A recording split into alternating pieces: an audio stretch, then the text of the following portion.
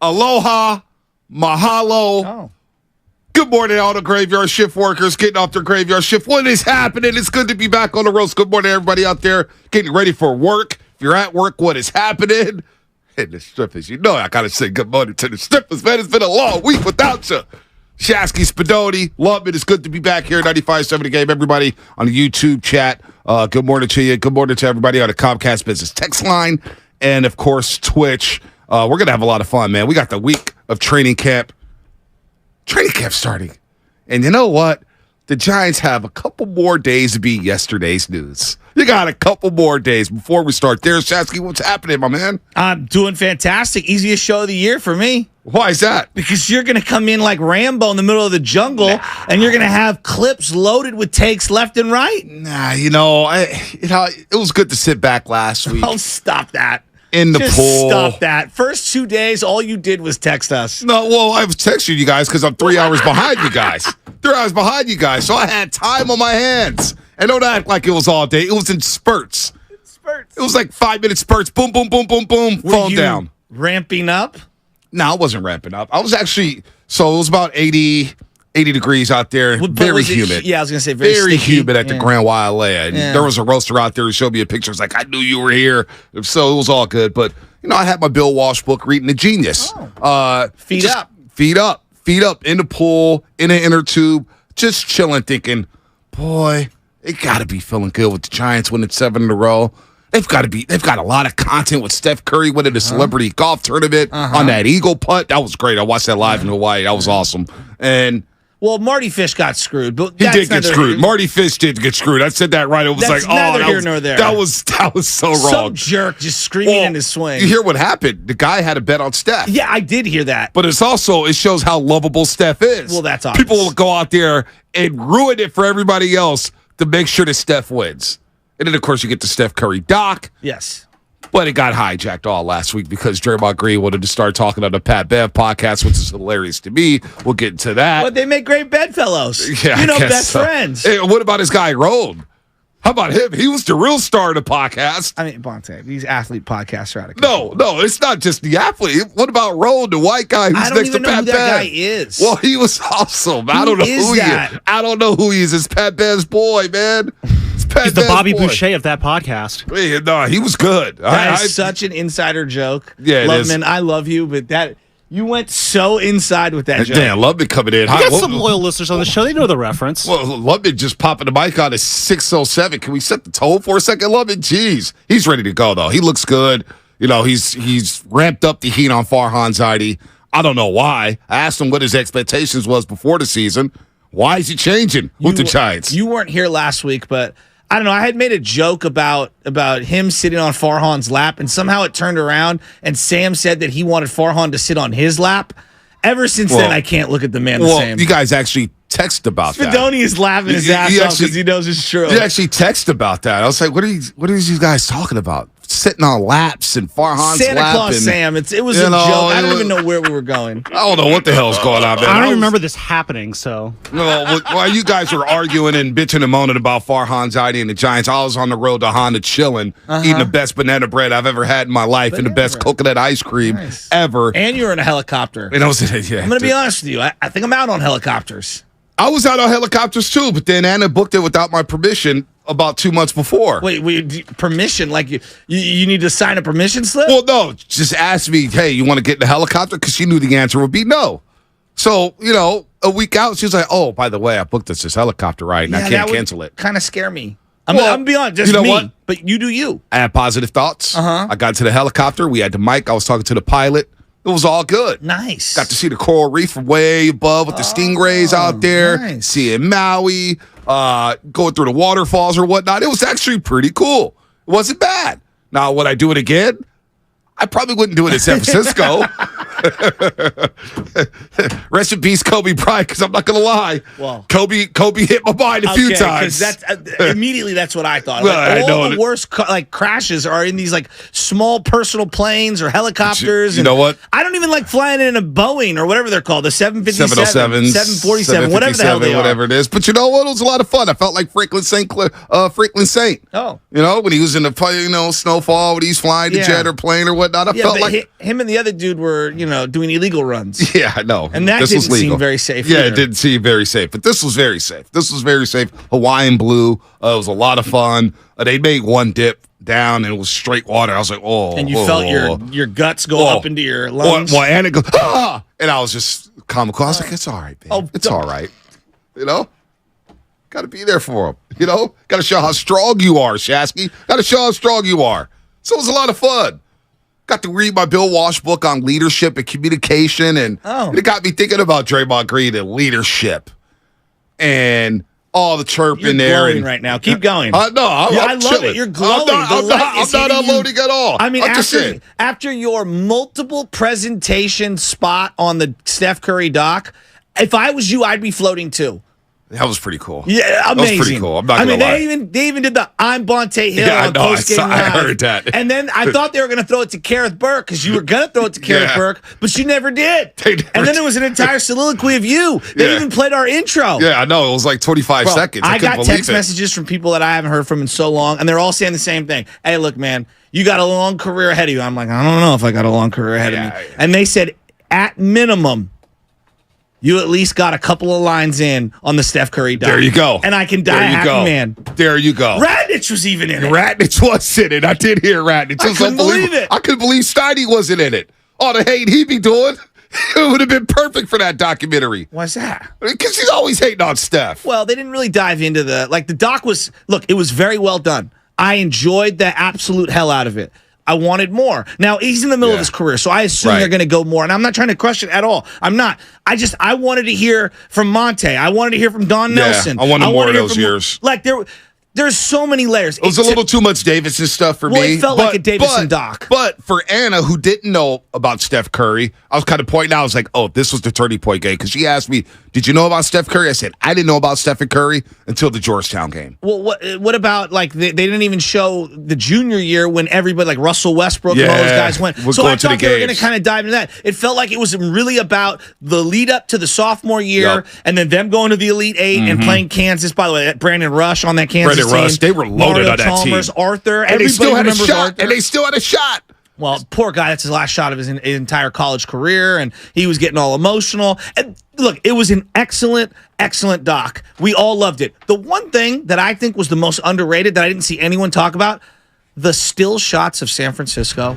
Yeah, they were absolutely iconic. Amazing. They were great. To go to Gay Bridge, it made the city look gorgeous. The stadium popped. The cable car coming in, and you hear our intro, 95-7 the game, and then you hear me talking. Yeah. It was amazing. Cool. And then Canyon stole the show. Canyon did start the show. Look, if you're going to do a doc, to me, you've got to kind of dive a little bit into the family angle. And I know they showed the kids and stuff, and I wanted to see, like, where did him and Aisha meet? Like, that's a big part of his life. If you follow Steph Curry on social media, it's sports, obviously basketball and golf, and then it's also his family. That's funny. The last time I was on my computer was watching the Steph doc, and it's right there on my computer. That's shows you how checked out I was last week. No, it was. Look, I don't want I don't want it to sound like I'm hating it all. No, it's constructive just, to me, criticism. It felt more like a sophomore year of Davidson climax than it was anything else. They kind of brushed over the playoffs.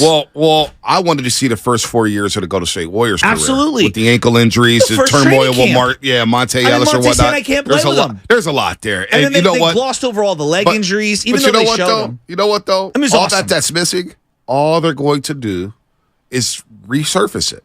And they're going to have another Steph Curry doc, or they'll have another angle to 30 for 30 or something about Steph. This is the first of many movies about Steph and Curry. So I will say this Andre Ward documentary was really good, too, and your boy had a cameo on that. Can you believe that? You did? Well, I didn't say anything. Andre Ward was walking out of Oracle Arena after one of his fights. And it's me and another journalist. I'm like, wait a minute. And it was a young Ponte Hill with this journalist walking behind Andre Ward. Flannel? No, it was a button-up. Black button-up. Wow. Yeah, black button-up. Yeah, black button-up. I was like, damn, that was pretty cool. The Steph doc was cool because a lot of people, before I even watched it, I told you a couple weeks ago, I was like, yo, I heard we were in the Steph Curry doc. Well, we're in the main, whatever, trailer, and that'll live forever. What trailer? Like, they did a trailer. There's a 2-minute trailer, and we're in it. Really? Yes. Wow. It's us, and they're showing the Boston part. It was amazing. Well, look, my dad called me because, you guys are talking about the Celtics, and you know what? You weren't ripping them. You was riding for the Warriors. You was riding. I was like, well, Dad, I was a little shook after Game 3. I'm not going to lie to you. I made it. But I got to say, when Bully came on the show right before Game 4 that day, he got everybody's confidence up. The roast was rolling. We were rolling. I started walking out in the city of Boston saying, hey, Celtic fans, you know you're losing, right? You're losing today. You're losing. What's that Laker fan saying over there? He was saying it was actually the Guru speech, not the Mullen thing. But I can live with both. It was not the Guru speech. It was not the Guru speech. Take the Celtics ass. It was Chris. I'm tired of getting pushed around. It was Chris Mullin for 30 minutes on that Friday before Game 4 who calmed the waters down. Because he came on the show and he said, you know what he said? He goes, good morning, Shasky. Good morning, Bonte. Good morning, Roasters. Remember how he set the tone? I do remember. And he set the tone for the day. And it was like Steph Curry's going out there to drop 43. That was pretty cool, though. They're too fast. They're too athletic. I was like, damn. I was kind of going too in on them. It was cool, man. I'll stand by where we were at. We were down 2-1. They got manhandled in that Game 3. I was there. It was ugly. It was seeing Jaylen Brown scream at the crowd like that. I mean, it was bad. I think people have forgotten. Like, Dre was rattled. Yeah, well, no one wants to go back and remember that. Now, he was very good at times in that series. I'm not pretending like he was, but in that particular game, he was rattled. Well, I don't think he was the only one. Yeah, no, he wasn't. Jay LaFrey, I'll take credit for this. Jay LaFrey, they made it look like Bonte brought Steph out of his shooting slump after Steph watched him. Hey, I'll take credit for that. Well, actually, the first couple minutes, the number one takeaway, the early in the doc, was when Kevin Durant meets him in New York. And it's 5 minutes in, and I wrote this down on my notepad, and it said, he turned to whoever that other guy was and said, that is the most misunderstood man in the entire league. Yeah. And I was thinking, damn. And it's interesting, like the relationship between Kevin Durant and Steph Curry seems very genuine. I don't understand why was it because of outside influences? Like, I still don't get why they broke up. Well, Kevin Durant just didn't feel like he was part of the culture. And part of that is Draymond Green. Part of that is Draymond Green calling him out his name, the same name that got Draymond Green upset against Jordan Poole. And Kevin Durant, after a while, he talked about Klay being late for practice or Klay doing his own thing and this and that. And he was just like, I want to work. That's why he did the shooting drills with Steph and Curry. He's like, I want to work. I want to get better and better and better. And then after a while, he's like, you know what? After the whole Draymond Green thing and how it was handled, he said, I'm just going to move on because we didn't get to talk about it like men. He mentioned this. He goes, we didn't get to talk it out. I wanted to talk it out. It wasn't something that, hey, you just suspend a guy, you sweep it under the rug, and we move on. It feels very reminiscent of what happened here. And I think that those types of, when you throw a boulder into the water, it's going to have ripple effects. Right. And before we move on, because I know you're going to pivot and we're going to get to Dre and Jordan Poole, and I understand all of the connections. I just want to stop on Steph and KD. There clearly is a respect and an admiration that's mutual. Wouldn't you agree? Oh, of course. That's why KD came back. It did feel like the two of them, like just in that. And again, maybe I'm pulling way too much. I felt like genuine love between the two of those guys. Like they clearly are obsessed with basketball and they appreciate each other. And I was sad seeing that KD, like, damn dog, why couldn't we make this work? Well, KD, remember when KD did sign with Brooklyn?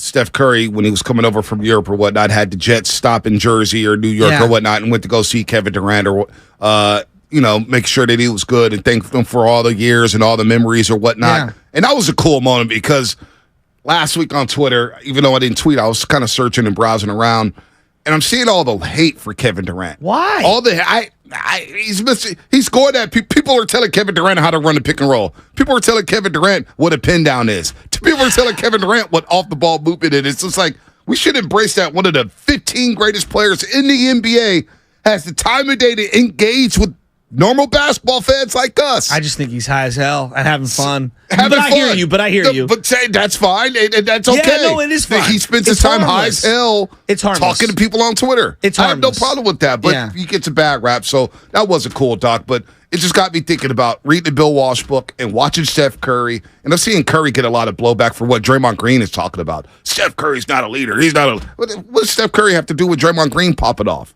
So Steve Kerr had a quote in the Bay Area News Group this past weekend with Shayna Rubin. I saw this. And he basically said, I didn't do a good job of connecting the team. We need to recharge, refresh, and I feel good about this group moving forward. I need to reassess. We need to reassess where we're at. And I think one thing they need to reassess is who the captains are on this basketball team. The captains on this basketball team moving forward should be Stephen Curry and Kevon Looney. Because what Draymond Green is doing after re-signing that contract, and you keep touching on it. You knew Pat Bev. Hey, man, Pat, beforehand, I don't want to touch on it. I don't want to do it. But it's not just talking to Pat Bev. You're clapping at Jordan Poole's dad. You're falling for fake quotes on Twitter, going at Kevin Garnett, going at KG. And it's like, Dre, enough is enough. And what it did to me is I don't even like what he said on Pat Bev and talk about the Jordan Poole. I really don't give a damn at this point. I've already moved on. But what it did was hijack Steph's week. What it did was hijack Steph winning the celebrity contest, and it took eyes off the documentary because we're all talking about Draymond Green, Draymond Green, Draymond Green. Well, last year they talked about trust and leadership. And one thing that I'm seeing from Draymond Green is that what he's doing right now is not leadership. You really believe that they're going to remove the captain from Draymond Green? They should. They're never going to. They should. He's not the leader of this team anymore. Bonte. It's Stephen Curry and Kevon Looney. Looney is exemplified what a Golden State Warrior is, more so than Draymond Green the last 2 seasons. Who would argue that? No one would argue that part. Like, the Looney part is duh. We all love Looney. Everybody has appreciation for Looney. You really, like, I know this isn't a movie, but I'm not saying I don't really think. I'm saying that should happen. I just don't see them taking his stripes away. Yeah, I just don't see it happening. I can't see him I hear what you're saying. I can't see where, I don't, and I don't even hate Draymond Green, but I think he needs to earn that trust back. He needs to earn it back. And what happened last week was just, all right, enough's enough. I want to move on from Jordan Poole. But Draymond Green sits there on Patrick Beverley's podcast out of all the people in the world. Pat Bev. It makes very interesting bed talk. It's just, and Pat Bev's talking about the real leaders of the team or guys like us. Pat Bev, you've never been a leader on a team. There's a clip that surfaced this morning of Pat Bev clotheslining DeAndre Ayton in Phoenix. Or like trucking him. It's like, dude, you're not a leader. When did they become buds? I don't know. I do not know. But that's my thing with Draymond Green. It's like, you know what? Enough's enough. You know what leadership is? It's Klay Thompson leaving Greece early and going to Moses Moody's camp in Arkansas saying, you know what? I'm going to go get closer to my young fella. Like he did last year when they went down to L.A., when he was right in the drop top 2 seasons ago, I should say. That's leadership to me. Leadership, talking to Kuminga on the sideline. Kevon Looney's out there busting his ass during the offseason, getting ready for next year, and we got to hear about Draymond Green saying all this stuff again. And I don't know if you hate Draymond Green. Because I think Draymond Green was good last year for the Golden State Warriors. I really do. But in terms of leadership, how can we follow that after what happened last season? How can we follow you when you talk about, I haven't done a good job of connecting with Kuminga? We're going into year 3 with Jonathan Kuminga. What do you mean? That part, I don't even know what to say. I mean, everything you're saying, it makes total sense. I hear you. I agree with a lot of what you're saying.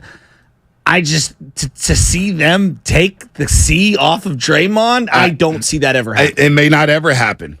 But I think if we're going to reassess the situation and we're going to think about what happened last season and we're going to think about who's leading. Because if you're a youngster on that team, are you following Draymond Green or are you following Kevon Looney? Who has a better relationship with Kevon Looney right now? Moses Moody, Jonathan Kuminga, or Jonathan Kuminga, Draymond Green? You know what I'm saying? No, it makes total sense. But I also think that some of these youngsters, like, they can see it both ways. Like, A, do they want to be here? That's number one. Right. And then B, like, well, I better get along with Draymond because if I don't, then I'll be the one shipped out. Maybe.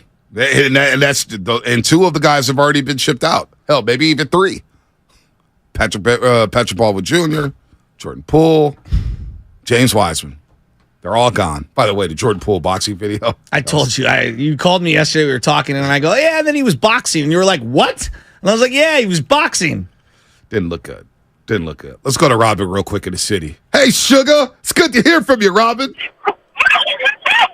Hey, Sugars. How y'all doing? I gave y'all a shout out. I was saying, check 95. Check my boys out on the video, on the doc. Here's what I said. My favorite part of that doc was when the grandma would say one more thing about my grandson. I'm going to bust you upside your head. I said, Steph got some hood in the family, okay? So that's what I want to say about the KD thing, really, because this is what struck me.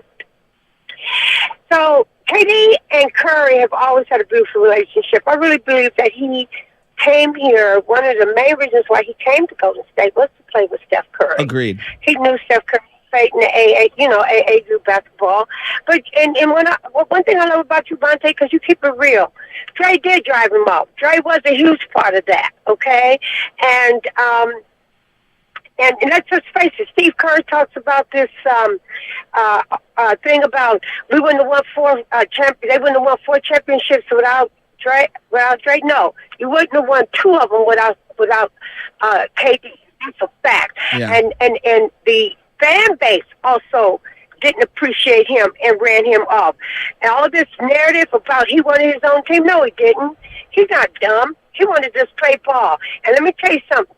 Some of the best ball that we ever watched was when him and Steph Curry were in sync together. Yep. That was some of the best ball. True. Okay, so that's all I want to say about that. And the last thing I want to say is that when he went on that podcast with Draymond, I don't know what it is, why everybody punks out to Dre and said, I don't like the way the organization handled it. They didn't handle it the same way they didn't with Poole. But what I fought KD for was giving it to him straight. They didn't handle it because they let you get away with stuff. Peace out, you guys. All right, Robin. Good to hear from you, Robin. Thanks for the shout out there. Did see your Facebook message about the documentary. The Draymond. All right, we got a break. You hear nothing from him all day. Break, Giants. Break. 4 on. Our show call was very interesting. So, Dave Flynn at 8 o'clock. Sounds like you guys got a long break. And yet we're still here, not going to break. Oh, weird. Brought to you by Golden State Lumber, serving the Bay Area for 3 generations. When you succeed, we succeed. Visit GoldenStateLumber.com. David Lombardi, 8:30. David Lombardi, 8:30 to preview training camp. Cannot wait for training camp. Trey Lance. Who sold their stock in Trey Lance? If you did, he may be a little foolish. I wouldn't do it if I was you. All right, what's coming up on the game? Sponsored by the law offices of Robert Goldstein. If you have IRS or state tax problems and don't know what to do, contact the law offices of Robert Goldstein because resolving tax problems is all that they do. Call 1-888-TAX-EXIT, 888-TAX-EXIT. Probably got to get the break and your producer's going nuts. Matt Coker here with West Coast Men's Health. In the past 5 years...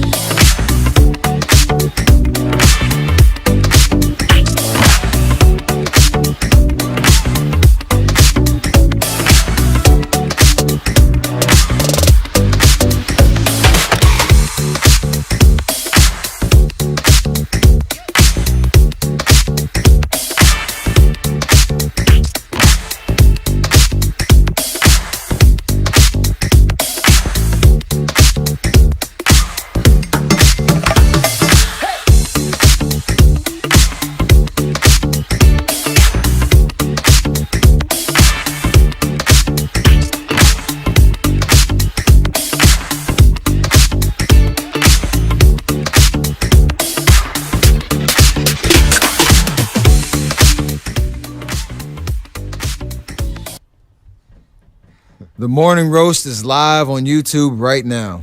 Take it away, Bonte. Steph, it was your weekend. It was your week. Snow Hawaii was good for you, boy. Oh, man. Oh, the Mai Tais. Oh.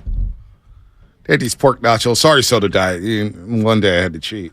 They had these pork nachos. Oh, my God. It's just incredible. It's incredible. Shout out to Mondo. Mondo, Team Kid. Hooked me up with his boy Jason at Leilani on the beach on the west side of Maui. Oh. Great food. Took care of us. Awesome seat. Right by the beach. Nice. Looking at the sunset. It was awesome. So shout out to Mondo and Jason out there. Went out to the west side. When we were leaving, because we rented a Jeep for the week, and the guy at Valet Parker was like, "Oh, you going to the west side, huh?" Made it seem like it was all gangster. I was like, "Oh, man, we're going to the west side. What's going on over here?" The hood in Maui. What was on the west side? It was just a bunch of shops and restaurants. I mean, going to the west side. Okay. Started playing all the West Coast music. All right. Anyway, training camp opens up on Wednesday. Giants, let me know what you want to do, because it's Trey Lance season. Brock Purdy, Sam Darnold, Brandon Ayuk, Debo, Bosa. Training camp Wednesday. And guess what? The roast and Steiny and Guru will be live from the Hilton Hotel in Santa Clara Wednesday and Thursday, right next to Levi Stadium. Stop by if you're going to be out there. Come say hi to both the roast and Steiny and Guru. Also, a reminder to join us at the Hilton Hotel ahead of every single home game this season for their public tailgate. Why sit in traffic when you can enjoy refreshing beverages and delicious eats from their very own food truck? Opens 3 hours pregame and an hour postgame show. Of course, always free admission. Plus, you can follow them on Instagram to get the sneak peek on upcoming events and fan-inspired menu items at the Hilton Hotel. Training camp Wednesday. I cannot wait to move off of everything that's happened this past 4 months. Football's finally back. Football's back. I cannot wait till Wednesday. I've got tons of football talk. I've got a zillion different things that I'm thinking of when it comes to the Niners, and we'll get to all of that. I've got a little bit of Giants thoughts, but can I just, for a second, did you even think once about Scott Rowland going into the Hall of Fame? No. Why would I care about Scott Rowland? Because out of all the things, I follow the MLB, whatever it is, the app, and you know how they give you notifications, right? Yeah. And it depends. There's times where I find them to be annoying, and there's other times where it's like, all right, well, it gives me like an idea of what's going on around the world of baseball. And I got an update Saturday about Scott Rowland going into the Hall of Fame. You know, baseball guys, they'll insufferably look down on you in a condescending fashion and be like, our Hall of Fame is the most exclusive. It's not the Hall of Very Good. No, that's exactly what Scott Rowland is. The Hall of ZZZZZ. At no point in his career was he a more compelling baseball player than Ken Caminiti. Ken Caminiti's far from a Hall of Famer. I mean, I'm not even here to say that Ken Caminiti's resume is even worthy of being a Hall of Famer. Scott Rowland is so bland. Scott Rowland played for the Cardinals, and so we waltz him in to the Hall of Fame. Like, if I were just listing the last 35 years, I think I might say 50 names before I get to Scott Rowland. Yeah, who cares? Scott At least Fred McGriff got in. So you're Fred telling me McGriff got in. That's what I focus on. Fred McGriff was awesome. But Scott Rowland over Jeff Kent?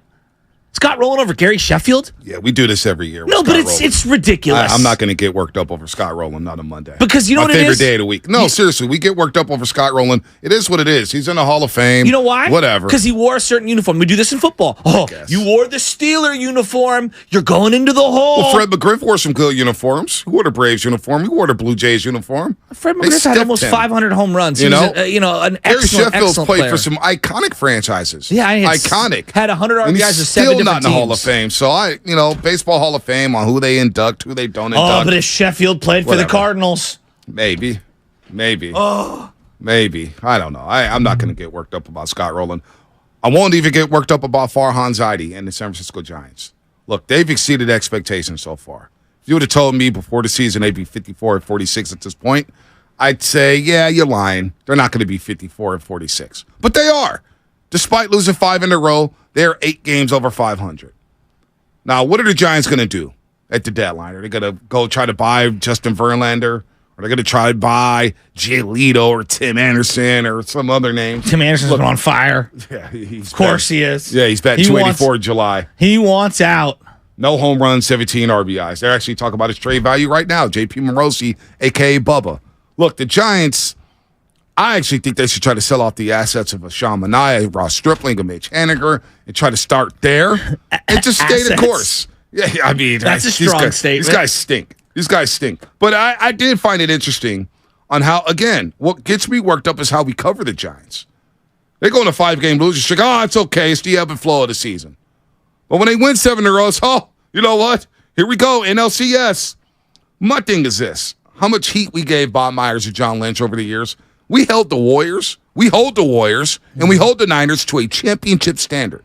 A championship standard. If they don't win championships, think about the dialogue this offseason about the Golden State Warriors. Yeah, they lost to the Lakers in 6 games. They got Lonnie Walker to game 4, and they blew it in game 3. All right, and then they got their asses kicked in game 6. But we expect championships. The Niners, we expect championships.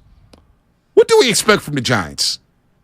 What are the realistic expectations? Because, I'm going to go back to some quotes before the season.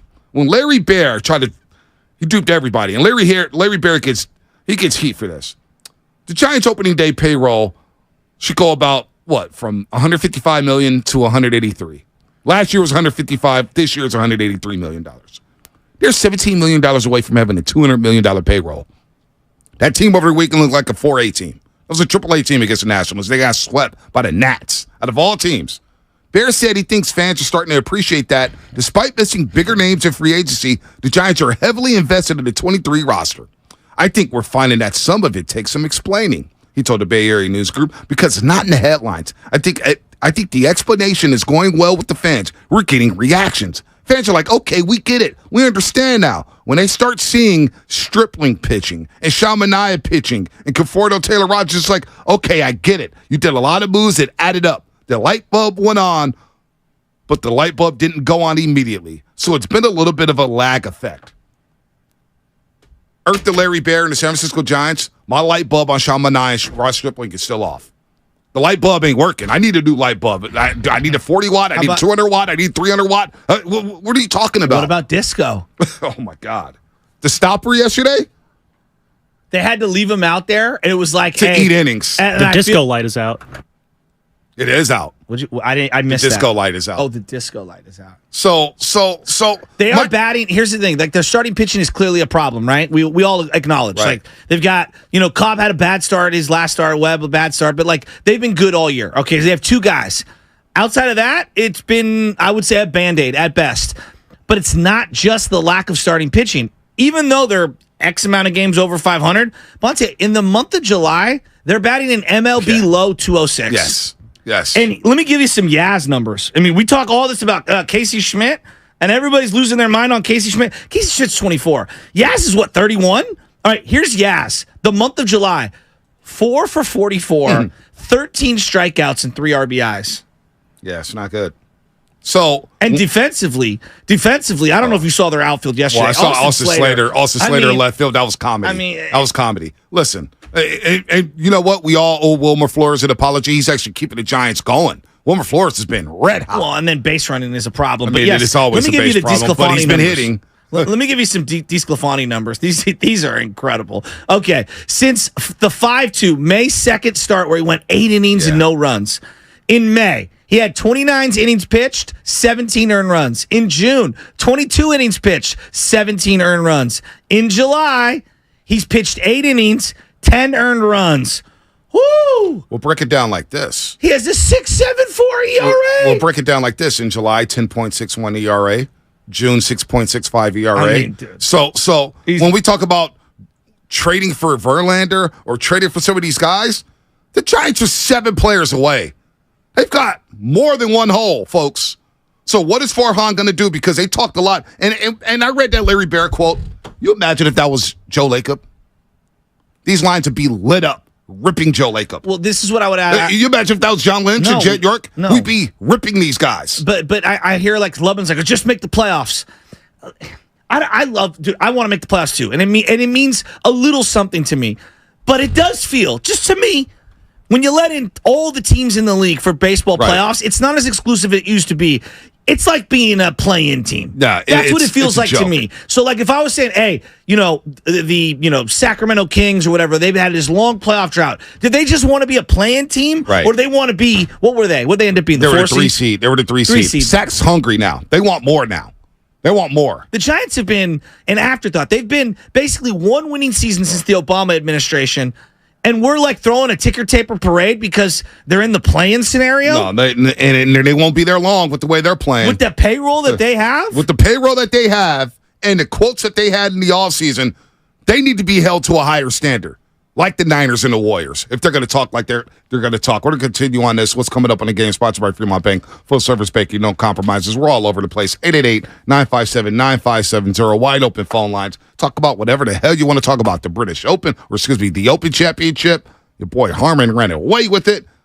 Wait till you see Mbappe in this deal. He got offer from Saudi Arabia. We got a lot going on here on the Roast on a Monday morning. What's up? It's your boy Guru.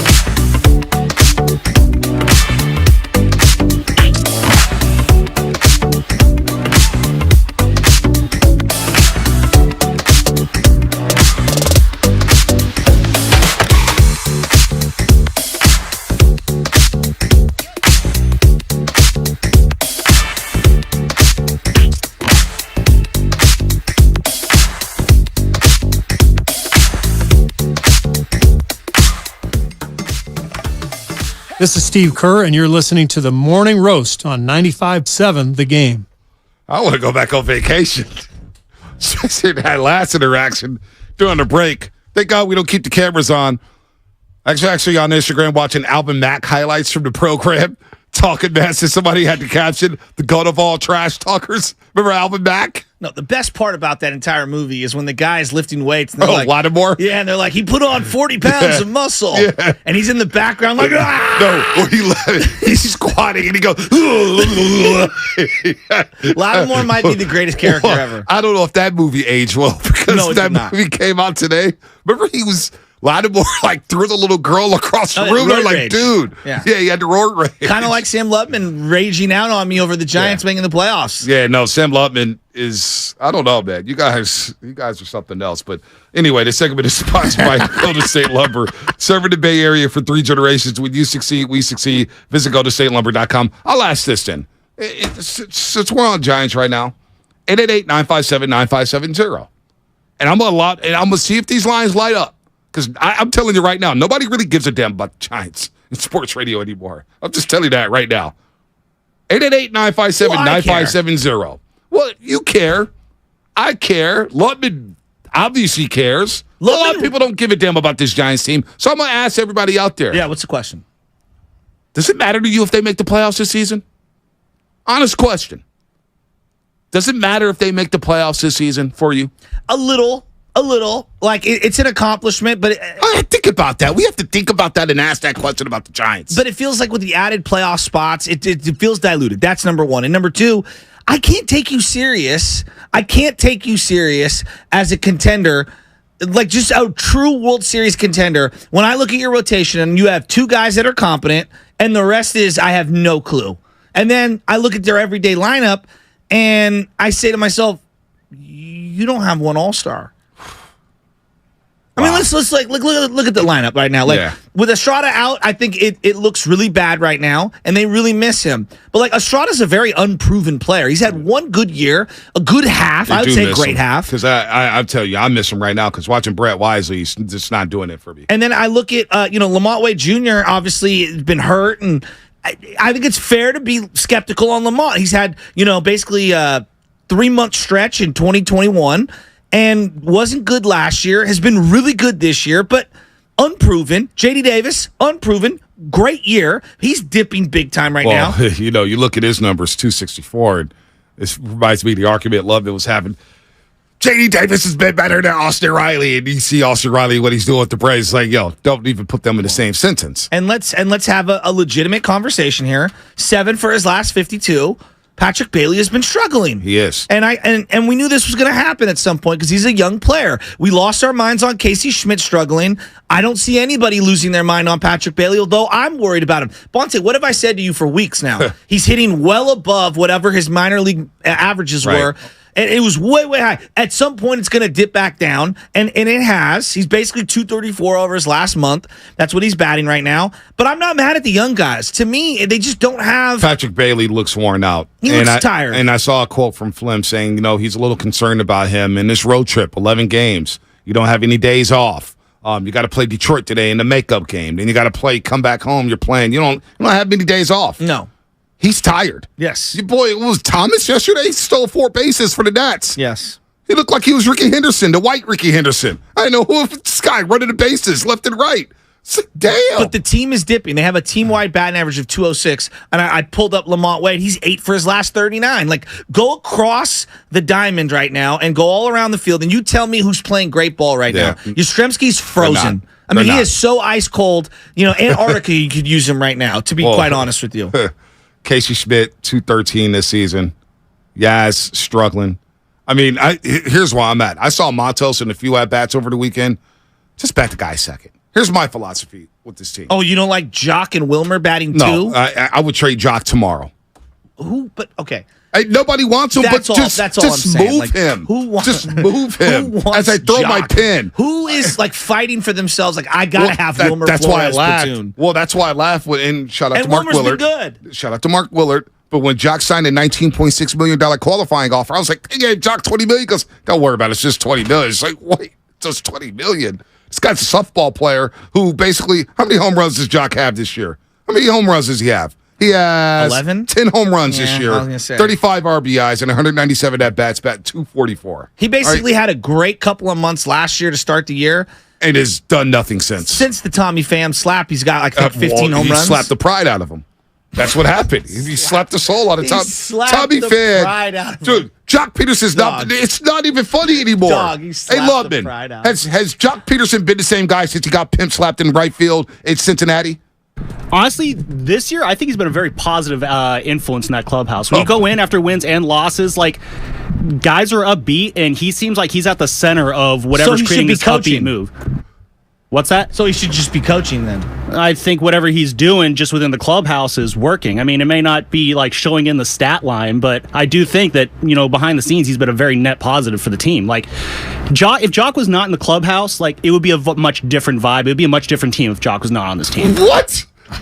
What are you smoking this morning? I don't know. That's just when I'm going in there and what I'm seeing. That's basically the vibe that I'm getting. If you want to come with me these games and see it, you're very welcome to do that. I just want. How do we even quantify that? They'd be under 500 without his like rah rah. Jock is the barometer for this team. I'm not saying that Jock is the barometer. I was just telling Spadonian this that I didn't want to bring this up because I knew you guys were gonna take it in this weird direction. There's this whole thing you talk about, this guy's a great clubhouse guy. Like, I'm not saying that that's like what makes or breaks a season, and I don't know if it's worth $20 million, but I do think Jock is an overall net positive on this team. All right, hey, bro, sign me up for that $20 million. I would be the greatest clubhouse guy of all time. So look, could you imagine me? I'd be putting like capes on people if they hit home runs. You'd be terrible in the clubhouse. I'd be giving them swords. You would not be. Everybody's got their little dugout rituals now when you hit a home run. You're not a good clubhouse guy here at 95.7 game. Well, it's because he's not getting paid $20 million a year. If we pay Shasky $20 million a year, I'm sure we're getting a much different Shasky. No, we get it for $200,000 a year. No. We get a big-headed Shasky. You imagine Shasky getting $20 million a year here at 95.7 a game? I wouldn't even get a word in. It'd be like an old show I worked on. Let's go to Scott in San Ramon. Scott, what's happening? You're on the roast. What's up, Morning Roast? What's up, Scott? Guys. You're the best. Thanks. Happy Monday. Happy Monday. I just got to say, here's why you got to be excited about the Giants. 2 years ago, 107 wins. They were flirting there. It was so much fun. Fantastic Voyage. I think you guys played that song, and I was just in. And that didn't really get exciting until the end of July. And so I'm just going to say, have faith a little bit as a Bay Area fan while no football's on and the Warriors are in Summer League, and enjoy what we see. You know what I'm saying? Well, Scott, here's what I would say, Scott. Who should the Heat be on then? Should it be on Farhan? Because I don't have any faith in him. Well, okay, in 2021, who did you have faith in then? Well, Brandon Crawford was having this season. Brandon Crawford was having an MVP year, and Buster Posey was having a resurgent year. Like, both guys, you could say, were having career bounce-back type seasons. Like, look at the numbers. They were incredible. And Brandon Belt, that might have been his best season as a Giant. Go ahead, Scott. Finish up strong. I'm just saying, to have faith. All right. There was a 10-game winning streak in May, and maybe they'll have another one, and let's have some fun here in the summertime. All right. I'm with this, Scott. Let's have some fun. I'll be open-minded, like I said, all season long. I just don't see it. And look, Flynn said I should be in the front office for looking at the schedule. Here's what's coming up for the Giants after Detroit today. All right, you got the game against Detroit, and oh boy, we better pray because Ross Stripling's on the mound starting. Oh, but he only gave up the 3 runs, and that was it. Everything else was a perfect inning. All right, so you get Cobb against the A's tomorrow night. They got to fly back from Detroit, play the Oakland A's in the Bay Bridge series. Wednesday, you get Alex Wood, who can't go. I can't get 5 innings out the guy. Well, Alex Wood's mad at his role, too. Yeah, well, I don't know if you heard this. What happened now? Mr. 3 2/3 is mad at his role. Yeah, well, he wants to pitch more innings? I mean, come on, dog. You pitch better and you'll pitch more innings. All right, so then you get the Red Sox over the weekend. It'd be a fun series. Boston coming to town, Beantown. Rafael Devers. They got a squad. Arizona Diamondbacks for 4. You get the A's again. Then you play the Angels down in L.A. You get to see Shohei Ohtani, and you get to recruit him down in Anaheim. Then you got the Texas Rangers, Tampa Bay Rays, Braves, Phillies, Braves, Reds, Padres, Cubs. I mean, it's murderer's row, dog. The dog days are here, folks. So what am I supposed to have faith in? Farhan Zaidi? So when you look at playoff teams, any sport, somebody's got to have a career year, right? Who's having a career year right now for the Giants? Alex Cobb. and he's coming back. He's coming back down to earth. This is a career year for Alex Cobb. So one guy who pitches every 5 days. 1.39 whip. Alex Cobb. He's been pretty good though. 1.39 whip. I would say really good. It's all right. Month of July, 16 innings, 19 hits, 6 runs, 12 Ks. It's all right. I'll listen to some J.D. Davis career year stuff. I'll listen to it. It's depressing. Well, I'm just. Well, this is also like J.D. Davis's like first year as like a full-time like starter everyday player. Well, it's a reason why he's never started. It's a reason why the Mets gave up on him. It's a reason why the Blue Jays, who are pitching deprived, say Ross Stripling, go ahead and walk. It's a reason why the Padres, who need pitching, left-handed pitch, they said Sean Manaea, get the hell out of town. Go ahead, sign for $25 million with the Giants. You know, we talk about Draymond Green and nobody offering him a contract, and you know he got the 4-year, $100 million deal with the Warriors, and he's making 23 this year. And we say, oh, nobody was offering Draymond Green. Who the hell was offering Jock 20? Who the hell was offering Ross Stripling $25 million? Who the hell was offering Sean Manaea $25 million? Who was offering Mitch Haniger all that money? And not only that, you gave him player options. You gave Manaea and Ross Stripling player options. One thing you want to give Draymond Green a player option? Guy's a 4-time champ is going to the Hall of Fame. Yeah. All right, put some respect on Day-Day's name. Sure. I know we give him, we were hard on Draymond Green on this show, but Draymond Green is one of them ones. He's a statue guy with the Golden State Warriors. Yeah. I understand that. Sean Manaea and Ross Stripling got player options for $15 million from Farhan Zaidi. My dad's head wants to explode every time he sees Sean Manaea on the mound. He cannot stand it. Dude, he goes, who was giving this guy a multi-year deal? Who? Dude, mop-up duty Saturday in the nation's capital was depressing. Sean Manaea was laboring against Nationals. Mackenzie Gore looked like Sandy Koufax yesterday. Am I wrong? The Giants, man. Scott San Ramon, I threw the lines out. We got one Giants fan. He said, keep the faith. I appreciate Scott and San Ramon. Well, but here's the thing I would say about faith doesn't work in pro sports. But 2021, let's go back to 2021 because everyone points to 2021. So 3 holdovers from the prior regime had monster breakout years, okay? Breakout year. We all thought they were done. Posey, Crawford, Brandon Belt. We all thought they were done. The staff gets a ton of credit for rejuvenating those guys. But can we all also acknowledge those are legends? We're talking about Giants legends. Crawford, you know, even Belt to a degree. Buster Posey, maybe the greatest catcher in Giants history. Crawford would throw his name in as one of the greatest shortstops in Giants history. Those are legends. All right. Logan Webb was amazing down the stretch. Yeah. Amazing down the stretch. That DeSclafani year feels like an aberration. It does. Fluky. So late night Lamont. Now, I think he's solid. I think late night's solid. Been begging some injuries, but this is what happens when you got players like that. Exactly. They come with injuries. You can't expect them to play 162. I think the Mikey Yastrzemski thing, it's proven out, and I've been right about this for about 2 years now. He's a 4th outfielder, and that's not a knock. That's an assessment. A 4th outfielder is what Gregor Blanco was. It's what Andres Torres was. Can they solidify for a month or two? Absolutely. But starting them every single day, they get exposed. Yeah. He's a defensive replacement. Wow. Anthony DeSclafani, man. Woo. He's terrible. Woo. They can't start him anymore. I think he's done. Well, you have to start him. No, I think he's done. Who are you going to start? Who are you going to start? This team has no starters. Calling up Kyle Harrison? Calling up Wisenhunt? Well, Harrison's not ready. You have no starters. You have to start them. I know. Well, Harrison's just not ready. Anyway, you're listening to 95.7 The Game, KGMZ, FM, and HD1 San Francisco, always live on the free Odyssey app. Download the Odyssey app and favorite 95.7 The Game for the best and most up-to-date sports coverage. Don't forget that you could also watch us every single day on our YouTube and Twitch streams. Just log on and search 95.7 The Game. Be sure to like and subscribe to the channel while you are there. Saudi Arabia, they're throwing money out at everybody. Did you see what they invested in? What's that? The guy who's owning all the different Washington teams right now. Oh, yeah, Josh Harris. They're trying to invest in the Commanders? Well, they're going to. It's going to happen. Well, the NFL wants that money. But everyone wants that Saudi money. Everybody wants that money. You can't own these multiple teams and have the revenue and all of the money that you need to be able to build infrastructure and stuff like that without that cash infusion. And so everybody needs the Saudi stuff. So it started in golf, and now it's leaking into everything. Well, Saudi Arabia club Al Hilal has offered a world record package for Kylian Mbappe, formerly of PSG. 1 year, $1.1 billion. $332 million transfer fee to PSG. Wow. $776 million salary for one season. The deal would allow him to depart for free next summer to Real Madrid. $1.1 billion. That's what it's going to cost. PSG's losing everybody. They lost Messi. So how much is he making? He's going to make $776 million for the season. $332 million transfer fee. And then he'll be free to sign with Real Madrid to go face off against FC Barcelona and Atletico Madrid and all those teams out there.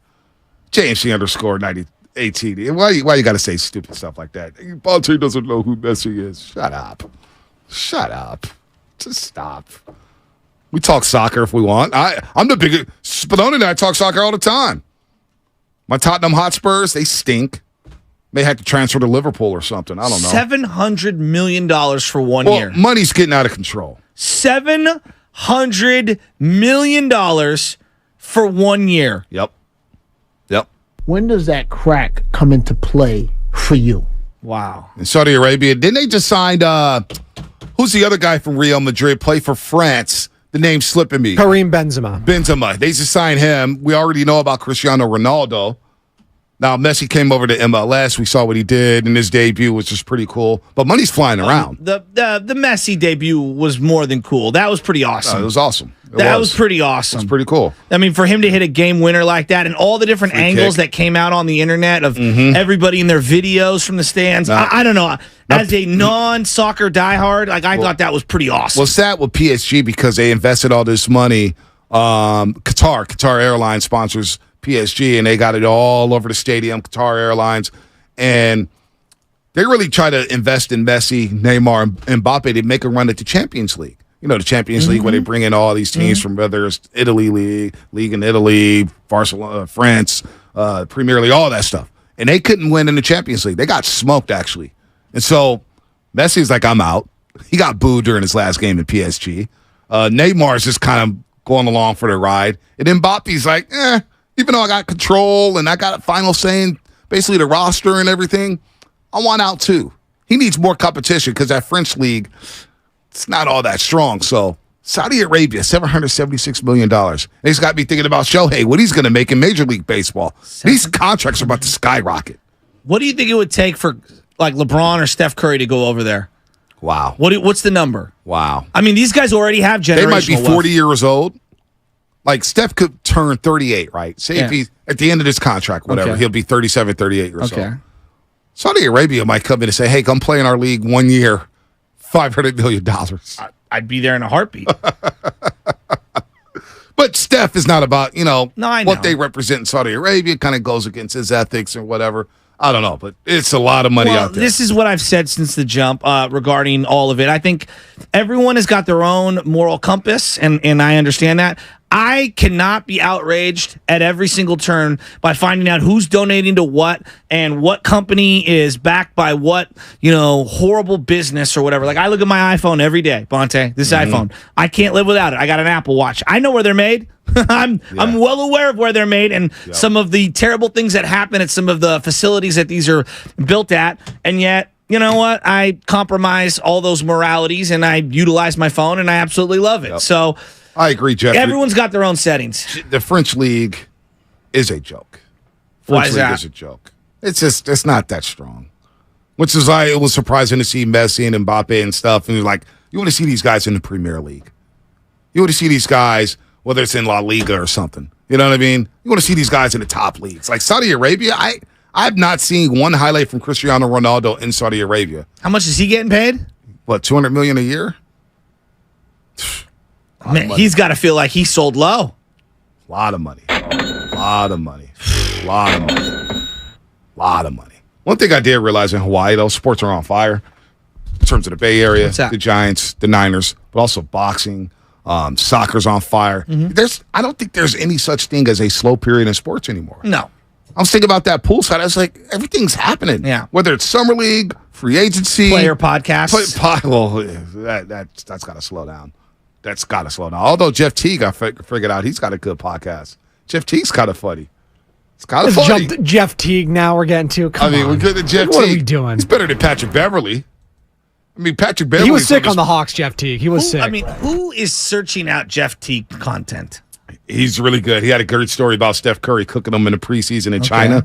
He said he played the hardest defense he ever played, and Steph is shimmying, cabbage patching, dropping 40 on him. But he's like, I'm never playing that hard again on defense. Well, what's he got for episode 6? Oh, he had PJ Tucker on. He's had about 50 episodes, I think. He's got some stuff. And it's a big week of boxing. Podcasts. It's a big week for boxing. Tomorrow at 5 in the morning, ESPN Plus. Anyway versus Stephen Fulton, cool boy Stephen. That's going to be a great fight out in Japan. Undisputed versus undisputed. Did get Crawford and Spence on Saturday.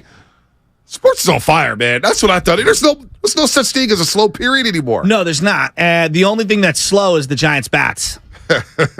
Well, again, what were your expectations before the season when it came to the Giants? I wanted them to develop young players. And are they doing that? I feel like they're developing them, yes. All right. Matos is getting unbelievable training on the job right now. Bailey has showed unbelievable promise and upside. I still think he's got a long way to go. And then Casey Schmidt, I don't know. We'll see. Lutman, what was your expectations? They've exceeded them. My preseason expectations have definitely been exceeded. Now I want more, and that's why I want them to go for the playoffs. What were your preseason expectations? I wanted to feel better about this team at the end of this year than I did the beginning of this year. How they got there was up to them. I would have liked to have seen a lot of player development, which we've gotten, and compete for a playoff spot, which they're doing. And now they're at the point where, you're in playoff position going into the trade deadline, and if you're just going to punt and be like, you know what, we're going to try again for next year. I'm sorry, that's soft. Go for the playoffs right now. Love it. Meet me here.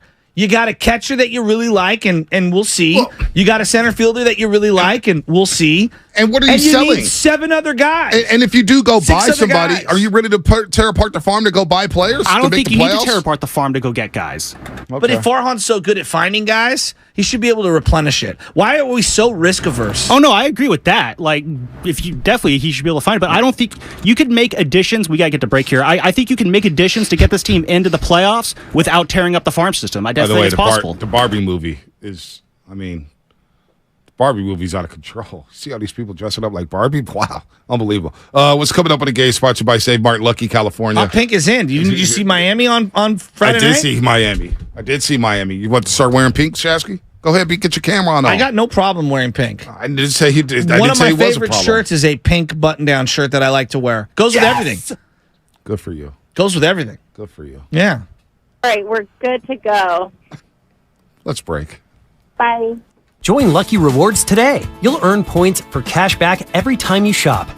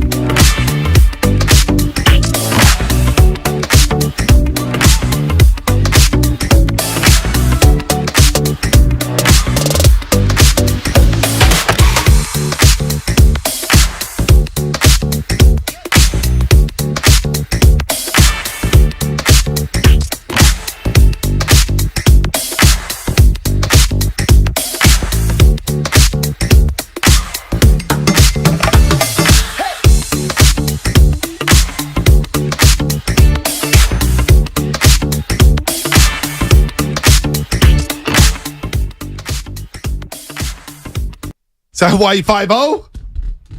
Wipeout. Damn. Are you? I'm kidding. I don't think you are kidding. I'm kidding, guys. Gosh. I'm going to call cap on that. You guys take the... Obviously. You guys are like so uptight this morning, man, on the Monday. Dog, we like ready. London's yelling, Shasky's red, thinking about the Giants. It's embarrassing. God, hey, sports gods, could you please get the Giants a win today against Detroit? Please. These guys are ready to fight each other. Just laugh a little bit. Have fun, guys.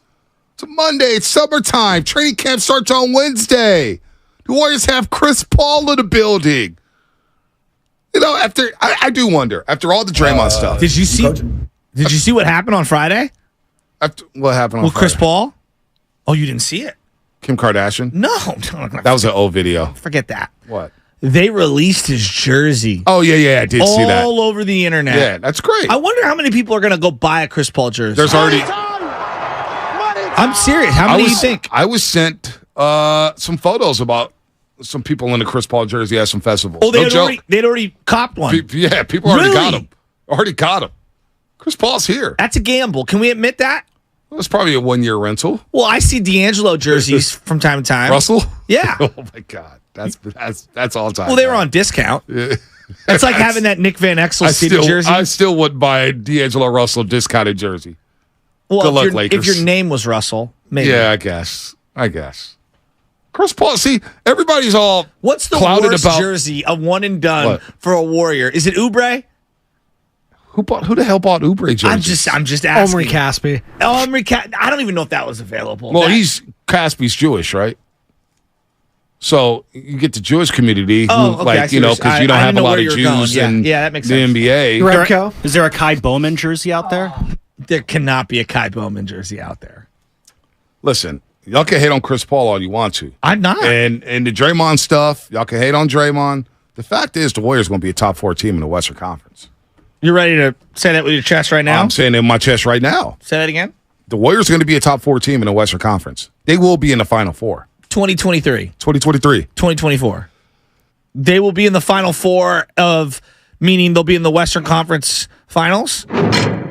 Western Conference semifinals at least. Final Four to West. Okay. And then from there, it's a crapshoot. Okay.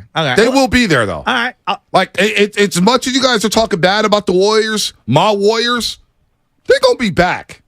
And the chemistry is going to be better. Whether or not you like it, whether or not you want to blame Jordan Poole, whether or not you want to blame Draymond Green, the Warriors will be back. Y'all didn't forgot, as much as y'all so hyped up over this Giants team and what's going on with the baseball team, y'all forget the Warriors are 4-time champs. And despite everything that went on last year, them dudes had a chance to beat the Lakers. Now, Spinoni's going to laugh about it. You got Lonnie Walker. Where's Lonnie Walker at now? Is Lonnie Walker even on an NBA team? Nets. Oh, great. He's basically in NBA Siberia. He plays for the other New York team. All right. They're going to be fine. Kuminga will make that leap. Moody will make that leap. And Looney and Curry will lead them the way. Am I not allowed to reserve judgment till I see it a little? Go ahead. Or are we in the prediction business? Is that what we have to do? No, you don't have to do anything. I mean, because I'm not ready to predict anything. I don't know what their team's going to do. It feels like here we pick and choose when we get to predict things. Well, when I have a strong opinion, I want to give it to you. Right. But when I kind of want to see it play out, I want to see it play out. Yeah. I want to see these guys all, I want to see a couple of games, and I don't even mean the preseason games. I want to see a couple games at the beginning of the year. Hey, look, if you told me they finished in the top 4, I think I could see that. If you told me, these guys started to show some wear and tear and everybody was hurt and it was a real lackluster season and they somehow made it into the play-in scenario, I would probably believe that too. Play-in? Nah, they're not doing that. Well, stuff can happen. They're not doing that. By the way, we will get into the 49ers. We will get to the 49ers at 8 o'clock. In the Steph doc, they even said it. They didn't make the playoffs 2 years in a row, right? Well, and that was in the prime of Steph Curry's career. But there was reasons why, right? Steph played 5 games. But that's what happens. Injuries do happen at sports. Bonta, I want to throw a question out. You say you think the Warriors could be top 4 in the West. I don't disagree with you. I definitely think they can. But do you think it's more likely that they finish top 4 in the West, or you think it's kind of like last year, where maybe it's kind of just get into the playoffs and then they're one of the 4 final teams playing in the West? The regular season, I think they need to get off to a hot start, no doubt about that. But in terms of the standings itself, a team like the Warriors, we saw this last year, the bottom 3 teams in that play, like the Lakers, the Warriors, the Clippers, they all had chances to go to the NBA Finals. Now the Denver Nuggets ended up winning it. They're number 1 seed. Whatever. They win it. They showed that stability, consistency. You need that, no doubt. But I think the Warriors are a team that, even if they don't finish top 4 in the standings, a team that's a 3 seed or a 2 seed or a 4 seed, are they going to want to really play the Warriors in the first round or the best of 7 series? I don't think so. But, Bonta, they got to pass the eye test. Like, that's the number one thing for me. And I felt like all throughout last year, there were only a couple of times where they passed the eye test. Yeah, well, and we know why that was. Well, I'm just saying. We kind of know that was. We know why that was. It doesn't mean that it's solved.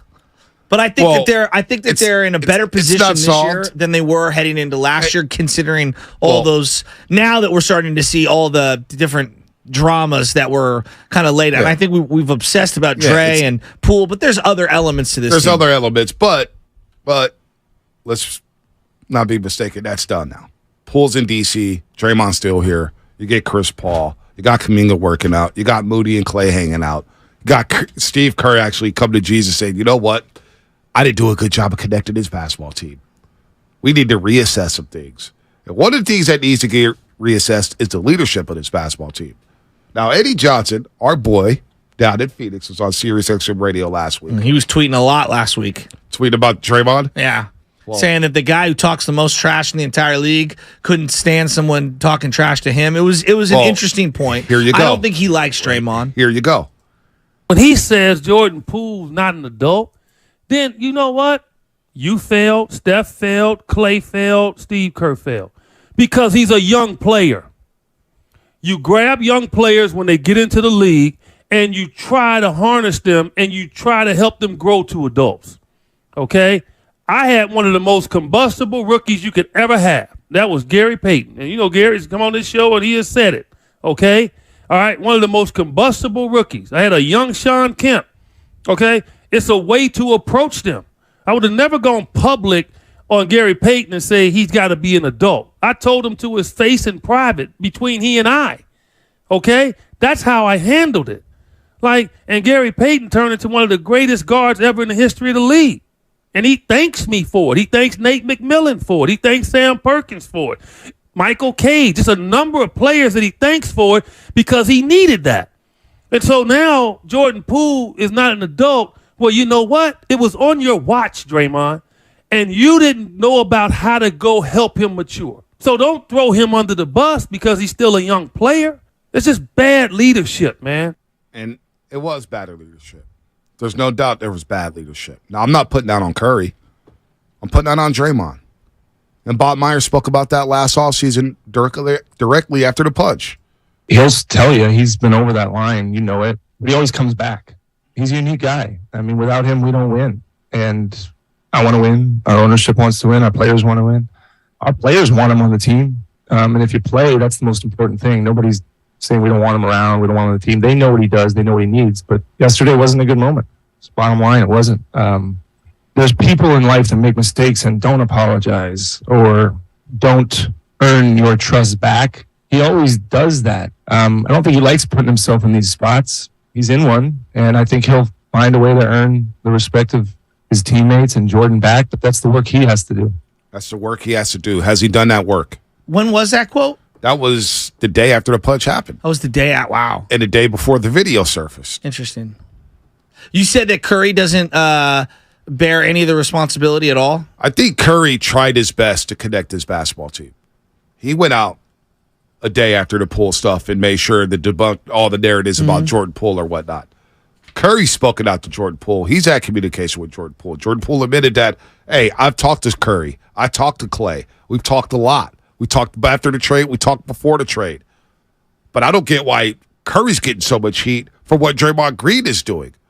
Draymond Green is just being look, I love Draymond, but enough's enough. Well, I think Curry's getting some heat because people think that he not advocates for him, but he's one of his tightest compadres on the team. And when you're the legend of Steph Curry, I think everyone expects you to be outwardly, communicating, and I think there's a way to lead. There's various ways to lead, and I think people want more of like the Kobe leadership thing. And that's not Curry. No, I agree. You know, a lot of Niners during the '80s, reading the Bill Walsh book. A lot of Niners, and I knew this already, but it's always fun to read it over, and you start getting more perspective from those teams in the '80s.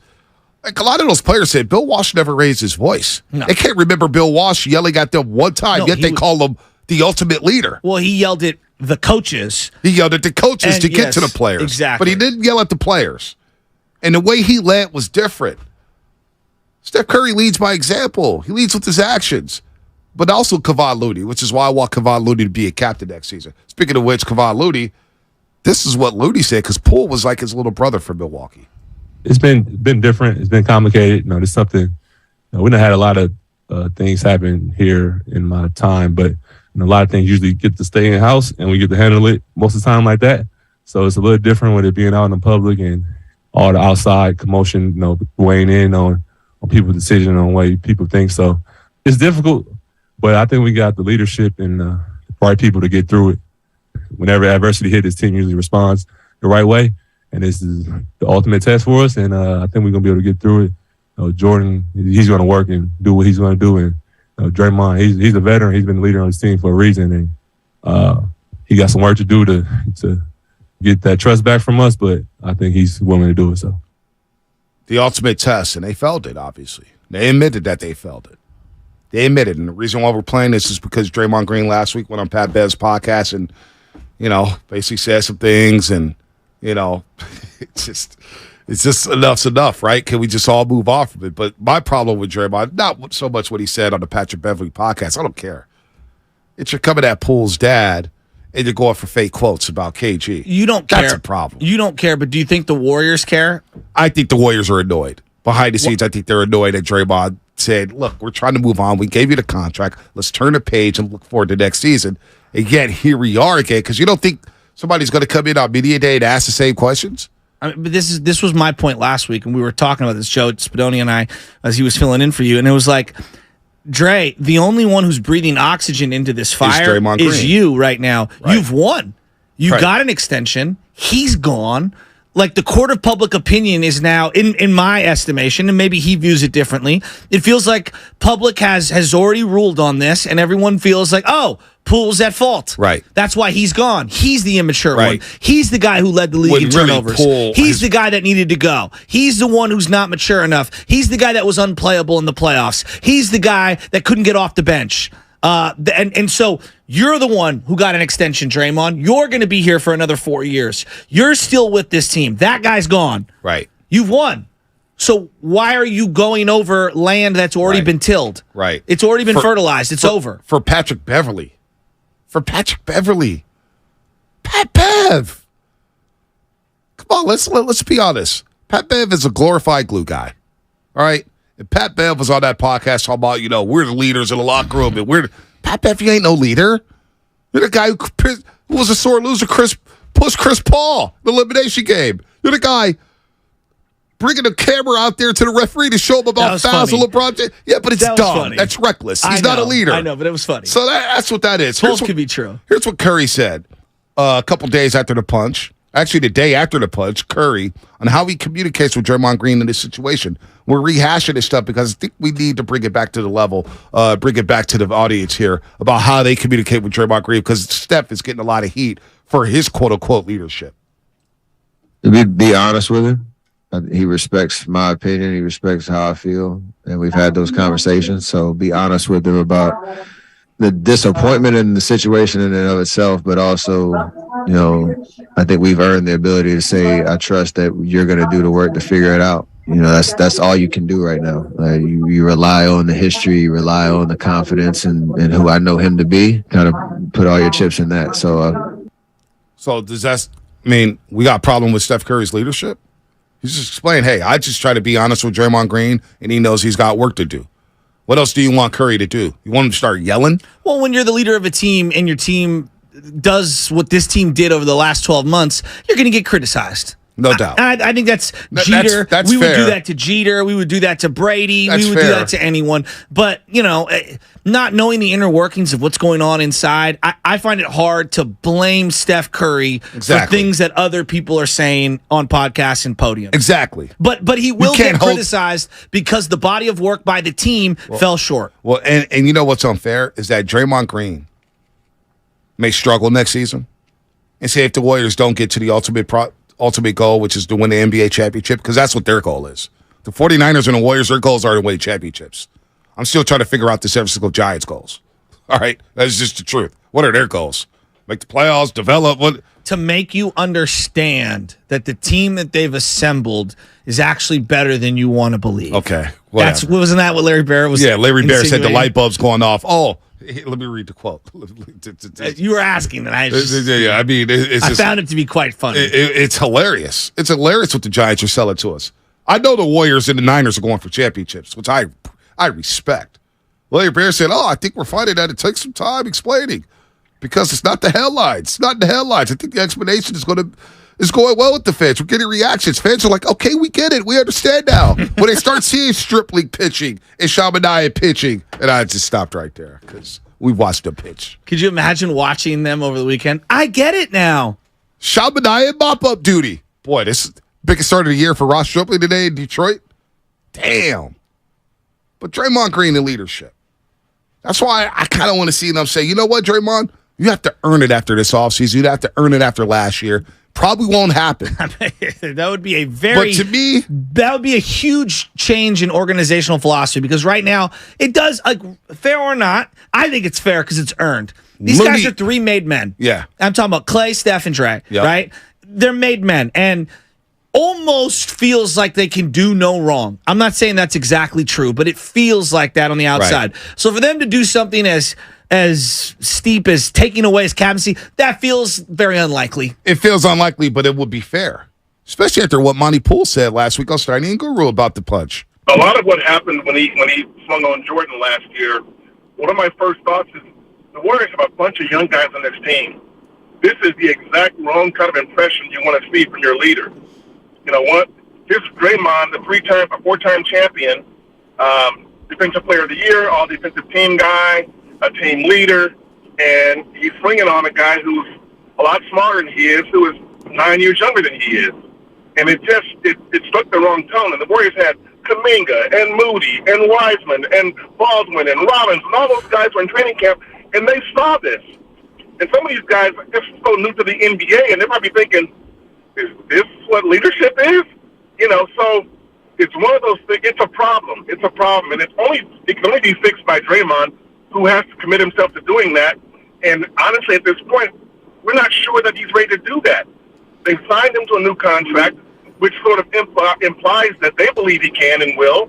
But I think there are a lot of people over there thinking, let's wait and see how this plays out. And around the league, there are a lot more people saying, I don't know. So we're going to find out. We're going to find out. We're going to find out. I would say that I think the Warriors know what they've signed up for to a degree, meaning there's going to be – it's never going to be a straight line with Draymond Green. Right? Like he's going to color outside the lines. We kind of know that. What's next? No, but I think what they would say is on this particular topic, let's just stop talking about it. I'm talking about the Poole thing. Well, if I was running the Warriors, I'd be like, hey, look, I understand during the season you're going to do this and that, and stuff's going to happen, and that's part of who you are. But like on this topic, you got to let it go. On. Yeah. It's time to move on. You got to let it go. It's time to move on. Because, listen, I again, on the Pat Bev podcast, what Draymond said about the situation, okay, he started to give us a little bit of details about what happened. Now, some people know what happened. We're never going to get the full story until Jordan Poole speaks about it. Anthony Poole spoke about it a little bit, Jordan Poole's dad. But my problem was, man, you're clapping back at Jordan Poole's dad. Wait, just leave that. That was a little far. And then you took the okie doke, the fake Twitter account about Kevin Garnett. Well, it's like you're coming at Kevin Garnett, who is, let's face it, man, you start the team, you're taking KG at Draymond Green. And I know, don't tell me about 4 championships and 1. Kevin Garnett's one of the greatest power forwards ever. All right, I'm not even going to argue with you on. I don't think it matters who was the better player when we're. But that's my problem. Just kind of respect your elders, and you keep clapping at KG. I see. On the Twitter. You see what I'm saying? I see your point. That doesn't make sense. Like, why are you doing the extra stuff on Twitter? It's what he does. Here's an interesting comment. I want your opinion on this. One of our very loyal YouTube listeners, Alnetta Harrison. Yeah, Alnetta. This is her saying this, and I want your reaction. I want Steph to be verbal about how he really feels and not hide behind his squeaky clean image. I love you so much, Steph. God's plan with prayers. I think maybe she wants him to be more outgoing, more critical, I guess. I'm guessing Alnetta wants Steph Curry to be more verbal with Draymond Green and more outgoing in terms of nipping this in the bud. Speaking his mind. And Curry's probably like, you know what?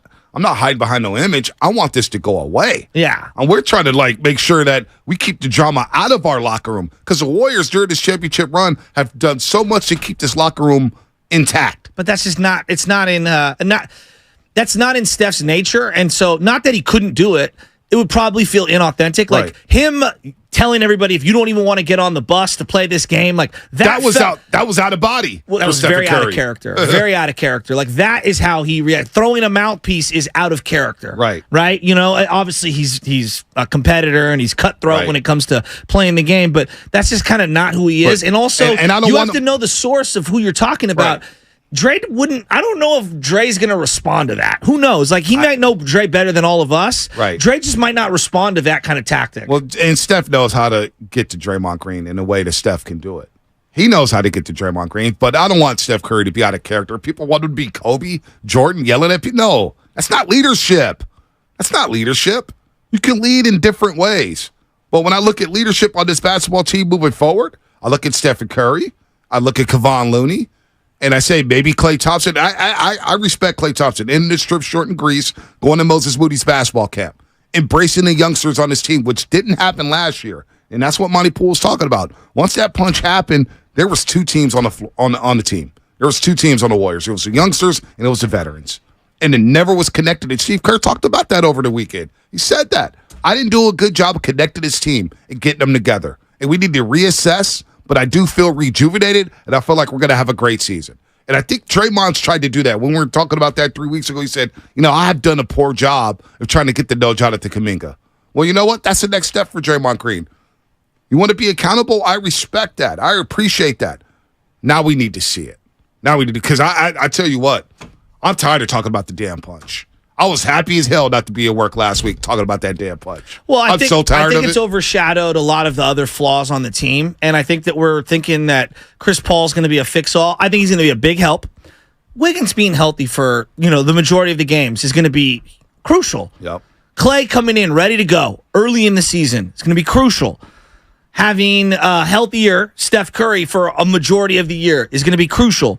Draymond Green playing like he did again last year is going to be crucial. Like there's a variety of things that they need. The youngsters having good attitudes, working on rebounding, playing better defense. Those things are going to be crucial. Having that secondary ball handler in Chris Paul who can help facilitate with the second unit, but also in the half court setting and take pressure off of Steph Curry is going to be crucial. There's like 9 things, and the punch isn't any of them for them to be successful this year. You know what I mean? Like, I know we keep going back to the punch because Drake keeps talking about it, but I keep going. There are seriously 9 or 10 other things that to me are as important, if not more important, to their success for this year. Yeah, I think the Warriors are going to be, I think they're going to have a good year. Now, health they need to as they age. Well, health, yeah, of course, health. I mean, but you know what? They'll be fine. And half the league goes through load management. The Warriors aren't the only team to go through health issues. The Memphis Grizzlies go through injuries. Jerry Jackson Jr., Desmond Bane have been hurt every year. Well, and they're young. And they don't know if Ja's going to play. And they're a young team, and they get hurt. They're young. Denver, they may go through some things. Losing Bruce Brown's a big loss for them. You could poo-poo that, but Bruce Brown was very important for them. But they were very healthy this year. Very healthy. And, we'll see that. And when you look at the year that they lost to the Warriors in 5 games, I believe it was, or did they sweep them? First round in 2022 was 5 games. 5 games. 5 games, yeah. they didn't have Jamal and they didn't have Michael Porter Jr. Yeah, so the health it is a part of it. It is part of it. Lakers, are they going to be healthy? Are the Clippers going to be healthy? So I don't know what to make of the Lakers. I kind of know where I look at the team and the personnel, and sure, if they had one more big, that'd be great. But I feel really good about where the Warriors are at right now. I do. Forget all the Draymond stuff. Just looking at the team and looking at what they did with Dario Saric. And you brought in Corey Joseph as a backup point guard, and you got Chris Paul here. You got Curry back. Curry's still a top 5 player in this league. Corey Joseph does it for you? Corey Joseph, he's a veteran. He's a veteran. He's going to take care of the basketball. That's all I want. I want turnovers, man. No, I actually don't mind the Corey Joseph thing because you have to understand Steph's not going to play every game, and neither is Chris Paul. So having another competent guy who's going to get minutes, I think it's a smart move, and a veteran guy. The worst part about the Draymond stuff is that it's overshadowed Curry winning the celebrity contest, Curry's documentary, and actually some of the things the Warriors did the offseason. I think they're a better team right now than they were a season ago. Right now, they're a better basketball team, and it looks like Chris Paul's motivated. Chris Paul wants a ring. That's what people are, we could talk about all his antics and everything. Oh, how are him and Draymond going to get along in the locker room, blah, blah, blah, blah, blah, blah, blah. Chris Paul going to give you everything he got. That's one thing we know. I don't think anyone denies that. That's one thing we know. I don't think anyone denies that. So I look at the team on the court. I look at Klay Thompson coming back, hearing all the slander, because, yes, I saw some of the quotes on YouTube. They're listening, Bonte. What? In terms of us slandering players, people listening or whatnot. Listen, I told you a long time ago, players listen all the time. They listen all the time. GMs listen. Everybody listens. It's all good if we keep it professional. But Klay has seen some of the stuff. The guy led the league in 3-point makes and is getting slandered like he's a bona fide scrub. So we'll see. No, the reality is in the middle of those two things. Is that he had moments last year where he was amazing, and he had moments where he was really bad. And they need a better version of him, a more efficient version for longer stretches this year. That's all. Speaking of the doc, what stood out to you?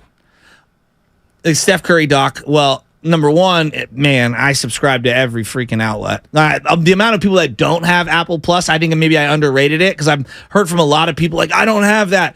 When you buy a new Apple product, you get like a year, 2 years, or whatever for free. So I still have my free one. But anyway, point being is I thought it was really, really well done, but it left me wanting more. It felt more like a Davidson sophomore year climax doc than it felt like a comprehensive multi-part series breaking down Steph Curry, who he is. Did they even bring up golf once in it? Nah.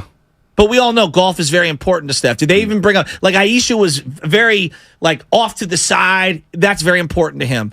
They didn't have Don Nelson in it. I wanted to hear from Don Nelson. I want to hear from Monte. There's a lot. There's a lot of elements. Mark Jackson, I think, would be someone I'd like to listen to. Yeah, the first 4 years Klay of his Thompson. Warrior career. And no, John, I didn't say MJ and Kobe weren't leaders. I said they were different leaders.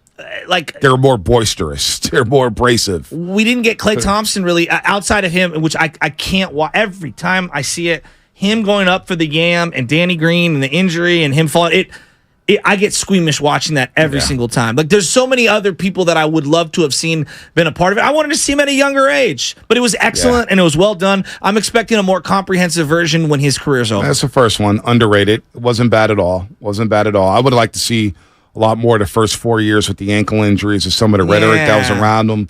Is he going to be a bona fide NBA player? Is he going to be able to survive with the ankles? A little much on Davidson, but, for Anna, for example, who didn't know who Steph Curry was before he was a Golden State Warriors, she asked me, when did you know about Steph Curry? I said, the Georgetown game, really, because I had Georgetown going to the Final Four in that bracket. And then they beat Gonzaga. He goes crazy. It's all right, it's a cute little story, Dale's son. All right, whatever. Then they beat Georgetown in the way that they did. I was like, oh, this guy's something else. Then they beat Wisconsin in the Sweet 16, and they pushed Kansas to the brink. It was cool. It was probably a little long, but look, man, they're not going to be able to squeeze everything in. Every 30 for 30 I've watched, for the most part, I'm like, man, I wish they would have added this. Well, the I wish they OJ would have doc, added that. the OJ doc and The Last Dance felt like the two most comprehensive. Yep. Yeah, you got a lot. Even then, I thought there were some things missing in The Last Dance. Like what? That could have been a little more on Pippen, a little more on Dennis Rodman, a little more. To the Larsa Pippen, Michael Jordan. I will not podcast. do that. I will not do that. And you can get all the Larsa Pippen content you need. A shame. I will not do that. Embarrassing. Larsa Pippen. Oh, I'm traumatized about Jordan saying what he said. Shut up. Ryan in San Francisco, what's happening? You have some serious deficiencies. I did think about Marcus in Richmond in Hawaii, though, a couple times. Ryan, what's happening? Nothing, man. I had a thought just running over past my listening to you guys, run across my mind. I'm on the 101. It's like, how much is this driven by Draymond's podcast? I mean, he was podcasting live after games, and not saying the punch was a part of him trying to get ratings, but the more clicks, the more viewers, just, the Pat Bev stuff, just tweeting. I kind of feel like he wants to be a part of the new media. He wants to drive people to his show. It was just a thought. I'm thinking some of this might be, let me just keep my name popping. I mean, he is Draymond. You're going to get credit based off of that. But also, there's other people who might not be a Draymond. So you think it's calculated? His, podcast. So you're saying that it's calculated? I'm saying that it would be advantageous for his podcast for him to keep his name on social media but trending. But I think that's a fair point, but I think the more he talks, it's driving people away from his podcast. Because a lot of people don't want to hear about that stuff. They just want to watch hoop. They want to hear about hoop. The whole new media thing is boy, that's jumped the shark. New media. Let's go to Coach Hall. Coach Hall, San Diego, what's happening? Hey, good morning, fellas. I wanted to mention, so I listen to you guys every morning, and then I'll catch the recording of the Frank Isola show. And as I was listening early this morning, like, man, we are getting, like, hammered from just different callers and other media people as Warriors fans because of Draymond's antics. And it's like, man, we not condoning this. Like, we've been putting up with this, for several years, just the way he acts. And, people even bringing up what happened at Michigan State with pushing the guy. And it just made me wonder, like, is there a veteran big man that can bridge that gap with the young and the old and also keep Draymond in check? Because we don't have a David West. Our veterans are stars now. They've grown into that leadership role. And I just can't help but think, like, man, when we had D. West, even Bogut to an extent, we didn't hear about it. I'm not sure what was going on in the locker room, but they did a good job of keeping it on hush. Is there anybody out there that you guys can see we could find to kind of, bridge that gap? Isn't that what Steph, Clay, and Dre, one of them you would hope mold into? Yeah, maturity. I mean, but David West is different. You'd hope that Draymond Green would have learned those lessons from David West. Obviously, there's a step back, which is why I have seeing Kevon Looney be the captain next season would go a long way. You bringing back Andre? I was just going to say, wasn't that the reason you had him on the bench last year? Was that the whole point of him, but it was basically useless? Like, I don't understand what the point of that was. Yeah, that didn't really help. I don't think that helped. I don't think it helped. It's a shame. It's embarrassing. Yes, it is. By the way, training camp opens up on Wednesday. We got David Lombardi coming up at 8:30. Let's talk some Niners. I feel a lot of people get depressed, man. It's hard for people, I think, to focus on basketball when Draymond Green is saying what he's saying. I personally have checked out of what Draymond Green has said, and I'm thinking about the team on the floor. I'm excited about the team on the floor. Monte, I was at a wedding. It's all the old timers. That's all they could talk about. I can't, and they all kept saying the same thing. I don't get the podcast thing, and I get where they're coming from, but they don't understand the young athletes now. Yeah, but I think a lot of fans are like, dude, just let it go. And they all say the same thing, like, you need a crazy person like Draymond. Just stop bringing up something that happened a year ago, Dre. Well, how much crazy do you want? How much crazy do you want? There's a fine line. That I agree with. There's a fine line. By the way, training camp opens up on Wednesday, and we will be live from the Hilton Santa Clara on Wednesday and Thursday. So if you're going to be out there, make sure to stop by to see us, the Morning Roast, and, of course, Steiny and Guru. Steiny and Guru going out for both days? Yeah. Wow. Somehow I think Goo's not happy because he's going to miss the actual practice. Yeah, I mean, he is. Also, a reminder to join us at the Hill. But you can sit there with Steiny and Guru at the Hill. They'll be fine. You'll be indoors. Poor I'm tired of getting pushed around. Also, a reminder to join us at the Hilton Santa Clara ahead of every home game this season for their public tailgate. Why sit in traffic when you can enjoy refreshing beverages and delicious eats from their very own food truck? Open 3 hours pregame and an hour postgame. Don't want to miss that. Always free admission. Plus, you can follow them on Instagram to get the sneak peek on upcoming events and fan-inspired menu items. The Hilton Hotel going down on Wednesday. Come say hi to us. We'll be there, and then we'll go straight into practice when it starts at 10:15. We get to see Trey Lance, Sam Darnold, Nick Bosa. Who? Fight on who? Oh, Sam Darnold. Yeah, that's right. Sam Darnold. Oh, we get to see Brendan Allen as well. Brendan Allen. Oh, cannot wait. Cannot wait. All right, it's time for the injury report.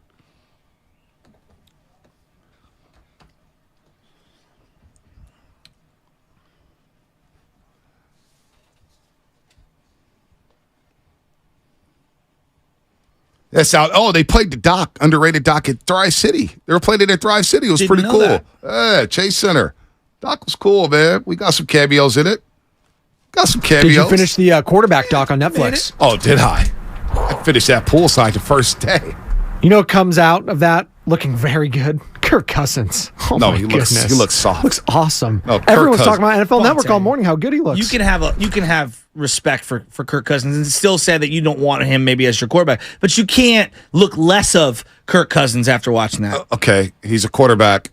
He takes hits. Yeah, like broken ribs. Come okay, okay, that's what happens in the NFL. These guys are all playing with injuries. These guys are gladiators. Yeah, I know. But I'm looking at the guy off the field. I'm looking at the guy communicating with his quarterback, and I'm thinking, or with his coach, and I'm thinking Kyle Shanahan wants that guy? Well, that's a different Kirk Cousins? story. But you at least, can you walk Yeah, he's away? a great human being. Okay, great. He's a great human being. Yeah. That's a bare minimum. Do we get extra gold stars for being great human beings? No, but that's a great quarterback last year, too. He was a top 10 quarterback last year. I came away of that doc with more respect for Kirk Cousins. Not that I want him as my quarterback, but I have respect for him. Okay, I have respect for him. Okay, that's all. But he still ain't winning no big games for you. Okay? We're on the same page there. When he threw it, oh no! immediately, let it go. Kyle Shanahan wants that guy? Well, he was. No, you know injured. what I took out of quarterback? The best thing I took out of quarterback? The NFL is doomed because Patrick Mahomes is in his prime. Well, and Andy Reid, the way he communicates. Let's talk about it on the other side. All right. Do the injury report. Man. Patrick Mahomes came out looking like a star. I've got just injury report. Cleveland Guardians play starting pitcher Shane Bieber. Boy, that's the guy I wanted. He's on the 10-day IL with right elbow inflammation. Team doctors do not believe Bieber will need surgery, and for now, they're shutting him down for 2 weeks to give his elbow a rest. There's no timetable for his return in light of his latest injury to Bieber. The belief is that there is no chance that the Guardians trade Bieber at the trade deadline. Bieber's now 5-6 with a 3.77 ERA and 117 innings. Injury report brought to you by Boxer and Gerson, Northern California's premier workers' compensation law firm, helping get your workers get their lives back for over 40 years. What's coming up on the game? Sponsored by Fremont Bank, full-service banking, no compromises. We got David Lombardi from The Athletic at 8:30. We're going to get into football talk here. You guys all waited for it. Now you all get it. Training camp opening up on Wednesday. Biggest storylines you have, 888-957-9570. Michael Taylor, you're right. Kirk Cousins is allergic to winning the big game. Come on, Kirk Cousins. Boy, if he comes to San Francisco, you guys would be... I almost said something there. Different conversation. Are you scared to put money in your bank?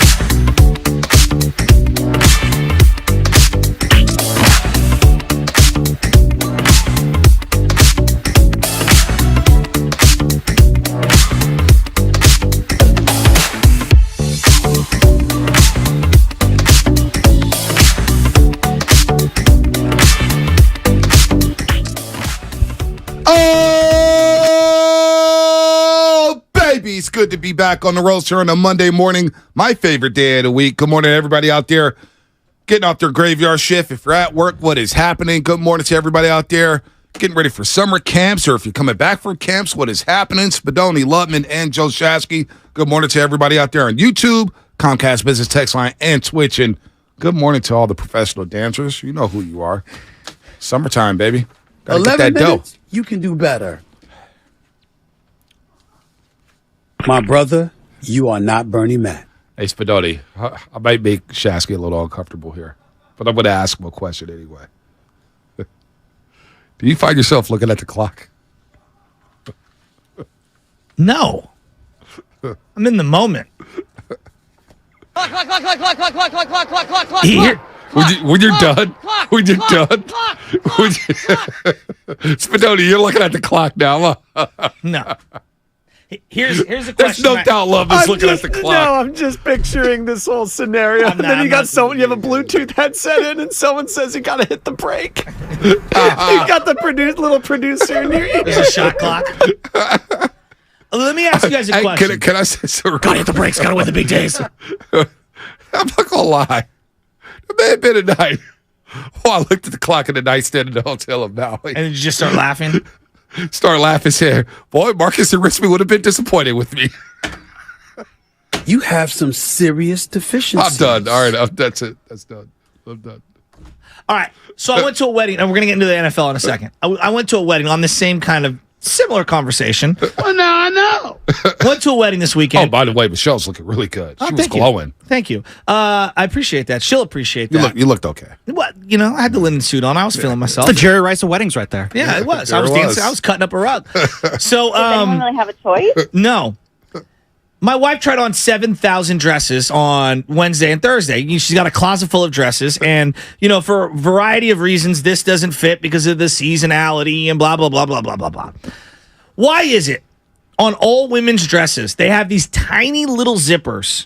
You know where I'm going with this, don't you? In the back? Yes. And you got to try to zip it up for them? You've got to, Yeah. It always wants to catch. Yeah. People who create zippers, I know that there's the YKK zipper, which is the big gawky one. I get it. Like the invisible zipper, it's in the back of the dress. Yeah. It could be a little bigger than what it is. It's impossible.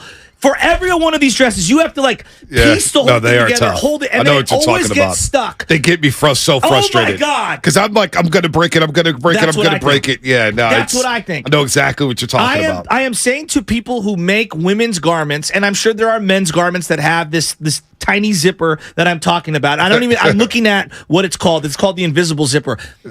It's ridiculously difficult. It is. Oh boy! And I hate that zipper. I'm here to say it right now. I hate that zipper. Yeah. America, we need to design a better zipper for women's dresses. I agree. It's ridiculous. I agree. We're going to ruin the fabric. Trust me. I've been going over this for 3 years. I thought it was just me. No. I thought it was just me. And then I'm like, all right, hun, I'm trying. And then you go down and up, down and up. And they get mad at you. Yes. They get mad at you because the zippers, they get stuck halfway up. And you're like, wait, I'm going to break the zipper. What the hell is going on here? There's no fabric getting stuck. Yeah, no. That's the problem. It is a problem. Literally zip. And then I've seen put soap on it. Oh, do this. Oh, yeah, none of that works. You literally have to rip it up, and then you're ready to rip the entire zipper out of the dress. It's ridiculous. It is ridiculous. I'm sorry. That's just my little rant. No, it's fine. No, it's Women's good. dresses need better zippers. Well, Marcus at Richmond is definitely having an effect on the YouTube chat right now, so... by the way, I saw something ridiculous. You gonna mention that publicly? I just, this is the stuff that I don't miss, and I'm going to read it anyway because he needs to be called out. Sources say media. It says YouTube name. How does it mean that Bonte doesn't want Kirk Cousins as a 49er quarterback because he's openly Christian and he finds him corny? Ain't no other apparent reason. Well, number one, your boy used to go to Young Life camps, which is a Christian camp all the time. So if I was super deep into religion, I'd probably come off a Christian. Don't sue me now. But number two, here's what I would he's say a about mid-quarterback. That's why I don't half the 49ers probably vote for Trump. You think I give a damn what they do in their private life? Are you a good football player? Are you a good human being? That's what I was going to say. Whatever makes you be a better person, I'm all for it. Whatever religion or non-religion that you're into, if it makes you better, sometimes good for you. Sometimes I just feel like people just type things for attention. You just say dumb stuff like that. Me wanting Kirk Cousins to play on a team not named the 49ers? It has to do with him being a mid quarterback. All right. He's a tough guy. He's always been tough. Yeah, he's always been tough. Honestly, B, on the quarterback toughness thing from that doc, the Netflix thing, in my mind, I knew that it was very difficult and physically tolling to play the quarterback position. It's the toughest position to play in sports. Honestly, even though I knew it was the hardest position in sports, I knew it was the toughest, most cerebral, you got to have the most athletic, all of those things. I underrated it. I underrated the pain tolerance. I underrated the intelligence required, the ability to absorb information and spew it out, the ability to freelance. I mean, just somehow I underrated the entire quarterback position, and I knew going in it was the number one thing. No, it is. It is the toughest position to play in all the sports. And you see what they go through during the week. But what I see from Kirk Cousins is that when he gets rattled, boy, he gets rattled. And it's tough for him to shake things off. You know, he's going back at it, back and forth with his coach. What was it, Kevin O'Connell from the Rams? How about when he called for the quarterback sneak and the entire huddle goes, They all were like, what? Dude. I think one guy did say, what? Yeah, Dalvin Cook. Dalvin Cook, I think, said that. And he's now not on the Minnesota Vikings. But that was an interesting point for me as a football fan, where it's like they call a play, and clearly not everyone's in on that. Nah, no doubt. And they call a play, and Kirk called the play, not the coach. Right. And the coach said, hey, I got a timeout. Let me call the play. Trust me on this. And Kirk holds on to plays for way too long. So if we think Shanahan is hard on quarterbacks, how would a marriage between Cousins and Shanahan work out? How about this? Like, you contrast all of what you just said there, and then there's a point in the game where you have to score against the LA Chargers, and Mahomes goes over, he calls timeout, he goes over to talk to Andy Reid, and Andy Reid goes, how about shallow crossers or something to that effect? And Mahomes goes, wow, that's a great idea. I hadn't even thought of that. And then he goes over and boom, touchdown, very next play. And he goes, I was thinking this, but Andy said that, and I said, that's the perfect play call at the perfect time. And I'm seeing the marriage of two beautiful minds in Andy Reid and Mahomes, and I'm like, God, that's a match made in heaven. I was thinking about this too, watching that doc, and I finished it in Hawaii, and it was awesome. I couldn't get enough of it. It might be the best sports introspective I've seen across sports. It was incredible. It was incredible. The family life, Peyton Manning. Peyton Manning's a brilliant dude. I mean, brilliant. He's incredible. But I'm watching Mahomes and I'm watching Reid. And, a lot of people say, well, Andy Reid didn't win in Philadelphia. Him and Shanahan are just – no. There's a difference between these two guys. Andy Reid went to go seek his franchise quarterback right away. In Philadelphia, he went to go seek Donovan McNabb, and he got close to winning some Super Bowls. All right? When he got to Kansas City, he went to go seek a franchise quarterback out, and he found Patrick Mahomes to be his franchise quarterback. We still don't know who the damn franchise quarterback is with Kyle Shanahan and the 49ers. And I watched that doc, and I said – damn. Why? The Niners ended up with Solomon Thomas. And God bless his soul. But that domino effect eventually led to them losing Buckner because they picked Buckner or Armstead over Buckner. And Armstead's been solid. He's been fine. But Buckner's an all-pro. But the fact that they still don't have that franchise quarterback and Mahomes is sitting right there. Deshaun Watson was a guy, I admit. Deshaun Watson's the guy I wanted. And you passed him up. And now, with what he's got going on, probably a good thing you didn't touch him, but you passed up franchise quarterbacks. And here we are entering training camp on Wednesday, and we're going to walk out that practice field thinking, who's it going to be? Trey Lance or Sam Darnold? Or is Brock Purdy actually going to be ready for week one? That's my big we got the doc. I got so many thoughts on the doc because I haven't had a chance to share it with you. But, let's go to the Niners real quick because I don't know how many people have seen the quarterback Netflix thing. Is Brock Purdy going to be on the small field like Jimmy G was last year? Baby field? Is he? Maybe. Does anyone know? Is he in California? He was in Florida yesterday, according to Instagram. So are you following him? I don't follow him. It pops up. Gotcha. The stuff. It's like stuff for you. Yeah, reels. And, I know on your phone, it's a lot of IG models. On my phone, it's a lot of boxing and a lot of football. Drills. Yeah, it's a lot of football. Baseball drills. It's a lot of football, and it's a lot of boxing, and it's a lot of hoops, and, Trey Lance, and I saw that he was in Florida. That's it. But I don't know. I don't know if he's going to be ready week one. Purdy's going to – okay, so I'm imagining what it's going to look like. It feels like to me you're going to get split reps between Trey Lance and Sam Darnold. And what's going to be different about this year in training camp that it was not there last year is that obviously splitting the reps is important. but you're going to have Deebo Samuel from the beginning. And I think that matters. You're going to have Christian McCaffrey from the beginning. And I think that matters.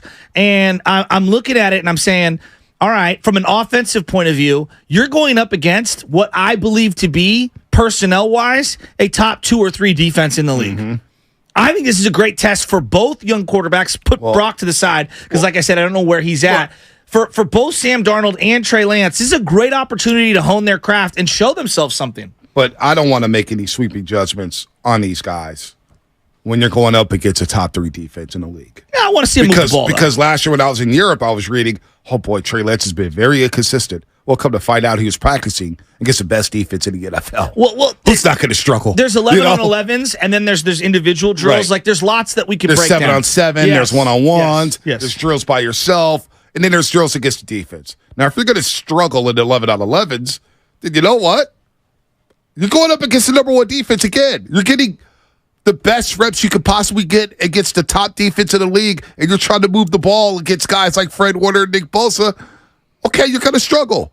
Tom Brady, did you see him struggle against that defense? Mm-hmm. Did you see Tua Tagovailoa struggle at times? Dak Prescott, you name it. So Gino. That's, to me, Trey Lance got all the reps last year as a number 1. This year he's going to get the split reps. I don't like that. Why? I don't like that. He needs all the reps he could get. Yeah, but last year you were saying that you wanted him to compete. No. What I wanted was, I did in a sense, but I wanted him to get the number 1 reps. Mm-hmm. It's 2 different things here. Mm-hmm. I didn't care about Jimmy G coming back. A lot of people are like, oh, let him compete. I said, well, let him compete. Trey Lance is going to beat out Jimmy G. Trey Lance, quietly, I thought, beat him out his rookie year. So then why should he be worried about splitting reps with Darnold now? I don't want him to split reps with Darnold now. I just think, you know. But I think earning your spot, but he the did top last spot year. or the second spot or the third spot, I think there is something to be said for earning it. My thing is, we're really going to waste reps on Sam Darnold. Yeah. Like, that's my point. We're really going to waste reps on Sam Darnold. Well, as last year was evident, like, you need all these guys. Yeah. May the best man win. May the best. We're really going to waste reps on Sam Darnold. Yeah. Are we really talking ourselves into Sam Darnold? No, I'm not talking myself into it. I'm just not closing the door on it. To me, I think it's an option. I'm not high on that option. I want to see it and let my eyeballs tell me if it looks the part or not. All right, let's go to Austin in the Bay Area. He wants to chime in on this conversation. Hi, what's up, Austin? Yo, good much. Hey, I want to say this, man. How many teams Sam Darnold go get on to show what he has? I'm not into seeing that. He's just a backup, a security blanket or whatnot. I'm intrigued to see what Trey Lance got going. He never had a fair shot at the playbook. I hope Shanahan opened up that playbook up for him so he can actually be a quarterback and let the natural ability for him to run open up for themselves. That's all I got. Let's go Trey Lance, team. What did you make of Kyle Shanahan's quotes on the NFL Network? I was just about to say that. I was just about to go there. For those that haven't heard do we have that sound, by the way? See if we can pull that sound up. Because I thought it was very, very interesting. The quarterback spot ain't set in stone is basically what he said. I saw that and said, oh, it's not. Did Mark Willard lose his mind? Be careful talk about Mark Willard. He's listening right now. Leave Mark Willard out of this. Mark Willard just wants the Niners to win. Don't you just want the Niners to win? Oh, I do, yeah. No, but he really, really, really, really, really thinks that Brock Purdy's the man, which I think a lot of Niner fans do. He's the leader of the clubhouse right now, right? He should be. But this is he had a great year last year. This is what Shanahan said on NFL Network. This is going to be a must-see training camp because it seems like every day you got 3 guys with something to prove behind center. I mean, we got 3 guys who can play, and there's only 1 spot, and we have a good team. So I see it as a cool situation. And as last year we had some unknown. We believed in Trey, but he hadn't gone out and done it yet. So, but we believed in him. We got to see him for a year and a half and what he could do. And he lost that opportunity, which happens in football. And we had another guy come in, very similar to Trey, but less reps and stuff. And Brock got that opportunity. So now we're in this situation, and it's just, I get how everyone wants something set in stone, but it's not set in stone. But I love the options and I love the experience that Brock got. I love that Trey has gotten some too, and I love the ability that we have in the room. And besides those 3, I love our team around them. So let's let it play out, and all I got to do is survive the press conference. Survived the press conference. Can you imagine me talking to Michelle tonight for dinner? Hey, we can go Mexican, we can go Italian, we can go Chinese. It's a cool situation. Go any one of the three. Hey, what's your first turnaround joke of the week, by the way? The Giants don't know who their number 3 starter is. Oh, he didn't have any turnaround jokes last week? I couldn't. There was no one to turn around to. No, who was on the board? Sam, and he was so uptight. Well, who else was on the board? And that was it. Well, then Cam, guys came in late. Killer Cam. For the record, John. I was as loose as ever last week, so let's make sure we're getting the right narrative here. Cutting that. Yeah, I was facing him the whole time, so that's why Shasky didn't need to turn around. So, and it wasn't even. See, and that's the problem. Well, I'm not done. Now, my King of the Hill. The King of the Hill rankings, 7 things I will not miss. Yeah. A lot of people said, I said that you turning around looking at the glass over a corny joke. Yeah. That's number 3 on my list. A lot of people said it should have been number 1. Well, it's a lot of part people of the can't show. stand it. No, and a lot of people are like, yo, dude, why joke's not funny? But, could you imagine Gabe Kapler, we don't know who our number 3 starter is right now, but it's a cool story. Well, they don't know their number 3 starter. They don't. But that's how the Niners feel like right now with their quarterback. No, and then the whole Chinese, Mexican, Ed and I do that every night. Chinese, Thai, Vietnamese. Well, last night I'm on a soda diet, so I can't do anything. I ordered sushi. SOTAweightloss.com. I ordered sushi from Grubhub, and she happened. She was on the phone, whatever. I was like, I'm just gonna order because I was really hungry, and I didn't order the right sushi, and it was a big mess. some of these fees, by the way, outrageous. Unbelievable. You got to go get sushi. You can't deliver sushi. That's not. It's pretty quick. Not it. But delivered sushi. House of Fusion. You got to go to the sushi spot and pick it up and then bring it home. I'd rather do that because that's where you get it fresh. Well, and I let Etta handle all the sushi orders. Because she knows what I like. She handles the sushi orders. No, I do that. I don't know what goes on in your household, buddy. You gonna mention that publicly? I'm not gonna get an iron thrown at me.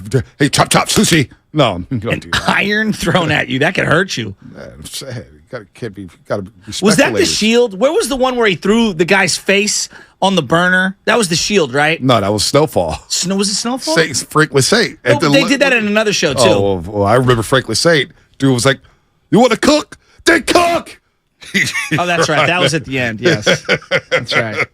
I miss Franklin Saint. 888-957-9570. What storylines are you looking forward to in training camp?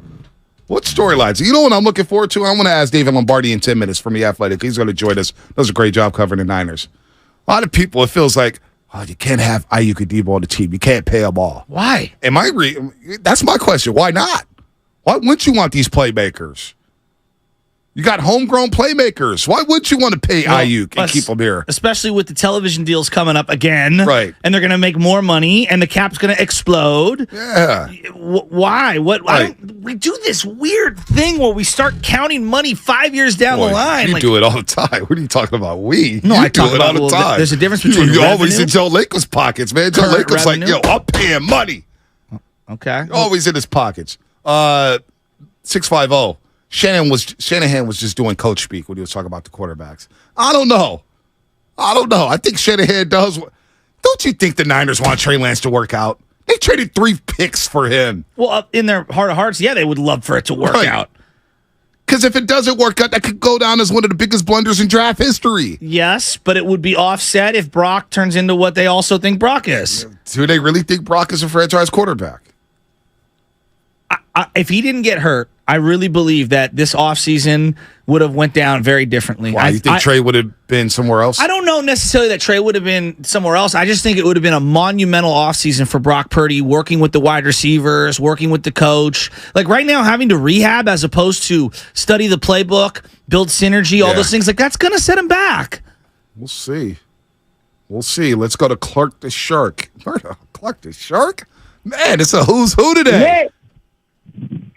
Hey, brother Vontae, good to see you back. Hey, and Joe's always good. A couple of Joes did a pretty good job when you were gone, but it's just not the same without you, brother. Leave Spadoni alone. Spadoni did a great job. Hell, I thought Spadoni was going to take my job. Go ahead, Clark the Shark. Anyway, I just talking about Purdy. I think Purdy is going to get the job. Come on, you guys.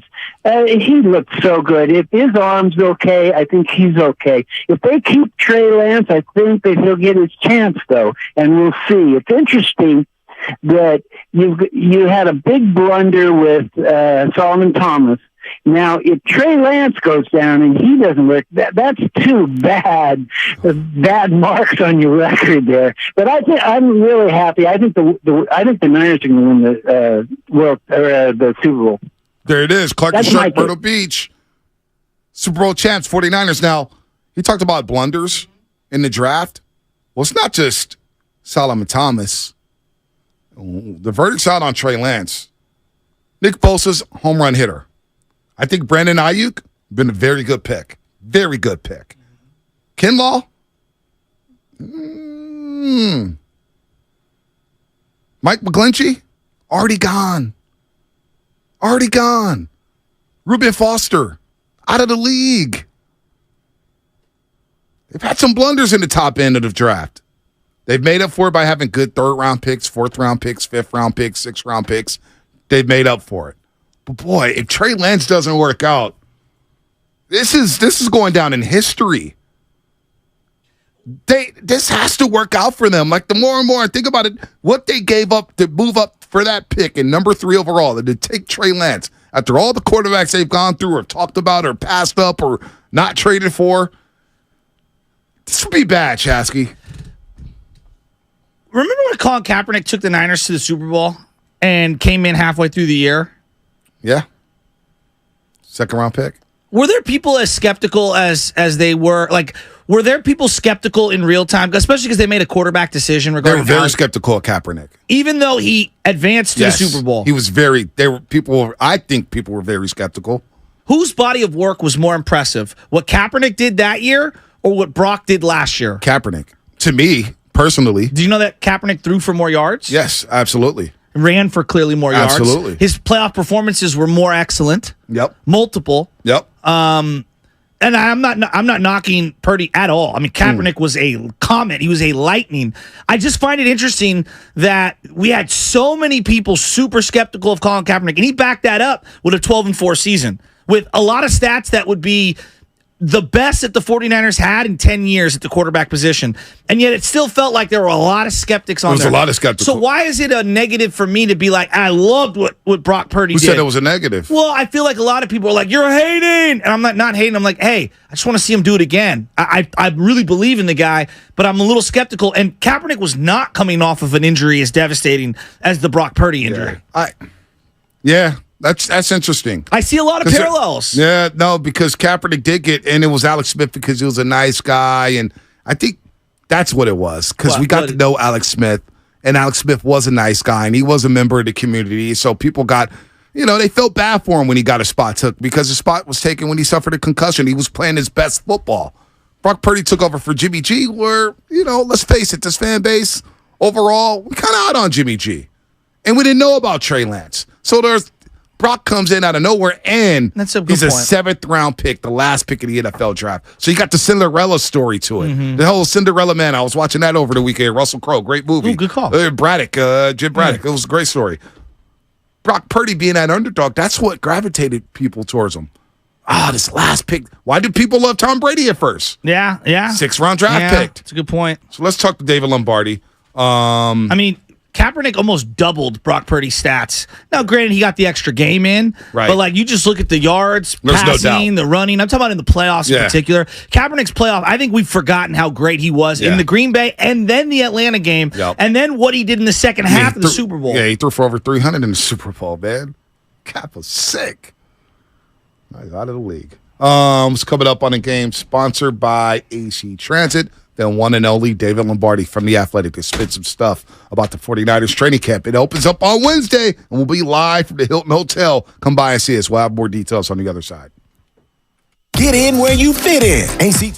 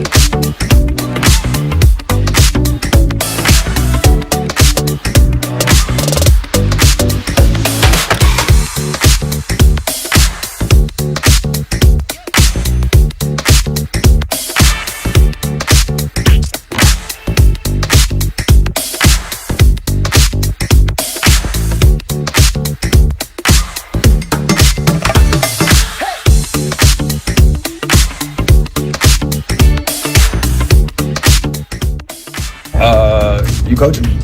This is Moses Moody, and you're listening to The Morning Roast on 95.7 The Game.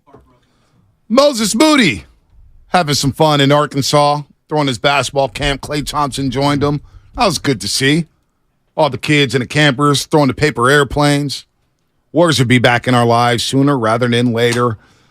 But we got to talk about training camp because it starts on Wednesday, and we'll be live from the Hilton Hotel down in Santa Clara Wednesday and Thursday. So if you're going to be there, make sure to stop by to see both the Roast and Steiny and Guru. Also a reminder to join us at the Hilton Santa Clara ahead of every home game this season for their public tailgate. Again, it's a lot of fun, man. You got food trucks, you got beverages. I miss that place. Got the fried chicken. You know, chicken. You know what I'm talking about with the sauce. The of course chicken I know strips. the chicken. Oh, man. You ever seen Lady and the Tramp? Of course. Yeah, you know when they both get the the noodle pasta, the and noodle. they eat the same pasta? Mhm. That was you and me trying to go after the last piece of chicken. Yeah, we were fighting over that. I And had that one sauce. end dipped in. You gonna mention that publicly? In the hot, spicy barbecue sauce. You had did you have it in ranch? I don't know. We were fighting over that last piece of chicken every week. Man, I guess on that soda. I got a couple weeks left with the soda, so I could wait. What we can't wait for is David Lombardi. He's on the line right now. David Lombardi does a great job covering the Niners for The Athletic, and he's getting ready for training camp, which opens on Wednesday. Rookies have already reported. David, good morning, my man. Our favorite time of the year. Football's almost back. Good morning. How was Hawaii? Weren't you in Hawaii? I was in Maui. It was pretty damn good, David. You were somewhere, too. I was in Maui. It's about 80 degrees, 80% humidity. I read Genius. I'm sure you've read the Bill Walsh books. You've read them all, I'm sure. You've told me about them. I read Genius during the week, finished that book, so that was really cool to talk. Rehash some of the Bill Walsh memories in the 80s teams. The 49ers, of course, winning 3 Super Bowls under Bill Walsh. So, yeah, Maui was great, David. That's awesome. Yeah, I've only been to Hawaii once in my life. But want to get back out there. I'm thinking next April because we want to go out to Japan. I really want to see Tokyo and all of Japan. And was thinking about stopping in Hawaii on the way, shorten the flight a little bit. But it looked like a lot of fun. Well, you know what? The road to Hana and Maui. But you know what's funny? You brought up Japan. Anna actually brought up, she goes, the next spot she wants to go to is Japan. That's been on our bucket list, man. Japan, Tokyo. I heard it's unbelievable, right? I mean, and you know, fun fact, Tokyo to San Francisco is an 8.5-hour flight. It is not far. That's not bad at all. People think it's like 20 hours away, but on the way back, you also, because you're crossing the date line, you can take off at 5 p.m. in Japan and land in San Francisco in the morning. So you're like getting the time back, which to me is the biggest trip ever. You can fly across the whole Pacific Ocean in like 6 hours back. David, this is what I'm talking about. This is why you're on the show. You guys should be the Wright brothers. Dude, I'm telling you, man. We will talk traveling Wednesday, David, after practice. We will. I'm telling you, Japan is on my list. Where'd you just go, though? Because you got married. You were somewhere, too. I saw your Instagram photos or your Facebook photos or whatnot. Yeah, well, we were in Africa. Went to Tanzania on a safari and then to Zanzibar. It was a trip of a lifetime. And then on the way home, you talk about heat. We went through Dubai, where we went out to the desert, and it was a great time. Don't get me wrong, we ate some great food and rode ATVs in the desert. It all happened. It was 108 and humid. Wow. And because it's out in the Persian Gulf, right? So the Gulf just blows in this steamy air. Are you done taking vacations? You know what, David? Shasky doesn't travel outside of the Bay Area, so he's a little lost right now. He looks like a lost puppy. It's training camp. Training camp starts on Wednesday. I want to hear about Tanzania and Africa and stuff like that. It's a lot better to talk about Trey Lance and Brock Purdy. Come on. Let's get right into it. No, I'm going to get right into it. Is Brock going to be there this week? Is he going to be on the junior field? Is he even going to be in the state of California? He'll be there because you could, even if they put him on pup, physically unable to perform, he could do everything except for practice. And for the longest time, we were expecting him to be on pup. I don't know right now. We're going to find out for sure what's going to happen probably tomorrow when Kyle and John speak. But if he's not on pup, that would be this big. All right, we're going to put you on a quick hold, David. We're going to put you on a quick hold to reconnect you. You'll break it up a little bit. We could talk traveling all day, man. David's my guy. He's supposed to go to Tokyo. The sushi in Tokyo? Oh, my God. 8.5-hour flight. Yeah, I'm going to Tokyo next year. That's my vacation. Brock Purdy will be on a baby field. Why are you so stressed, man? You got to travel, Shasky. Travel a little bit. Live a little bit. Go past Sonoma. There's a whole world out there. I'm telling you, the road to Hana, you and Michelle will have a great time. A great time. The banana bread out there, Does anyone really have a choice? Chef's kiss. Chef's kiss. Be at the pool with your shirt off, a little Giants hat, some glasses, maybe a visor, sit in the tube, Shasky. I'm working my way up to remodeling the cabin. Once we get to that, and we can worry about traveling abroad. I'm still in the real estate acquisition phase of my life. So am I.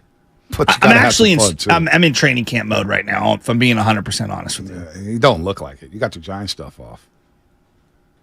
Got the Giant stuff on. Well, I've only get to wear this for another couple of days. No. Oh, you're one of those fans. What do you mean? You only rock it in season? Well, I'll wear it, a little here and there, but Stop being a homer, bro. Yeah, exactly.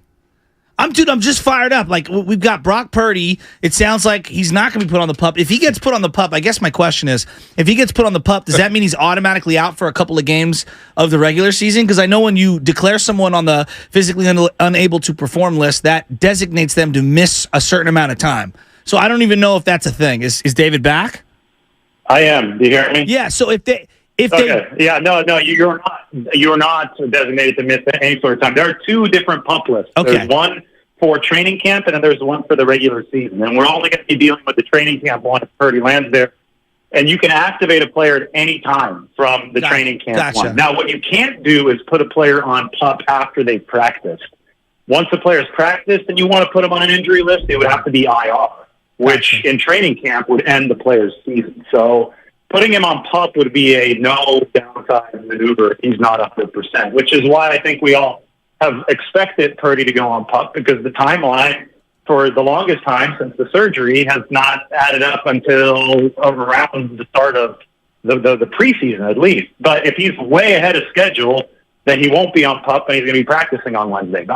We don't know. Only the 49ers know. They're going to let us know tomorrow. Maybe something leaks a little bit earlier. But it's not the end of the world. In fact, it's been expected if Purdy goes on PUP, because they can activate him at any time. Now, what you asked, so why does PUP even exist? Well, it's for these players whose injuries might extend into the regular season. And if you go through all of training camp on PUP, and then you're still on PUP, then the regular season starts, you could shift the player over to the regular season PUP list, in which case you have to miss the first 4 games. So, but we're not anywhere near that yet. We're only on the training camp PUP list if that happens. And for that, they'd be able to activate Purdy on any day that they wanted to. All right, David Lombardi from The Athletic here on the Morning Roast. I still want to talk about Tokyo and sushi and stuff like that, but let's talk training camp. I'm doing it to get under Shasky's skin here. He's redder than his light on the microphone Boeing right now. Bonte's podcast. I mean, come on, man. Sponsored by Alaskan. That sounds like a great idea. Actually, sounds like a great idea. One of your better ones in the last 3 years. I mean, David, I am the idea guy on this show. Brendan Ayuk, what's going on with his contract? What can we expect? Because I hear a lot of stuff about, you can't pay him and D, but I'm thinking to myself, why the hell not? Why can't you do that? So what's Ayuk's status looking like? Because I think he's primed for another big season with the Niners. Yeah, so right now he's still playing on his rookie contract. 49ers getting him at a very cost-efficient price. They picked up his 5th-year option for next season, which is much more expensive, $14.1 million. And you would think that before next season, if Brandon Ayuk is in their long-term plans, that they would want to extend him before it gets to that, so they could actually lower next season's cap hit by stretching that money into the future. I think that the 49ers want to keep him for the long term, and I think that we're going to finalize that decision based on his performance this year. I think it's simple. If you're an A-list performer, the 49ers will find a way to keep you, especially if you're homegrown by this coaching staff. They've kept all of the A-listers that this coaching staff has drafted and developed so far. So that would be next offseason's business for Brandon Ayuk. The reason people are freaking out is because the 49ers already have $270 million of liability against the cap for 2024, and that's before Bosa's contract, which hasn't been signed yet, is even executed. So it might be $280 million, and the cap might only be like $250 or $260 million. So the 49ers are going to have to find a way to get under the cap. And obviously that's going to be a challenge. But I think that the 49ers, as long as they keep on drafting well, to have the margins of their roster filled out in a cost-controlled fashion through draft and bargain bin signings, they can afford to keep on giving big money to star players who are productive because the cap does grow every year, and you are able to kind of duck underneath it with restructures that are sustainable as long as you're not overpaying players who are not worth it. But the stars are worth it. So if Brandon Ayuk proves that he's a star this year, last year he was already well on his way with a 1,000-yard receiving season. He does that again. I think the 49ers are going to say this guy's worth it, and they're going to back up the Brinks truck. You alluded to a Nick Bosa contract. Defensive Player of the Year last year. Obviously, Aaron Donald, highest paid guy, annual value at the position, most guarantees on that defensive line. I don't want to argue about $1 million here, $1 million there. It feels like he's going to be right near the Aaron Donald number. This is going to get done this week, right? They're going to keep Nick Bosa. Oh, yeah. They're definitely going to keep Nick Bosa. They've expected this since the start. They knew that Nick Bosa's agent, Brian Aaron, loves to leverage deadline pressure to get the best possible deal for his client. There's absolutely nothing wrong for that. That's how I think anybody in Nick Bosa's situation would operate. And let's be honest, the first deadline, and it's really a soft deadline. It's not really a hard deadline, but the first soft deadline is not until Wednesday. So why would Nick Bosa and his representation wait several months only to fold a couple days early? I think that you could really expect this to last until the deadline. And if it does happen a little bit early, that's great for both sides. But right now, I would just be on Nick Bosa watch for this week, and it's going to happen at some point very soon. That would be my prediction. David Lombardi from The Athletic here on The Morning Roast on 95.7 The Game. And you're right. The Niners do pay. They have $355 million in guaranteed contracts, or just in guarantees to guys like Trent Williams, Fred Warner, Eric Armstead, Javon Hargrave, George Kittle, Deebo Samuel, Christian McCaffrey, Charvarius Ward, Juszczyk, Drake Greenlaw, Jet York, Parag Marate, John Lynch and company. They put their money where their mouth is. So I'm with you, David. They will take care of their players if they do perform at a high level. Do you expect them to bring in another edge rusher, or are they sold on Drake Jackson being that starter opposite of Nick Bosa? Well, this is where this is how you pay guys, is because you save money on positions like that. And this is where Drake Jackson has to pan out, or where one of their bargain bin guys has to pan out, because you will be paying Bosa. You already are, in a way. Bosa's cap hit even before this new deal is $18 million this year, so he's already getting a lot of money this season. You are paying Javon Hargrave. You are paying Eric Armstead. In my mind, the second edge rusher for the 49ers could not be on a better platform to succeed, because he's not going to face a single double team all year. You got Bosa, you got Hargrave, you have Armstead eating up all this attention. At some point, your draft pick or your bargain bin signing has to deliver, right? Because you can't just pay everybody. They're paying so many people, as you just listed. Right. This is the margin that you have to succeed at with cost efficiency. And Drake Jackson's a second-round pick. He's not making a lot of money compared to a lot of these A-list names. And this is his chance to earn some money over the next couple of years. And whoever it is at that spot, if you can't succeed with Bosa, Hargrave, and Armstead around you, it's probably going to be hard to succeed at the NFL. So I don't think that they're going to sign an edge rusher, because every million does count. You just want to make sure that when you do spend those million, they go to a deserving place, like to Nick Bosa, who obviously has that kind of impact.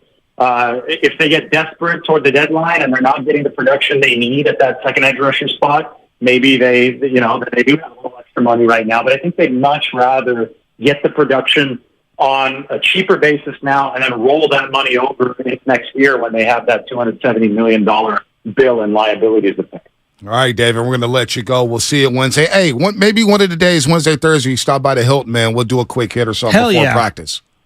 Yeah, that'd be a lot of fun. I'll be there every single day. So yeah, come through. Yeah, come through. We'll be there. We'll talk more traveling. Yeah, the seat's always open for you. I would love it. Yeah, I can't wait to see you guys. It's been a long off season, I feel, so I'm glad that we're finally in a spot where we can advance the discussion a little bit naturally instead of talking about the same things over and over. I'm with you. Reckless speculation. It's always fun, right? No, we're just kidding. David, take care. We'll see you Wednesday. Buddy. All right, thanks, guys. Have a good one. Anytime. I like that idea. Traveling podcast. We could get Alaska Airlines, United, Japan. Woo-wee. Training camp. Cannot wait. Wednesday, it happens. Bonte Bourdain. There you go. I just got an alert. Per The Athletic's Jim Bowden, the San Francisco Giants are prioritizing a quote-unquote significant starting pitcher and shortstop to upgrade their roster. Okay. Wow, that's awesome. Good for the Giants. I just squeezed that in. Just squeezing that in. Good for Farhan. I'll believe it when I see it, when it actually happens. Oh, he's got him attached to a name. Aaron Judge, Carlos Correa. That worked out well. Those all were Shohei Ohtani a few years ago. Giancarlo Stanton, Bryce Harper. Oh, Bryce Harper's going to sign off FanFest. During FanFest, he's going to sign. Show me, Farhan. Show me. John Lynch, you know what they do? They show us. They go out there and make bold moves like they did last year, traded for Christian McCaffrey. You know what? We need a jolt offensively. Let's get C-Mac from Carolina and bring him back out to the West Coast. No, Bob Myers and the Warriors, they make bold moves. Mike Dunleavy Jr. already making bold moves. He's already made more bold moves in 2 months on the job that Farhan has done in 5 years. How about them apples? What is the most bold move Farhan's done? Chris Bryant. Even then, the Cubs are getting rid of him. Bold. It was a deadline acquisition. What bold move has he made? What bold move has Farhan made? How many times do we have to ask that question before we stop asking it, though? So there you go. It's the same quote. It's the same answer every time. I'm not saying it as oh my God, why do we have to keep asking? We literally just ask that question, then you get the answer, then we ask it again. So, well, now I know. Mike Dunleavy Jr. has made more bold moves in 2 months than Farhan does in 5 years. In 5 years. How? And we give Farhan a pass and everything's all good. It's part of the process. Well, I thought in the Bay Area, we're in the process of winning championships or competing for championships. So I don't want to hear about, hey, the Giants are involved in a high price. I don't care. Show me. And I'll react to it then. I don't want to hear about these rumors. All last week, Giants Verlander, Giants of Shohei, Giants in this and Giants in that. They haven't closed the deal on any of these guys. So I want to hear about the Giants. I miss you. So soft on them and Farhan. I know Sam Lutman, true story, Sam Lutman's working on Farhan for Friday's show, right? Farhan ain't coming on this show. There's no chance in hell he's coming on this show. Because it ain't going to be one of those, hey, Mr. Lynch, how you doing? What about? No. We need to talk about some things. I think you guys would go soft if he came on. No, I wouldn't. That's for damn sure. I think he'd be like, Farhan, how you enjoying San Francisco? Tell us about travel. Are you going to Tokyo at all? I think it'd be a lot of love and cuddles if Farhan came on. Ain't none of that with Farhan. Ain't none of that with Farhan. Would jump right onto your lap. No, that's a way more comfortable lap. Who is that Krusty the Clown laugh? Give me that laugh. That's my Farhan laugh. We really like our pitching depth. Oh, damn. Dude. So uncomfortable. Dude, yeah, you might want to chill, dude. You might want to chill off that. We're definitely not getting Farhan now. My favorite was when they asked us, what are the questions you're going to ask Farhan? I don't know, his thoughts on world peace and ending world hunger. The Giants, for Christ's sake. What do you think I'm going to ask you about? What the hell? I think they want to know what Giants questions we're going to ask. If you need to be asked what questions I'm going to ask you, to me, you're insecure. I will say San Jose Jazz fan is kind of right here. Radio Bonte wants Farhan to show him something. TV Bonte buys Farhan drinks. Still waiting to do some Giants pre- and post-game coverage. Laura Britt, Carlos, take a day off. Give your boy a call, man. Them summer Sundays are opening right up for you. Hey, shout out to Anthony Garcia, Carmen Q, Therese Vanel, doing a great job. Cole Kuiper doing a great job on Sundays. Very, very entertaining summer Sundays. I love it. Forget the Giants. I don't care. Back to the Niners. Yeah, back to the Niners. So Brendan Ayuk. Last 27. You think Brandon Ayuk's the biggest story headed into this week? No, of course not. But he's a story. Everybody's going to jump on Bosa. We know what the big story is. What? It's the quarterbacks. Yes. It's the quarterbacks. Well, the other question that I have is, let me ask you, who's more important to this year's team? You cannot say, well, one's the leader of the offense. They need them both. The other's the leader of the defense. You have to pick one, CMC or Bosa. CMC. CMC is more important. Are you going to elaborate on that, or are you just going to leave that hanging? I'm going to wait for you to talk because you like to cut me off. No, it's been It's good to do a pregnant pause for a second and break it down and say CMC and have the dramatic effect. Thank you, Ray. Jesus Christ. It's Christian McCaffrey because of what he does for that offense and unlocking the offense. Again, I go back to a play last year at SoFi Stadium. Christian McCaffrey swings out to the left flat. Uh-huh. And the linebacker, I think it was Malcolm Jones of the LA Rams, number 53. Could be Malcolm something. Anyway. Yeah. see CMC come out the backfield. He's alert. Oh, my God. Yeah. Number 23's out there. And George Kittle was like, oh, my God, I'm running wide open down the seam. Boom, first down. It was wide open. He unlocks everything for everybody. Everybody. I've seen Nick Bosa. Defense hums despite him not having a sack. Despite him not having a tackle. You don't think that the double teams and the triple teams that he's facing open things up? Sometimes, but we saw in the playoffs that he really wasn't a factor. Well, did you notice in the Mahomes quarterback doc that Mahomes says to him after he had returned from the hamstring injury, the groin injury, he said to him at midfield, hey, you got to get right. You got to get right. And Nick goes, I'm healthy. And it was like, and like Mahomes knew he wasn't healthy. That was interesting. Wasn't that? Christian McCaffrey goes down. And I get Elijah Mitchell's a good running back. He's a nice change of pace. He cannot be relied on, He shows some injury problems. Ty Davis Price. We don't know about him yet. I think I know. He's not very good right now. Well, I want to see it. I haven't seen enough of him. He's played more fullback snaps than he has running back snaps. I haven't seen enough of him. I haven't seen enough of him to make that determination. JaMychal Hasty.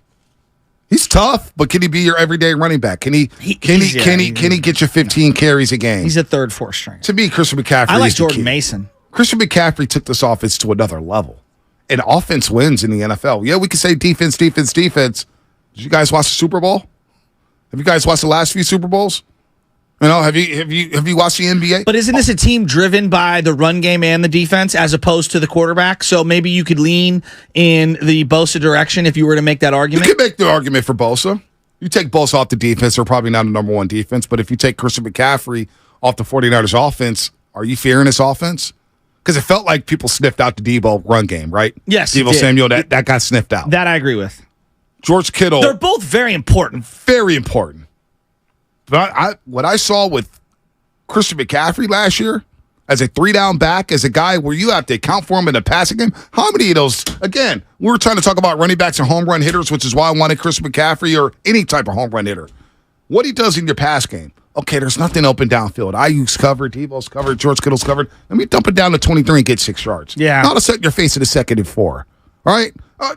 We can run the ball with Christian McCaffrey. He's going to get 7 yards. Oh, wow, 2nd and 3. Now I can run a play pass. I can run play action. I can do all kind of things with Christian McCaffrey. You couldn't do those things before he got here.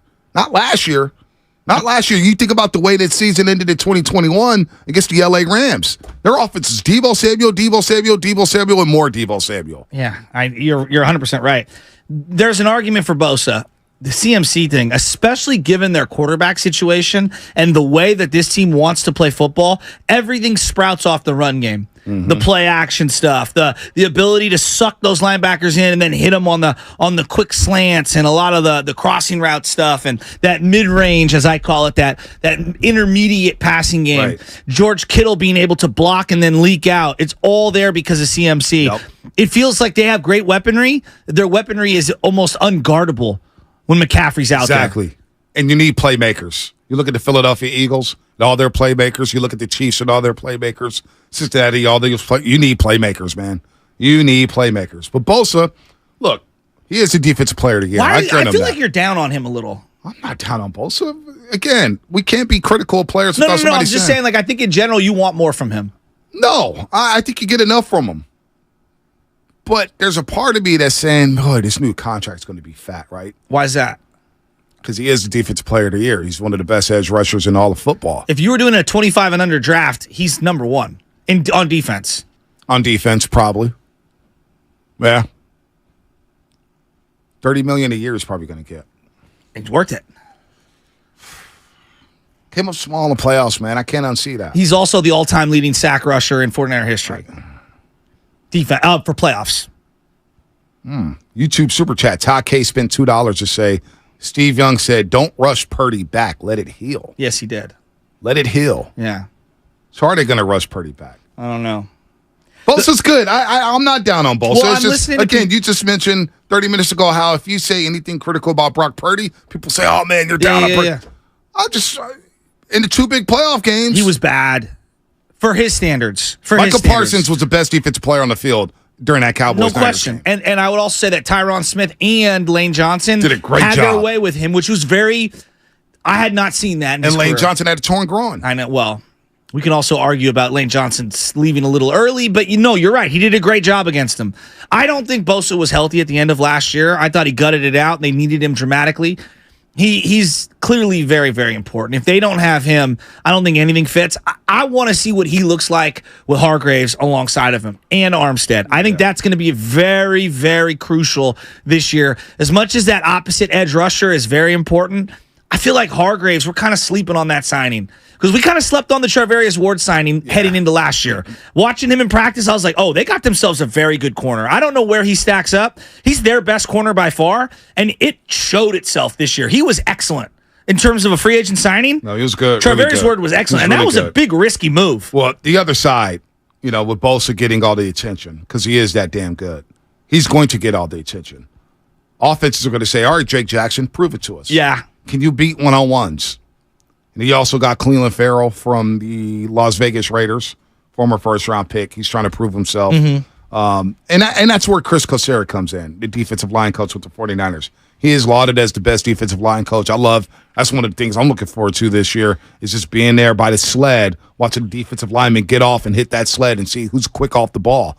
Chris Kocurek does a great job of coaching that unit up. So Colton McKivitz, Kerry Hyder Jr., Clelin Ferrell, Kevin Givens, Drake Jackson. One of these guys are going to have to step up opposite of Nick Bosa and apply pressure to the quarterback. One thing with Philadelphia, they got multiple edge rushers. Well, and they got Jalen Carter. Yeah, they got their D-line stacked. He essentially fell to him. What they have, the 10th pick? Yeah. He would have went number 1, 2, or 3 in most drafts if you don't have the situation that he had presenting itself with the speeding ticket. And now he goes to Philadelphia. And obviously, the crash. It makes him even stronger. So who's going to be dominant opposite of Nick Bosa? Come back to the argument, Bosa is more important for this football team. There's no wrong answer there. I prefer a little more offense. I prefer CMC. It does feel like the Niners have a unique conversation where, unlike the other Super Bowl contenders, as I say in air quotes, they're all quarterback dependent. Yeah. Like if I say, hey, Josh Allen has a down year, everyone's like, Buffalo, cross them off. Right. Joe Burrow has a down year, Cincinnati, cross them off. Right? Am I wrong here? Yeah. Mahomes has a really bad year, down year, cross them off. Like the quarterback could be the 6th or 7th most important player on offense, and the Niners could still have a very good record and get into the playoffs and get all the way to the NFC Championship game, can't they? It's very unique the way we talk about them. Now, they're going to have to play good, I think, at some level, but they don't have to be the catalyst. After watching the quarterback doc, isn't it apparent you need a great quarterback to win in this league? Well, I think it's what makes it more important. Like, to me, watching the quarterback doc, I'm like, given that they don't have one of these guys, the fact that they've had the success that they've had really tells me that Shanahan's freaking incredible. Shanahan has been incredible, but the defense has also been incredible. Absolutely. He gets credit for that. He's hit 2 consecutive defensive coordinators that were first timers, and now he's going for his 3 for 3. No doubt. But this guy's obviously Steve Wilkes has experience. But the quarterback spot, quarterback. You got to figure out the quarterback, and that's of course the biggest storyline going into camp. There's no doubt. Quarterback, is Trey going to hit? Is Brock Purdy going to be back? It sounded like from Steve Young, from David Lombardi. There's no guarantee Brock Purdy's going to be playing week 1. I have a bet with my cousin that he's not going to be on the field practicing, ready to go full go. He has to be a full go August 1st. He was one of those timetable people back when the surgery was happening. A full go August 1st? Oh, yeah, that's what he thought. That was the bet. A full go? Yeah, we have. I think it's a HOP bet. House of Prime Rib. That was a sucker bet. I know. That was a sucker bet. It's going to be delicious. Who's the player on the 49ers as I look at their depth chart? Who's the guy they can ill afford to miss this season? Because injuries will happen. It will. It's football. It always happens. Who's the guy they can ill afford to miss on both sides of the football? And I'll start off by saying you can't miss Trent Williams at left tackle. You need Big Trent on this offensive line. Okay. You miss him. Like, you could probably weather the storm with Christian McCaffrey for a couple weeks. But Trent Williams is a guy you cannot have missing in action on offense. And on defense, obviously, it's Nick Bosa. I would go Fred Warner. Oh, that's a good one. And not that they can't, like, they did it without Nick Bosa, and it didn't look good last year in the middle of the season. Fred Warner's an Iron Man. I mean, he's just an absolute Iron Man. And, Greenlaw's been banged up. They've done it with a variety of guys alongside of him. They did it the year that they didn't have Bosa. Fred Warner was really good that year.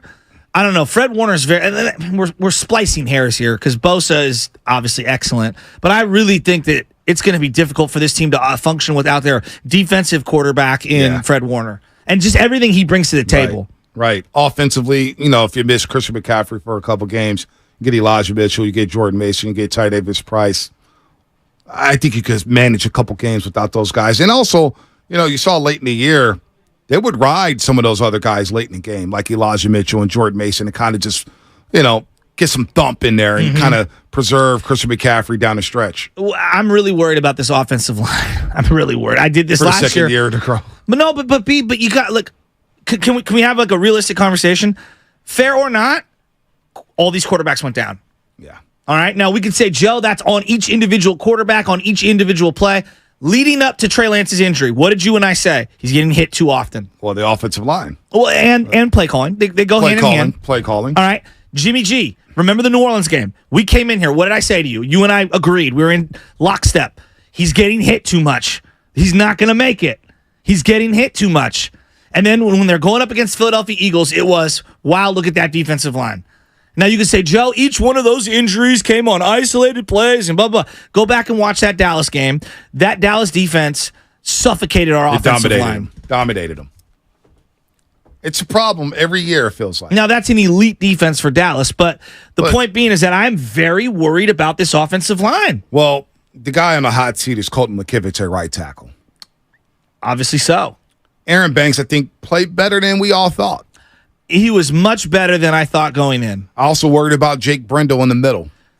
I still worry about Jake Brendel. Jake Brendel in the middle, especially when you're going against big hogs like Aaron Fletcher Donald. Cox, Aaron Donald, Jalen Carter. Some of these teams that they're playing. Who are they playing? The AFC North? Yeah. Baltimore, Cincinnati, Pittsburgh. They got some nasty dudes in the middle of that defense. Yeah, they do. Nasty. I mean, just think about that right side, right tackle. At week 1, you're going up against one of the best pass rushers in the game. Yep. TJ Watt. Yep. If you don't think TJ Watt's going to line up right over your right tackle, no matter who the quarterback is, and wreak havoc, and that's why I do get worried about watching the quarterback doc and the pain tolerance, everything. The last thing this team can do, and for the health of this quarterback, if Purdy ain't a hundo, you cannot play him early in the season. No, not against Pittsburgh's. He's got to be right. Pittsburgh's defense is tough. Minka Fitzpatrick is ready to step in front of any lobbed ball that you throw out there. They're Come tough. on. They're tough as I look at the Steelers' front seven. And that's the difference, too, with Andy Reid and Kyle Shanahan. A lot of people say, well, Shanahan didn't win them like Andy. Well, Andy Reid, again, he identified a franchise quarterback. Shanahan has tried to. Hasn't worked out well yet. And offensive line. Andy Reid has always had good offensive lines. Yeah, yes. Always. Yeah, he has. It feels like the last 4 years boy, what's up with the offensive line under Kyle Shanahan? Weren't they playing a rookie at center last year, Kansas City? They possibly were. It was they had a rookie. They had a rookie inside. They did. Yeah, I believe the rookie was the starter at center. Remember after the Tampa Bay Super Bowl, they invested heavily. Yes. They grabbed the guy from New England. Orlando Brown, but he's gone now. He's in Cincinnati. I know, but they paid that guy. They gave him a first-round draft pick, if I'm not mistaken. It was Creed Humphrey out of Oklahoma. Creed Humphrey, and that was the center? Yeah. He's legit. Was he a 4th-round pick? I think he was a higher one than that. Was he higher? He was Oklahoma. He was a rookie, though. Oklahoma pumps out offensive line. Yeah, they do. They know offensive line play. Trent Williams. There you go. Lane Johnson. Larry Ogunjobi. That's the guy who swung the helmet. Cameron Hayward, T.J. Watt, Cole Holcomb, Elandon Roberts, Alex Highsmith, Joey Porter Jr. is on the Pittsburgh Steelers playing corner. Is there anything that, like when I'm watching these quarterbacks this week, is there anything that's going to tell you that somebody's not the guy? Like, is it just pure accuracy with Trey Lance and feel? Because people are going to poo-poo and say it's just practice. It's like, no, practice is very important. No, well, is it just practice? Because last year, from all the reports I read, it wasn't just practice. It was Trey's inconsistent. Trey's not doing well in practice. Again, I think about the preseason game against the Texans, and everybody made a big deal about, oh, my God, Trey Lance looks terrible. But I thought it was just preseason. So the goalposts change whenever we talk about the quarterbacks interception. When it was Jimmy Garoppolo and we made a big deal about the 5 straight interceptions during practice or the Denver Broncos preseason game, it's just preseason. Calm down, Bonte. Calm down. But that same energy wasn't reflected towards Trey Lance last year when it was preseason. I was saying, hey, it's just preseason, right? No, he don't look good. He's not ready to go. I was there. Danny Gray was his number 1 or number 2. John Jennings was on the other side. Not every time, but there were a lot of times on 11-on-11s, they were trying different wide receivers. They couldn't get open. Danny Gray couldn't get off the blocks. And Juwan Jennings, not a great practice player. A really good in-game player, but when you watch him at practice, he's just big and slow. And so I don't think those things pop. No one was open last year. Well, now you get Debo and Ayuk. You get Danny Gray back. And I'm eager to see what Danny Gray is. I'm going to be real, you know what? Skeptical. Well, I'm very skeptical. The problem with the 49ers, too, and they got Chris Conley in at camp. When he came into the game, you knew what was happening. Yeah, but you know what? At least you could stress the defense. At least you got to respect speed on the field.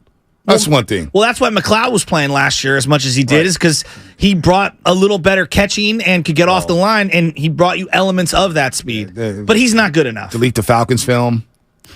Delete the Rams film. We're Ray McLeod, please. Are we going to get better weather to start this year? Well, it rained like 12 weeks in a row. But no, seriously.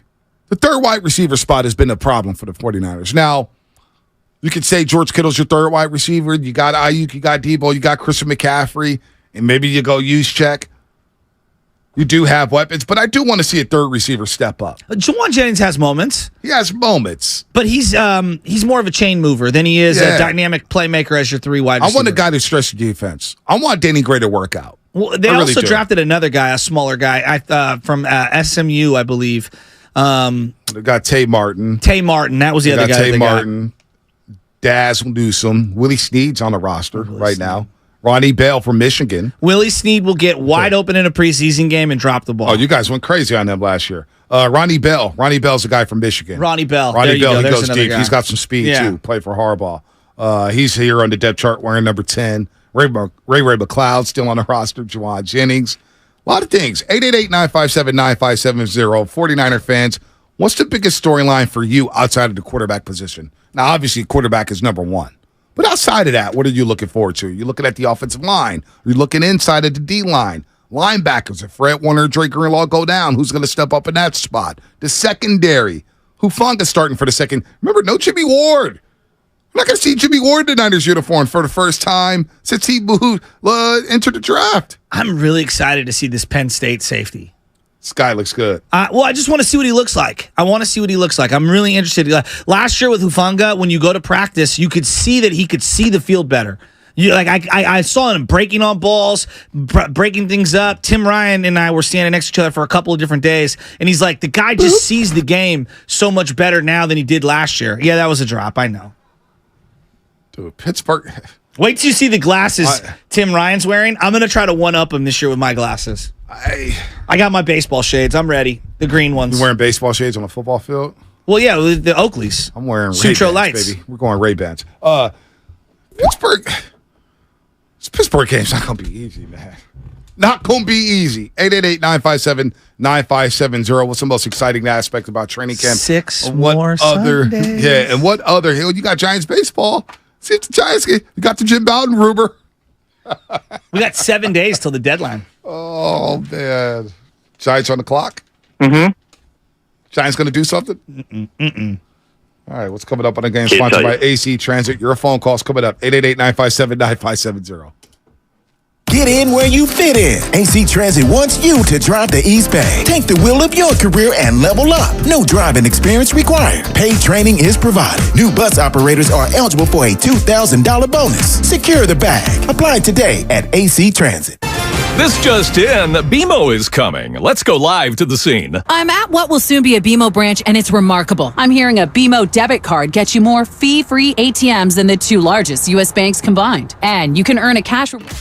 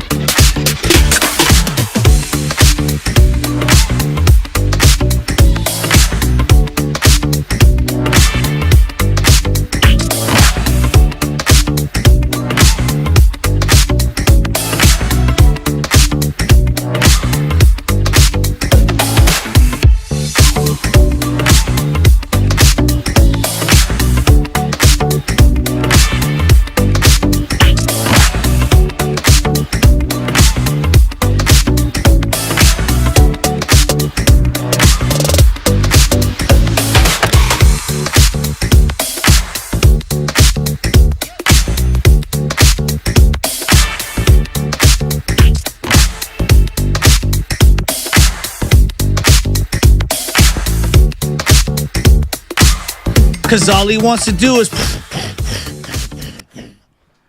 take Lacob's money. That was a joke. I want to take Lacob's money, too. I would, too. By the way, Robbie Gould, sour grapes about the Niners not offering him a contract. Oh, Robbie Gould. Sorry, dude. Maybe if you could hit a freaking field goal outside of 30 yards. You got to get inside the 12 if you want to hit and go up Robbie Gould range. You know what? Speaking of Robbie Gould, though, the kicking game is a concern. Got a rookie, Jake Moody, out of Michigan. Now, they did trade for Zane Gonzalez from Carolina. Having a reliable kicker, man. You can laugh all you want to. Are they platooning kicking? Yeah, maybe. Maybe you got 2 kickers on the roster, plus Mitch Wisnowski, the punter. It's a tough spot, man, replacing Robbie Gould. Robbie Gould was good as gold in the playoffs for the Niners. He was solid. A lot of pressure on Jake Moody. He does have a leg, though. Does have a leg out of Michigan. 888-957-9570. Oh, we got a Steeler fan on the line. I like this. Hernan in Redwood City. Oh. Steelers fan wants to talk about week 1. What's up, Hernan? What's up? Thank you guys for, I just want to say thank you guys for taking my call and just letting me just talk about this game that I'm very much excited about. Okay. It's a big game. Huge. Yeah, it is. It's 2 big defenses going at it, and I personally just think it's going to come down to the little details in terms of the offense and who's coming on just in sync with the offense, understands what they're playing, and I think the run game is going to be good for both sides. Defense is stacked, as you guys mentioned, and we just signed Alex Highsmith to a max contract, or an extension. So he's going to be playing with the Fire Unders, but we got Minka going all out, Mike T always keeping the team locked in, and then you guys got Brock Purdy on the other side. Brock Purdy, Kenny Pickett. I'm looking forward to that showdown. And as a Steeler fan, can I ask you a question? I'm counting down the days. Yeah, I know. We got 6 more weeks. 6 more weeks. As a Steeler fan, I want you to be honest with me. If I put Kenny Pickett in a 49er uniform and Brock Purdy in a Steeler uniform, would you look at those 2 quarterbacks differently? Yes, I would. And? So Kenny Pickett, playing at Pitt, he had I think he said he had a pretty good QB ready coach. I forgot his name. And being out of school for 4 years, all 4 years, I think by the time he graduated was a little more mature and understanding the game, which is why I think when he came in to the Pittsburgh Steelers for the quarterback position, it was just a matter of time, not if. And with Brock Purdy, didn't really catch much of the games, but he has that kind of it factor, that kind of mojo that you need as in a leader quarterback. So I think when it comes down to that, Kenny Pickett just slightly ahead of the game in that sense, but I think in the system that Brock Purdy's in right now with 49ers, it helps him just be a better quarterback or fill out those other spots. Hey, good call, Hernan. Great way to call us. Call us back before week 1. Mitch Trubisky, by the way, still backing up Kenny Pickett in Pittsburgh. We may see Mitch Trubisky in that game. You know, the third-string quarterback still got Mason Rudolph on the roster. No, they don't. At least for now. You know who else stays drafted at tight end? Oh, boy, they got the Georgia boys. They got George Pickens, your wide receiver. In Washington? Darnell Washington. Yeah. This Pittsburgh game ain't going to be easy, man. Speaking of just those Georgia tight ends, I was reading something.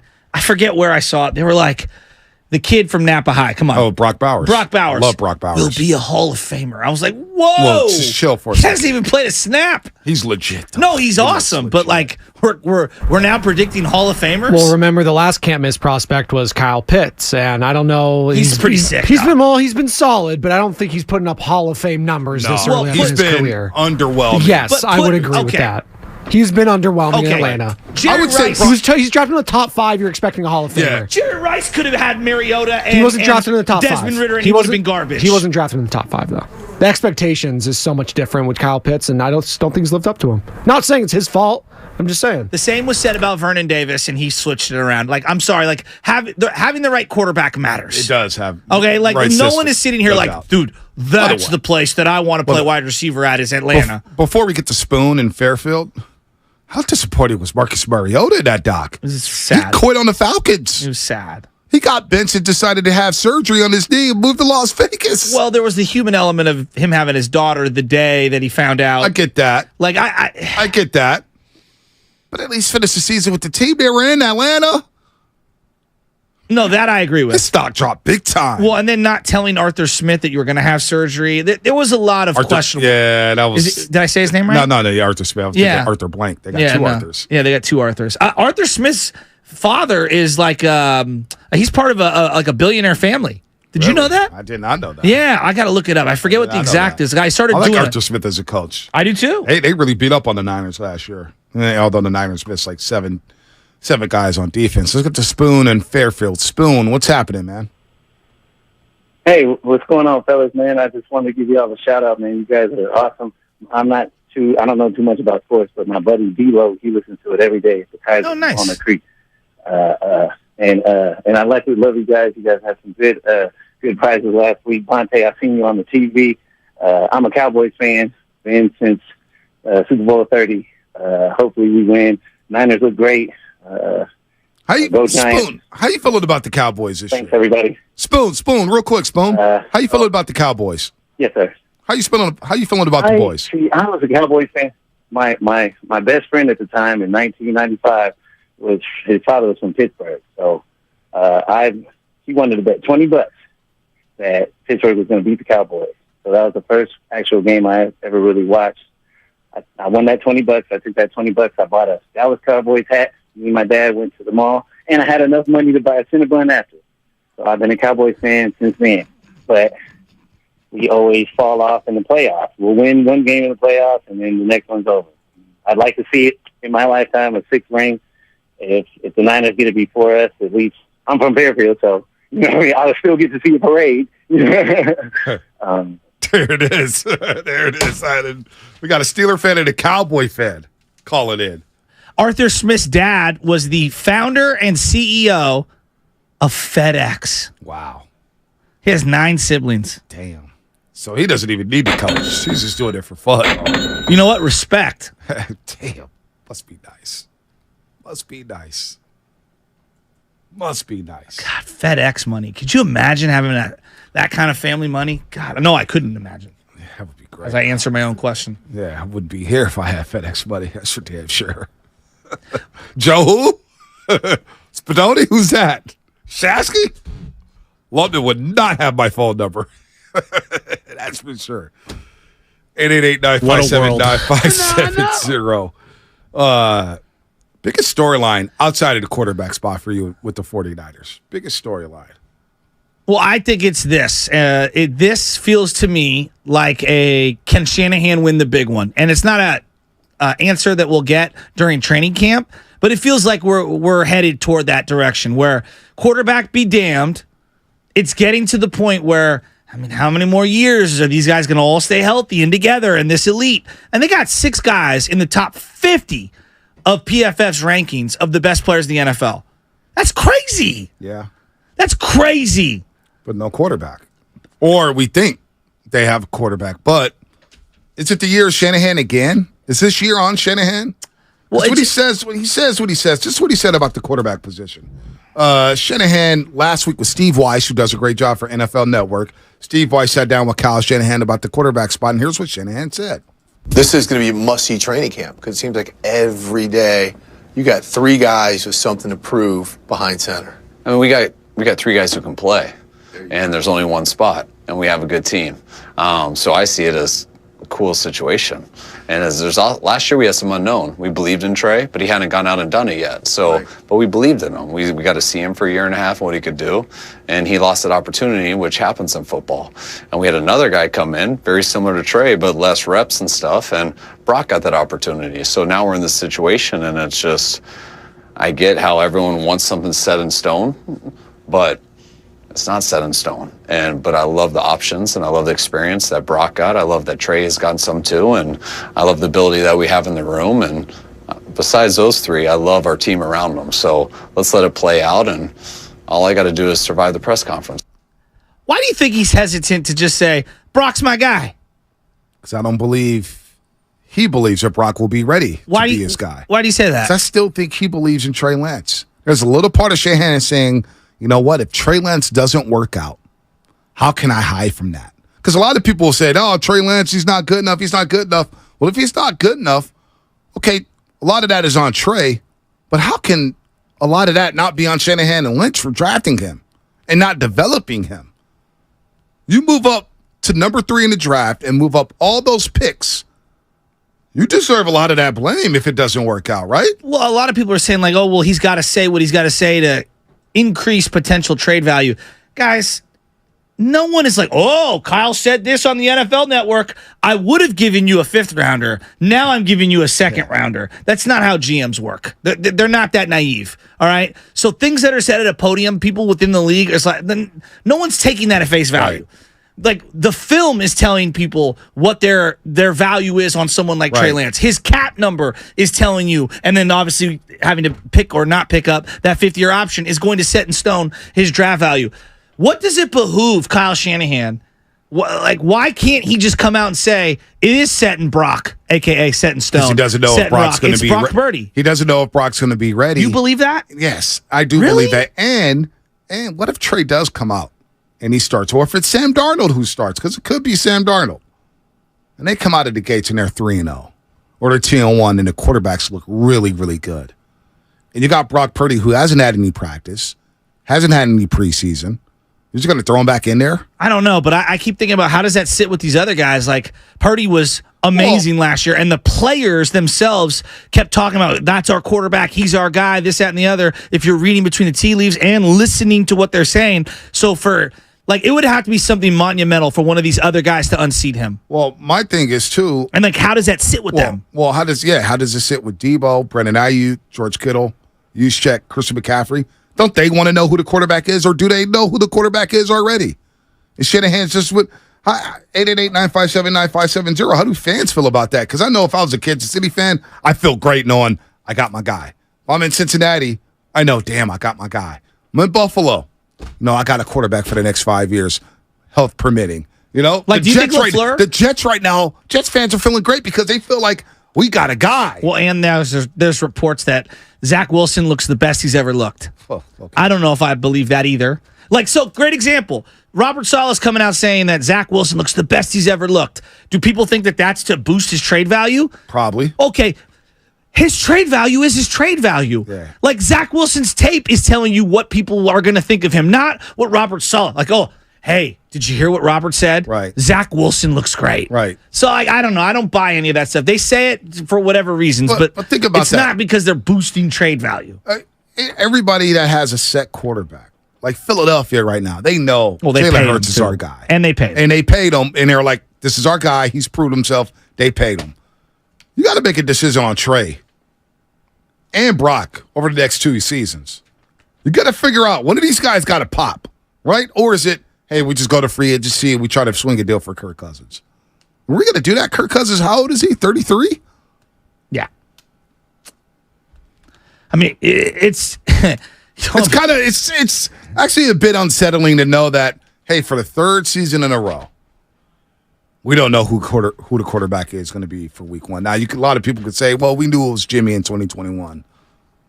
I don't know about that. Well, they do need some clarity. And you heard kind of Debo. My impression of when Debo hung up on that guy a couple weeks back, my impression of it was not necessarily all the questions. It's more like the big takeaway, dude, these guys are so sick and tired of talking about the quarterback. They want clarity at quarterback. I think Kittle's sick of it. Kittle mentioned that. I think Juice is sick of it. I think Trent is sick of it. I think Kyle's sick of it. I think the quarterbacks themselves are sick of it. Yeah, no, I'm sick of it. I'm sick of tired. I just want a guy. I just want a guy. I want a guy for Shanahan. I want Shanahan. He's like, yeah, I got my guy. And we all thought it was Trey. And then Purdy comes into the equation, and now we don't know. Larry in San Francisco, what's happening? Hey, what's up, fellas? What's up, Larry? Hey, man, I got to say something, man. first of all, I am rooting for Trey so much you don't even know. I'm rooting for Purdy more than anybody. This way I look at it. If Trey Lance is the man, he's got to step in and score 30 points, man. I've watched all his game film. Dude, he got everybody goes back to this 2-minute stretch that he had in the Texans game. The dude, I don't know, man. I'm looking forward to him coming out and just being a stud, man. He needs to come out and show that he's a quarterback, man. That he could run this offense. Hey, and by the way, Joe, you ain't going to believe this. I drove a wide receiver who I cannot say. I promised him I would not say his name, but he wants Brock Purdy as his quarterback. Wow, Larry, who do you want at quarterback, Larry? Oh man, dude, I want whoever's going to score 30 points a game. You know what I mean? Because it's proven now in the NFL, you can't win by scoring 20 points anymore. Is it Danny Gray? Our defense is not what the way the game's played, our defense is irrelevant when it comes to anything over 20 points. Our defense is irrelevant. Let him talk. I want to guess who it is. Is it Ayuk? He's not going to tell you. I promise I wouldn't say anything, and I promise. It's I promised him so much. I just had to ask him, Let me see. Let me ask you this. He did say that Trey Lance is throwing some accurate balls. All right, incredible. Let me ask you this, Larry. Is it a guy who wears a number in the teams? Yeah. Oh, yeah. No. He's been on the team. He's been on the team. He played last year. So, I just promised him, man. I'm so sorry. You know what? You're doing a good job, Larry. I don't want to be one of those guys. No, you got to protect your sources. That's what it's all about. All right, we're good to go. Bye. What if it's Ray McCloud, Danny Gray? They all wear tees now. Ayuk's number 11. Devo's 19. Are you sure it was a wide receiver? Because I've been in an Uber in Boston, and they thought you were an NBA player, and I laughed. Yeah. And we could have easily kept going with that charade. They thought I was the agent. I was like, no, I'm actually the NBA player. He's my agent. You coaching? Oh, look at that. Giants averaging 1.6 runs per game in the last 5. Ooh. Since he was on the morning roast, Gabe Kapler, the Giants have not won yet. Oh. Some guy tweeted at me when they had won 7 in a row. Oh, you want them to sell now? So your boy keeps receipts. Yesterday when it became 5-0. Hey, you still want them to buy? Some lady I was done with the road to Hana, right? We kind of came out of Hana, and there was a store. So I was like, I want to get some snacks. Got to use the restroom. Okay. So I go use the restroom. I go get some snacks, and Anna likes this vegan beef jerky, whatever. Okay. And so I go up to the register, and the girl, she goes, this is vegan, right? I was like, yeah, I'm well aware. And she goes, oh, okay. And then she looks back at me. She goes, are you a basketball player? And I was like, nah. And so I was like, hey, you accept Apple Pay, right? Because I had left my wallet in the car. And she's like, yeah, but it's not really working. But the system had asked me for my PIN code, so I'm about to put my PIN code in. And she goes, no, it's not going to work. It's not going to work. You're going to have to get your card, physical card. Really? And so everybody's watching me at the store. There's like 13 people in there, and they're all, white. I'll just say it. They're all white. So I go get my wallet. Where is this story going? I'll tell you where it's going. Okay. I grab my wallet, and I'm just like, and I don't want to go back in there. I feel very uncomfortable. So I go back in there, and I go to the register, and they're all looking at me. And they're all go, oh, we're all having a conversation whether you're going to come back or not. We're trying to figure out who you were. And I'm looking around the store. They're all looking at me like smiling like, oh, you actually came back to pay. I was like, what'd you guys think? And so I put my card in, and she goes, oh, yeah, it's still not working. Maybe it's your card. I say, well, what do you need? I got debit. I got credit. I got Apple Pay. What do you need? What do you need? Usually the king gets things for free. No. What do you need? It was a very uncomfortable moment. Well, what part? All of it. All of it. Did you let her know that you're the least athletic 6'4" human being ever made on the history of this planet? That's not. Again, Shasky, 10 years ago, I would have cooked your ass on the basketball court. I would have punked you. What team did she think you played for? I would have made you mine. You know what? I would have made you my female dog. Okay. All right. What team did she think you played for? I don't know. I had a jersey on. You should have said I'm LeBron. She saw a tall black dude, thought I was a basketball player. That's what all white people assume. When I'm out in the country, they all assume, oh, do you play basketball? It's the most racist thing ever. You were hella happy. No, I was not. I was annoyed. I wanted to buy my stuff. Actually, I covered the team. Right. With the Hall of Famer but Chris I don't Mullins. But see, no, this is what Shasky does. See, I don't do that. True story, folks. Shasky goes out to a funeral. And the priest comes up to him, hey, what's your name? Oh, that was, Oh, I'm Joe Shasky. I work on the #1 radio show in the mornings. That was a joke. No, it wasn't a joke. You were very serious. That was a joke. Because Lucas Alexander was like, yo, dude, you serious? You sound like a douche. I don't do that. I like to be incognito. That was at Nash's brother's funeral. Hello, Richie. The guy was talking sports. He was the USC pastor. So I put my credentials out there. Hey, how you doing? Somebody's, oh, yeah, what are you doing? Oh, I just, work in the sports industry. That's what I do. Have you seen the Steph Curry doc? No. I'm prominently featured. In fact, my favorite part of the Steph Curry doc was when, Steph and Canyon were watching me.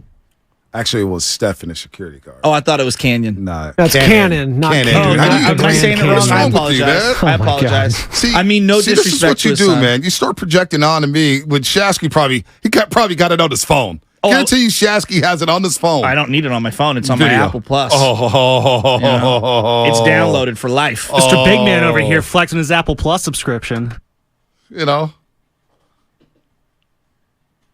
It's all good. He be blending into the couch. So I tell a story and it comes back on me. I don't do that king stuff, man. That's not me. That's douchebag stuff. That's douchebag stuff. That is. Yeah, did you tell her I'm Fred VanVleet? No, I told her. Can I exchange this currency from Canadian to American? I told her, fix your damn system so I can get the hell out of here and get my snacks and move on. Felt a bit racist up in there. That's all I was saying. It was just like, whoa. But that's the worst. Black guys can relate. You're not black, so you can't relate. Yeah. You can't relate to that. All right. Although, I will say this. I enjoyed in Sonoma over the weekend. I did not realize that the Sonoma Stompers, which I believe is like a semi-pro team of some sort. Yeah. Kevin Mitchell used to play for them. What's that? Kevin Mitchell used to play or manage up there. Okay. I didn't know. I don't know what league they're in or what, but they have a really cool stadium right near Downtown Square. No, it's not bad. Very cool. I'm very jealous. I need to go check it out. I don't know how I would play a baseball or even attend a baseball game in 110-degree heat. People are saying now I understand why KT Scott left. Well, she left because she got a way bigger back. I think she was doing the women's soccer. She's also Women's World Cup. Yeah, there you go. Women's World Cup. Okay, and she's going to do Seahawks preseason games. And there's a lot of consternation about goaltenders saying that you're not selling their jerseys. You pay attention to that? Nike's not selling the goaltender jerseys, and a bunch of the goalies are furious. Why? I guess they only sell the regular jersey, which is the kit, okay, whatever it's called, okay? The jersey that the other 10 players on the field wear, but not the goalie jerseys. And now people are like really, or I guess goaltenders are very mad because goaltenders want their jerseys to be accessible and purchased by kids and adults and whatever. That's unfortunate. That is very, very unfortunate. There's a lot going on the YouTube chat. A lot going on. Training camp opens up Wednesday. Giants in Detroit today to try to get off the schneid to stop their 5-game losing streak. You ready for golf tomorrow? No, I was going to ask what teams you played for when you grew up. Because now I got my athletic juices flowing.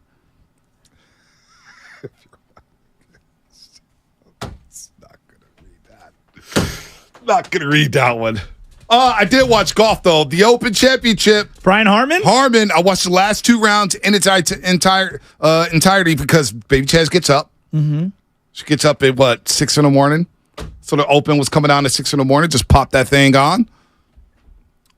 Harman was hitting putt after putt after putt after putt. For a second in the third round, I'm thinking, oh, boy, he's about to choke. Here comes John Rahm shooting a 63 in the third round. Oh, boy, there's Jason Day. Oh, boy, Rory McIlroy's on the leaderboard. Now, of course, he didn't win again. Yeah, and Harman, man. Shout out to Bruce. Harman, who's the kid? Do you got the sound, Spinoni?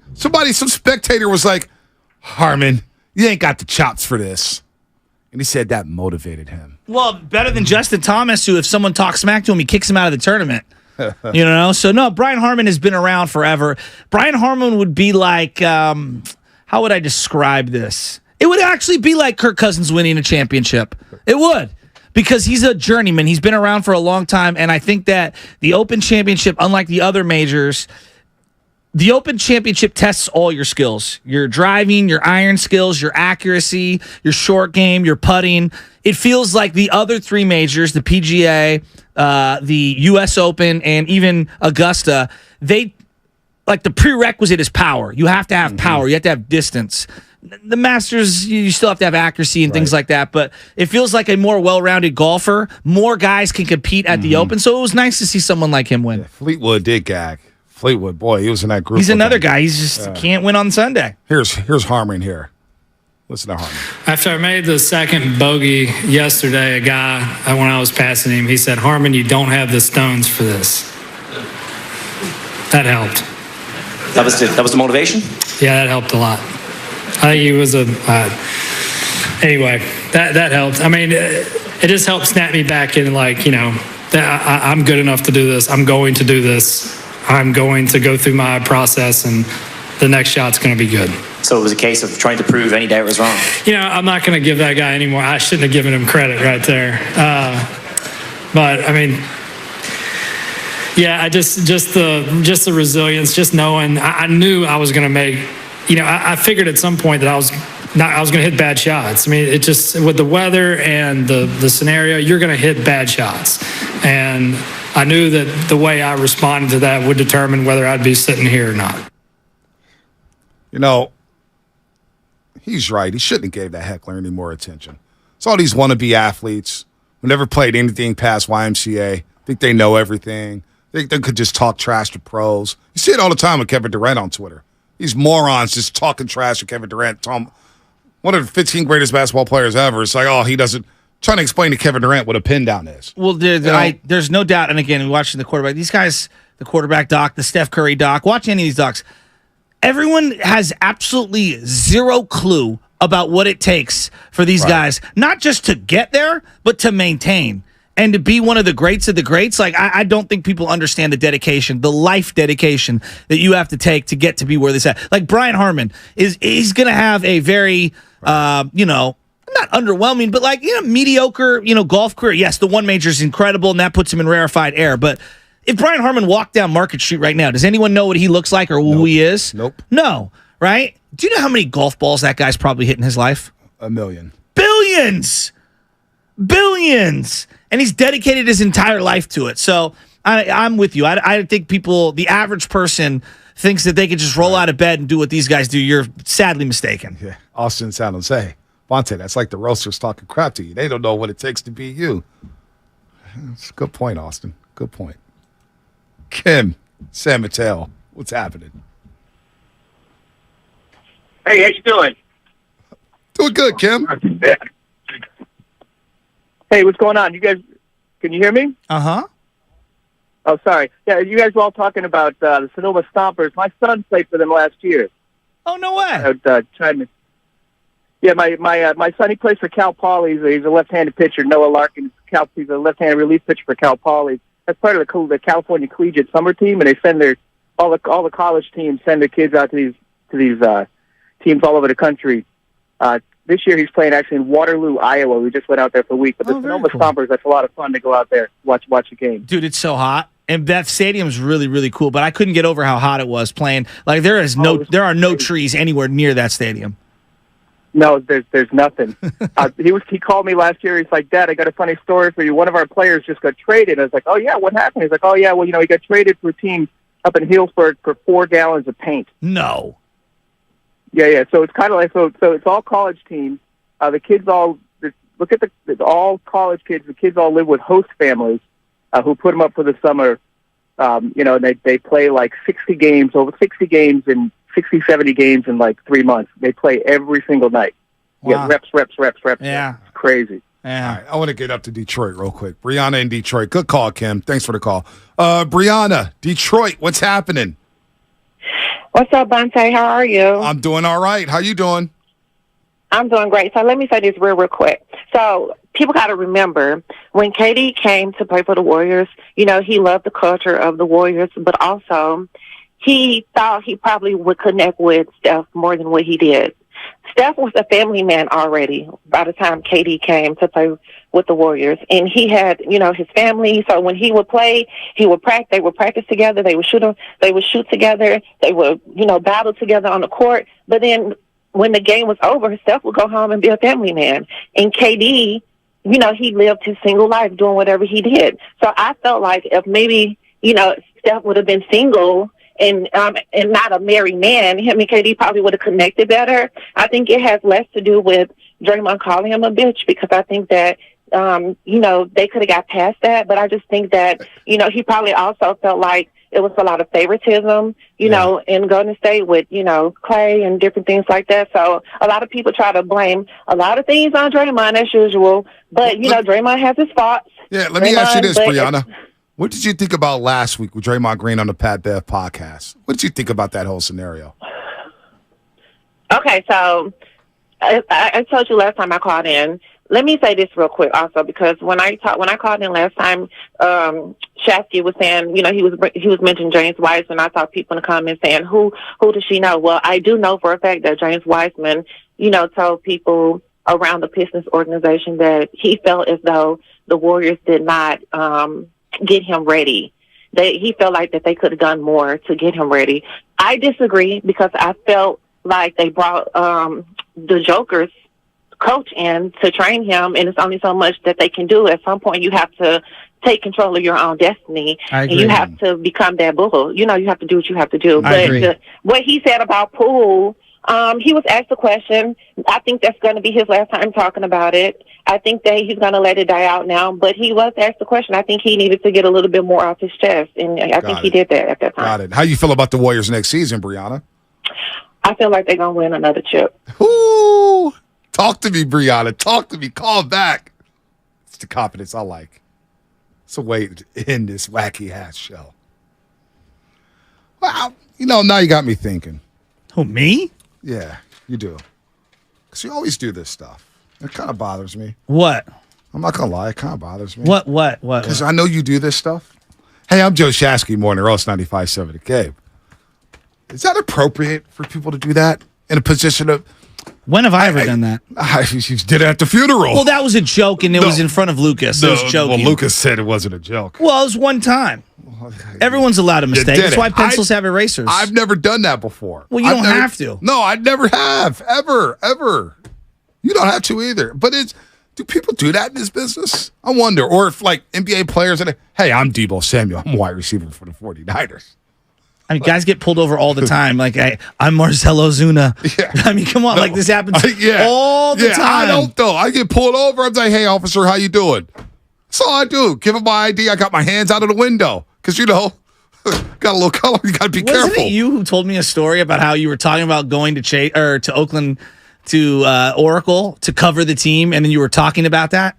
No. I did get pulled over one time in Daly City, and I hate to put this out there. This is many years ago, and the guy was a 95.7 The Game listener, looked at my ID, threw it back at me, was like, I'm a big Townie fan. And I just started laughing, and he's like, be on your way. Well, I was like, damn. I got asked I didn't say nothing. Well, no, I didn't say anything. So 3 times I got pulled over, and I never got a speeding ticket, knock on wood. The first time, I was like, damn it. I'm going to throw my credentials on to save me from a speeding ticket. Because back then I was living check to check. Okay. No. I didn't say anything. I just had the credential on just to be like, hey, I was tired, blah, blah, blah, blah, blah. Because I first got the Charger, and I was coming through the Bay Bridge, and I was flying. I was going 90, felt like 50. Oh, the Batmobile was humming. I was, open road. Second time I got pulled over. They're looking at everything. And then finally, they let me go. Oh, by the way, do you have any 95.7 Game stickers? And I was like, if you give me your mailing address, I'll make sure to get some. But I did not say, hey, I'm Ponce Hill. I work on, that to me is... When have I ever done that? You did it at the funeral. Okay, you're citing one time as a joke. Well, you probably did it a lot more. As a joke. By the way, Brianna, she's got some insight. Clearly has relationships, family, friends, I don't know what, something with the Warriors. She knows people. Know somebody. You gonna mention that publicly? I would say she's more tapped in than Rick Bucher.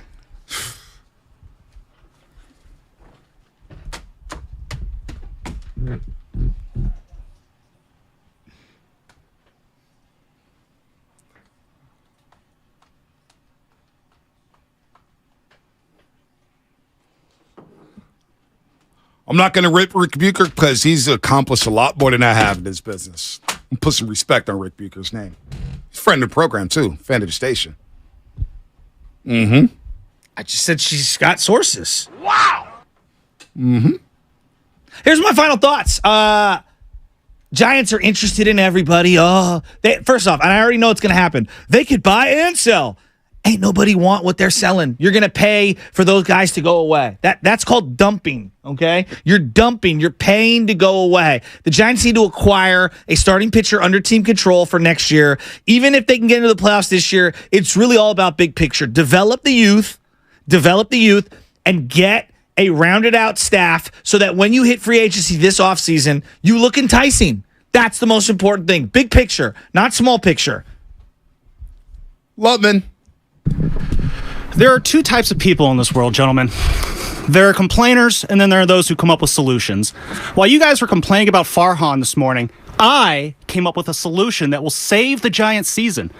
If you want to hear it, though, you got to listen to the next episode of Garlic Fries and Baseball, guys. What a tease. Thank God. Wow. Coming out tomorrow. That one should just breathe. I was about to fall asleep. I didn't want to say anything. Spinoni, I was going to fall asleep. You know what? Flavor of love. Let me guess the solution. No, let me not. You know what? You're going to be wrong. Kirk Cousins. I can't wait for him to be the Niners quarterback next year. Those are my final thoughts. I can't wait. I hate you. My final thought is Raider fans have to suffer in the AFC West because Patrick Mahomes ain't going anywhere anytime soon. But they got Jimmy G, and he's healthy. Yeah, my final thought is it's good to be back. Not really. Maui's great. Should have extended the vacation. Oh, that's Fast Five. Brought to you by the Next Generation 10G Network. Really quick. Sorry, one more final thought. You guys want to know who you're playing golf with tomorrow? Who? You're going to be playing with golf with Christopher Fellman. He won the contest. So, Christopher Fellman, we will see you out on the golf course tomorrow. Just one guy? Christopher Fellman and guest. Sorry, thank you for that correction. Right, Christopher Fellman and guest will be joining Christopher from? I do not have a location of where Christopher is from. I just have a name, and that's it. Is he a youngster? Old guy? I don't know. I've literally given you all the information that I have. All right. Now I gotta go. Again, that was Fast Five brought to you by Xfinity, the Next Generation 10G Network. Only from Xfinity, the future starts now. Have a good day, everybody.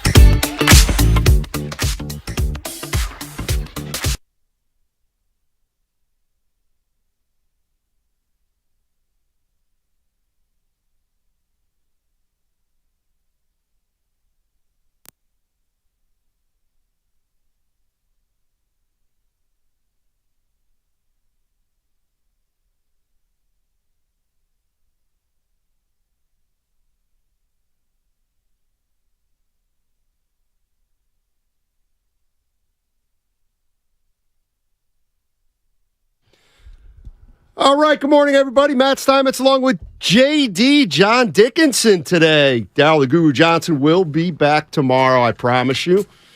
And we got 49ers training camp starting Wednesday. 95.7 The Game will be down the Hilton in Santa Clara on Wednesday and Thursday.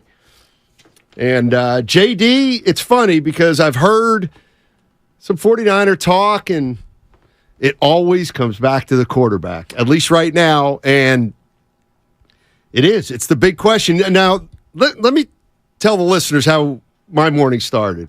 I said to JD, who do you think's going to start week 1 for the 49ers? Because I feel like it's an interesting question. You get a bunch of answers. And JD, without any hesitation, goes, Brock Purdy. Brock Purdy. And I said, what if he's not 100%? He said, I think he'll be fine. I think he'll be there. So you don't really think, you're not looking into this quarterback position as complicated as others seem it is right now. It's not complicated at all. It's if Brock Purdy's healthy enough to go, then Brock Purdy is the number 1 and the 49ers starting quarterback in Pittsburgh on September the 10th. Now, if he's not healthy and able to go, then it becomes the competition that has been discussed for the last few months, which is the competition for the 2 spot, which could turn into a temporary 1 spot if Brock Purdy isn't ready to go. And that, of course, is the competition between Trey Lance and Sam Darnold for the 2-3. Let me just throw this out at you, not that I want to spend much time. If the quarterback's the number 1 issue, what's the second issue for the Niners? It's a great question. I mean, offensive line. Okay. Do they have enough pass rushers? Secondary.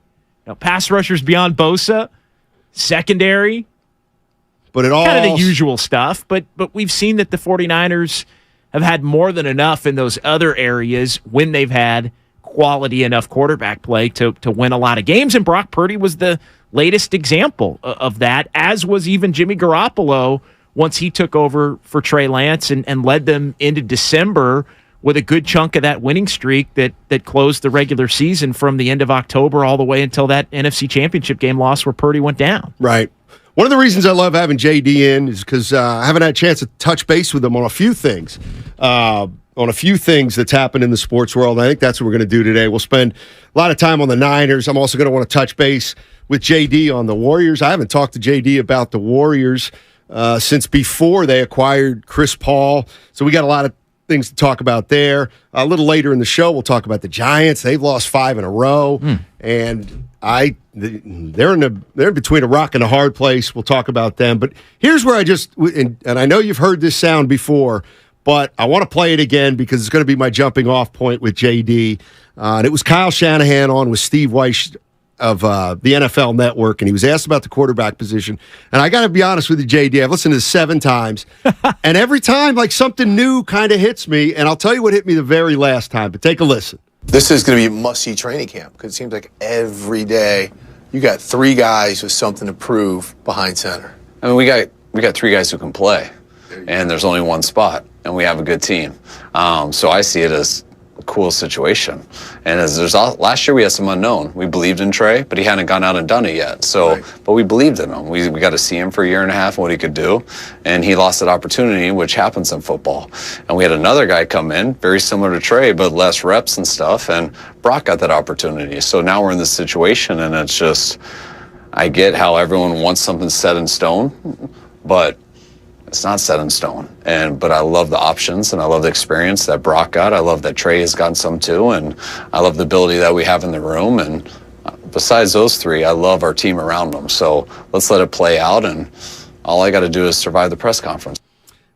And here's the first thing. And the first one will be tomorrow with him and John Lynch in Santa Clara as Players Report. What time's that? Do you know off the top of your head? It's probably going to be around 11, but that's not official as of yet. Probably becomes official at some point between now and 2. So I'll let you know if that email drops. Appreciate that. You know what stuck out with me the last time is Steve Weiss said, you got 3 guys with something to prove, or who've all got something to prove. And he said, we've got 3 guys who can play.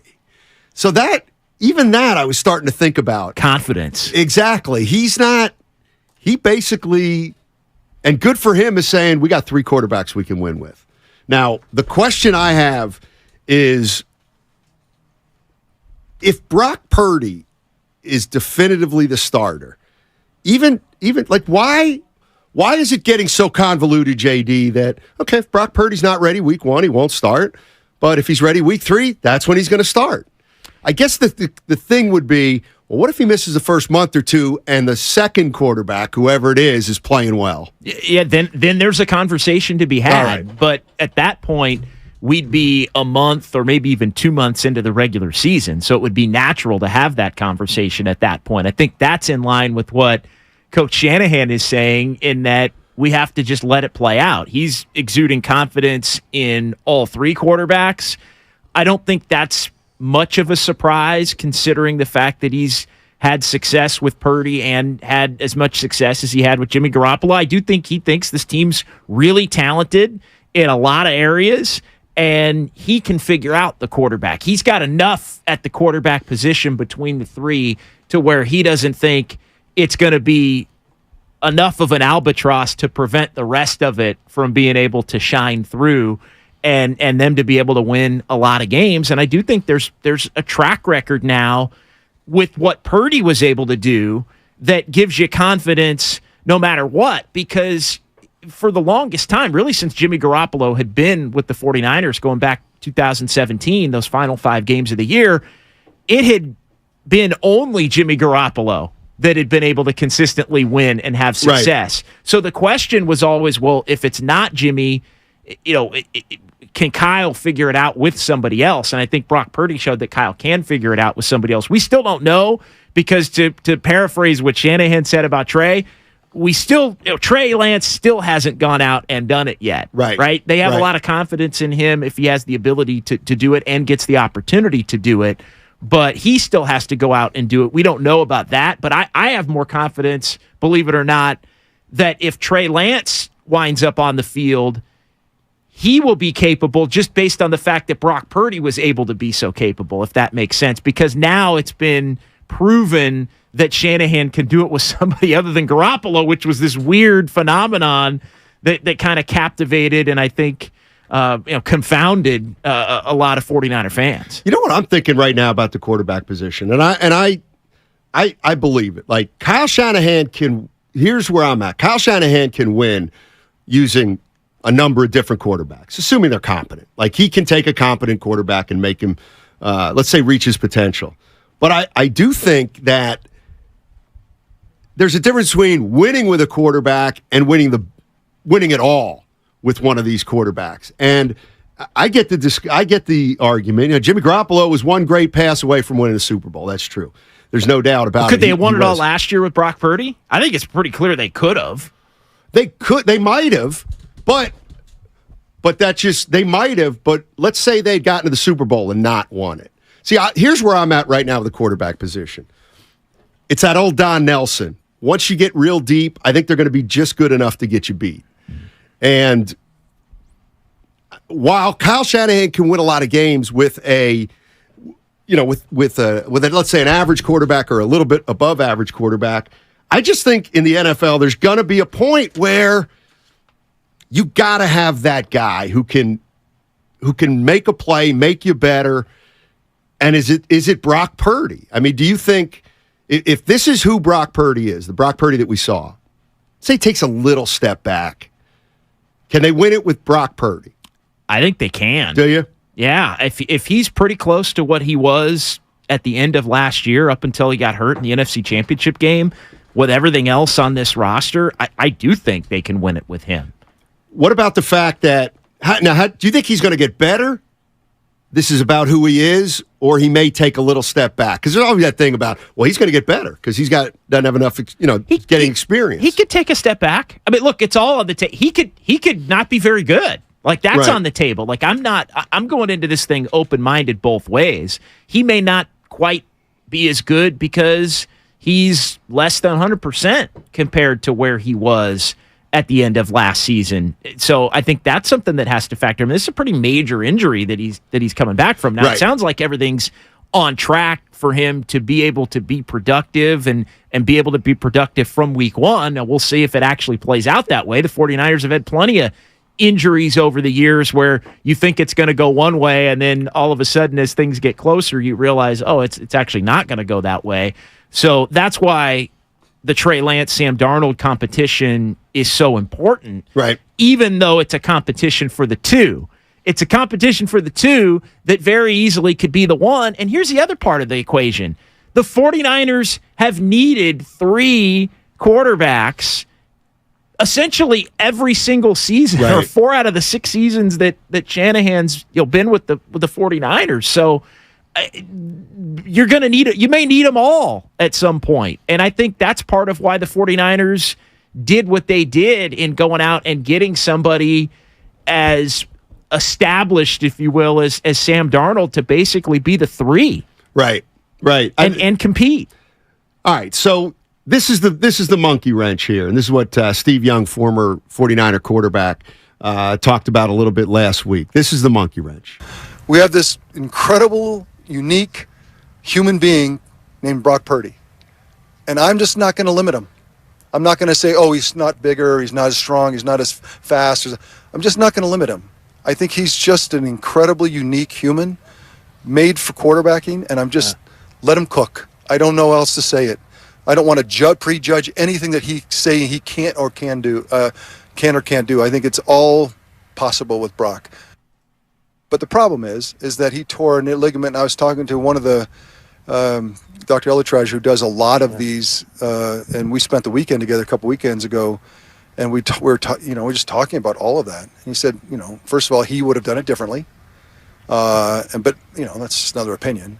But one thing's for sure is that if it stays on track, there is a 6-month period to kind of get it full strength. And the thing that's unusual is that he does it for baseball all the time. He's done it 3 or 4 times for football, but not in the car wreck scenario, the way that he described, what happened to Brock. And so, it's just, he says it's just not sure. So I think no one can know exactly how it's going to go. So if Brock is ready, game 1, it's not going to be 100%. Anyone who says he can rip a pass 6 months later, I don't think it belies reality. It doesn't mean he can't play 90%. So we'll see how that goes. But if he's ready, I'm sure they'll play him. That was Steve Young talking about Brock Purdy, and that's the seed that was planted, that maybe he's not going to be ready for week 1. Not that it wasn't planted before Steve Young spoke, but we're getting there. We're getting closer and closer to week 1. But again, JD, like, this is what if Brock Purdy were a true number 1, and Trey Lance and Darnold were a true 2-3 or 3-2, whatever you want to, whatever you want to say it. It's like Brock Purdy will quarterback the moment he's ready to quarterback. That's what any kind of big boy quarterback would be. But I think what people think, and I believe it, if they came out tomorrow and said, you know what, Brock Purdy's probably going to miss the first 2 or 3 games. Well, at that point, to me, the job is open again. Because if Trey Lance comes in and wins some games for you and looks pretty good, that's the thing that I wonder about. And then maybe just, you keep going with Trey until something happens, and then you go back to Brock. Yeah, I think it's fair to look at it that way. If you want to look at it that way, like the job would be open again. I still think, though, it would be open in the sense that if he can't play. I mean, that's an obvious point. The question, though, would become whoever wins the job at that point, if Purdy is out of the equation due to health, what does that quarterback have to do to keep the job over Purdy when he's healthy? And look, again, we don't know the answer to that question. If Purdy's hurt, Trey wins the job because Purdy's hurt, and Trey is awesome, then maybe you roll with Trey. Like, at that point, we can have that conversation. Same thing for Darnold. If Darnold wins the job over Trey, and Darnold comes out and Darnold is awesome, then maybe he becomes the quarterback until he struggles, or until Brock Purdy is 100, a full 100%. Like, all of those things are on the table, but I still think there's a starting point of this is Brock Purdy's team now until proven otherwise. Interesting. 888-957-9570 is the number. You heard that clip on Kyle Shanahan. I'm asking 49er fans, is he being truthful there? And do you believe he does like this quarterback situation? He called it cool. And here's where my mind took me. He does like it, right? I mean, I think it's pretty genuine. He likes it. Well, you know why I think he likes it? Why? Because I think he looks at the worst case scenarios of his 6 years as the head coach of the 49ers, where he's needed 3 and even 4 quarterbacks that are capable to get through a freaking season. Now, I don't think he thinks he's part of the blame on that, like maybe some of the fan base do, but I think he looks at it as just awful luck, and he's thinking, well, damn it, if we lose 2 guys this year, we're still going to be able to win just like we were able to win last year, and that's going to give us that's going to give us a chance to get over them. Like, the bad luck is not going to continue where we need a 4th guy, even into. But there's something about this. Other teams have a delineation. Most other teams have a delineation. This guy is definitely the starter. This guy is definitely number 2. And there's really no decision the coach has to make at quarterback unless the starter's hurt. Sure. I'm starting to think Shanahan, I don't know if the word's likes, but he is more than comfortable making a quarterback change without it being for any other reason than he thinks the other guy can be better right now. Like, do you think how many quarterbacks are the 49ers going to use this year? I think they're going to use 3. Probably. But why? And the only reason I'm saying that is because of the injury. Well, to me, if Brock Purdy's healthy and Brock Purdy stays healthy and Brock Purdy plays the way he did, in the preferred scenario for the 49ers would be Brock Purdy is healthy week 1 and plays 17 games plus the playoffs. That's the preferred scenario going into the season. See, I think what we may find. I guess this will be my prediction. To me, there's trouble if it's, and I should probably let you finish, but to me, it's trouble if Purdy's not healthy. Okay. And Trey wins the job. Trey is not great the first 3 games, and then you go to Darnold, and then Darnold's okay, and now Purdy's healthy, and he's the quarterback, and then Purdy isn't quite as good as he was, and now you're going back to Trey. Like, if that's how it ends up, then the 49ers are in big trouble. Like, if you're playing 3 quarterbacks because of that, then you're in big trouble. But I think because you can't settle on one. Well, I think they're going to use more than. That's the old, if you have 3 quarterbacks, you got none. Here's my feeling. You ready? I think Kyle Shanahan will make a quarterback change this season without it being an injury. If you know what I mean. Like, okay. I think possible. I think I'm starting to get the sense that Kyle Shanahan is really, he's tough on quarterbacks. He expects a lot from his quarterbacks. And I almost think sometimes he expects too much. Because I was thinking about this the other day. He's a great play caller. He's a great scheme guy. Do you think there's ever been a play that Kyle's drawn up where he said, God, that was a terrible play I called? Yeah. He's admitted as much. But I think he does that less than any other coach because I think he thinks his plays will work if he's got a quarterback that knows how to do exactly what he says. In other words, they got to process it quickly or not. And maybe Garoppolo or forget him, Purdy or Lance, option number 1 is closed down. They'll go to option number 2. They lose a yard. I guarantee you most of the time Kyle says, God, option 3 was there and you had the time. Yeah, and option I think that happens. I think it happens a lot, actually. And that's what I mean about him being so demanding. Sometimes I think there's a reason he can't find the guy that he loves. And it's because once a guy reaches a certain point with Kyle's system, Kyle always feels there's more room to get better. But I just get the feeling that he's going to constantly be seeking a quarterback that can't do quite as much as he's asked to do under Kyle Shanahan. Is that why it always comes back to his prototypical perfect quarterback is Kirk Cousins? That's the one guy he's in line with mentally. Doubt. And I think, and you know what's funny is after watching Shanahan for 6 years. Half kidding, but no, but after watching Shanahan for 6 years, I guarantee you he'd rather have had Kirk Cousins for 6 years here than the way it's happened. Don't you? Probably. And as long as they could have kept him healthy. But here's the other thing about Kirk Cousins. Kyle Shanahan's older now than when he was with Kirk Cousins back in the day. I'll bet you Kirk Cousins couldn't be the quarterback. Like, maybe not. Kyle thinks Kirk could be better than he is, and if he doesn't get there, he'll just sour on Kirk Cousins in a way, too. Yeah, I wonder, and again, I would guess Kyle Shanahan hasn't spent much time thinking about this, but I would wonder if Shanahan may, in a moment, think of Kirk Cousins' career and think, well, damn it, if he had been on this team and played at that level, like, people would think very differently about him. Right. Meaning Kirk Cousins. Right. Like, kind of knowing the narrative that surrounds Kirk Cousins. Now, not good enough for the big games, kind of wets the bed, like, you know, whatever, even though he's put up some really good numbers with Minnesota. Right. However you want to say it.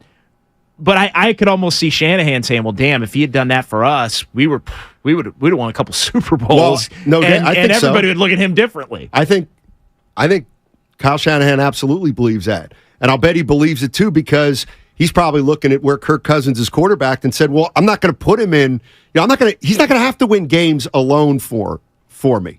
And like, that's the one thing. If is Kirk Cousins the guy who is, in other words, okay, anybody can win with Mahomes, but nobody can win with a worse quarterback. But Kyle Shanahan believes he can win a Super Bowl with like the worst possible quarterback you could ever win a Super Bowl with, whoever that is.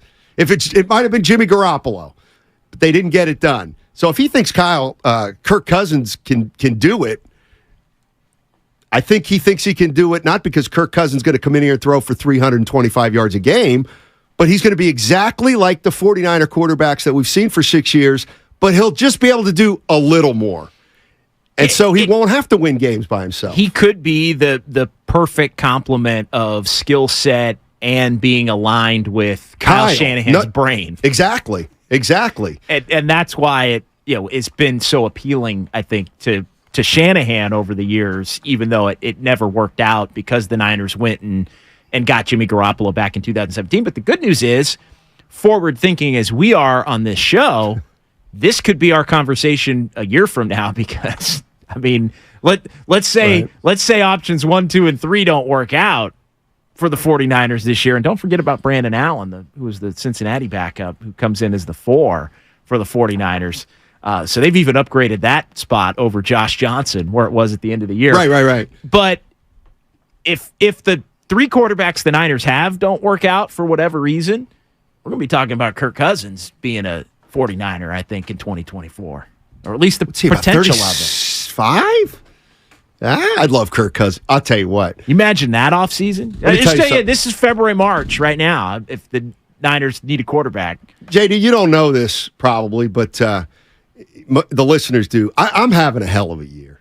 I mean, I am just having a hell of a year in terms of my insight, sports insight. And God forbid Kirk Cousins ever lands on the 49ers and they win a Super Bowl. Woo! That'd be a big day for your boy Steiny. You have to wait a little bit. Yeah. Kirk going to be 35. Oh, he's a August chicken? 19th. He's a chicken. So he'll play this year at 35. All right. Hey, training camps open up this week, NFL training camps, and we're going to be live from the Hilton Santa Clara on Wednesday and Thursday. So if you're going to be out there, make sure to stop by and see the morning roast and Steiny and Guru. Also, a reminder to join us at the Hilton Santa Clara every home game this season for their public tailgate. Why sit in traffic? You can enjoy a beverage and delicious eats from their very own food truck. It's open 3 hours pregame and an hour past the game. Always free admission. Plus, you can follow them on Instagram to get the sneak peek on upcoming events and fan-inspired menu items. 888-957-9570 is the number. Let me just ask 49er fans this. How do you think the quarterback position is going to shake out this year? How many different guys are going to be the quarterback? And how many games are they going to start? Who's going to quarterback the most games for the San Francisco 49ers this upcoming season? As simple as Brock Purdy. 888-957-9570. Steiny and JD. Humans can do a lot of amazing things.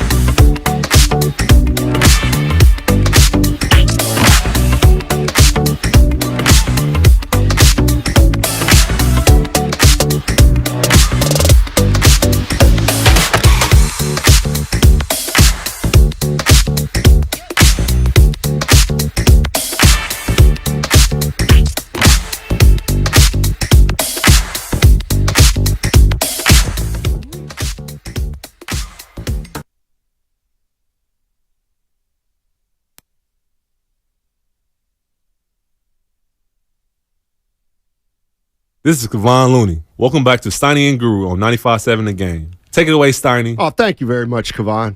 By the way, of all the Warrior players, he's somebody we haven't heard from this summer. Classic. He's probably doing charity work. He's doing public service. Kevon Looney. Matt Steinmetz, John Dickinson with you. Daryl the Guru Johnson will be back tomorrow. We're talking about 49ers training camp. Starts on Wednesday, and we'll be doing shows from down there on Wednesday and Thursday at the Santa Clara Hilton. Come down, say hello.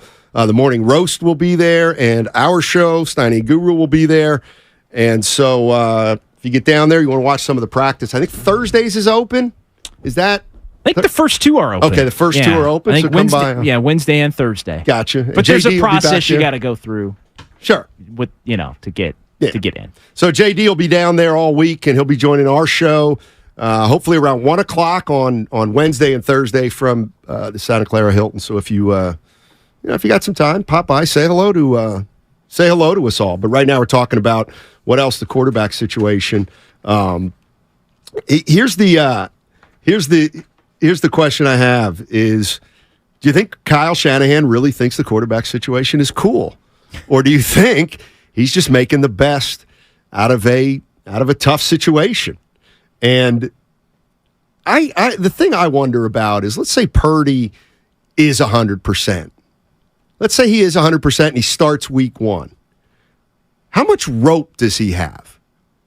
See, that's the other thing that I've been thinking about. If you have a number one quarterback, a great quarterback can very seldom get subbed out unless he's hurt.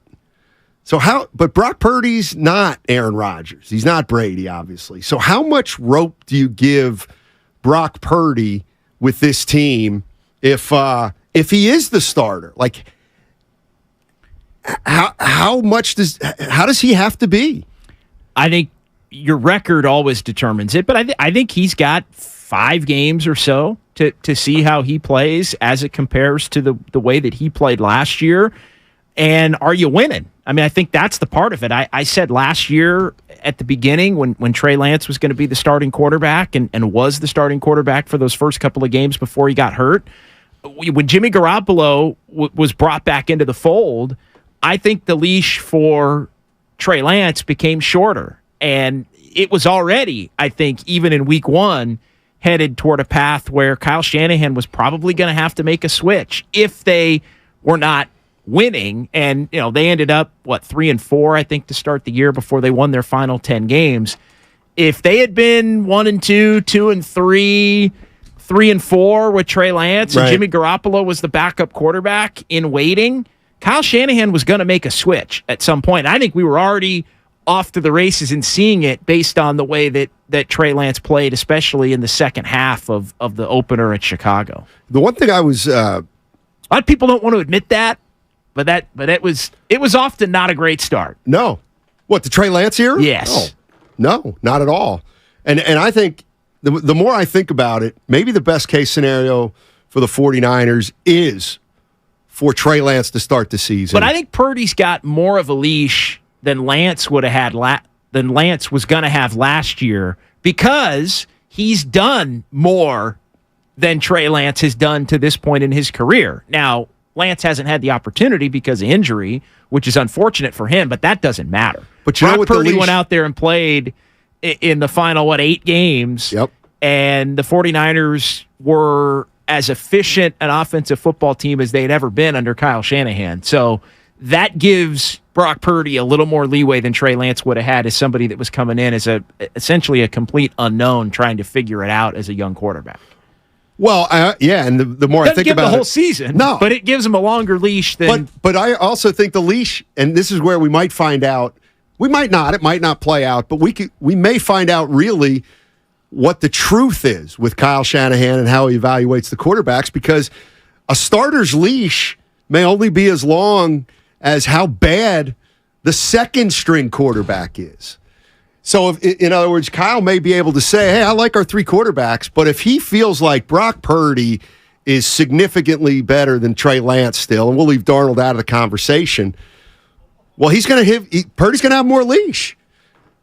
But if Trey Lance is pushing him then maybe Kyle Shanahan would make a change kind of performance-based. And look, let's say Brock Purdy's healthy and ready to go week 1, but Trey Lance is awesome in the preseason and awesome in training camp. That becomes a factor as well. Like at that point, the leash would probably be a little bit shorter.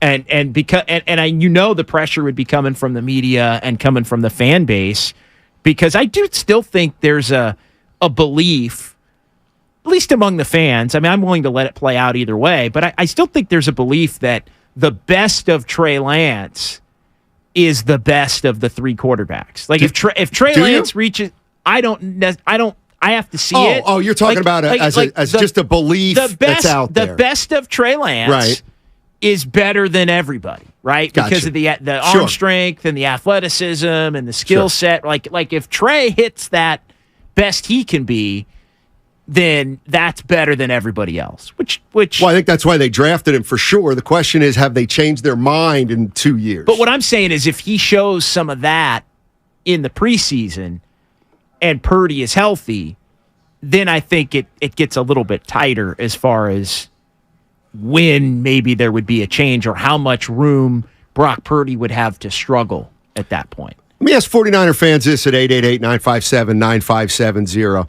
And I'm not really talking necessarily injury. I don't want to talk injury because that's just bad karma. But what would be the best? What's the best case scenario for the 49er quarterback situation from where they're at right now?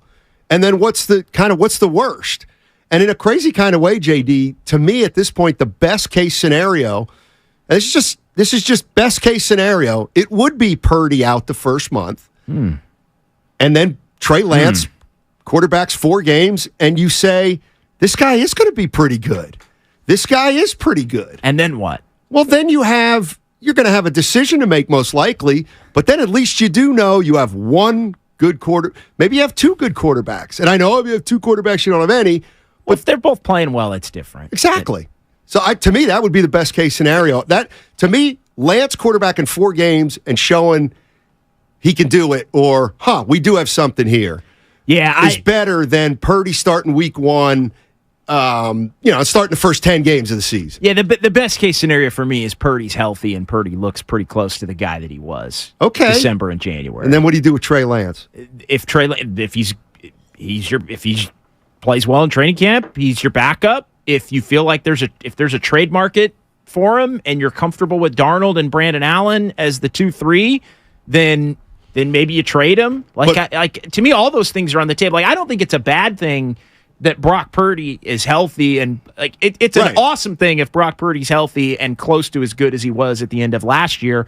It's equally awesome if Trey Lance has a great camp and a great preseason, because then you've got a hell of a backup quarterback, or you've got somebody that another team potentially would want to give up some draft capital for, assuming that you believe that Darnold and Allen can fill the 2-3 spots, because filling the 2-3 spots is still important, because the 49ers have shown over and over again, bad luck or otherwise, that their quarterbacks are going to get freaking hurt. So I'm looking at it like you need 3. Now, maybe the 3 is Purdy, Lance, Darnold. Maybe the 3 is Purdy, Darnold, Allen, because Lance is so good, you trade it. Like, I don't care who the 3 are necessarily. I would say it's probably Purdy, Lance, Darnold. But I don't even care who the 3 are. You gotta have 3. Like, this is, I believe 100% when Kyle Shanahan's like, well, we'll go in and we'll just carry 3 on the roster. Hell yeah, you will. Yeah, the idea of needing 3, I'm of the opinion that, of course, they used 3. They used 4 last year when Josh Johnson quarterbacked in the Eagles game. But I do believe it's like, man, if you get down to Darnold, where are you going? And I know Kyle Shanahan. Now this is where Guru would be like, you don't know this, and he's right. You can't win a Super Bowl with Sam Darnold. Probably not. So once we get down to and I don't usually do this for any team, but that is what it's all about right now for the Niners, isn't it? If the Niners get to the NFC Championship game with Brock Purdy's healthy all year and they get beat. Well, who gives you the best chance to win the Super Bowl, right? Brock Purdy right now with all the information that we know. Exactly. But that's based on information now, and that's based on an idea that Trey couldn't theoretically improve to a degree where he leapfrogs Brock Purdy. But Trey have to be pretty damn good to be as good as Brock Purdy was in the last 8 games. Well, that's true. That's true. But there's something about, I don't expect Purdy to, I think he's going to have more bumps in the road this year. I would agree. That's all I'm saying. More bumps in the road. And then, and at that time, see, that's where I think we're going to really find out about Shanahan. Because let's say, last couple of years, 49ers have not gotten off to great starts. Or 2 of the last 3, I forget. No, but anyway, they haven't the last 2. So let's say, if they start 2 and 4. The last 3, actually. 2 and 4, and Purdy's got bumps in the road. I don't, this is where I kind of don't believe him. I don't think he's going to take Brock Purdy, unless Brock stinks. But you know what? Brock's not going to stink. Because, you wouldn't think. He's got enough experience, and he proved last year he's not a fluke. He may not be Tom Brady, but he's certainly an NFL quarterback. I think if Brock Purdy played at a Jimmy Garoppolo level and they were winning, that would be good enough for him to keep the job. Exactly. But I also think it would be, but this is a little bit where Kyle's stubbornness would come in too. If Kyle says Purdy's the number 1 quarterback, he is not going to want to put Trey Lance in there unless Purdy gets hurt.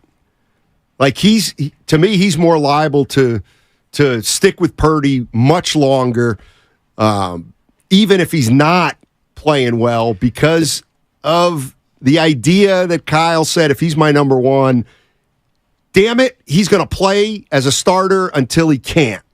You know what I mean? Yeah, I mean, to me, the perfect scenario, as I've said, is Purdy's healthy and he's ready to roll. The next best scenario would be Purdy's healthy, he's ready to roll.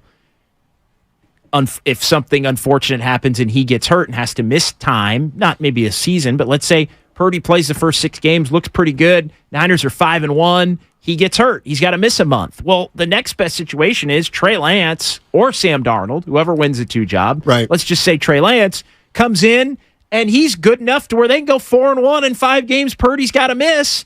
And then you evaluate how does it look at that point and if you need to. But it may just be Trey Lance wasn't as good as Purdy, but functional enough to win and keep the momentum of your season going where your 5-1 turns into 9-2 or 10-3, and then you get your number 1 back and you're back on to December and January. Like that's, to me, a lot of this is about having all your bases covered if you're the 49ers, as opposed to figuring out how great Trey Lance can be. And like maybe you figure that out along the way, but that's not, the goal is be good enough to win a freaking Super Bowl. This isn't about development. This is about winning every freaking game you can every week and not having a quarterback injury derail the whole thing the way that a quarterback injury has derailed the whole thing every time the Niners haven't won, basically. Right. Okay, so here's what I'll ask you. So you think a better scenario with, and obviously it's because if Purdy starts week 1, that's healthy. So you think Trey Lance can, why I said my best case scenario would be Trey Lance quarterbacks the first 4 games and they go 3-1. The reason I'm saying that is because I think, well, if he quarterbacks 4 real NFL games and he looks pretty good, then theoretically they could move off him. Sure. You think the same thing can be accomplished before week 1 if he does well in the preseason and a camp? The same thing being what? Meaning he can grab other teams' attention by what he does in the preseason. If he's really good in the preseason and has a good camp, absolutely. Okay. Yeah. So you're saying, so what? And again, you tell me if this is not what you're saying, but you're saying there's a benefit in Trey playing 4 games. But would you want to trade him then? Well, I'll just ask you the question. What if he's your backup? Would you want to trade him then?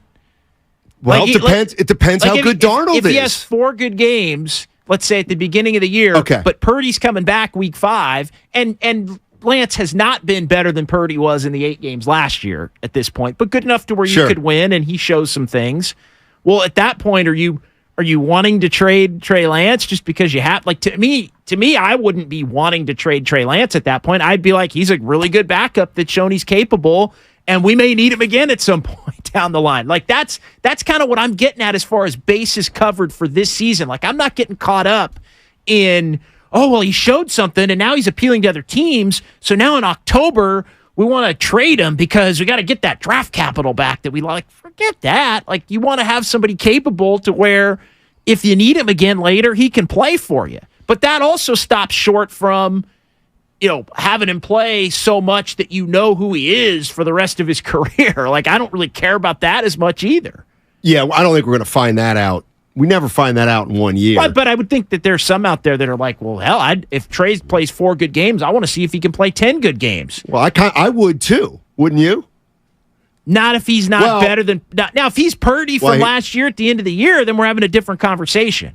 Like, if he's awesome for 4 games, like if he gets the opportunity to start because he earns the backup job and Purdy isn't healthy, because that would have to happen, right? And he's awesome, like he's just looks like a freaking stud quarterback. Well, then we're having a different conversation. But there are 3-4 things that have to happen first for that to even. No, I hear you. But if he's just okay and capable, shows some things and they're good enough to win, and he's just okay, not at the level Purdy was at the end of last year, then it's like, I'm going back to Purdy, and he's the backup. Yeah, I guess all I'm saying is... Does that make sense, though? Yeah, I want to make sure I'm being clear. Like, if Trey Lance plays 4 games and he's freaking awesome, to me, then I'm willing to say, let's see more. Right. No, but I if get he's just okay but good enough to win, then I'm going back to Purdy. Yeah, I'm just talking as a front office, as a team, and as a fan base. The best case scenario to me would be Trey Lance somehow, it would have to be because of injury, shows the first 4 or 5 games that he can play. And I don't expect, like, the one thing I don't expect, like, he's not going to quarterback 4 games and have 15 touchdown passes and 2 interceptions and has rushed for 400 yards in 5 games. Like, I don't think that's going to be the case. If he does, though, he can keep the job. Sure. He can absolutely keep the job.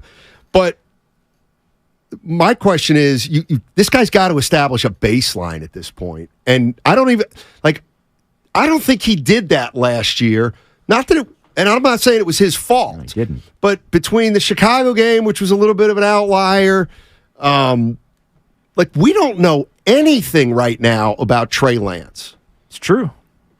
How much do you think Kyle Shanahan knows what he thinks he has do you think I think Kyle Shanahan knows exactly where I think he knows exactly how good Trey Lance is and is going to be. I think he has an idea. And he might be wrong, by the way. Yeah, I think he has an idea, and I think some of his I think he thinks he can win with Trey Lance. I think he thinks he might have to win with Trey Lance differently than Purdy or even Darnold, although I'm considering Trey the 2 and Darnold the 3 at this point, going until until they get out there Wednesday, and then we'll see who plays better. Let me throw this at you because the whole timeline thing and all, the whole rep thing. If Brock Purdy's not ready to practice, which he isn't, how much are you able to? So what does that mean? Will Trey Lance get all the reps, or will they split them? I think they're going to split them. So now why?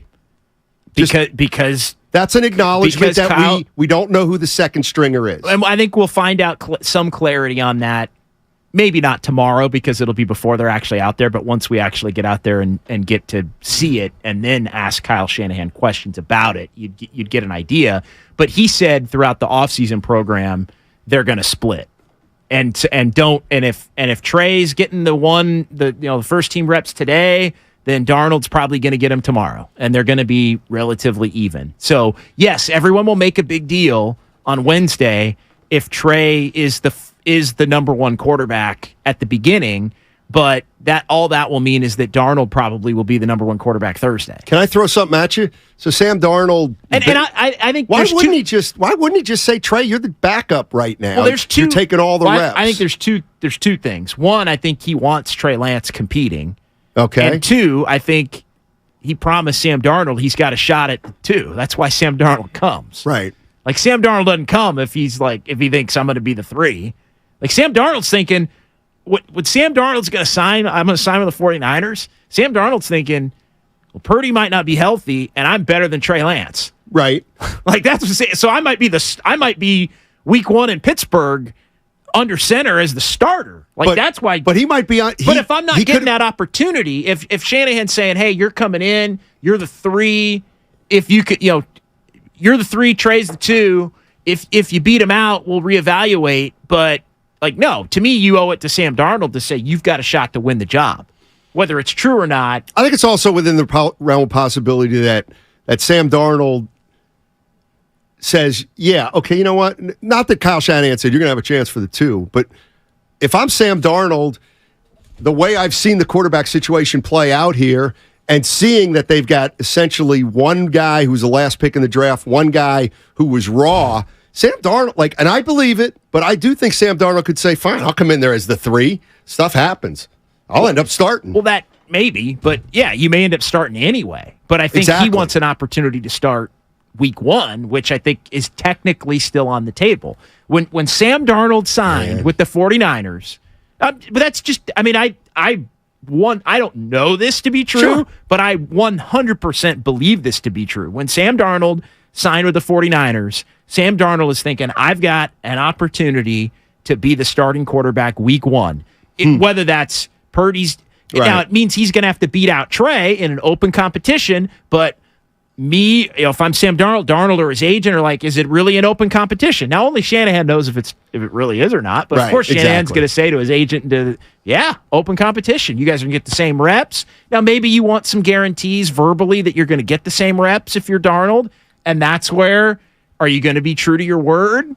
And I think Shanahan will probably said it and will be true to his word as far as how he splits it up. And so Darnold says, okay, I'll come. But again, in Darnold's mind, he's thinking, I'm beating out Trey. Sure.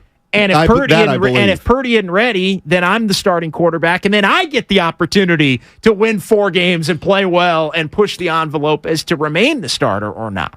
You know how they say where there's smoke, there's fire? That's kind of how we've been viewing the 49ers quarterback position and Trey Lance. I think the word's out that maybe there's concerns about Trey Lance, but doesn't the where there's smoke, there's fire become like a legitimate red flag if Sam Darnold starts for the if Sam Darnold starts for the 49ers week 1, is that when we officially say they made a big mistake? Trey. Exactly. Yeah. And I know it's not going to be I know the 49ers are a different entity, but I think at that point Sam Darnold cannot start. I mean, he can. Of course he can. Well, it means he beats out Trey Lance, which probably means Trey Lance wasn't very good.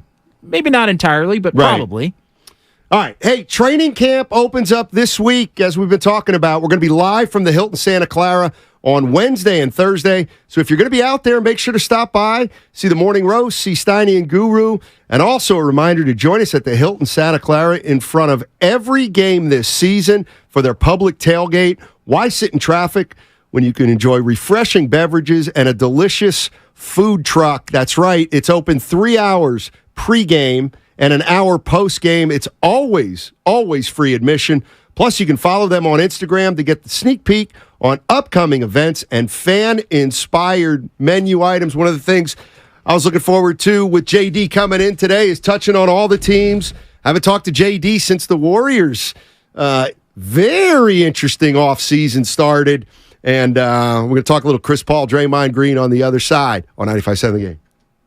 Hi, my name is PJ Vogt. I host the podcast Searching.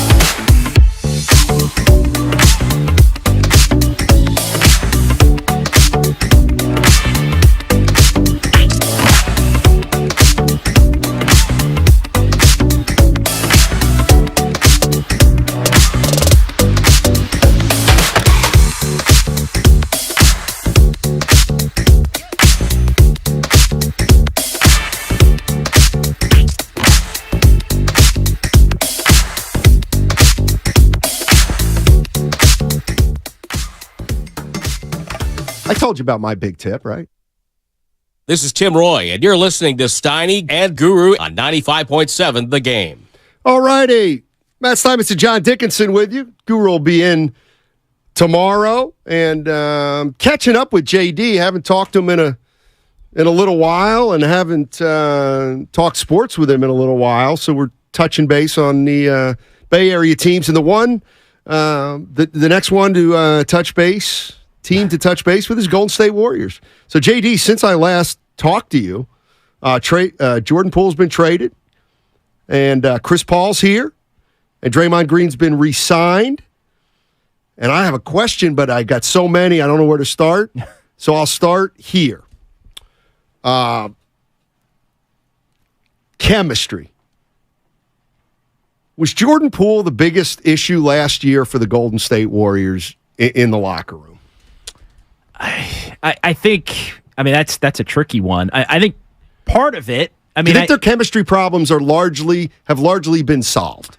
I think they've got a better chance of being solved if you believe the things that have been said, not only by Draymond, but Steph Curry and even Steve Kerr, as far as the additions that they've made with Chris Paul and obviously Dario Saric and Corey Joseph as well, among the three veteran players that they brought in. I think they thought they were a little too young. I think they acknowledged that, and I'm not putting this on Poole, but I think they acknowledged that the disconnect between the veteran players and the young players was real. I think the headline to that disconnect was what happened between Draymond Green and Jordan Poole in training camp last year. But I don't think it was the only thing. But to fix it, you have to change the equation. Right. And so there's only a couple of ways you can change the equation. So to fix it, you have to, it's Draymond or Poole, right? Yep. At that point. Well, obviously it was going to be Poole, because the Warriors had said from the moment they were eliminated in L.A. that they wanted to run it back with Steph and Klay and Draymond and Steve Kerr. So that meant if you were going to fix some of that disconnect, it had to start with the headlining player among the young group, and that happened to be Jordan Poole. You're able to trade him for a future Hall of Famer in Chris Paul and a talented player, although injury prone at this point, and clearly a player that looks like he's on the decline, but you're able to bring him in essentially to be the backup point guard. And so you're gaining one of the smartest players ever. You're gaining somebody that doesn't turn the ball over. All the things that have been said about Chris Paul.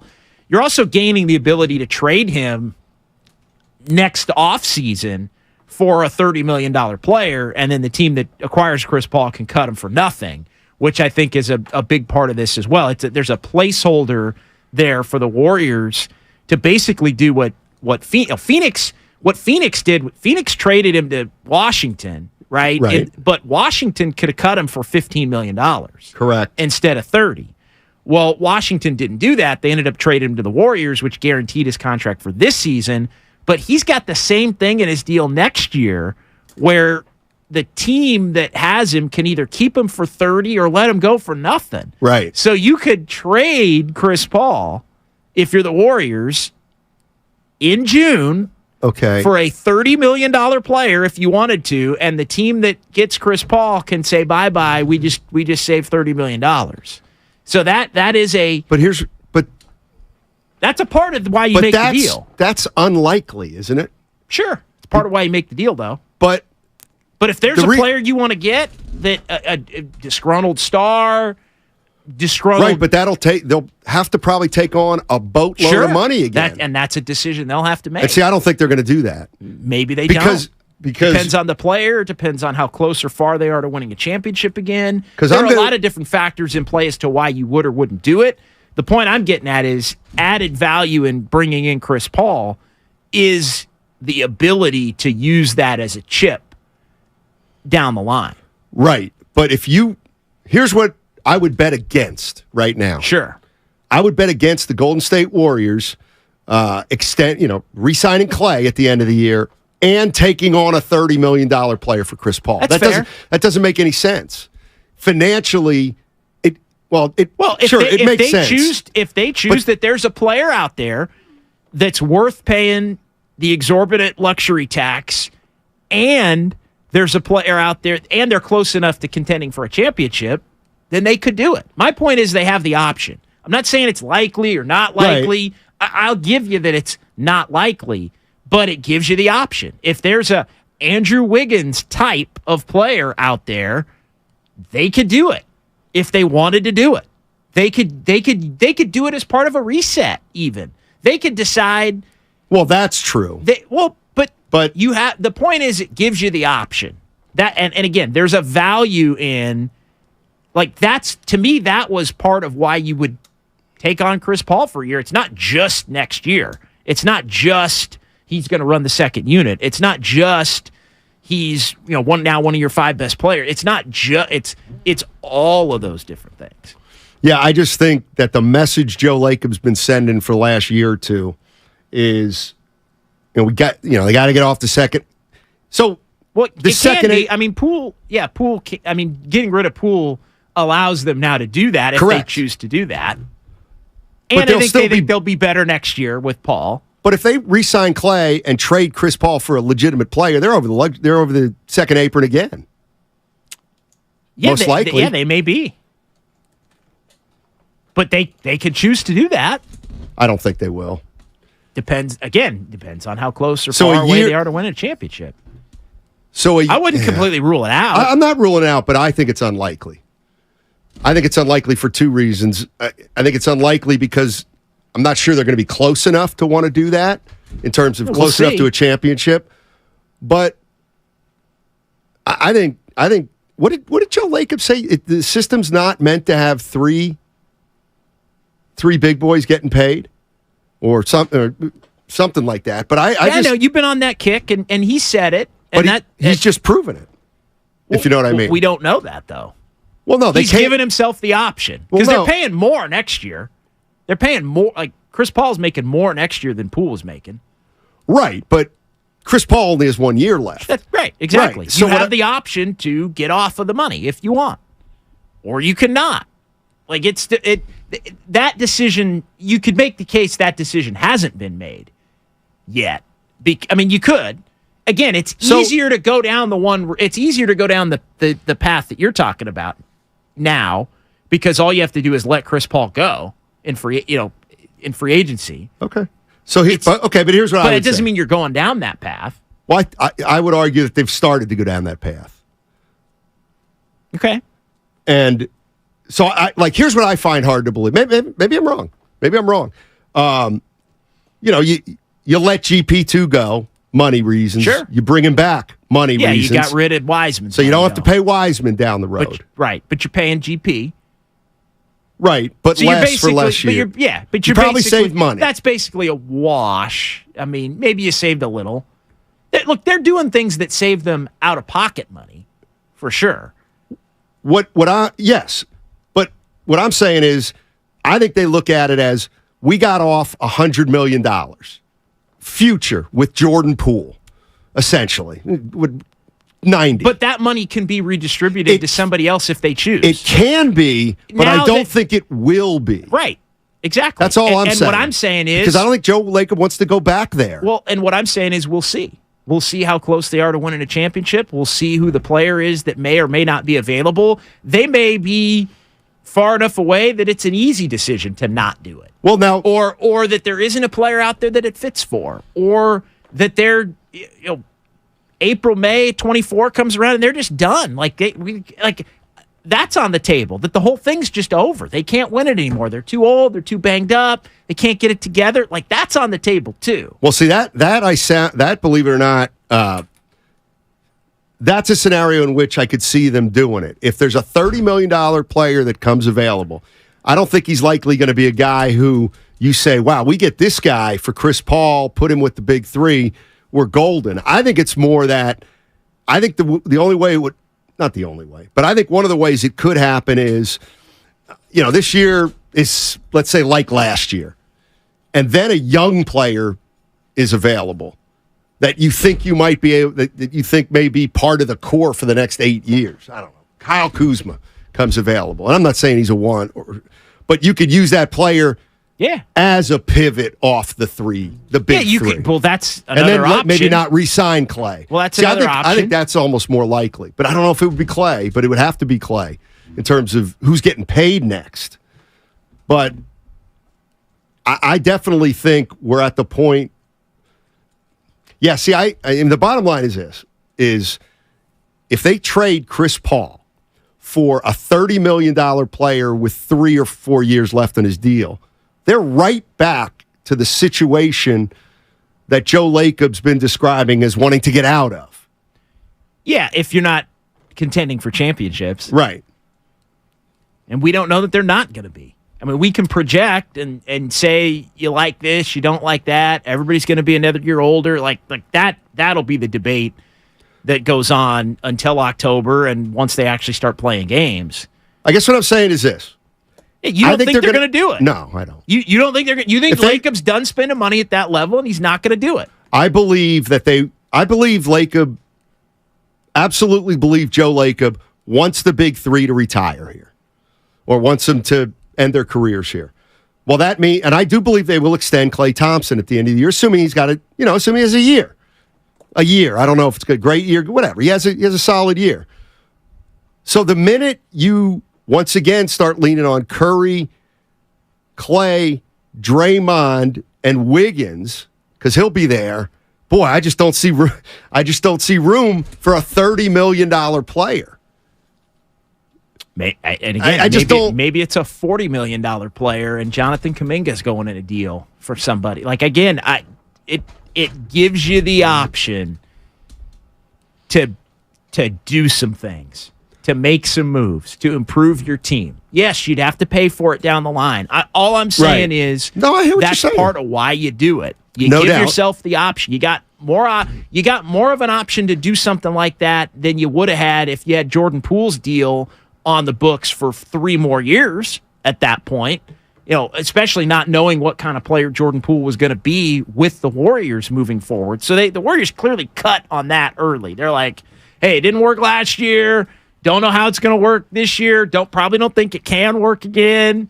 So, we're going to cut on that. Chris Paul is a short-term fix, I guess, but he's also someone that gives you the option to do something more long-term if you choose to do it. Now, maybe that means somebody else that you think is going to be back isn't back, or that will decide next offseason, a year from now.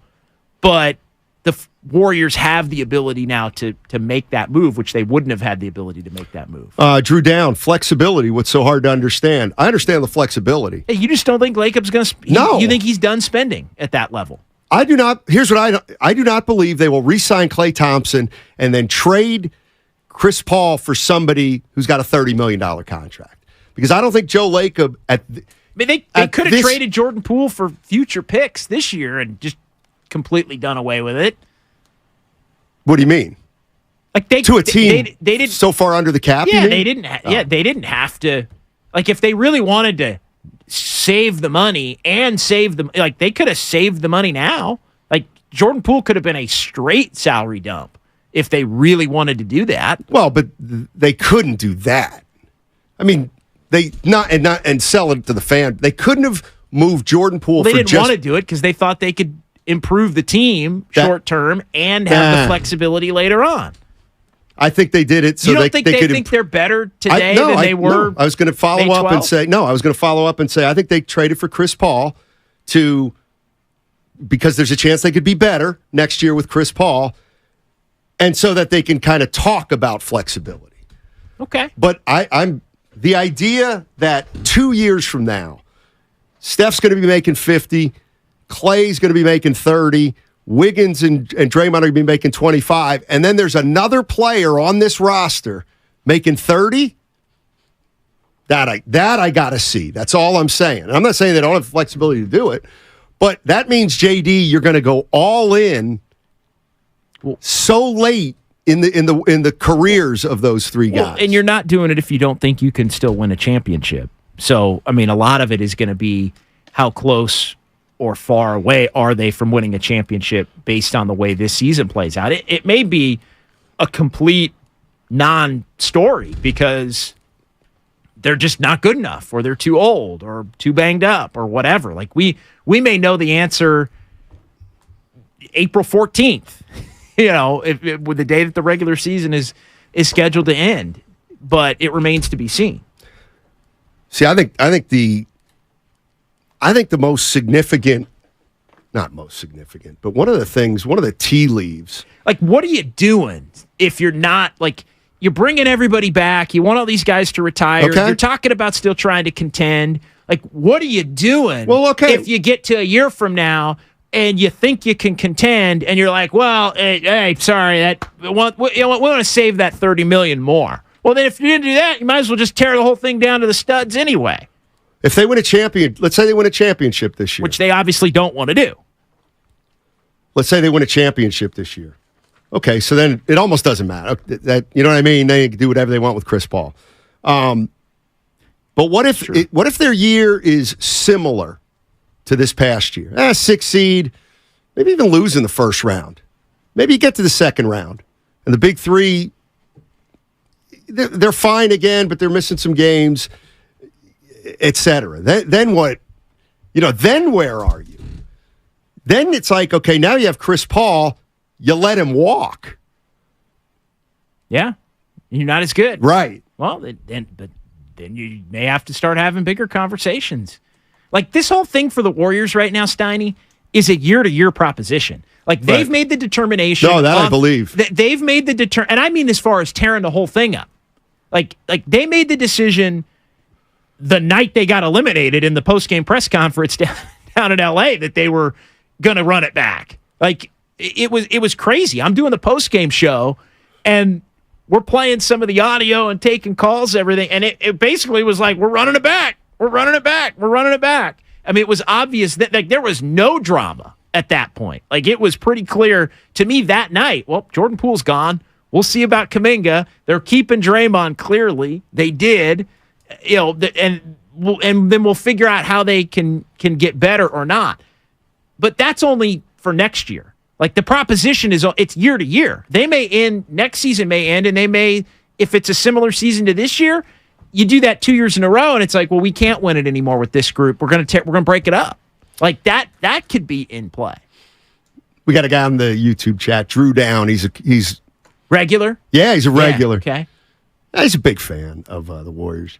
Can we stop acting? Can we stop acting like we got destroyed in the playoffs? We're a Lonnie Walker fourth quarter. No, you're not. You're not a Lonnie Walker fourth quarter away from being in the Western Conference Finals. That was one game. You're also 1 quarter away from being eliminated in the first round. Like, I'll give you got to the second round.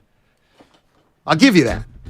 But don't tell me you were a couple plays away from them. Draymond Green on the Pat Bev pod said they should have lost in the first round. He said that. Thank you. That's all. By the way, what'd you think of Draymond bringing up the Poole thing again? That was... To me, it's like, why? What are you doing? Like, because there is this, conversation about, like, look, you make the determination that Poole's not going to be here. Part of that is that you want to change the culture again, get back to having better vibes, and then you keep bringing it up. Like, to me, it's like at some point you got to let all that go. Now, maybe that's October 1st on Media Day or October 2nd on Media Day before training camp starts. And at that point, you don't talk about it again. But I have been a little struck. And maybe it's just purging everything. Hey, Get it out now. Nope. NBA basically goes dark for all of August and September anyway. Get it all out now. Curry's been on his little press junket. And Draymond always is talking to somebody. Kerr's been on a bunch of interviews. So maybe they're all just getting it out of their system now. And then it's like, all right, no more. But yeah, I thought, why are you bringing it up again? I'm with you on that. Devin Smith from YouTube. Call me a homer, but I still think we have the roster to compete with Denver, and our roster is better than the Lakers, only we didn't have it mentally. To me, that's fair. It's fair. Now, I think their roster might be better. I mean, it's we'll see. It doesn't matter. What doesn't? Like the Lakers by the end of the year had a better roster than people think. Yeah. Oh, that part doesn't matter. Yeah. I thought you meant there was something in the future that didn't matter that you were talking about. Well, no, I mean, I think the Lakers just have a pretty good team. Like, this notion that And I get it. It burns Warrior fans' asses. That it does. It burns their ass that the Lakers were the team that beat them. Like it does. Does it really? Yeah, I think it does. All right. Yeah, whether it's LeBron or whether it's just the tormenting of all the years where the Warriors stunk and the Lakers were great. Right. I mean, look, when the Warriors when their playoff season ended. Like the Lakers had better players. Like the Lakers up and down their roster in May had better players. Who was better than Austin Reeves? Was Austin Reeves in the playoffs better than Klay Thompson? Yes. There you go. The one thing I'll say Austin Reeves had 3 bad games against the Warriors and was still better than Klay Thompson in the playoffs. That is true. That is true. Like after the season ended, I'm looking at the big picture Warriors. And I am saying, they're in a tough spot. Not because anybody did anything, because teams that are coming to the end of a dynasty are always going to be in a tough spot. They just are. It's a year-to-year proposition. Fine. And they've decided to go in on next year. That's right. That and doesn't that's why mean they're going to decide to go in on the following year, a year from now. You're absolutely I'm not right. going that far. But what I'm saying to begin this conversation is they've at least got the option to do that if they want to. Correct. And what I'm saying is I might have done things differently this offseason. Yeah, you would have torn it down. I don't know about tearing it down. I certainly would have. You'd have brought Steph in and said, hey, Steph, I know you want him here. We're letting Draymond Green go. Well, people get mad at me. Because it's better for the culture. People get mad at me, but I absolutely do not think that Steph Curry is like 100% in with Draymond Green. I mean, he's been a teammate for 14 years or 12 years. But what I'm saying is everybody thinks that Steph approves of what Draymond Green's doing. It may be more tolerates, but right, exactly. But the cost-benefit analysis in Steph's mind is still it's more worth him being around than not. No doubt. Clearly. But I'll bet you Steph Curry has rolled his eyes more at Draymond Green in the last 2 years than he did in the previous 10. But clearly the Warriors didn't think that they could go into Steph Curry in a meeting and say, Steph, we know you want him here, but we think it's best for him to not be here. Because they didn't even have the conversation because I don't know about they that. didn't know. They knew the answer already. See, we knew the answer the night they got beat. No, I don't believe they could have gone up to Steph and said. As to whether it's worth bringing him back or not. Not whether he's been on board with everything he's ever done. Of course he has. Well, I ran this scenario by Goo because I think this is just as likely. They call Steph Curry in and they go, look, you see our situation. You know the money. Like, we got to make some tough choices here. We could try to come off Jordan. We could maybe go in a different direction with Draymond. Like, what? And I could see a scenario where Steph goes, do what you think's best for the team. I'll support it. And maybe that would have included moving Draymond. Like, Steph wouldn't quit if they moved Draymond. No. So 888-9, I'll tell you one thing. But you can't acknowledge that you need him to win a championship, as they did, and then be like, we're moving off of him because we think we're going to be better without him. Well, that was... And if you want to know why the Warriors are running it back, Warrior fans, the Warriors are running it back because Steph, Klay, and Draymond want to run it back. Jordan Poole got traded in part because those three didn't want him here anymore. Like, I'm not going to acknowledge that. I'm not going to go all the way... No, I'm not going to acknowledge all that. I think there's some truth to it, but I also think there's some truth to Steph said, do what you got to do. And they decided what they got to do was just keep Draymond. And so now everybody's like, I don't know that Steph told him to keep Draymond.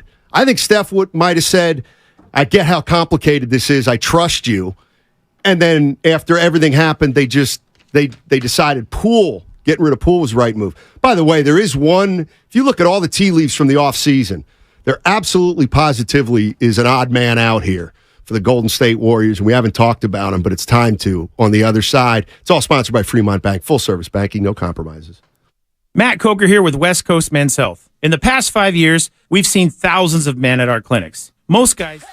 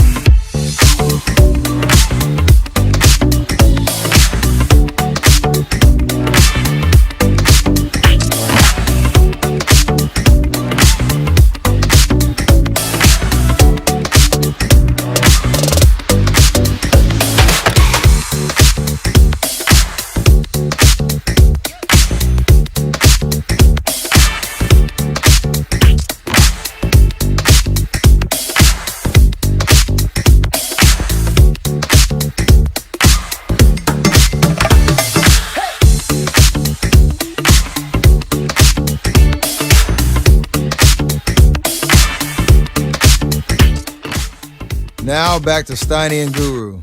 Take it away, Steiny. All right, Steph, thank you very much. John Dickinson is in for Daryl the Guru Johnson, talking a little Warriors, catching up with JD. A lot has happened with the Warriors since the offseason. I saw something today that I found interesting. The Warriors are monitoring, according to Anthony Slater, the Athletic, Rudy Gay is a name to monitor. Have been for 5 years. I think they've been monitoring him.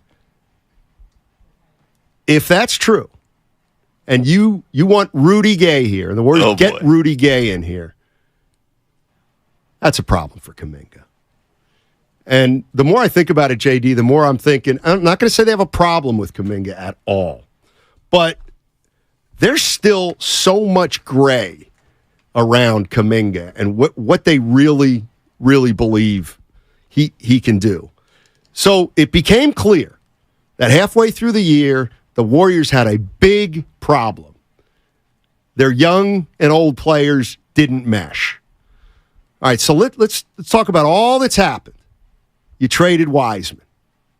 You traded Poole. You traded Patrick Baldwin Jr. You even traded Ryan Rollins. That still leaves one young player on the team who struggled with the young-old disconnect as much as any of them. Maybe just almost as much as Poole. So, and you said something where you're right, but I'm thinking, oh boy, is that enough? And you said, well, there's minutes. There's minutes at backup 4 for Kuminga. Yeah, he's basically the backup 4. There really isn't anybody else. Well, if he's a backup 4 and Draymond plays as much as he played last year, and he probably won't, but yeah, he gets opportunities to start for Draymond also. That's not going to be enough for Warrior fans. It's probably not going to be enough for Kuminga. Exactly. But there are minutes, and I think the Warriors have, at least to this point, planned out the roster in a manner where there are minutes for him. I mean, they don't view him as a 3. They've said that repeatedly. Right. I think he views himself as a 3. I've said this a ton, but I will reiterate, since it's been a while since I've been on, to me, that's where the disconnect is between what Kuminga believes he is and what the Warriors want him to be to give them the best chance to win. And I think that's where, like, Kuminga is like, I'm a 3.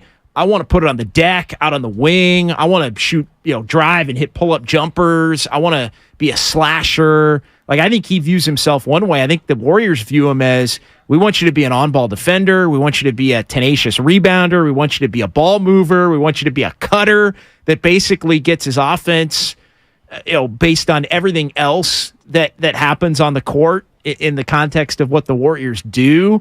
And I think there have been times where he's done that. That Dallas game in toward the end of the season was one that stands out, where it was basically all defense, corner 3, cutting for dunks, like those kinds of things. And so, but I don't think that's really what he wants to be. And so, again, do the Warriors warm up to the fact, and this is an open-ended question, the answer so far has been no, they view him as a 4. Do they warm up to the fact that maybe they can use him as more of a 3 and a 4? Now, I think Moses Moody right now pencils to be the backup 3. But the question is, can they get him to be a productive player on a championship contending team while also allowing him to develop in the player that he wants to be and thinks he already is, I think, in many ways. And I think that's the trick. Like, that's the balance. He doesn't do enough of the things they want him to do. He may do some other things that are awesome and wow you, but he does not do. And if you've listened to Draymond talk about him and Steph talk about him, like, you can see, like, they're not fully on board. Again, I go back to, when I say, hey, Warrior fans, blame the big 3 for, this thing being run back and Poole not being around and all that. Well, blame the big 3 for the fact, like, they don't think Kuminga is doing the right things to get on the court consistently. This is where a lot of people, JD, on the text line would be like, how do you know, Steiny? How do you know? It sounds to me like you're just guessing. Don't talk about that. You're really going to say that? Who was Steph Curry calling out before Game 7 against Sacramento? I think Poole Jordan mostly. Poole and Jonathan Kuminga. Probably. And Kuminga was part of it. I'll read an excerpt from, I think it was Ron Kroichek when Steph was in Tahoe. Okay. And you guys may have talked about it. But this is a quote from the story. Here's the Steph Curry quote. It's a challenge to figure out how to elevate your game and also fit within the system and what makes a winning team, Curry said. I know JK is working hard this summer and trying to take the necessary steps to be part of a winning rotation. All the nuances you have to learn. That's Steph freaking Curry on Jonathan Kuminga. That's like, let me tell you what mic drop. Let me tell you what I think there's an issue with. Franchise. Let me tell you what Not me or you or Steve Kerr. No. JD, you are hard on Kuminga, though. Yeah. Because I had the foresight. Like, when do I get my flowers on that, by the way? You can I know have it's been them. a while. When do I get my flowers? After year 3. When do I get my... No. Because I'm not talking about his career. Because I still think he has a lot of potential. What I'm talking about is, when do I get my flowers specifically for in the Sacramento series after Game 2 saying he was unplayable? When do I? Because I don't feel like I've fully gotten my flowers for that one. I'll give you. Because I was ahead of the curve on that one. Everybody wants to. Where are my flowers? That's part like a prerequisite. Where are my flowers at? Okay. Well, you know what? For being right. Unfortunately, about his unplayability in that series. All right. JD, here's the problem. You do get a dozen flowers. I get 6. Who's your favorite player? Jonathan Kuminga. Wow, the high flyer. Yeah, he's going to have trouble getting off the bench this series, kid. Just a little funny thing from them. But anyway, and I kid. I know. It doesn't matter. I know. None of that matters. You know, and the Warriors are right now. The Warriors are planning on him playing next year. Like, they haven't blocked his spot at all. But 20 minutes a game.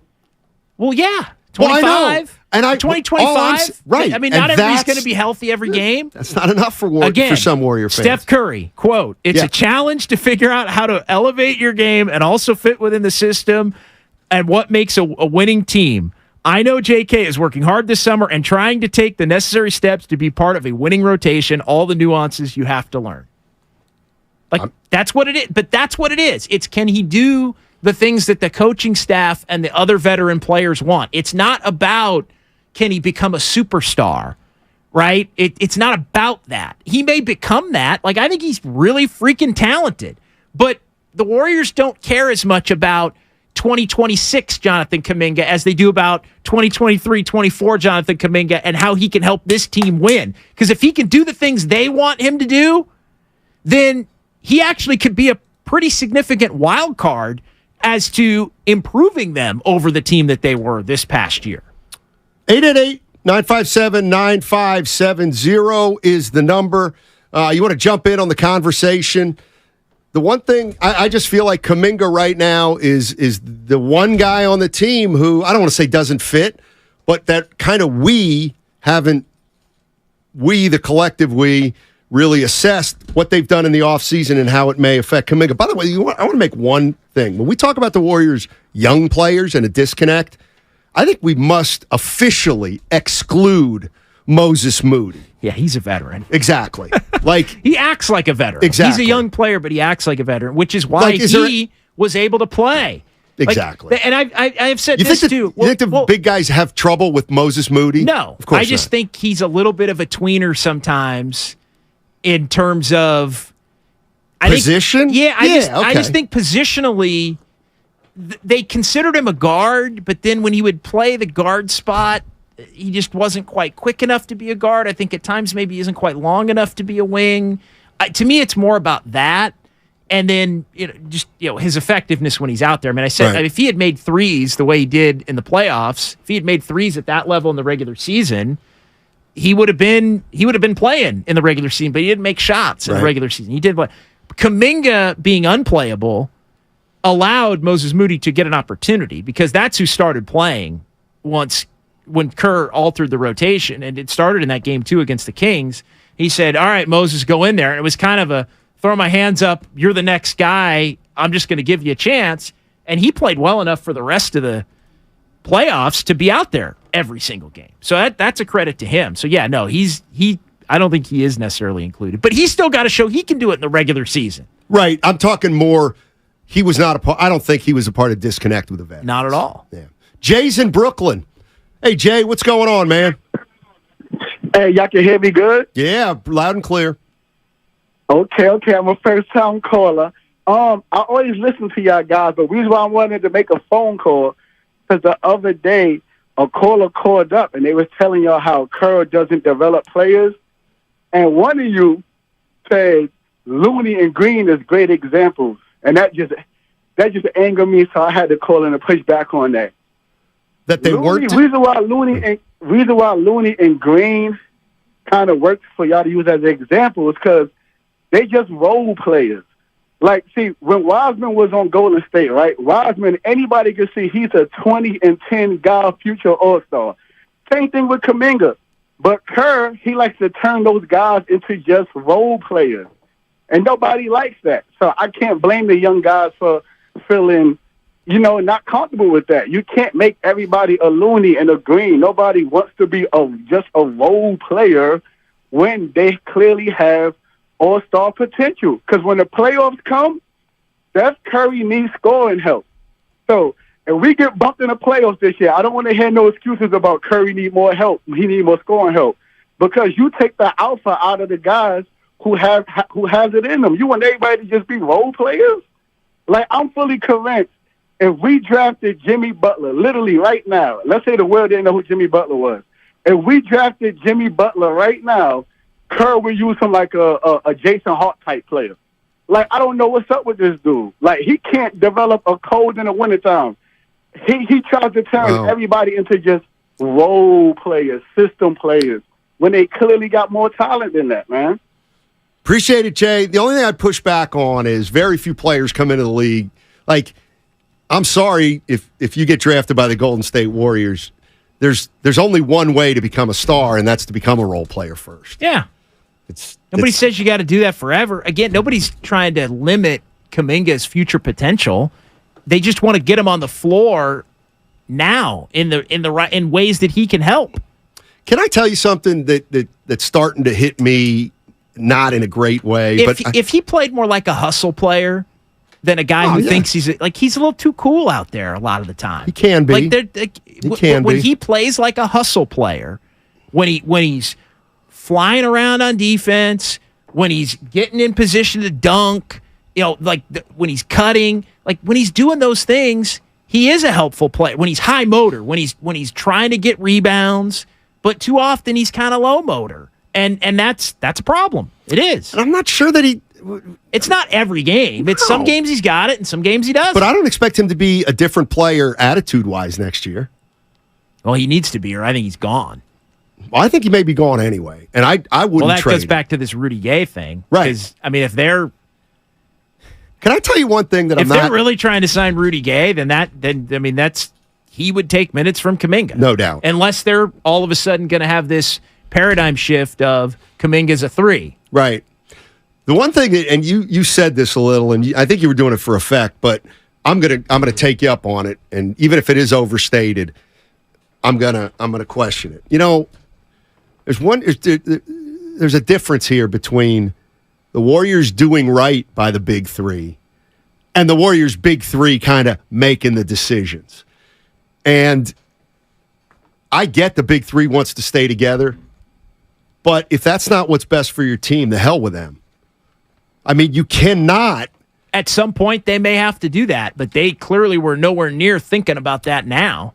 No, but there have been, if I'm to take Joe Lacob at his word, the big three wanted Avery Bradley, and Joe Lacob said no, and they were wrong. Exactly. I'm gonna throw this out there, and I'll say it for Draymond too. Draymond, Clay, and Steph, they're not the best. Who the hell's thinks that just automatically they're great decision makers on personnel? Fair. That's all I'm saying. I mean, there's a fine line there, and if it, you said and this is why I think the difference is, JD, and this is why I think it's important. I think there's a big difference between Steph Curry going into Lacob's eye, whatever, and they're talking, and Steph saying, "I know it's going to be trouble. You know how I know we're in a tough spot."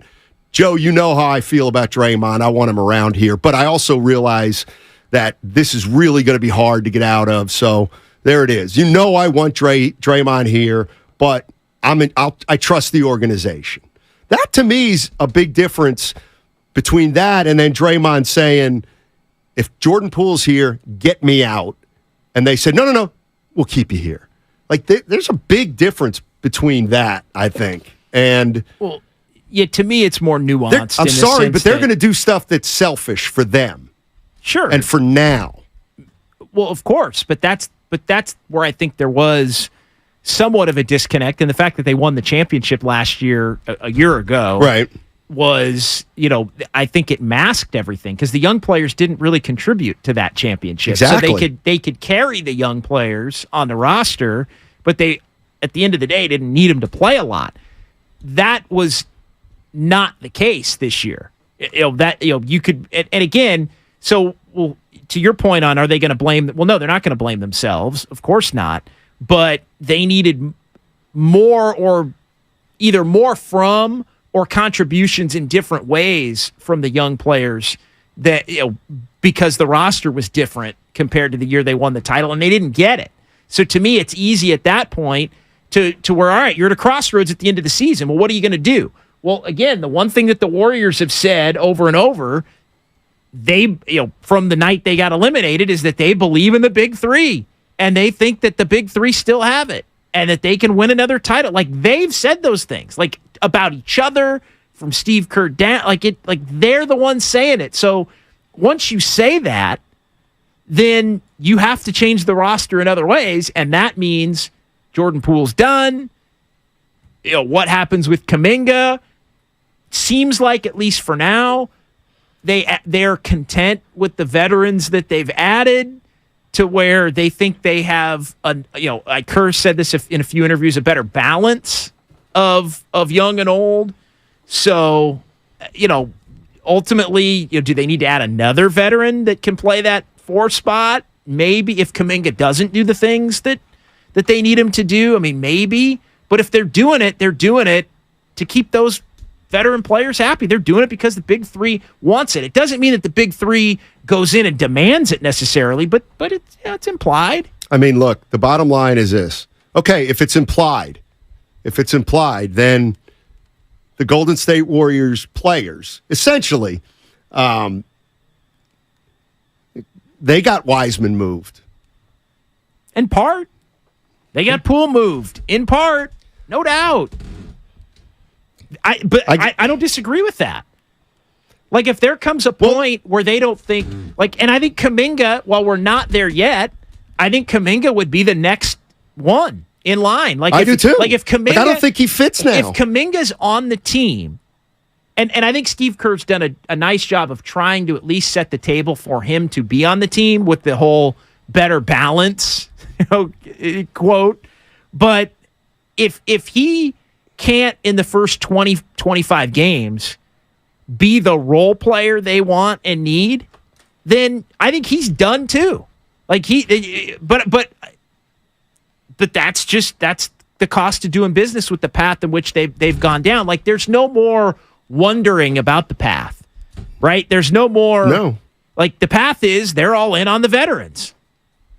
There's no doubt about that. That doesn't mean you can't still have Kuminga and Moody be part of it, and maybe some of the younger players. If, again, to use Kerr's words, the balance is correct, it works. But the second that the young players that are around still don't fit, if they don't, well, that's night-night. That's ball game. Well, and also I believe, I don't care what they say they're going to do. It's obvious. They got rid of a 24-year-old. They brought in Chris Paul. They brought in Sarge. They brought in Corey Joseph. So it's obvious they're bringing, and so that's why I look at Rudy Gay and I'm like, yeah, I believe it. I believe they're looking at Rudy Gay. He would fit perfectly with their offseason. But at some point, an organization's got to say, we got to look down the road a little, don't we? Because and maybe all Rudy Gay would be is an insurance policy for Kuminga. Is somebody that's going to be behind Kuminga, and also somebody that if Kuminga doesn't do the things that the coaching staff wants him to do, somebody who can play ahead of Kuminga in that instance. Not that he's going to walk onto the roster and be ahead of Kuminga, because I wouldn't think that would be the case. Well, we didn't think Sam Darnold was going to walk in ahead of Trey Lance. But he could be somebody in a playoff series. Maybe you do trust for 5 minutes over Jonathan Kuminga if Kuminga wasn't doing the things that you wanted him to do. No, I hear you there. I hear you there. So in that sense, it's an insurance policy as well. Well, I think it's.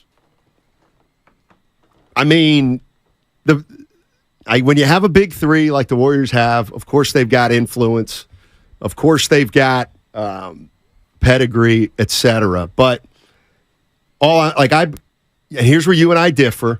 Like I think I think they won it 2 years ago. Then last year they said you owed it to them to run it back, and I understand that some stuff went sideways last year, but to me that was your chance to run it back. Yeah, and you were the 6th best team in the West.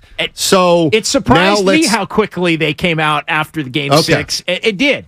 I thought there was going to at least be some drama, but as to what are they going to do? Well, you're right. They made no bones about it. No bones about it. The night they got eliminated, which to me was like I was sitting there at Crypto doing the post-game show. I was like mouth agape, like really? Like I was actually surprised, but it set the table clearly for everything that's happened since, and maybe even another move or two to come.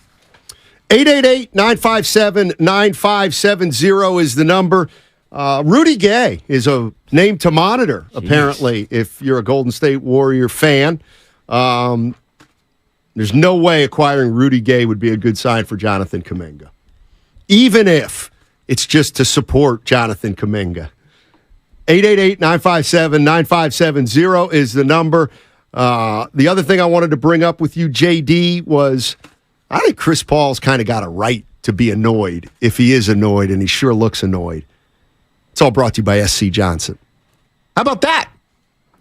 This is Pre-Tection. Yep.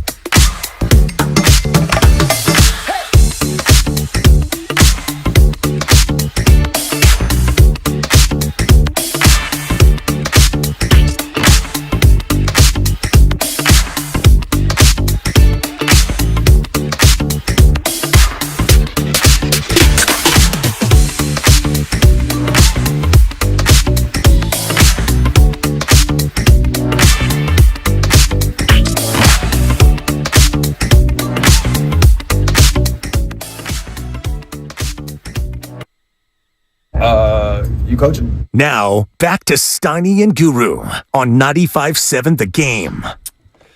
I've been starting to think a lot about Chris Paul, and I think I'd feel the same way that he feels. And that is, it's one of those things where don't tell me something that I already know.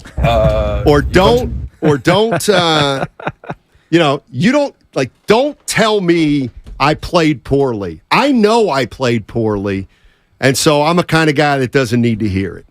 And what I mean by that is, I think if Chris Paul looked at the situation as soon as he got traded to the Warriors, he probably said, oh boy, they want me to come off the bench. Yeah, they're gonna want me to come off. Exactly, and he thought, I don't want to come off the bench, so we're gonna have to deal with this. But I've been around long enough to know I'm probably going to be coming off the bench. But Chris Paul, I might even have to be cool with it and will be cool with it, even though I don't like it. Exactly. Like, you may know that within a day. Right. But let me tell you, there's only one guy who's going to tell Chris Paul that, and that's Steve Kerr. Right. So if I were Chris Paul, to me, I could feel how he feels insulted right now. And the reason I feel like that, not for the Warriors, for more the fans, is that I think deep down he knows he's coming off the bench. But the fact that the media is like, oh, you got to come off the bench, just kind of rubs him the wrong way. And I don't think there's any statement that bothers him or would bother me more than, oh, Chris Paul, he's going to run the second unit. Oh, my God. If I'm Chris Paul, that infuriates me. And you might be like, well, why, Steiny? It's because, again, he probably knows he's going to be playing a fair amount with the second unit. And he'll hear it from Steve Kerr, and he'll talk to Steve Kerr about it, and then he'll agree to it. But, don't tell Chris Paul he's going to run the second unit until Chris Paul comes out and says, I'm good with coming off the bench. Sure. You know what I mean? And you're not saying that it's an unfair question to ask. No, absolutely not. It has to be asked, and of course was asked, and he didn't like it. It pretty clearly annoyed him. I think it was Anthony Slater that asked him in Vegas when they had him available at the Summer League. But I no disagreement for me on that one. I can definitely see where he would process it on his own terms and ultimately be okay with it, but also not want to have to be acknowledged July 8th or whatever the hell it was. Right. Well, there's also another thing that sometimes happens with players who go from starting to the bench is they're good with it for a while, and then you're 10-12, and Chris Paul's struggling, and he goes, yeah, I'm just not used to coming off the bench. Well, it's just been really hard. I'm not the same player I was when I come off the bench. Well, and what do you do? And again, I think a lot of Warrior fans would be like, well, who cares? Well, they better care. But what I'm getting at is, like, for Chris Paul, I mean, it is a little. I mean, he's never come off the bench in his career. Correct. That's why it's an issue. He's a future Hall of Famer. He's an all-time great player, regardless of whether you like him, don't like him, antics, rivalry between the Warriors and him with several different teams, all of those things true. But for him, the player that he's been, if it takes him a little time to get cool with that, then so be it. Like, if he views it as, well, wait a minute, like, I could start and I could play with Steph, I could play with Clay, and they could bring Looney, and whatever. Like, again, I get it. A lot of Warrior fans are like, well, who are you? You're the guy that never won it, that we punked over and over and over. Right. Like, but there needs to be a modicum of respect afforded to Chris Paul. I'm not saying he has to start by any means, right, but to come to grips with the fact that he won't be starting on his own terms in his own way. Like, exactly. That's fair for a guy of his ilk. And I also think it's fair. And if Klay Thompson gets that benefit of the doubt, Chris Paul gets that benefit of the doubt equally. Exactly. And not that they've had that conversation with Klay, but they haven't even thought about having that conversation with Klay because they know how he would react to it. All I'm saying is I'm looking at this Golden State Warrior team right now, and I'm saying, championship, it's they're going for another championship. Like, I'll say right now, I'll look at this roster and say, they've got no chance of winning a title unless Chris Paul is pretty good for him. You know what I mean? Like if Chris Paul doesn't play well, then they've gotten worse.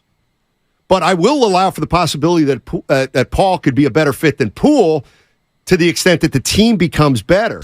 So that's all I'm coming with. Now, if Chris Paul comes off the bench and he's not crazy about it, but he's a pro, okay, that's one thing. But you can't say, oh, he'll just come off the bench. Like, you can't disrespect Chris Paul. And I'm kind of talking about the fans, too. Not that they impact the way a guy plays, but that's, I think, the biggest challenge for Chris Paul to me, JD, is he's now going in a locker room with championship players. But he's kind of a championship player, even though he's never won one. Sure. And so there's got to be a mutual respect there, and that's going to take time. Well, and we got off on a side tangent when we were initially just talking about the trade and the offseason as a whole. I think it's a good time to maybe double back on that conversation a little bit, in the sense that all of this being said, I do think Chris Paul really does fit as a backup point guard. So do I. Like, from a basketball standpoint, absolutely.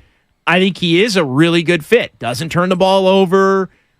They, again, can run the second unit, as much as he may hate to say. Like, I think he helps Jonathan Kuminga, which I know is a point that has been made a lot.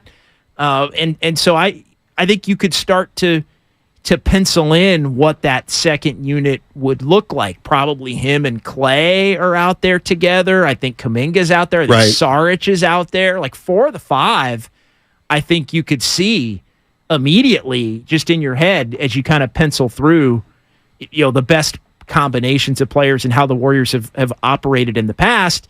And that could be the kind of unit to where, if it's even just break even, doesn't kill you, as long as the starters are still close to what they've been, you can win a lot of games, or not have some games get away from you in the way that a lot of games got away from you this past year specifically, when the bench players were on the floor, inexperienced. You pepper in a Moses Moody. Maybe Moses Moody's part of that. Right. You got Chris Paul out there with Clay, Moody, Kuminga, Saric. You've got a balance of shooting, veteran presence, couple of young players out there together. Moody plays like a vet. There you go. You got action like that. But Chris Paul's controlling all of that. Maybe we've been burying the lead, because the lead isn't whether Chris Paul starts, it's whether Chris Paul finishes. And in a way, like, I can see him not starting. That's true. But how can he not finish? Like, that's going to be, like, let me tell you something. Yeah, it's interesting. If he's on the bench at the end of the game, I think that's going to be an issue, because to my way of thinking, he has to be on the floor at the end of games. Like, that's almost why you brought him in. Well, that's the promise that you would make, right? Right. I mean, absolutely. Or you might have that might be the promise that Steve Kerr has to make whenever they do sit down and talk about it before training camp, or day of the first practice, or whatever the heck it is. It's like, hey, you're going to be out there at the end most of the time. Right. Matt's in Oakland. Hey, Matt, how you doing, man? What's up, gentlemen? How you, man? Okay, it's all good. Question and a comment. Comment first. Every team is just year to year, like every single one, all the time. Even the Nuggets. And it's a really interesting mix of people. And I'm not sure I agree with you that Paul has to be out there at the end of the game. Everybody has to be good, and they have to work together, which I guess is a little overstating the obvious. My question is this. Am I missing something? What precludes an NBA team from signing anybody at any time, as long as they're willing to pay the salary cap? But, well, they had to get rid of Poole. I understand for the future to get off his salary. But, let's say they didn't ever sign Chris Paul. What precludes them from signing him or anybody for that same amount next year? Is there some kind of slot that they have to go into that you can't use? I'm not clear on that, and I was curious. Okay, I think this is what you're after. You're over the cap. So the Warriors traded Jordan Poole. Let's just to make it easy, was making 120 over 4 years. Let's just say it was 30, 30, 30, 30. So Chris Paul, I know he's got next year, but let's just assume he's got 1 year left. So you are allowed to trade Chris Paul for Jordan Poole because their salaries match. All the salaries you have to do is match for 1 year. The next year. So you take on Chris Paul. Or the current year. Correct. You take on Chris Paul and you move off Jordan Poole. Yes, you don't save any money right away, but you get off Jordan Poole's money. However, as it relates to the Warriors, they're still over the luxury tax. So they can't use that $30 million as though now they're $30 million under the tax and they have flexibility. They have to first get under the tax, then first get under the tax, then get under the cap. They're so far over the cap that even if they were to let Chris Paul go, they wouldn't be able to sign anybody. Beyond a minimum level player, which you can sign as many minimum level players as you want. Right. Oh, I know. Okay. That whole kind of thing. Yes, you said sign. Yeah, you could sign a minimum level, as many of those as you want. Right. But you're paying, if you're in the certain tax level, a $3 million player might be a $20 million player. Right. Yeah, exactly. In actual money. Right. Exactly. And because of the taxes. Right. But and this is really the crux of it. The Golden State Warriors won't be able to, if Chris Paul walks at the end of the year, the Warriors don't want Chris Paul. They can't just move off Chris Paul and sign another player. No. They're going to have to trade him for. Now they can trade him for another player. In theory, trade him for another player, but I think that's unlikely. It's possible, but I think it's unlikely because then we're back to the spot that we were a couple years ago. And now, what if you're really not a championship team? Now you can make that assessment at the end of the year. You can watch this year play. Well, that's where it's all year to year, and I know the caller made the point about Denver. Yeah. Well. Yeah, no, Denver knows what Denver's doing next year. Right. And the reason exactly, I kind of wanted to say that too. The Warriors' big three's been together for over a decade. Well, the point is that if they re-sign Sacramento knows what Sacramento's doing next year, even though they're not a contender, a title contender. Right. You know what I mean? Like you either know what you're doing or you don't. The bottom line is this: at the end of next year, depending on what happens, the Warriors could move off of Clay and or Draymond. That's what we mean by year to year. The Warriors go. And what if Clay has a bad year? Exactly. Like, what if Clay has a bad year and doesn't think he should take as much of a pay cut as the Warriors do? Yeah. I mean, that's an extreme. Is it likely? Probably not, but it's on the table. It's possible. Miley's in Walnut Creek. Hey, Miley, what's going on? Uh-oh. Hey, guys. Okay. I love when you two are together. I mean, the talk is so in-depth, and it's on point, and we don't have to deal with wishy-washy this and that. But to my point, I think what Kerr, if you're looking at it from Kerr's standpoint, obviously he can do whatever he wants, but what I think he will do is he'll start the season with Paul and have Looney go to the bench. And then at that point, what you can do is play Paul 4 to 5 minutes, maybe 6 minutes in the third quarter. Steph plays the whole first quarter. Paul comes in with the bench. But obviously, they're going to mix and match anyway. But I think Kerr starts Paul at the beginning of the year. And then if they need to adjust as they go along, like they did last year with Draymond, they could do that. Interesting. I don't know how it's going to play out. I do know this. This is what kind of hits me. Why does Steph Curry have to play the whole first quarter? Like, why? Well, he wants to, and two, he's been more productive as a player when he has. Okay, but when you do that, it sets up. Like, there's actual numbers that, like, you look at his numbers, he's better when he plays 12 and 6. How about the last 6 minutes when he plays all 12? I think those are better too. See, I don't like. Listen. Again, we're getting wonky into that, so I don't want to get into that. All I'm saying but is, I read. I can't remember where I read it, but I read it like within the last couple of months. Okay, all I'm saying his numbers were even last year were significantly better in the 12-6 type of rotation. Fair. All I'm saying is, if Steph Curry plays the first 12 minutes, we're always going to have that fourth quarter issue of when do you bring him back? Right. Well, but they didn't. They didn't do that majority of last year, by the way. Well, there were a lot of games where he 7, 8, 9. I mean, what? I'm talking about the fourth quarter. No, you're talking about the what first. I'm saying is they didn't do a straight 12-6 for more of the season than they ever have before. Like, he was subbed out in the first and third quarters more last year than ever before in his career in an attempt to bring him back earlier in fourth quarters. Right. So you're right. So if they play him 12 minutes in the first, we're always going to have that issue in the fourth. Right. If you limit... Unless you sub him a little bit earlier, and then, But you know what I mean. Right. And then in the playoffs, they were subbing him. There were games they were subbing him 6 minutes in the first and third quarter because they were trying to match up with what the Kings were doing with Fox. Yeah. And then it also lets you play the whole fourth quarter if need be, which I think the Warriors, he didn't need to do that, but there were times where you needed to play 10 minutes of the fourth quarter. Well, back in the Salad days, he didn't have to play his fourth quarter at all. Well, they're more dependent on him and the other two. Like, that's the other just rat on the table. Like, they're more dependent on, in a way, as they are older and in some ways not the players they used to be. Maybe Steph's the outlier to that because he's still pretty damn close. But you're more dependent on them in the big moments as they get a little less effective in those moments. Did you put a rat on the table? I did. I don't have the read. Yeah, you sponsored by Atco Pest Control. Pest of the week is pest of the month is vermin.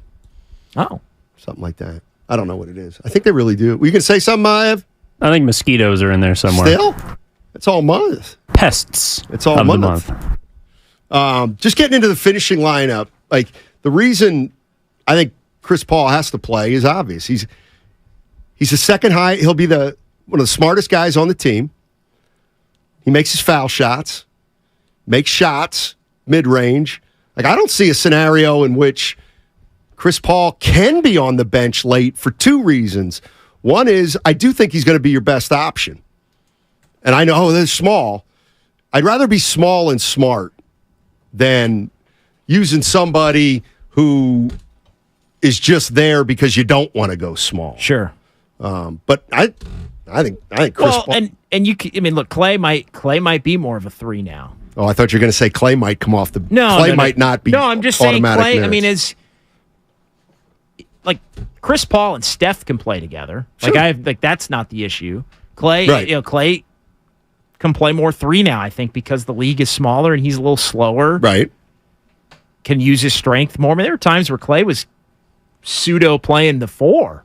I mean, their finishing lineup's going to be Paul, and you heard it here first. It's going to be Paul, Steph, Clay, Wiggins, and Draymond. Yeah, I think that's going to be their finishing lineup. And I think any of Chris Paul's deficiencies are made up by just his basketball IQ. I mean, he's been one of the best. The irony is he's been one of the best regular season clutch players. And I mean, actual, like, his teams do well in the clutch. His numbers have been very good in the clutch. 5-point game, 5 minutes to go or less.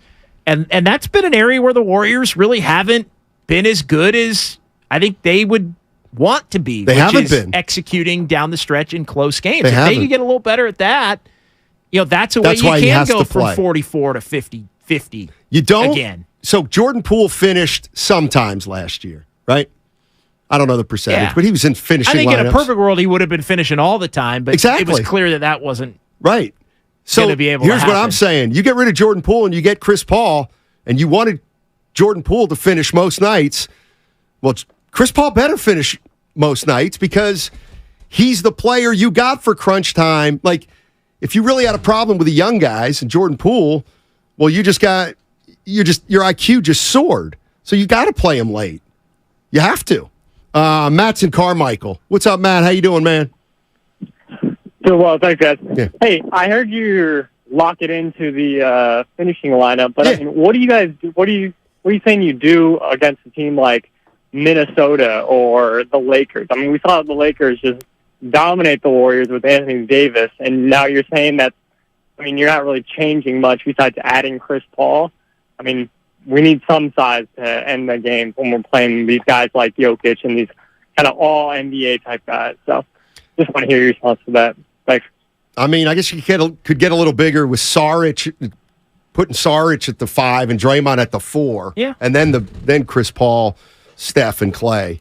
But then Wiggins isn't out there. Right. They're not finishing. That's right. Wiggins wouldn't be out there in that situation. Yeah, and you're also not like there isn't a big like there isn't some big that they're just going to play to match up with Embiid or Jokic or the Lakers. Like there just isn't some big like they're not going to play a big just to play a big. Like they just don't do that.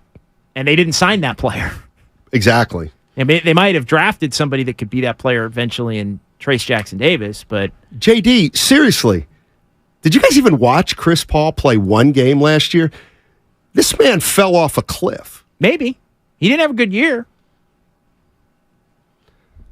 But they didn't get him they got him for his head. Again, they not got his body. Well, but here's the thing. They also got him to play, I think, to me, they got him to play about 25 minutes a game and play consistently, but be load managed, but play consistently. Like to me, if he played 60 games and it was kind of planned out, the 20, hopefully that he misses for the most part, and it's 25 minutes or so a game, like to me, that would fit perfectly and I think they believe that playing him a little less and managing him right will get him back on track.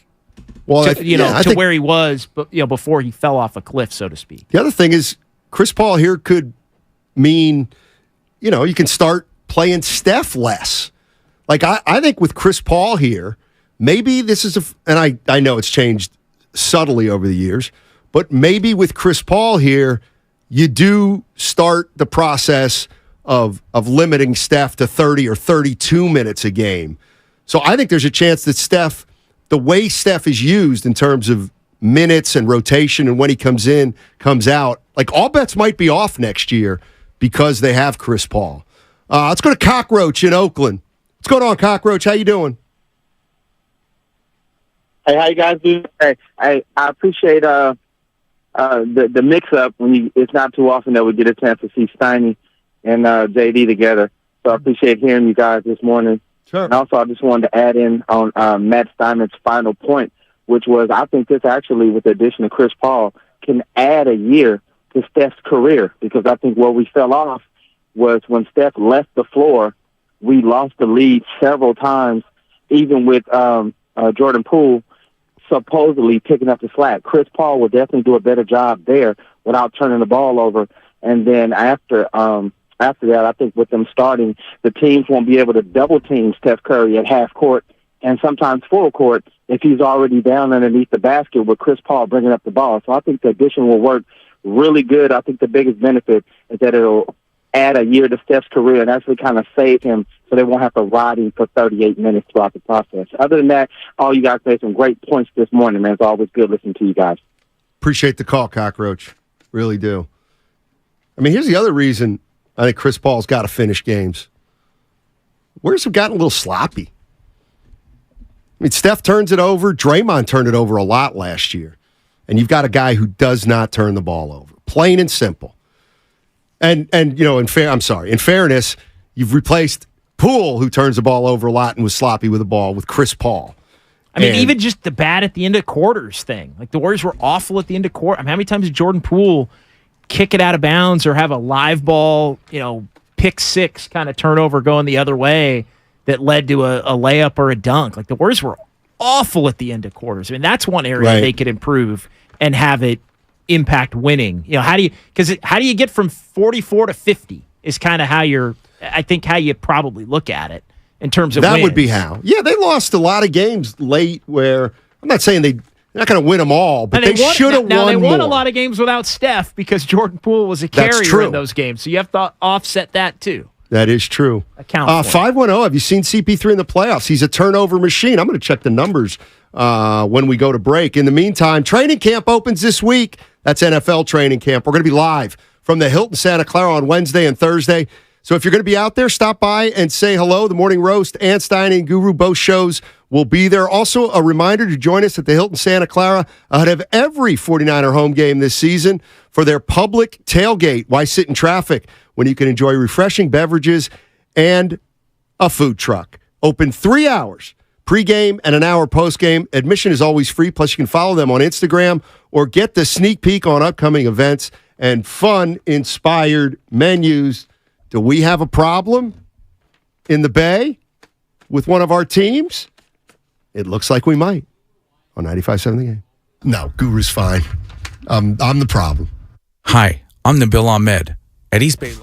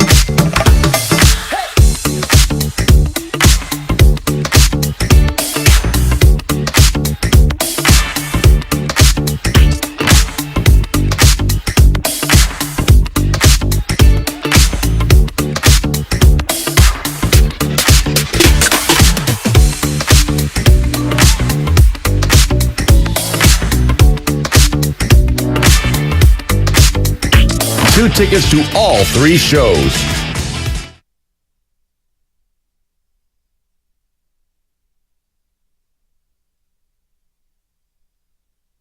You have some serious deficiencies. Now, back to Steiny and Guru on 95.7 The Game. Matt Steinmetz, John Dickinson with you. Dal the Guru Johnson will be back tomorrow.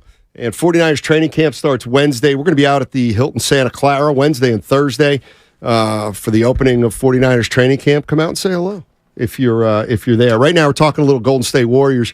And then at 1 we're going to talk some baseball. Giants are struggling. They are struggling. Here's the one thing that, okay, this is at the crux of it. And this is something that I struggle with. The 5-1-0.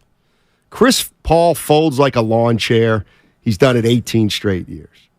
Chris Paul's never gotten it done in the playoffs. Chris Paul gets hurt all the time.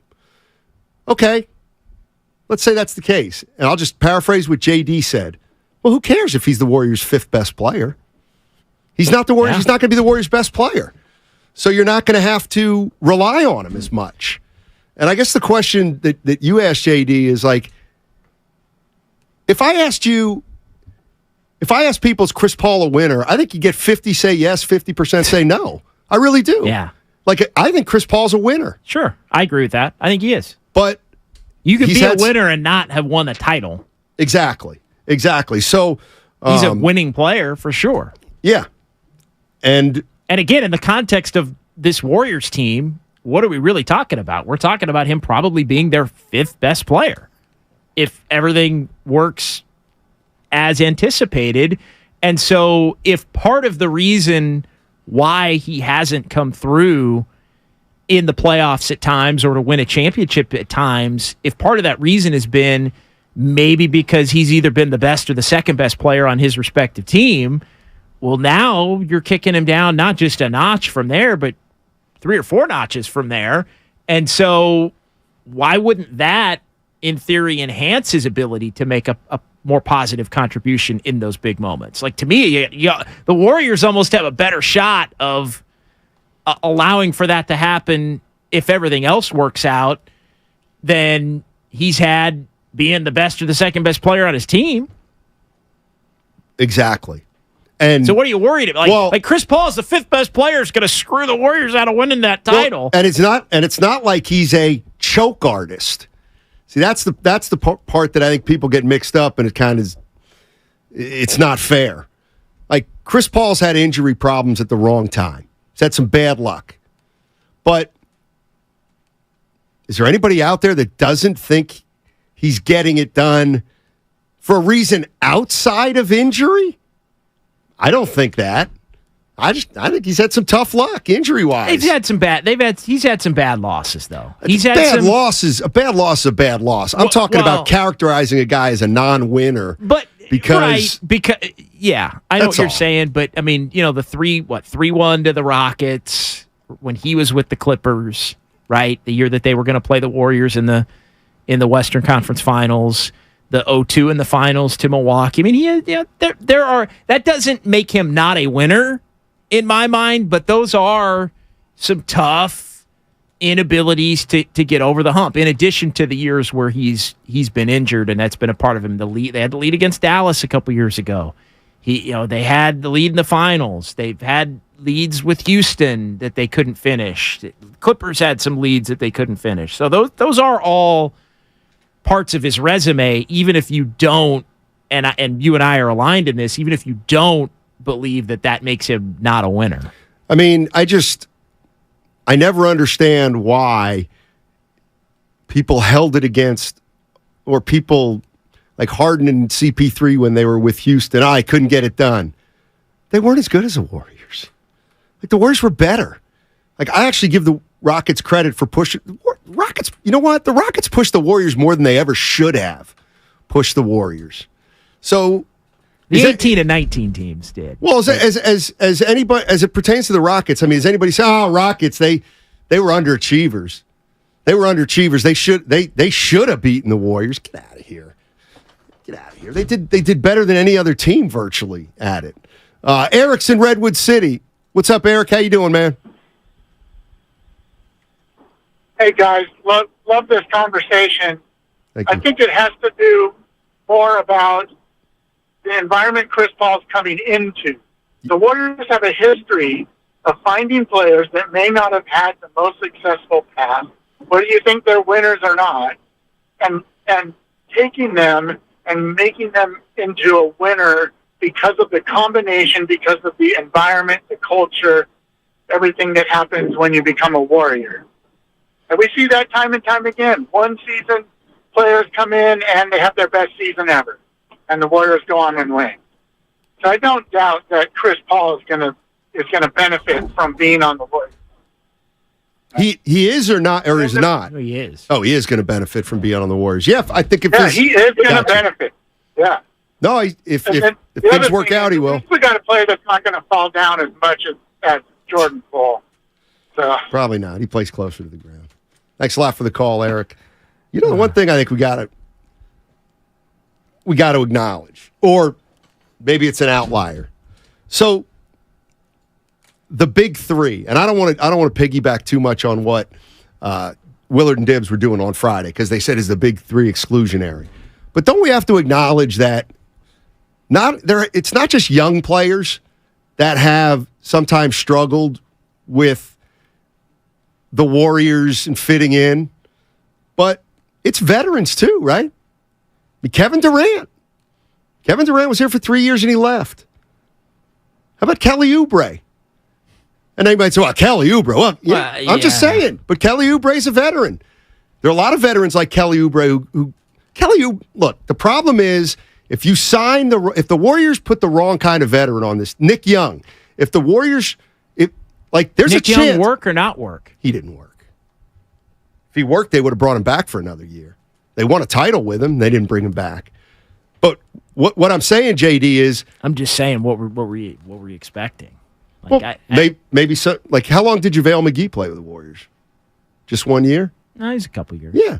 Like if Nick Young would have been, well, okay, then why didn't they re-sign Nick Young?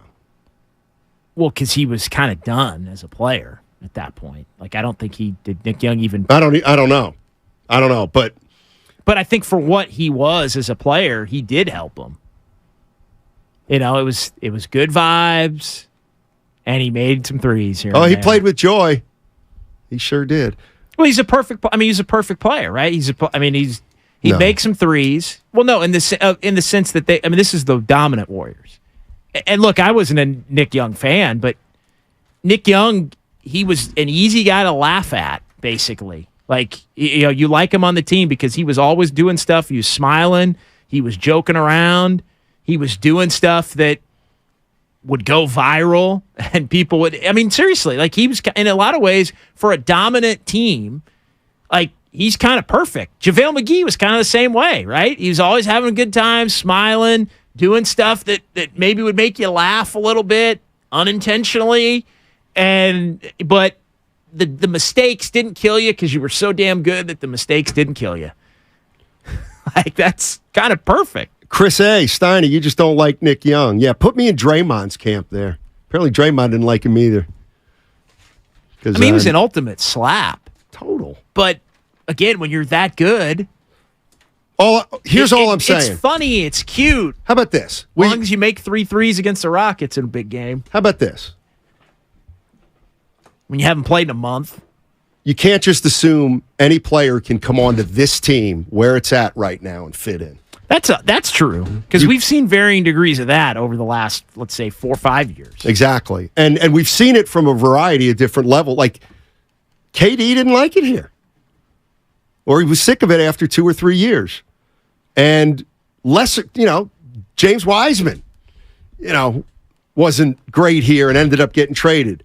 So what I'm saying is, there's not one player that the Warriors can bring on where that, how do I want to say this? The fit with the Golden State, you have to fit with the Warriors.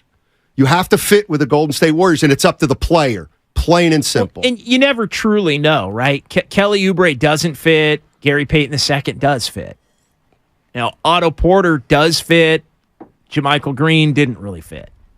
You know, like there's all like some of those players are obviously better than other players and all of that, but at the time, like you don't like Nemanja Bjelica fit, but not every player does in that way. But everybody's like, but you can't, like, you don't know ahead of time. Like if Nemanja Bjelica hadn't fit, that wouldn't have surprised me. See, well, you like Brad Wanamaker looked like he would fit. Brad Wanamaker was a terrible fit. Was he a terrible fit or was he a bad player? Or wasn't he good enough? Maybe both, but Brad Wanamaker sure looked like a player that would fit from where he played elsewhere. Right. I mean, I know we're getting into the weeds as far as low-level players. No. But I'll tell you right now. Bench players mostly. Here's the role thing. Players. Here's where I'm going. Don't tell me Dario Saric fits. You think he does, but you don't know. Exactly. That's what I'm saying. Yeah, that's a great. That's probably the Bjelica comp in a sense. I think he should be better than Bjelica. To me, it's the Chris Paul comp. Does Chris Paul fit basketball-wise? Yeah, to me, he does. But is he a fit? That remains to be seen. Totally remains to be seen. Like, that's got to play itself out. And are the Warriors going to – and this is where the Warriors have had difficulty from a basketball standpoint trying to figure out who they want to be. And what I'm getting at is are the Warriors going to change the time where Chris Paul's running the show, right? When Steph's off the floor but Chris Paul's on the floor. The times where he's running the show, are they going to change? Are they going to be more of a pick and roll, slow the game down oriented team? Because that's where he's had the most success. Or are they going to be hell bent on trying to play the same way that they've always played, regardless of who's out on the floor? Because they are going to, in my mind, have to be a little more complimentary of the things that he does well. Maybe not when he's playing with the big three plus Wiggins. Then you can play basketball, and I think everybody's so intelligent that it'll figure itself out. But when he's out there with Clay and Moody and Kuminga and Saric, well, you better be running pick and roll 85% of the time and letting him handle the ball and create for others. Otherwise, why do you have him? So that, I do think they're going to have to make a commitment toward almost being two different teams more than they've been comfortable doing in the past, for sure. Well, let me throw this name at you about who fits, who didn't fit, blah, blah, blah. Like, do you think Dante DiVincenzo thinks the Warriors' culture is unbelievable? I don't think so. He didn't have a great year for it, right? Well, he was around the wrong year. Now, if he'd been around 2 years ago, would he have thought? See, that there's some nuance there. Like if you were on the team 2 years ago, you would have thought, "Wow, amazing." If you were on the team because KD, they won with KD, and he still didn't. He thought it was but the vibe was different over time with KD. Like, you're talking specifically about 2 years ago. No, but what I'm saying is when KD came in, the vibes were still. I think when Kevin Durant came to the Warriors, the culture, like the Warriors still had the 15-16 vibes. Yeah, it waned during Kevin Durant's tenure here. Right, like like the first year it was A+ still. The second year it was maybe a B+, and they won a title. The third year it was, I don't know, a C, and or a C- or whatever. And like it definitely changed over the time. I think, if you were with the Warriors 2 years ago, you might think, wow, this was a great balance of good guys and complementary players. If you were here last year, you're like, my God, Draymond's a nutcase. Right. And Jordan Poole was always running his mouth. All of the things could be equally true. Skinny Bob. Skinny Bob's in El Granada. Hey, Skinny, how you doing, man? I'm doing great. Hey, guys, 3 quick points. I think, Steiny, you're right on a lot of things, especially Chris Paul. I personally think he's here to handle that ball and not turn that ball over, and he can direct. Curry can do everything. Draymond knows he's been slapped and, how would I say, butt slapped, whatever. He knows that he can't be throwing his crap all around this year. but also Curry, this underrated film that they got on. Sure. My sister and a godchild in Wisconsin saw part of it last night, and they say it's terrific. I'm optimistic. I think this is going to be a hell of a year. We're not going to turn the ball over, and Chris Paul wants a ring. And you guys are right on, and half your audience is also. Thanks, Skinny Bob. Appreciate it. That's Skinny Bob, the golf ball man. One of Guru and I's favorite. Oh, callers. hell no. So, I just, I'm just thinking about the Warriors and Chris, and here's where when we talk about Chris Paul coming to the Warriors organization, I'm not talking about him and Draymond Green getting into a fight. It's so much more nuanced than that. But you cannot tell me that there won't be some challenges to overcome with Chris Paul in that locker room with 3 or 4 champions. And he's always been, has Chris Paul ever been on a team where it's not quote unquote his team?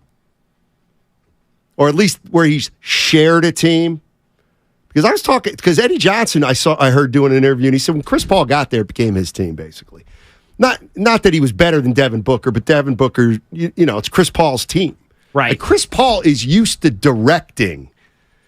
So, Chris Paul, does he have to change? Do the Warriors have to be a little more malleable? Does Chris Paul have to just shut up and play? Can Chris Paul really be the same Chris Paul on and off the court? I'm going to say no to that. Chris Paul cannot come to the Warriors and be the same Chris Paul on and off the court. And I guess what I'm saying is maybe that could be a benefit to Chris Paul and the Warriors. Possible. Because, I'm open to that. Because I'm open to the thought that I'm open to the thought. Sorry, no, that caught me. It didn't. Okay, I thought maybe it did. No. And I know there's history that I do. It's been a while since I've been in here with you, but I know the history. Back to Wiggins. So what were we talking about again? We're talking about Chris Paul. The Warriors could bring out the best in Chris Paul and vice versa. I'm open to the fact that part of Chris Paul's failures, if you will, to win a championship or win consistently in the playoffs may be that there's too much on his plate as the first or the second best player, or as the first and the second personality in a locker room. Maybe stuff does get a little weird with him as the leader of your franchise. Well, now he doesn't have to be that. Right. He can fit in among other much bigger personalities within the framework of the Warriors, and just have it be more about basketball. So I guess to me that's now. Does that mean it's going to work? Not necessarily, but I think that's a means to where it can work and be beneficial to the Warriors. Well, right. And I want to be clear here. This is where I think some people don't really understand. I'm not like Chris Paul doesn't have to be a leader to Steph or Draymond or Clay. Right. But Chris Paul can absolutely be a leader for Kuminga if he wants to be, or Podziemski if he wants to be, or Moses Moody if he wants to be, or even Andrew Wiggins if he wants to be. But he's got to want to be, though. They can be. He's got to want to be. He's got to want to be kind of cool, leaving the 3, do them, and it's on the other 3 to kind of include him. I think. Thank you. To a certain extent, I do. They have to be inclusive of his input as a Hall of Famer. And you know what? Let's be honest. He's you'd say whatever you want. Chris Paul's a freaking Hall of Famer right now. Dude is his own walking statue in a way, not with the Warriors, but as an NBA player. So are they going to allow his input as a Hall of Famer? They better. Yeah, and I think they will. If they don't, then they also better look at him as kind of a champion. They need to look, and maybe this will rub Warrior fans the wrong way. Steph Curry, Klay Thompson, and Draymond Green have to look at Chris Paul like he's won a championship. Because to me, that was almost at the heart of the Jordan Poole thing. To me, I think Jordan Poole got back to camp after the Golden State Warriors won a championship, and he felt like, you know what? I'm finally a made man with these guys. Right. Not finally, but after 3 years. And I think Draymond, and maybe to a lesser degree the other guys, looked at him and said, you're not really there. You're a junior champion. You're still a junior champion. And I'm telling you, and I think And I really do think that that's where some of the acrimony started. You better treat Chris Paul the right way. And that's up to the veterans, I think. I gotta think they will. I think so too, but I think they will because in part they realize they need the help. They need the help. They need Chris Paul's help. Steph Curry for this next year needs his help. Yes. Draymond needs his help. Clay needs his help. So whether you love him or hate him, or it's somewhere in between, you better use everything positive that he brings to the table the best way you can. So yeah, it is on them to include him, and then I think it's also on them to empower him to empower the other players that are beneath those three on the roster. Yeah, because they haven't been able to lead and relate to those players. Like maybe Chris Paul can help those players in a way that the other three haven't been able to. Yeah. CP3 is not a champion. That's BS. Stein is delusional. Okay. I'll tell you what, treat him like Jordan Poole and see how this all works out. Big three, treat him like Jordan Poole. He's not Jordan Poole. Listen, here's what I'm saying. I'm not saying it's going to be a problem, but for Warrior fans to not acknowledge that the Chris Paul dynamic is going to have to be figured out, and it might very well be a positive. It could bring out the best in Chris Paul. It could bring out the best in the big three, but it also could do in the season, flat out. You're Mr. Literal, yeah, and so I do want to like is. And I know where you're coming from, so I'm not coming down your road when I say this. I can't call Chris Paul a champion. Well, okay. Just from that standpoint, but again, but he's absolutely a winner. Well, as long as he is a winner. Well, the literal, I said they better view Chris Paul as a champion. Well, yeah, because if they view him as less than a champion, well, I don't think they view him as a reason why we might not win. Absolutely not. Like you can't. But I think a lot of the fans. Absolutely not. But that's the difference between players and fans. I think there's a lot of fans who are like, well, he ain't winning it. Like we ain't winning it because he ain't winning it ever. Right. So he's going to keep him being on the team's going to keep us from winning it. Well, that's from a fan preposterous. Standpoint. No, that I don't believe. Well, but there's a decent chunk of Warrior fans that think of it that way. I mean, I find decent chunk. I do think I think Chris Paul needs to be really good for the Warriors to be really good. That I do believe. But things every once in a while get a little sideways, and something something happens, and Chris Paul's walking off the floor shaking his head, and like something that happened, Draymond sees it. What are you shaking your head at? What's Chris Paul going to say? Nothing, Draymond. Well, it depends. What's he shaking his head at? Is he shaking his head at Klay Thompson taking a bad shot, or is he shaking his head at Jonathan Kuminga not cutting at the right time when he could have had a dunk? Steiny wants the Warriors to treat Chris Paul like something he isn't. See, that's when it's frustrating to be on the radio and not really get what I'm saying.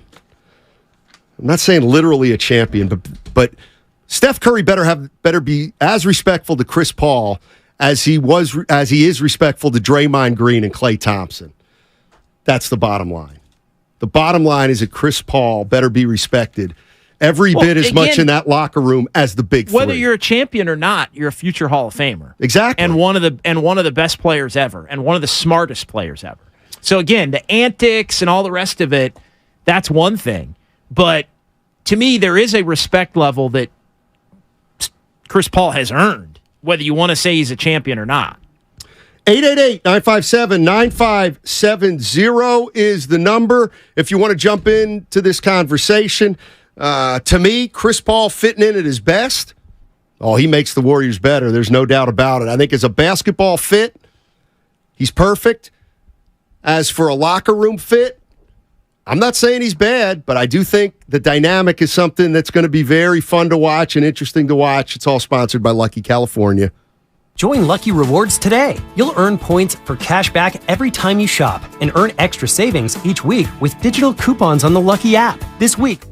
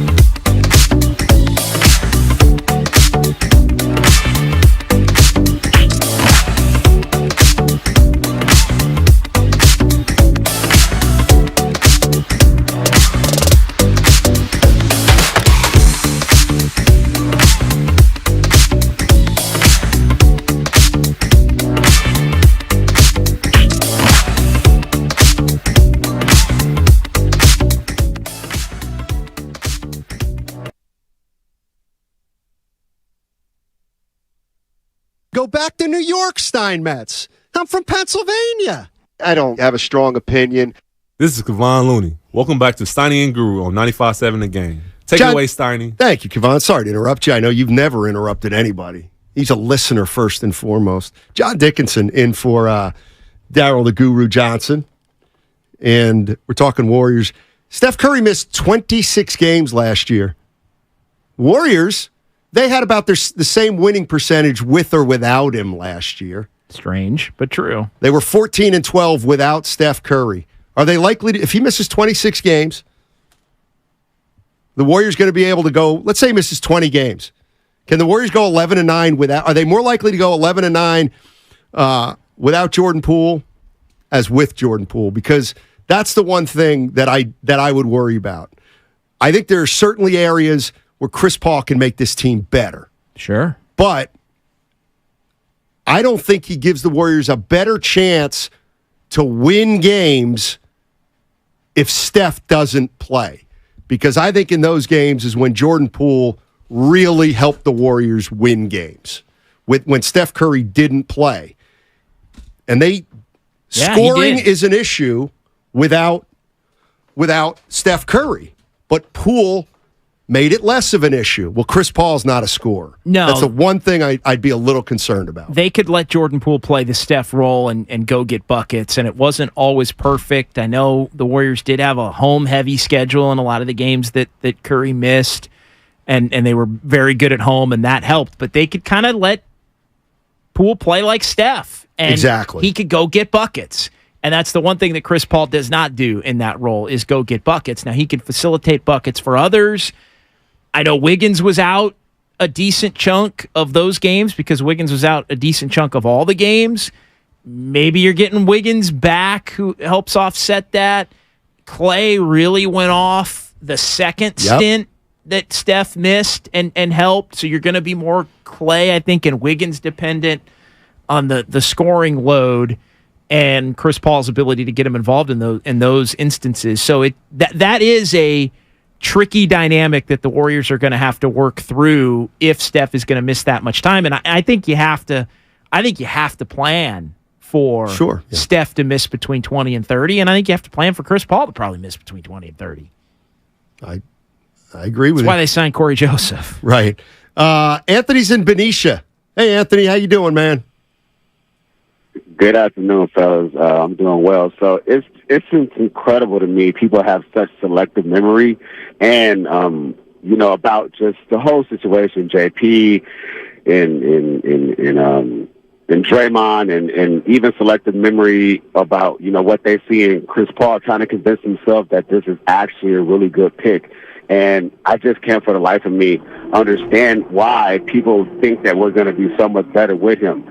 But I obviously just wanted to talk about this kind of fraternity type of thing that they have in the Warriors now, which, Steph, Clay, and Dre, and you guys alluded to it a little bit. And I'm just wondering, will this work out, considering that if you don't fit into the box that the Warriors want you to be in, you're usually not going to have a good time here. And you look at someone like a Kelly Oubre, who probably wanted a little more playing time and wanted to play a different style. You look at Dante DiVincenzo when he was a little upset. You look at JaMychal Green when he was upset with the playing time he wasn't getting. You look at James Wiseman. He didn't play the way that they wanted him to play, but they didn't really create an angle for him to play or curate, a style that highlighted his skills. And I just looked at the Warriors and I really questioned, how is this going to work out? Because Chris Paul is a 38-year-old point guard who plays a certain way.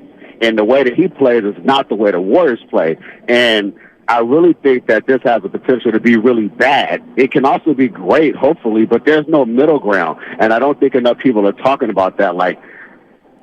Chris Paul is very set in his ways, as the Warriors are as well. And so, when you get two of these very conflicting ideologies to try to work together, it might not happen. And I think over the last couple of seasons, we've seen people who don't fit in the box the way the Warriors want you to be, then you're on your way out. Like you guys mentioned JaVale, you mentioned Swaggy P.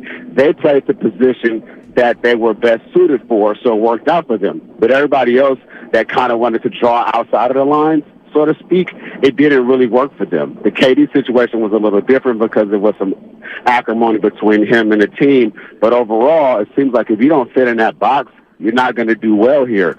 But Chris Paul is the exact type of example of someone that doesn't fit in the Warriors box. So I just don't see how people are so confident that this is going to work and not looking at the other side of this piece. Well, it's good stuff, Anthony, because I think it's a fair question to ask about, does Chris Paul fit in the box? And it's interesting because I think basketball-wise, absolutely, he fits in the box, though maybe not stylistically. But the fact, Chris Paul's a passer. And to me, passers are not hard to integrate, no matter what the style is. So I'm not worried about Chris Paul, the fact that he doesn't get out on the break or doesn't like to push it like the Warriors do. Here's what tell me if this makes sense to you, JD. Steph Curry missed 26 games last year, and they went 14-12. If Steph Curry misses 26 games this upcoming year, and I'll even give Chris Paul starts all those games, because I think there's a chance where Chris Paul's out and Steph's out. But here's what I believe, the more I think about it. If Steph Curry misses 26 games this next year, they will not be 14-2 or 14-12. Yeah. They will be worse than that. If Chris Paul is the starter in place of Jordan Poole in those 26 games like Poole was last year. But off the bench, if Chris Paul can come off the bench and be willing, then they are, to me, a better overall team than they were last year. But I do think because Jordan Poole had a green light without Steph, sure, they will have some point scoring issues if Chris Paul starts when Steph Curry's hurt. It's going to have to be much more of a balanced attack. I mean, and again, if that's Clay doing his part, Wiggins having to fill in the gaps more, maybe Kuminga if he's going to get opportunities, especially with the second unit to be able to thrive. So there's no doubt. I think that is the biggest, let's say, question mark or thing, the biggest thing that maybe they're giving up off of what they had last year with Jordan Poole, that, there was a lot of bad with Poole, and we've talked a lot about the bad, but the good was the way that he performed in the games that Steph didn't play, and it really saved the Warriors' season. If the Warriors had been 10-16 in those games, they might not make the playoffs. Right. I mean, if we're talking 3 or 4 games, and think about how many of those home games they won late. They won a lot of those games late where Poole would go off and they would just kind of figure out a way to get it done. Again, yeah, some lesser opponents and home games and all of that. But if they don't win those games, we'd be having a completely different conversation. So it can't be discounted completely. Mike's in Sunnyvale. Hey, Mike, how you doing, man? What's going on? Hey, thanks, guys. First of all, there's no I in team, okay? And I think, when we're talking about Chris Paul versus JP, I think seems to be pretty obvious that Jordan Poole was all about number one throughout his playing, which worked out great for us when there was no Steph and he could act like the number one, and he did perform well at times, but we know that internally the team was not gelling well. And I think, you talk about looking at the championship Warriors, they were always having fun. Now they were winning, so that's always fun. But the team was together, and everybody was doing their part. Seemed like that wasn't happening with Poole, so they had to move away from Jordan Poole if they were going to keep Draymond. And I think, for whatever reason, internally, Draymond has the 100% backing of Steve Kerr, which I think we could say Steve Kerr is one of the more level-headed coaches in maybe all of professional sports. So they had to move away from Jordan Poole, and they got a Chris Paul. That's a pretty darn good way to end up when the entire league knew you had to move away from this guy. So I think credit to the organization. They got Chris Paul. He's a strong player. We're going to see how he fits in. We ended up as good or darn near close to it, considering the situation. Appreciate the call. Maybe. The other listener brings up a real good point. Plus, he said, I want to give him credit. 510, that's all I got. The fact that if Steph Curry is out, and Chris Paul starts, Chris Paul can't play as much as Jordan Poole played in those games. That's true. You know what I mean? That's true, and that's why you have Corey Joseph. Also. Exactly. Like Corey Joseph was brought in as an insurance policy. I mean, you need 3 point guards. Sam Darnold. You need 3 point guards. You do. At that point. And I even think, and I've gotten a little on social media, a little credit. I think Corey Joseph can play some 2, and may play some 2 when everybody else is healthy as a veteran presence that you can kind of play. Like, it wouldn't surprise me if he ended up being the backup to some of the time. Interesting. If Podziemski and Quinones, and I mean, you get a little thin. I think if Moody's more of a 3, like you can get pretty thin and young at the 2 pretty quick. And, you could play him with Steph. You could play him with, right. You can. He's small. He's solid. But he's played both spots. Right. I know he is mainly a point guard, but he has played both. He's more of a combo, I think, than people realize. Will's in D.C. Hey, Will, how you doing, man? Hey, how are you? Doing well, thank you. Can you hear me? I love the show. Loud and clear, all you. Yeah, so this is what I think. I think. Let's be realistic here. I think if we look at the season and how it's going to go, that's a lot to account for missing Jordan Poole. And Steph Curry is not going to give you a full 80. We have to be realistic. He's not going to give you a full 80 seasons, right?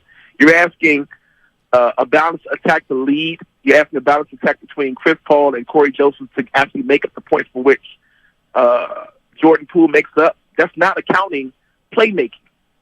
I don't see it. So on top of that, if you would have played Moses Moody more, if you would have played Jonathan Kuminga in the playoffs last year, you got a year of playoffs on his first win or lose. You had to recognize that this team was not a championship team moving forward. That's fine. We'll take this year off. We'll get them some experience. This year they'll be a lot better. You didn't do that. You set them on the bench. Now they're coming in. You're worried about whether or not this person's going to get minutes when technically, from an eye test, Jonathan Kuminga kind of looks like he could be, if not right now, later on soon, the best player on the team. So he has an argument to feel the way he feels. Yeah, if you played him in the playoffs, you would have been in a whole different environment now. There wouldn't be an issue of trading, realistically, no. They might have lost to the Kings, though. They would have. Here's the one thing that... It was a long way to go. It was a pretty good phone call up until the end, but then he kind of lost me. Well, here, the other thing I think the Warriors have to be a little careful of is... A lot of people believe that, though, about Kuminga. I know. The one thing I'm kind of saying it for myself. The one thing I think is, James Wiseman. He didn't fit. Well, he didn't fit the system. Poole didn't fit the system. Kuminga is on the verge, kind of not fitting the system. It's like I think the Warriors might be making the thing they need to be careful of is assuming they're going to play this style beyond Steph Curry. Well, I don't think they're assuming that. You don't? No, but he's still around but and a guy playing like, at an extremely high level, which is why they are intent on doing it. But as long as he is around, though, I think they are. Okay, but James Wiseman was traded at... I'm not saying this year. I'm saying, there's a chance James Wiseman could be good in 5 years. Yeah. And Detroit will not play the way the Warriors play, let's say. No doubt. So that's all I'm saying is there's a chance that, 5 years from now, Wiseman's a productive player in a certain kind of system, Poole's good in another kind of system, and maybe they move Kuminga, and he... You know what I mean? Like, they might have to go back to pick and roll at some point after Steph Curry. Or if Steph Curry's out for a long period of time. And there'll be a whole new coaching staff and everything to boot at that point, in all likelihood. So, Leroy's in Oakland. What's up, Leroy? How you doing? Hey, I'm doing great, man. I'm doing great. It's always a pleasure to be on. I'll be quick. So I think I don't know if I've heard this yet about Chris Paul and the Warriors, but Chris Paul kind of comes in with something built in that automatically helps the Warriors, and he automatically fits in. And that's that he's an assist-first guy. And when you have the greatest shooters in the world in Clay and Curry, you need a guy that's going to get these shooters the ball. And this is what I like about what Chris Paul brings to the table. I mean, like, for his career, he's almost averaging 10 assists a game, maybe 17 points. And we know in the regular season, he's dropping dimes. In the playoffs, he ups his points a little bit. So this is what you're going to get from Chris Paul. And I just think for the Warriors team, this team, the way it's constructed, those two things bode well for the 49ers. For the Warriors. He's going to dish that rock first. And Poole, you had a guy where I think if he would have dished the ball a little more and dropped more dimes, he'd probably still be here. But that's the kind of guy that the Warriors were looking for. That's going to be an assist-first guy. And Chris Paul, all his career, that's what he's been. So I think he just naturally comes in and fits in. And not to boot, for his career, he's averaging about 5 rebounds. So I think it bode well for the Warriors. Thanks, Leroy. And you know what I always say, Leroy? It's not hard to incorporate a guy whose biggest asset is passing. And to me, first and foremost, when I think of Chris Paul, just the basketball characteristics, I say he gets people the ball. Yeah, it's so the question there's is, no selfishness issues. Are there enough scores? If Curry's not out there, that's the question. Right. No, I mean that yeah. But the last thing I'm worried about is Chris Paul taking anybody's touches. That's not an issue. That's the bonus that you get with Chris Paul, that he passes. He's pass first, and he wants to be pass first. Matt's in San Leandro. Hey, Matt, how you doing? Doing well, gentlemen. I hope your day's going well. Listen, I think the real problem, it's not Jordan Poole or anything. It's the lack of leadership from Draymond Green and the little xenophobia that the big three have. You know, I think they're kind of past their prime. You got Durant that came in and Draymond scared him off. Then you had Poole come in and Draymond scared him off. And now you got Kuminga, who's kind of on the fence now. Draymond's like one of those chefs from the 80s or 90s who throws pans, yells first and asks questions later. Like, that's not the way it is these days. You can't be that kind of rule with an iron fist anymore. You have to learn how to lead people and, you know, give them sugar instead of vinegar, that type of thing. And Draymond and his lack of leadership and kind of past his prime, you know, I think he was kind of felt threatened by Durant, and he kind of felt threatened by the Poole's ability to score and average more than a single every night. Thank you, gentlemen. I'll take it off the air. Appreciate it. Appreciate the call. I mean, I do look when you talk about team dynamics. I do think that, you know, Draymond's going to be here for 4 more years unless he gets traded. So he's probably going to decline in the next 4 years.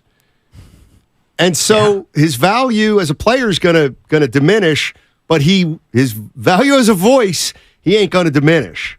So, you know, like down the line, that's something where he's going to have to deal with too. If Draymond Green, you know, starts playing less and less or is getting less and less effective, but he wants to keep the voice that he's had for a decade. And that is something that I think also, like all of this, is a year-to-year proposition. Yes. But clearly, moving forward toward next year, given the fact they just re-upped him, they're cool with it. Grant's in Alameda. Says the Warriors. Hey, what's up, Grant? How you doing? What's up, Matt? Yo. So I was just saying, here's the thing. The Warriors are better off with Chris Paul than Jordan Poole. Okay. I mean, if you had to look at, would you take Jordan Poole over Chris Paul? And then you got to ask yourself, I mean, that's the bottom line. Chris Paul is going to, we might have to run way more pick and rolls and all that kind of stuff. We might have a more dynamic offense. We can do, when we were good, we could do two different things. We could post somebody up. We had, you know, so we're going to have a more dynamic team because we have Chris Paul. And all they got to do is work together. That's the bottom line. So I'll take it off the air and go from there. Appreciate the call. I would disagree with the term dynamic. I actually think they might be less dynamic. And I know you're probably meaning the ball spreads around more. They might have to be comfortable being less dynamic. Right. Like, you're going to have to figure out other ways to win. More efficient. The one thing that I just... Better in the big moments. I do think people have forgotten all the good games Jordan Poole's had, you know, in his career, and how I always felt when Jordan, on balance, if Jordan Poole was good, you were going to win the game. I really think you're going to win. Like, he was kind of that difference maker. A lot of times, yeah. And, I'm just looking at his games. Okay, here's one. He was 13 for 20. They won. He was 9 for 18. That's a loss. All right. 7 for 15. They won. 9 for 17. They won. He was. Usually when the Golden State Warriors won, he was a part of it. And so they're going to miss that scoring dynamic. And maybe that is the thing, JD, that we're kind of missing is they may have scoring issues for the first time in a while. Well, and if you remember, that's how they wound up going home in the playoffs. It wasn't their defense that was the problem. True. It was their offense in both series that were problems in the playoffs. Let's go to Apple. Apple's in Alameda. Hey, Apple. How you doing? Hey, love the show, guys. Thank you. So, yeah, I love that, everyone's excited about Chris Paul. The only thing that I wanted to call out was we might be over-indexing on his fit a little bit because there's a lot of emphasis on his assist numbers, but a glaring thing, at least to me, is the fact that he's also very ball-dominant, which goes against what Warriors like to do, which is to keep that ball alive and passing and moving. Yeah, so just wanted to add that comment and hear what you guys think. I think it's fair. Yeah. No, I think that again, they're going to have to be comfortable playing a little differently. I think more than meets the eye. Again, not necessarily when Chris Paul's on the floor with the other big three, right? But definitely at the times where he's on the floor with one or two, one of them, leading that bench unit, which is what many people believe is the number one thing that, skill asset that he provides. Right. 888-957-9570 is the number. We got into some Warrior talk with JD. Daryl the Guru Johnson will be here tomorrow. And the last caller said, CP3 makes the Warriors better. You know what? There's only one way I can answer that right now, and it's he might, but he might not. Training camp opens up this week. We'll be live from the Hilton Santa Clara on Wednesday and Thursday. So if you're going to be out there, make sure to stop by and see both the Morning Roast and Steiny and Guru. Also, a reminder to join us at the Hilton Santa Clara ahead of every game this season for their public tailgate. Why sit in traffic when you can enjoy refreshing beverages and delicious eats from their very own food truck? Open 3 hours pregame and an hour postgame. Always free admission. Plus, you can follow them on Instagram to get the sneak peek on upcoming events and fan-inspired menu items.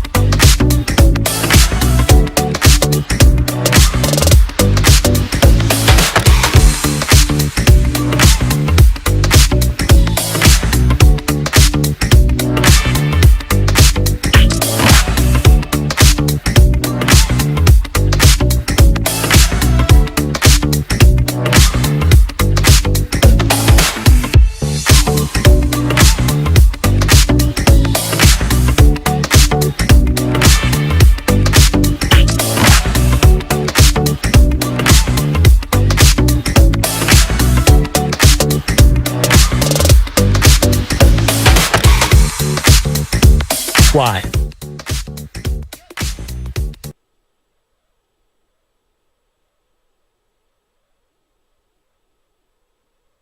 Please pet me. Please pet me. Please be my friend. Please don't ever leave me. Now, back to Steiny and Guru on 95.7 The Game. Matt Steinmetz and John Dickinson with you on 95.7 The Game. Guru will be here tomorrow. Crossover in 10 minutes. I just got to get these numbers out of the way because they're staggering to me. Jordan Poole, I'm looking at his game logs. Everybody saying he stinks. He didn't help. He had a terrible year. This ain't volume. Okay. Listen to this. Just listen to these numbers. These are in order. Now, I'm not skipping over any games in December. 30, 21, 23, 36, 20, 18, 20, 29, 43, 26, 13, 32, 24, 26, 41, 28, 24, 27, 25. Damn. I know. That is a lot of scoring that Jordan Poole did for the Golden State Warriors. No doubt. The Warriors are going to have to go about it a different way. They are. In those games. And, it's funny, and I'll tell this to Guru. He says, how do you make up for Poole's scoring with Chris Paul III? And I said, well, Chris Paul, get other guys involved, and maybe they can pick it up. But you know what? I'm going to tell Guru, that's a lot of points to make up, come to think of it. When you see those numbers staring you right in the face. Let's quick go to Rich in Fremont. Forget it. Let's go to Bob in Lafayette real quick. Hi, how you doing today? Hey, Bob, what's going on? Hey, we need a big man, and my suggestion is that we trade Clay to get that big man, because I think Clay's been stealing money for several years now. He's overpaid, and he's just not a complete basketball player. Thanks, Bob. He can't dribble with his left hand. Bob. He can't go to the glass. I got to stop you, Bob. And the reason is he isn't the player he was. But is there any... Did you actually hang up on him? Well, no, Evan did. No, I mean, but why do we need to rehash why Clay struggled? Was it worth it going to his call? Was it worth it? No, it wasn't. I just want to clear the lines. But the other thing is, we know they're not going to trade Clay. Unless something... They still need that big man. Somebody that... That's another, of all the different Warrior fan neuroses. So you're with them on that? No. You're not? It just... there isn't, You're right. Who is this big man going to play instead of? They've got Kevon Looney still. They've got Dario Saric now. They've got Trace Jackson Davis. And they've still got Draymond Green, who's probably playing the 5 if they're going to finish with Chris Paul. And the other, 4 with Wiggins, Steph and Clay. I agree. The only big man... really minutes for this guy. Well, you can sign him. There's only minutes for a good big man, and there's none out there. When we talk about signing a big man, it's anybody you want as a big man isn't going to be good enough to command minutes. But I get the impression that there still are a lot of Warrior fans that think that there just needs to be this big man that's going to be out there with Steph, Clay, Draymond, and Wiggins. Well, I mean... that guy wouldn't play ahead of Looney. Well, Joel Embiid would. But Embiid and Jokic. That's my point, though, JD. And Sabonis, maybe. That's my point. At least the regular season. Right. Is that unless you're a star-type player, you're probably not going to play a lot of minutes on this team. That's all. They're not going to go get a Capella or somebody like that who used to be playable. Right. Christian Wood. They're not going to go get Christian Wood. Yeah, I see what you're saying. Let's go to I'll go to Rich again because I'm a second chance guy. What's up, Rich? Rich will be worth it. What's up, Simon? Hey, man. Look, first of all, it is thank you for having JD on because I know when JD's on, man, we're gonna be talking good Warrior stuff, man. This is cool. I just don't understand why it is a lot of these callers think that with CP3 there, it's not going to work. It's like, you need to understand, CP3 is not there to be the guy. Okay, he's there to bring what they didn't have last year. Okay, veteran leadership and basketball IQ. That's what Poole didn't have. Now, don't get me wrong. You just read off all the numbers of his scoring, but he didn't provide defense to stop other teams from scoring against the team, and he doesn't have the basketball IQ to run that offense. And not only that, he didn't want to take direction. So with CP3, he knows when he comes in, he knows what he's there to do. He's not there to be the guy. He's there to support. Run that second unit. Also there. That's right. Yeah. Thanks, Rich. Guys. Appreciate it, buddy. No, thanks, I know I ran. You know why? You know why I ran the last guy? He said Clay was stealing money. That's offensive. That was why. That is why. Because it was well after that. So I appreciate that clarification. Well, and let me tell you this. Because sometimes, you all right, you got to get to get over to click it and all that. So it takes a minute. He said stealing money. I wasn't going to kid him there. Okay. So I was like, that's where the warning. That's where, okay, take a listen. And then he said some more stuff that I thought was too pejorative. But let me get my thesaurus out. This is one thing where I stick up for Clay. Stop saying they paid him money for not doing anything. Well, yeah. That's inaccurate. No doubt. It's not like he was on a beach. He was rehabbing for 2 freaking years. He got an injury. Like, that's the way the NBA works. You get hurt for a year, you still get paid. So I really don't like that people, the last thing Clay did was steal money. That's all I'm saying. And Klay Thompson did have a good season last year. Like, it just needs to be more consistent. Like, exactly. The numbers were good. How he got the numbers didn't always impact winning at the level that you would want for the numbers. Right. So it just has to be a little less awesome and terrible and a little more really good across the board. Exactly. If he can do that, it's fine. If he can do that, then he's still by far a productive enough player. Right. But yeah, I'm not a big fan of stealing money. Especially for a guy like him. Exactly. We're talking about a future Hall of Famer that's won 4 titles. Exactly. That's disrespectful. Pejorative means in a negative way, like making somebody smaller. It's from the Latin peor. Actually, I don't know that, but I did take Latin. It's a negative thing. You know, like if somebody were to say, it's like if somebody were to say, Steph, he'd be a great 6th man. Right. Thank you. Who would have said that? A lot of idiot Warrior fans didn't get what I was saying, JD. You said that? When Chris Paul was talking about coming off the bench. Yeah. I didn't want to. Yeah, he was annoyed. Yeah. Right. I said, the one guy who would probably be the best at coming off the bench would be Steph Curry. Like, he's the one guy who could.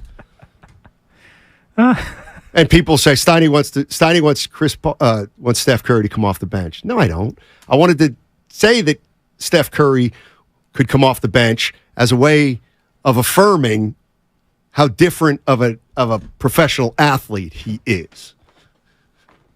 He did come off the bench too. Yeah, playoff games. Not saying, I'm not. You want Chris Paul to start? No, I don't. I'm just saying. I would imagine Warrior fans got riled up over that one. Yeah, some of them who can't understand what I was trying to say, who really couldn't understand what I was trying to say. I was trying to say, would LeBron come off the bench? Of course not. And even if he did, would Clay come off the bench? No, of course not. That's the other thing. You wouldn't even ask him. Well, they haven't to this point. And I'm not saying you ask Steph, but if there's one, like, how about this? Of all the superstars that have come down the pike in the NBA, Steph Curry would have made the best situation of any of them if he were a 6th man. Argue with that? You can't. 888. No, I'm not going to give the number out because we got the crossover coming up next with Dibbs and Willard and JD in for Daryl the Guru Johnson. 142 here, Evan. Hey, training camp. It opens up this week. We're going to be live from the Hilton Santa Clara on Wednesday and Thursday. So if you're going to be out there, stop by, say hello. Also, a reminder to join us at the Hilton Santa Clara ahead of every home game this season for their public tailgate. Why sit in traffic when you can be enjoying refreshing beverages and delicious eats from our very own food truck? Open 3 hours pregame and an hour postgame. Admission always free. Follow them on Instagram to get the sneak peek on what's coming up and fan-inspired menu items. I got thug tears. Have you been in a car accident? Chilton Auto Body has 15 convenient Bay Area locations to help restore your vehicle.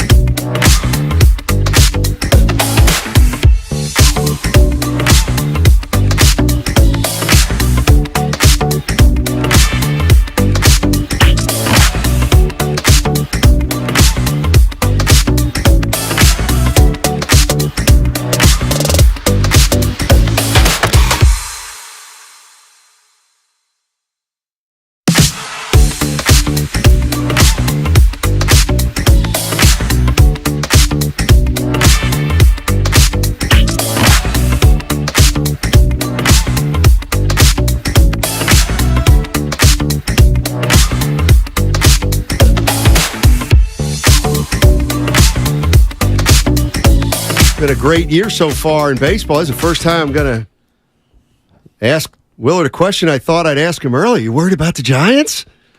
Should be. Worried. Yes, worried. No. Frustrated. Not worried. Oh, they stink. I don't even know. Nothing to worry about. I'm not worried. You know. You're worried they're not going to make the playoffs now. Oh, boy. And if they don't make the playoffs, I'm much calamity? I'm much more in the moment than that. Like, the deadline is a week from tomorrow. Okay. Let's go. But the problem, see, now they have enough moves to make? Well, that's the problem. The problem is twofold. A, what they need, everybody needs. Therefore, the price is going to be exorbitant. Yeah. Secondly, they need to do it now, and nobody wants to do it now. They want to wait till next week because everyone's trying to figure out if they're a contender or not. And the Giants need to shake up the lineup now. If I got to watch another middle infielder go up there with like zero chance of doing anything but hitting a ground ball to second base, it's going to drive us all nuts. They love Brett Wisely, though. No, I don't know. I don't think they do. Yeah, I don't think they do. I don't think they love any of their options up the middle. Yeah, exactly. They don't now. I think they did at the beginning. They need Taro Estrada to get healthy. On Saturday, they missed the hell out of him. On Saturday, there's 6, 7, 8, 9 hitters. Oh, God. 4 rookies. Oh, dude. Right. Matos, Sable, Wisely. Well, I don't mind rookies, but like we were talking about Schmidt. More like lookies. Last week, this guy's got like 3 hits in like 5 weeks or so. I mean, it's just the only one that's withstood the test of time is Patrick Bailey. Like, he looks like a bona fide franchise-type player in the making. Matos is fine. It's fine. And Sable is fine. Like, there's no the role that they're playing and the way they're playing it right now, it's okay. It's not as exciting as you wanted it to be. Schmidt has got to go back down. And then the other issue is... And go down hard. Everybody's like, everyone wants a starter. There aren't that many available. And I'm like, the Giants need 2. I don't know if they can get 1, and they need 2.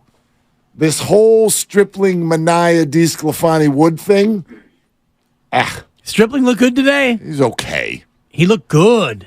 Like, in comparison to... He did. He looked good. What did he throw? 6 got innings? outs? Gave up 10 hits. Yeah. But only, 3 runs? He's okay. That's decidedly... That's a quality start. Kept it in the park. That's mid. Exactly. That's mid. It's not mid for this rotation. Well, but because you've got one guy who's really solid, one guy who's, mostly good, and then a bunch of, like, garbage. Yeah, you're comparing him to Anthony DeSclafani, and I don't want to do that. Like, here's the thing right now. If the Giants even ended up in a playoff series where you needed a 4th starter... Oh, God. If that even happened, I don't even hate the Rays have done this. Use Alexander as an opener in a game 4. Fine. But who's starting game 3? Those 4 other names I gave you are all no's. No. Manaea, Stripling, Wood, DeSclafani. The answer is no. It's a hard no. Someone else needs to start that game. And they need him now to even see if they could get to that game. So you got Webb and Cobb and a bunch of nothing. Right. Yeah.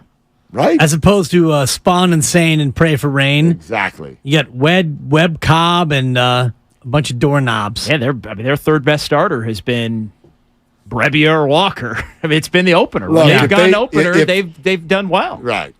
Which is no way to live, obviously, over the course of a season. No, but and there's no excuses. Like, that's the other thing. They can't get a hit, and they just did this against some of the worst teams in baseball. They're obviously exhausted. They're going to how many cities in 12 days or whatever. It all clearly hit them over the weekend. Right, you could tell in Washington. But they don't get any rest, other than that the worst team in baseball is coming in for a couple of nights. So if they win the next 2, everyone will feel a little bit better. But yeah, man, what ugly week. And they have officially fallen, I guess, into a tie now for the last spot. Virtual tie. Technically they're out. Points Technically behind. they're out, but on a scale of 1 to 10, pending Mark, the outcome of later action. Yeah. How? What's the difference between the Giants making the playoffs and not making the playoffs? Let's say they don't make the playoffs this year, Mark. Well, I mean, yeah, in terms of what? Just your overall approach to the Giants. Like, if they make the playoffs they're kind of like where the Niners were with Shanahan. I'll put it this if they way. make the playoffs this year, then all of a sudden you can say, they're pretty. If they don't make the playoffs, you can say, well, they only made the playoffs once in 5 years. since these new guys have come Yeah, in. but that's all. Like I try to avoid those labels that we like. Like that's the stuff that we've done to Shanahan for years that I think is just kind of silly. It's like, why are we doing that? There's nobody who's watching this that doesn't know that Kyle Shanahan is a good coach, the right coach for this. All of those things. If you don't think that, I'm really not sure exactly how to help. It's not. Well, but would you feel that way about the Giants situation, though? Shanahan's unique, and but I don't. But I don't even know necessarily if you would firmly say that, even if they do sneak into the playoffs. Okay. Like there's a bigger. The Giants' question that needs to be answered is: can you be relevant? Can you be exciting? Can you be consistent? Can you have players that others fear when they come to the plate? And for too long, the answer's been no. Right? And now they've lost their depth because they've had a number of injuries. Yeah. And as we saw last year, it looks a lot worse when you don't have that depth, which is pretty much how they're built. They're built to be able to withstand a certain amount. I guess what I come back to as far as them is if they don't make it, well, they almost have to make it to be able to go back and revisionist history through all the if they make it, they can say, well, now we know who Patrick Bailey is and the young guys helped, even though it's less and less for the other young guys. The plan worked. If they don't make it, other than Patrick Bailey, what do they have to show for this year? Well, but I mean, if they don't make it. Yeah, but see, again, that's where it's like the plan for me doesn't all rest on did they make it right? Did they win 87 and get in, or did they win 86 and not get in? Like that seems like we would be boiling it down to something that's pretty minuscule. So if they get in, and if they get in, I'm not like, okay, now everything's okay. Okay. And if they don't get in, that does not mean I'm like, oh my gosh, utter disaster. But for you, it's more about the star player component to it? Is it because it's the whole picture, man? Like it's right. Can you be good every year? Can you compete every year? Can you be interesting? Can you have good players? Can what you're trying to build, can it be a mix of homegrown talent and free agents? All those things that have been said all along. Like, yeah, that's what, like, when you say I want them to make the playoffs every year. They're the Giants. I don't ever go into a year like, well, wait till next year. Well, especially with 6 teams making it. And like to me, the way I look at it is. Or whatever, 6, yeah. But the way I'm looking at it is, all right, they're not the Braves. They're not the Dodgers, even though it's taken the Dodgers a while to get going. I think we're seeing that. They're right there with everybody else. I think they're probably not Philly. I think Philly's probably better than them. They haven't been to this point, but I think Philly is. Somebody's going to win the Central. Fine. But if you can't be the 5th or the 6th, you're telling me, if they don't make it, that means you're probably worse than Arizona, Miami, Cincinnati, maybe two all of those three. Yeah, at least 2. Yeah, but. If you remove the division winners, it's 5 teams right now for 3 spots. Yeah. And San Diego is a 6th right. if they get get hot. hot. If you don't make it, the teams that will have beaten you out should kind of infuriate you, I think, if you're a Marlins Giants or Reds or something like that. Yes. Yeah, absolutely. But here's in a year where the Padres stink. And right? the Mets. Well, and like the teams that were supposed to. Yep. Teams that were supposed to do it aren't doing it. But here's what I'm saying, so and I get get it. by that, and still, that's kind of what I'm getting at. If they're helped by that and still can't get in, well, here's all I'm saying, and I know the comparison's not perfect. So Shanahan comes in 2 years when he starts, nothing. Then they go to the Super Bowl, they lose. Then they miss the playoffs at 6-10. Then in 2021, they start out 2-4. Mm-hmm. I think at that point, and then 3-5, you say, man, if they don't make the playoffs this year, that's once in 5 years. I'm not saying that Shanahan gets fired, but the narrative now. No, but he would have been on the hot seat last year. That's what I think. That's all I'm saying. And now they turned it around, and now it's a fait accompli 1.5 years later because they've been to the NFC Championship games twice. They could have lost the Week 18 game to the Rams 2 years ago, and he would have been on the hot seat going into last year. And if they go 13-4 last year, he's fine now. Okay. To me. But my question is so that didn't come to fruition. But it was that close to happening. If the Giants don't make I guess what I'll say is if the Giants don't make the playoffs, would Kapler be on the hot seat? I don't think so. I'm not saying he should or he shouldn't. We're in a time where I would argue. But they do have to make a decision on him because he's going to have 1 year left on his deal. Yeah. He's not somebody that. He's not somebody you'd want to give an extension to. That's the thing. You make the playoffs, you can say, "Hey, made the playoffs 2 out of 3." The odd thing about Kapler, we'll give him is he doesn't do much. There are a lot of. He's obviously this polarizing figure, but I always put it up against your opinion of Kapler has to also go up against your opinion of the team. Most people I hear go, well, you don't have very many talented players. Well, if you don't have very many talented players, then Kapler's a freaking god. Because how do they do this? They've had 1,500 in the last 3 years. Buck 07, 1,500 year, and now what they're doing this year.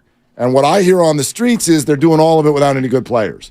Well, then you got to love Kapler. So you almost say whatever your opinion of Farhan is, you have to kind of bounce that up against your opinion of Kapler. I don't think you can have the same opinion about the two because they have two very different jobs. No, I agree. But what I think is if you look at the Kapler tenure and there's not, and you don't get a star in here, I think most people will say, the Giants always do more with less. You know what I mean? Which is a compliment to Kapler, right? It is, Or but I mean, if you Farhan, wind up as an 86 and 76 team that doesn't win playoff series, then it's not the same compliment as it was with Bruce Bochy, as we're watching throwback Giants videos in the room here, because he did more with less, but they won the World Series. Well, and then got it to the point where we decided it actually wasn't less. Right, because they won. Right. Well, but if you look at that team, that goes back to the revisionist history. How many Hall of Famers are you going to have on those teams? The answer is one. And it's Buster Posey. Yeah. But and that's Tim was a Hall of Fame talent.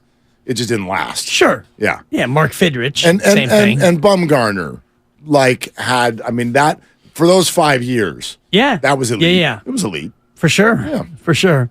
Yeah. Until it wasn't. Until he left. And to your point about this team and Gabe Kapler and what he's done, if you look at this roster right now, who's the best player on the roster? If it's Logan Webb, well, Logan Webb isn't even as good as Matt Cain was, in my opinion, in terms of what he's projecting to be. You have no Hall of Famers on this team, and yet they're a team that is in the playoff mix, and they won 107 2 years ago with largely an equally untalented team. No Hall of Fame. You barely have any All-Stars. Yeah, 2 All-Stars. Right. One of them was a fill-in. Yeah. Sure. And the other one shows up for 3 outs if you're winning. Right. Has he pitched in like a week? Nope. Okay. Well, he pitched twice in one day. Doubleheader. 2 saves in a day. Don't worry. They're like, that was a lot. Don't worry. He's got a week off coming. Yeah, last time he pitched, I had a 7-point. He gave me a 7-point game. In fantasy. He's on my fantasy. Yeah. He pitched 2 games. Gave you. Yes, he did. You're listening. He's working for you. He said he wants to get some work even when they're not winning, just to keep his arm. You're listening to 95.7 The Game, KGMZ FM, and HD1 San Francisco, and Odyssey Station. Willard and Dibbs in the house. My favorite part about the Matt Stein Mets radio experience is that his baseball takes, and he knows baseball, but he really, really, really knows baseball on about 25 guys. Guys on his fantasy team. It's not true. No, it's true in terms of there's like 50. A random guy the like 25 on my team and the 25 on the Giants. You know what's wild about baseball though is fault. If you don't play fantasy, and I don't, yeah, it will stun you how few players you could name. Because my kids are so into it. Yeah. That they, little guy's got this game now where he'll play, and it's almost like guess the player. All right, is it American League, National League? What division? What position? And he'll get to a team, and I'll just be like, you have to stop the game. I don't know any Rays. He's probably good at Immaculate Grid. Like if they are, then they love to play it. That's what started this whole thing. But he'll get to the Rays, and I'll be like a Rosarena. And if it's not that, we can move on. I don't know. I don't know any Orioles. Right? He got to the Angels the other day, and it stunned me. I was like, Ohtani, Trout, I'm out. I don't. He goes, rhymes. Rendell. Works. He's hurt. Drury, second baseman. You don't know Drury? I go, oh, that's right, Drury. Well, I'm at second base. Yeah. Yeah, of course. I don't know. I mean, name, how many Rockies could you name? Chris Bryant. Okay. CJ no, Crone. but it's stunning. CJ Crone. It's stunning how few teams you could name 5 players from. McMahon. I don't even know. Could you name 5 Yankees? Man, I'd be hard pressed. He's looking at you, Dibs, not me. Give it a try. No, he's always looking at me Give because it a try. Well, he's my partner. After you beleaguered him with all these Giants takes, and JD had him on the ropes, and now he's going to turn on me. ropes. You're going to turn on Rodon. me. Yeah, exactly. Judge. You still don't. Sure. Jermaine. You Rodon still with his- don't pronounce Rodon I know. correctly. It's one of those. You got to think. Because I'm thinking of the thinker. Yeah, yeah. I think I'm an artist at the And first. by the way, and you're only getting him because he was here last year. He's pitched what 3 still times? counts. 0-3 Yeah, with he's a always- 7 something. Exactly. His He's wife struggling. is furious all over Again, Twitter That's every day. Rodon. Another one or in the- Rodan. Yes. Rodan, the thinker. Farhan's Le greatest Ponceau. skill, knowing who not to sign. Yeah, like Go- Kevin Gosman. Yeah, Gosman's Wow. name. Gosman's Yeah, name jeez. is getting It's not everybody. perfect, but he's Yeah. got a lot more of those No. wins than he has losses. Well, but Yeah. look. I mean, 5 And Mark years. will give you Correa's batting Bumgarner? average every single day when he wants to defend Actually, Farhan. don't know it right now. It's about 220 something. Is it still? Yeah. Poor guy Yeah. still hasn't gotten out of that slump. Who's huh? this? When Mark wants to defend Farhan, he'll say Carlos Carlos Correa, Correa. 223. And it's like, damn. he's Who's right, my, 223. He's up to 232. Oh, my fault. With 12 home runs. Farhan, you got burned. Oh, and an OPS of 717. Yeah, That's he's still getting not better, good. yeah. It's still not very good. Who's Slow my start. shortstop for the Yankees that I liked? The rookie Volpe? Volpe. How's he doing this year? Volpe. Volpe. He's not a soccer Not great. transfer. What did I say? That's he was a deep, You said late, Volpe. yeah. Volpe. It's Volpe. late inning defensive replacement. One of the games I watched over the weekend. So Anyway, Well, he counts. It speaks to a bigger issue about Major League Baseball in Totally. terms of like social media and recognizability. We just like even general audience members don't know as many players as we did when we were kids. and a lot of that is to me it's the analytics and it's making a lot of these players into being a dime a dozen, whereas Totally. it Yeah. becomes like nobody cares. There's guys that are 225 with 10 home runs and 20 driven in, or like it doesn't matter who they are. Like Joe, you used to know those guys' names. Joe watch the All-Star game? Like, be honest. When they're doing those opening intros, how many times were you like, who? Yeah, Yeah, totally. Yeah, it's true. Who's that? Fantasy and you just baseball. flush through the back end of your roster Yeah. now, so all these guys are interchangeable. They're just numbers on a spreadsheet to the front offices. I play fantasy baseball to keep in touch more with, to keep in touch with what's going on in the Keep in touch regular with the league. kids, huh? No, to know who's in first place Yeah. in this division and what teams lost 6 in a row and what teams. The Giants. The Giants. I That's know, the that- team that's yeah, lost yeah. 6 in a row. Yeah, they lost today 5-1 to Nobody- Detroit. Yeah. How many people even knew they were playing? They got swept in a 3-game series back-to-back days. Right. That's actually a Oh, did great they lose the point. first two They to did. Detroit? Yes, they did. That was back in when they. April. Yeah, that was It was when back- they it was really back- stunk. The weekend of Game 1, it was the weekend of the Warriors-Kings series. It was that 7 and The weekend 13 that started. start or whatever Right. they were. Yeah, they It was were funny. They came awful. back to Detroit, and they wound up kind of as bad as they were then. Good Lord. Yeah, all yeah, came they full can't. Great circle. point, JD. So weigh in on this. Dibs throws out this a Twitter poll, which I was interested in, and then became even more interested in when I saw the way people responded. So the 4 options were, and the question being, what should the Giants do at the deadline? You got buy, you got sell, you got buy and sell, and you got do nothing. Oddly, none of the 4 options have achieved 50%, which means there's no clear majority on any answer. About 500 votes. Yeah. How would you answer? Bye. Steiny? Look at that pause. I don't think they That's have a anything Jim to sell. Rohn I don't think pause they have right there. anybody to sell. That's a So, great I like pause. that guy. Listen You to know one of my what? pauses. I'd have to say bye, too, because it's about making the playoffs. Right. Yeah. And you can't win the World Series unless you Well, first make the playoffs. You make the So playoffs. just make the it's- playoffs. If you make the playoffs simple, Thank you. it was a successful season. I The agree. Giants, Well, Farhan could stand up, and whether he needs to or not, Yeah. we can debate. But Farhan could stand up, Kapler if he wanted to, and say, hey, we made the playoffs, successful season. Whether it was Conforto was this, Estrada was that, Bailey was this, Schmidt was that. Like, you make the playoffs, it's successful season. Well, we're all prisoners of the moment. When we left here on Friday, this is not even a question. Still need a star. Everybody would have been like, bye. My gosh, you have the second best record in baseball since May 1st and all the stuff that we were all saying. I posted it yesterday after they got swept. Yeah, exactly. So then they've lost 6 games in a row to some of the worst teams in baseball, and so you're in the doldrums for the moment and all that. But that is the number one answer on the poll at about 48%. Bye. But that means 52% said something else. Any of the other 3 answers, which is fascinating to me. Some sort of combination of a defeatist negative in the moment attitude or an awareness of the difficulty of buying. I mean, like, I would have thought people were a little bit more down in this moment on the farm system than they were 6 weeks ago because the luster of Schmidt and Matos is worn off a bit. But I think the one thing with Giants fans is when you say sell or even buy and sell, I think the first names that come up are Kyle Harrison and they're young Matos. That's buying. Yeah, that's buying. You give prospects, that's buying. Right. Selling is taking Jock Peterson and giving him away for a prospect. Right. In other words, I was looking at it more like you get a finished product in here for young guys. Are you buying? Are you buying? Yeah. Are you adding at the deadline? Are you adding to your major league roster from your what I'm doing is roster? actually buying and selling. That's what I'm doing too. Like, take DeSclafani, who you don't want anyway. And that's not really a sell. It's a sell. It's a sell for whatever you can get. Bag of balls or I tell future you how, considerations. That's a sell. There's only one way he ends his contract is massive. It's not massive. For Farhan, it's the biggest deal since La Stella. No, it's not. Haniger's their biggest deal. But here's how DeSclafani Trying could to end push up. the buttons early. Well, so Verlander's name comes up over the weekend, right? Right. Okay. Yeah. So why not? If all it is money, he's not waving his no trade to come here. Okay. That's why not. Yeah, he would. He won't play in the playoffs. He had a better shot here than there. Okay. Right? I mean, he had a better shot with a team that's actually going to be a playoff team, but that's not the one that he's on right now. So right, but this team is,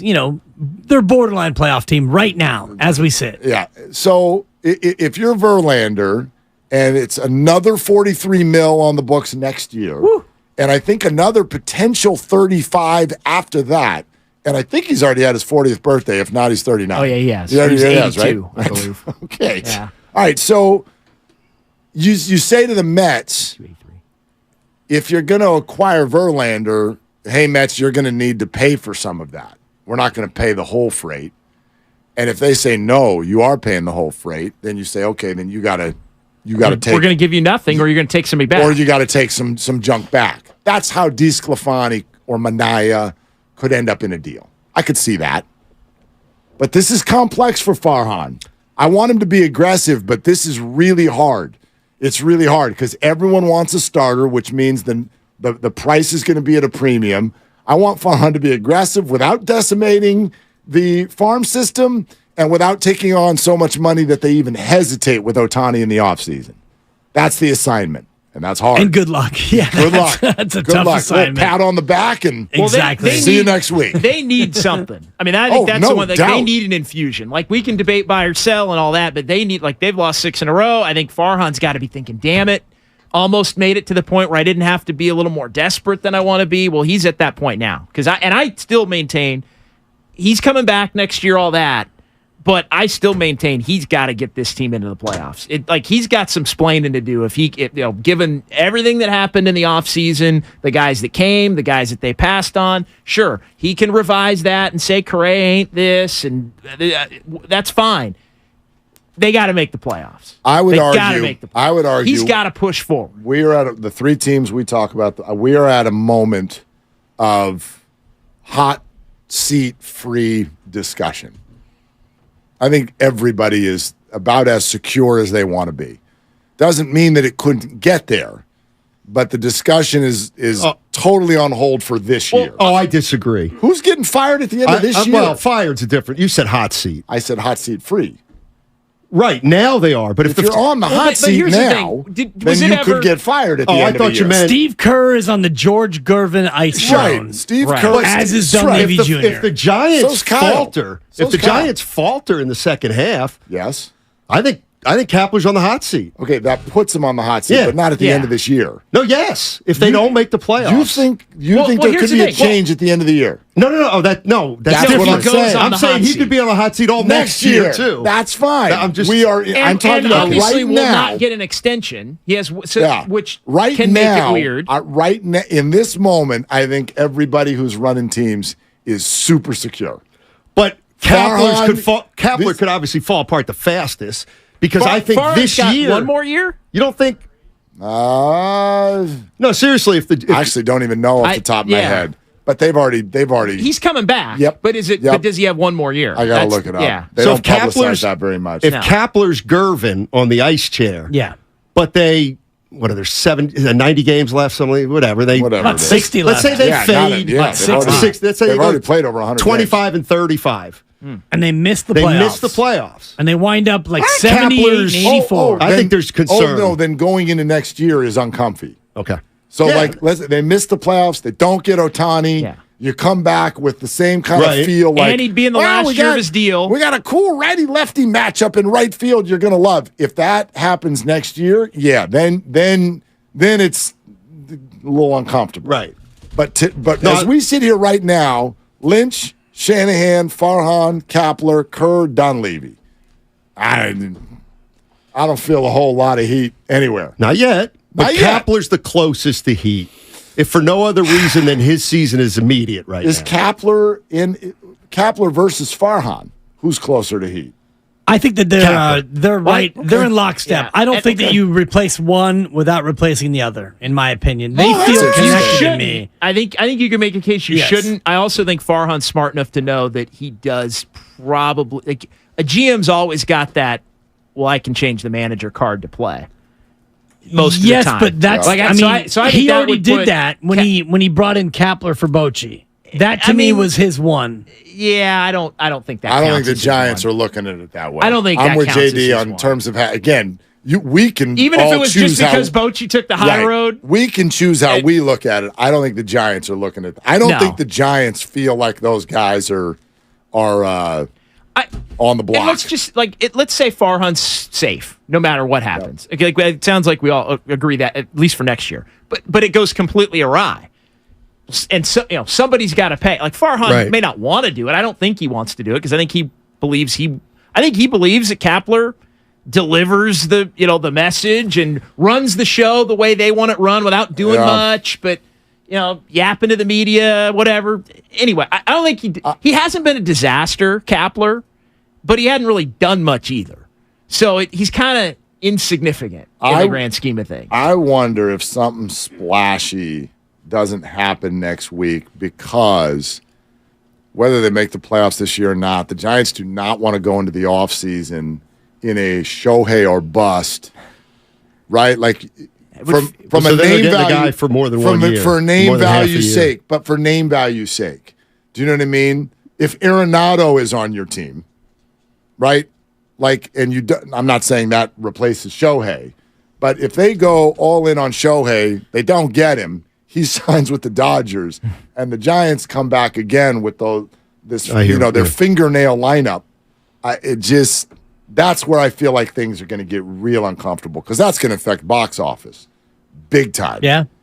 And that's when the people making the decisions start making decisions. And I you don't wonder like. about the box office this week as they come home off of this 6-game losing streak. And, this is a big stretch for them heading into the All-Star break. I'm sorry, the trade deadline. I wonder how the fans respond after the 7-game win streak and then the 6-game losing skid. Well, this 6 games is going to be energetic because the next 2 nights are sell the team shirts, followed by half the building being filled with Boston fans. Yep. So you don't need to be too worried about sounds and sights this week.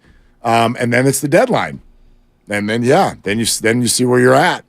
And you see where you're at. So all right, Chance. Well, I want you to have a great show, and the Goo will be back tomorrow. JD was money, as always, and I want you to have a wonderful round of golf tomorrow. I guess we'll see you before you play.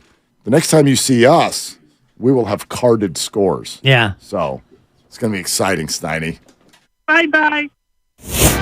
They're longtime friends. Let me tell you something real quick about Dibs that I'm sure not everybody knows. And first-time partners. Hang in there, big guy. There'll be brighter days ahead. Now, these 2 homegrown Bay Area boys finally come together to take over sports talk. Get the hell off of my doorstep. Major League Baseball, you stink. It's Willard and Dibs on 95.7 The Game. I just sat down and looked at the top text on the board. Comcast Business text line. See you, JD. Good to see you, buddy. Willard and Dibs start the, quote, "It's okay to leave Steiny the crossover production," end quote. Yeah, it is. It's okay. It's all okay. Steiny, you can go, but you're welcome to stay. But he gone. Willard and Dibbs, here we go. It's going to be an interesting week, man. We got training camp opening on Wednesday.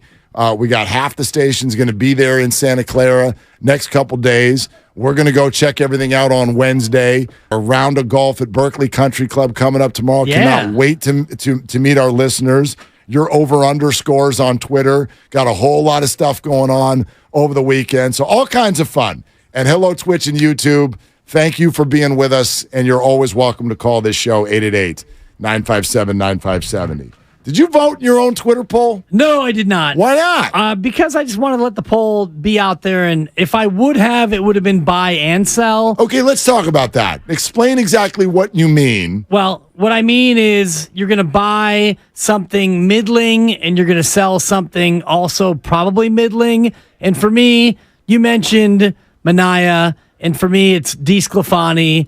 And I think Stripling actually has some usefulness going down the stretch, but yeah, he's been okay. Okay, you've got like 7 starters and 4 or 5 of whom you don't want to start. So, and a couple of those guys, 2 or 3 of them, you're paying more money to than what they're earning. So those are, to me, definite sell pieces. You sell a Stripling or a Minaya or a DeSclafani to a team that might want to have an arm, somebody they can actually throw out there 28 times or 30 times and not really care if they are that good or that bad. And you would get back a couple of prospects, low level or one low level prospect, or maybe a guy who's a 5th outfielder or a 3rd infielder. Okay. And I also think that you would you're going to trade one of your prospects to bring in an actual starting pitcher that you want to use. So for me, it's a buy and sell. This is interesting because what you're proposing in any other market would I actually think would probably be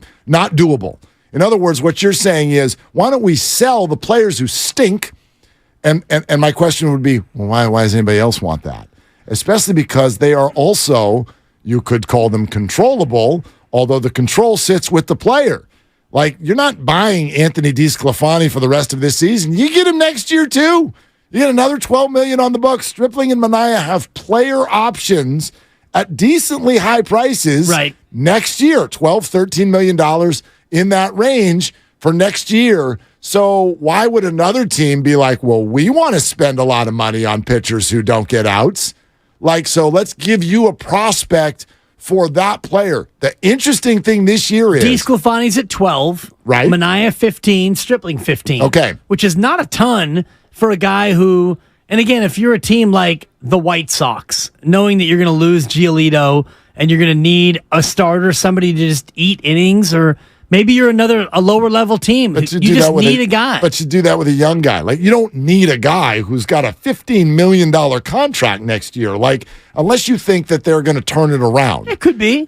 You know what I mean? Like, Minaya has been good in the majors at times. Yeah. Stripling has a history in this league. DeSclafani, that one got wonky fast after a mostly good year his first year here. So I think the only way they're going to get rid of those guys is kind of the way I said it, which is that they could be involved in a larger deal where someone doesn't want, let's say, Verlander's money.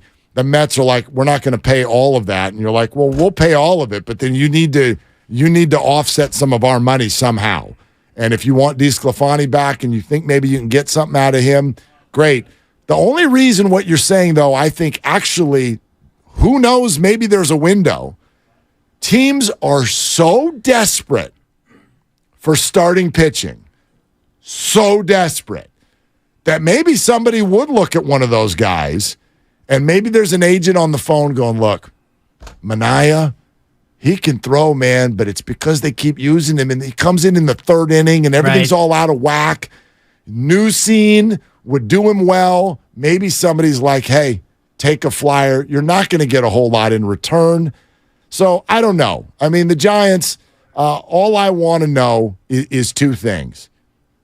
A week from today, A, did you get better for right now? And B, did you leave enough money on the books to walk into your Shohei meeting with $600 million? And C, did you not upset the future Correct. To where you traded. Do not obliterate the system. You traded Luciano. You traded Harrison. You traded all these pieces that might be able to help you down the road. You want to avoid that as well. Yes. That's the third part of it, I think. Right. Which And is an that's a big ask incredibly for Farhan. difficult Yeah, assignment. it's tough. Do all of that and call us next week. Right. Farhan? Get better without trading anything that can help us next year. And don't take on any money that's going to keep us from maybe getting Ohtani. I'm not going to say that they can't trade some prospects. Just don't trade all of the prospects. Don't Right. go crazy. And I don't think they will. I'm not worried about them doing that. I don't think that's even on their brain as a possibility. Shohei Ohtani is not getting traded. I don't think he's getting traded. He's definitely not getting traded to the Dodgers, and he's almost definitely not getting traded here. So, for one, when I look at the deadline, I move past that story. I go right past it. Sure. Swipe left. It's just not a conversation. I know a lot of people want to talk about it, and we can use this audio and rub my face in it if he's a Giant next Tuesday. But I doubt it. I do Yeah. not think that guy's coming here this year, and I would bet that he's not going anywhere. The price that it would cost to get him is too much for it to make sense for any acquiring team. It also doesn't make sense for the Angels to give up emotionally on the only thing that their fans are even showing up to watch. I wonder what the blowback would be like. It's not like that's a scary fan base, Right. but what would that look like if Ohtani gets dealt? What does that look like the next night at the stadium? It looks a lot more empty than it already is when he's not playing or he's not pitching. And you don't have Mike Trout already with the injury. And so you're looking at a situation where a disenfranchised fan base traditionally would be even more so. And I don't know if Artie Moreno looks at it in terms of like what you can make between now and the end of the year, but it's probably more than a couple $100 million if you have him versus what you're not going to make next year when he's gone. Yeah, it does not make sense. It doesn't make sense for too many reasons, for too many teams. So I move right by that. And then we move into conversations that are a little bit harder to have because of the same thing we were just talking about on the crossover. Like, how many baseball players do you think you could actually name? If we just went team to team, I bet you, and I'm a fan. Yeah. I love this game. Most teams I can name like 3 or 4 people. Exactly. So there's not a lot of trades out there that have name value, like a headline where you're like even if I said Giolito to you, the hell does that and he's a good pitcher. Yeah. And he got lit up his last time out. You know what I mean? But like that's not the way I think it's going to feel. Unless Goldschmidt or Arenado end up here, I think that would land with people in terms of name value. Verlander's another one you mentioned. Yeah. How old is he, by the way? I think JD said he was 40. Born in 82 or 83. Justin Verlander, he's 40. He's 40. He's 40. But even, I'm 40. Even if you look at like the Giants roster and you think about these players before they were here, Mitch Haniger, Alex Wood, Manaea's different because he was an A. Stripling's different. He was a Dodger, and we know that. But Wilmer Flores and all the rest of the names. Wilmer Flores is the best player who's ever played baseball before. I don't know if you've watched him last week. I've been watching him. But before he was here, it's not like when the Giants got Wilmer Flores, you were thinking, yeah, Wilmer Flores, that's name value. I can't wait to watch him hit 25 home runs. They don't have any name value. No, but team does, is your point. Well, not no team. Most teams don't. Right. The Padres and Mets do, and how's that working out? The Mets do. They both stink. The Dodgers do. The Yankees have a little. It's quite frankly, it's less than you think it is. Because you're like, it's the Yankees. All right, go Aaron Judge, Garrett Cole. Now what? They still have Stanton. Yep. But how far... I was hoping. I almost asked it as a question. No, seriously, if you don't play fantasy baseball, I promise you will be challenged to get to 5 names on almost any team in baseball. So this isn't going to sound big. However, I do still think the Giants are going to be aggressive. I think they should. But you're right. Without decimating the farm system, without overloading money, go do it. Talk to us next week. But the question is now out there from Dibbs' Twitter directly to all of you. If you are the Giants, do you want to buy Do you want to sell? Do you want to buy and sell? Or do you want to do nothing? We will take your calls on that, 888-957-9570. We are sponsored by AC Transit. What's up on a Monday? It's Willard and Dibs. Get in where you fit in. AC Transit wants you to drive the East Bay. Take the wheel of your career and level up.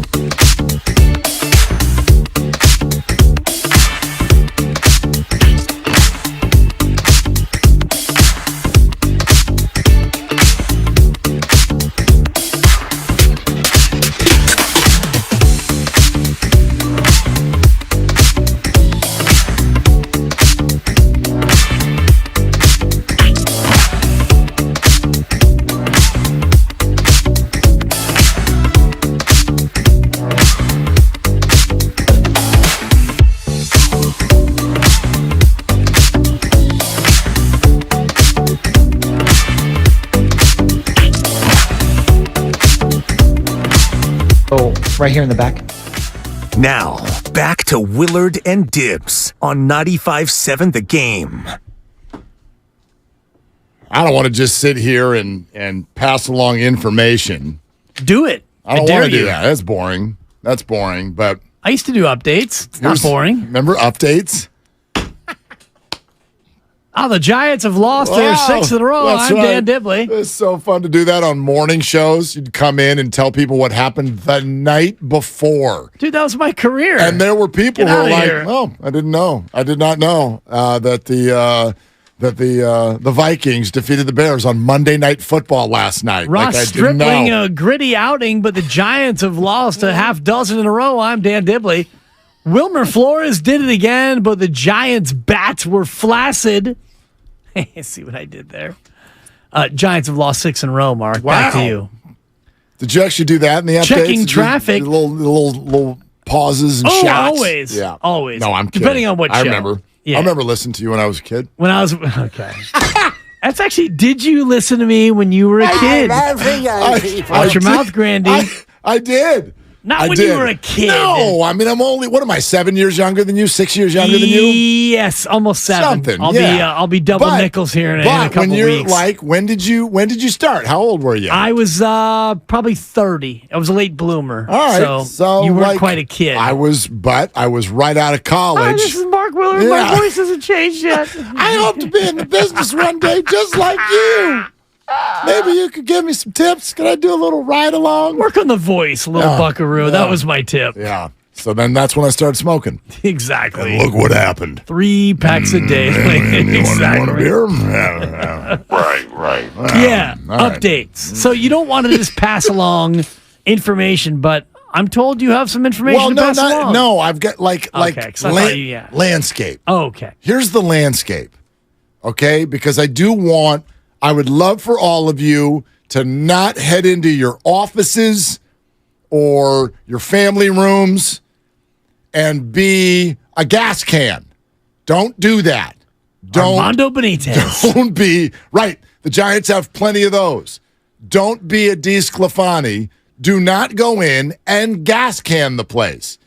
And what I mean by that is, the Giants should both win right now, and they should get Shohei, and they should keep their farm, and Farhan's a jerk if he doesn't do all that. Like, in other words, you got to understand what's possible, what's not possible, and therefore then form an opinion from there. I want Farhan to be very aggressive. And I'm not going to use the phrase on the margins because that's triggering for people. I don't want him to work on the margins. I think he should swing big here. I think there can be big names who should be acquired in the next 8 days. Shohei Ohtani is not one of those names. I think that 1 or 2 prospects in the top 10 can move. They should not be any of the top 3, and there should not be more than 2 of them.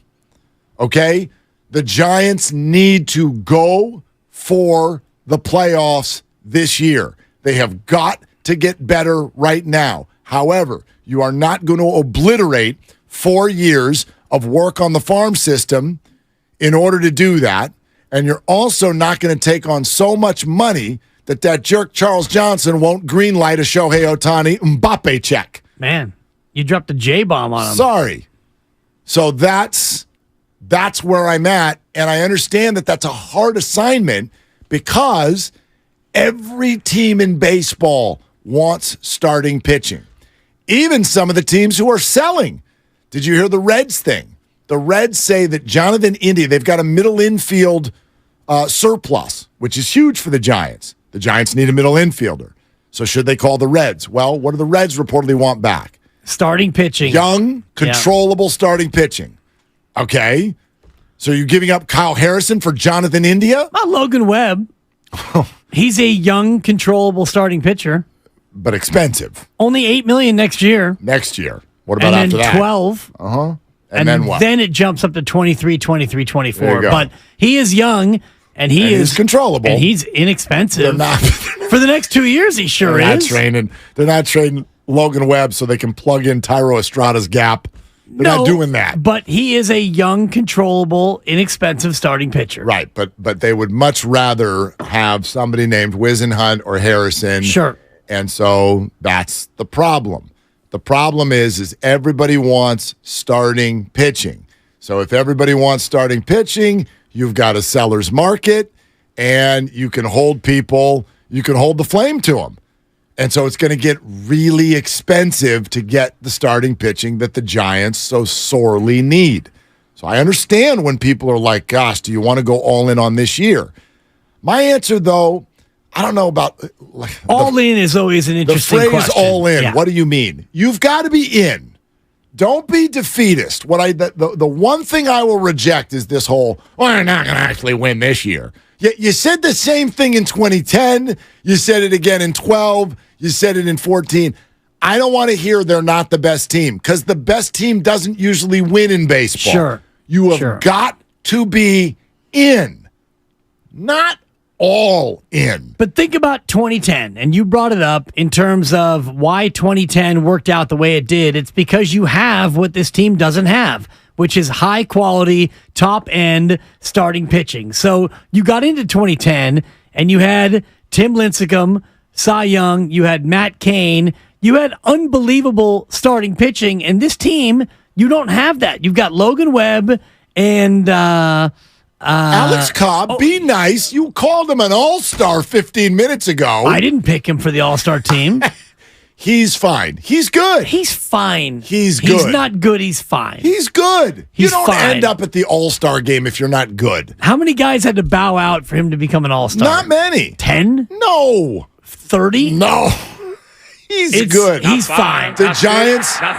They've got two starters. If you want to look at this from and the a bunch of salary, from the perspective of if they were to end up in the playoffs, who's starting the games? You only know if you make round one. All you know is that you have a 3-game series coming, and you may only need 2 if you lose them both. But you got a 3-game series. Who's starting those 3 games? I am absolutely fine if they go. We got Logan Webb for one of those games, and we got Alex Cobb for one of those games. Fine. Who's game 3? The Giants need to answer that in the next 8 days. You have to answer that, and. Like Stripling is getting better is not the answer we're looking for. Well, right now that's your best answer. That can be game 4. Because Wood seems to be lost, and Manaea is a bullpen arm, and the other guys Don't even talk to me about DeSclafani. No, you want him off your team. I was going to go to Keaton Winn next because maybe he's probably a more viable option than DeSclafani. Or like if you think that Harrison or Keaton Winn or whatever can handle something like that by October, great. I'm watching, I'm listening, but I think that the Giants need to come out of the next 8 days with an option for that game that is not currently in the system. Agreed. That is a take I will deliver. Yeah, if not, you're not good enough to win the World Series. So, and I will agree with that sentiment. If you go into the playoffs with this roster and this collection of arms, you're not good enough to win the World Series.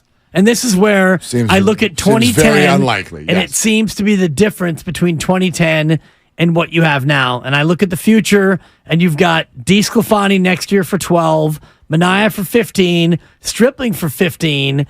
These feel like something. These feel like things that Farhan needs to fix. Because right now you've got $42 million on please don't start you. I can't start you. And hey, Ross. As of now, you're our number 3 again. It's not good, but that's bad, Mark. Here's an exercise that I would suggest. Deep breathing? Well, you're mentioning all the money for those players for 2024. I'll worry about that some other day. Sure. Because maybe they'll be traded. Maybe they will be cut. They could be DFA'd. The Giants might say, we'll eat it. Or they could rally back to be better versions of themselves at some point, as all 4 of them have been at other times in their career. All of that's on the table. It's been a while. Those are the things I don't think the Giants can bog themselves down with right now. You have got an opportunity to make the playoffs, and so I'm not worried about the money that is promised to those people for next season. Sure. Let's talk about this season and the fact that right now, none of the four of them are offering the possibility of starting game 3 of a potential playoff series. The Giants need to address that. Right now, it would be Ross Stripling, in my opinion, and maybe it's recency bias based on what he did today. No, you're right. You're he was absolutely pretty right. sturdy, but you look at DeSclafani, and it's been 2 years since he's been a good pitcher. Last year, he only threw 5 games because he was hurt, and this year he has not been good. And Sean Manaea, it's been since he was in Oakland Athletic, since he was a really good pitcher. He did not have a good year with San Diego, yet Farhan Zaidi saw, hey, you're a lefty. We're going to take a chance on you, and he has not been good either. So I'm just thinking about this in terms of what we talked about in the crossover about the Farhan and Gabe relative hot seat, because if you don't make the playoffs, even if you make a trade and you upgrade and you don't make the playoffs, well, you can look at these 3 guys and say, these are 3 misses for Farhan Zaidi. Yeah, no, absolutely. That's where that sits right now. And I think you're right that the answer is Stripling in this moment, but let's not be inspired by today. 10 hits in 6 innings is not against the Tigers is not inspiring. That is not an inspiring outing. It's not a disaster, but that's not what you're looking for in the playoffs. You're looking for somebody that can go out there and give you. He can hum. He can go out there and absolutely pitch a playoff game. I'm also focused on this though, and I know it's a Twitter poll or an X poll, whatever the hell they're going to call it next week. Right. Okay. 52% of the people who responded to your poll said something other than the Giants should buy. Let's explore that for a second, because I would like to use my catchphrase to those 52%. What are you doing right now? What are you thinking? Some of you responded, do nothing. I don't even know. What do I say to that? Do nothing. Why would they do nothing? That's not what any baseball team should do at the end of July. Find out what you got going on, what your needs are, address them. It's an opportunity. You should take that opportunity. So forget the idea of do nothing. What's the percent? Are you looking at it right now? Yeah. What's the percentage who said sell? 18.8. Okay. 19%. So 1 in 5, and it had about 451 votes. I'd like to have all what. Okay, so let's call 500 votes. You said 1 in 5. Sell. There are 100 people. I'd like to invite you all over to my house tonight. We're going to have a little symposium. I'll make burritos. You need to sit down. Your burritos are good. And I need to find out what's going on in your life, that you want to take a team that's in a playoff spot in this moment, and you would like to give players off the major league roster.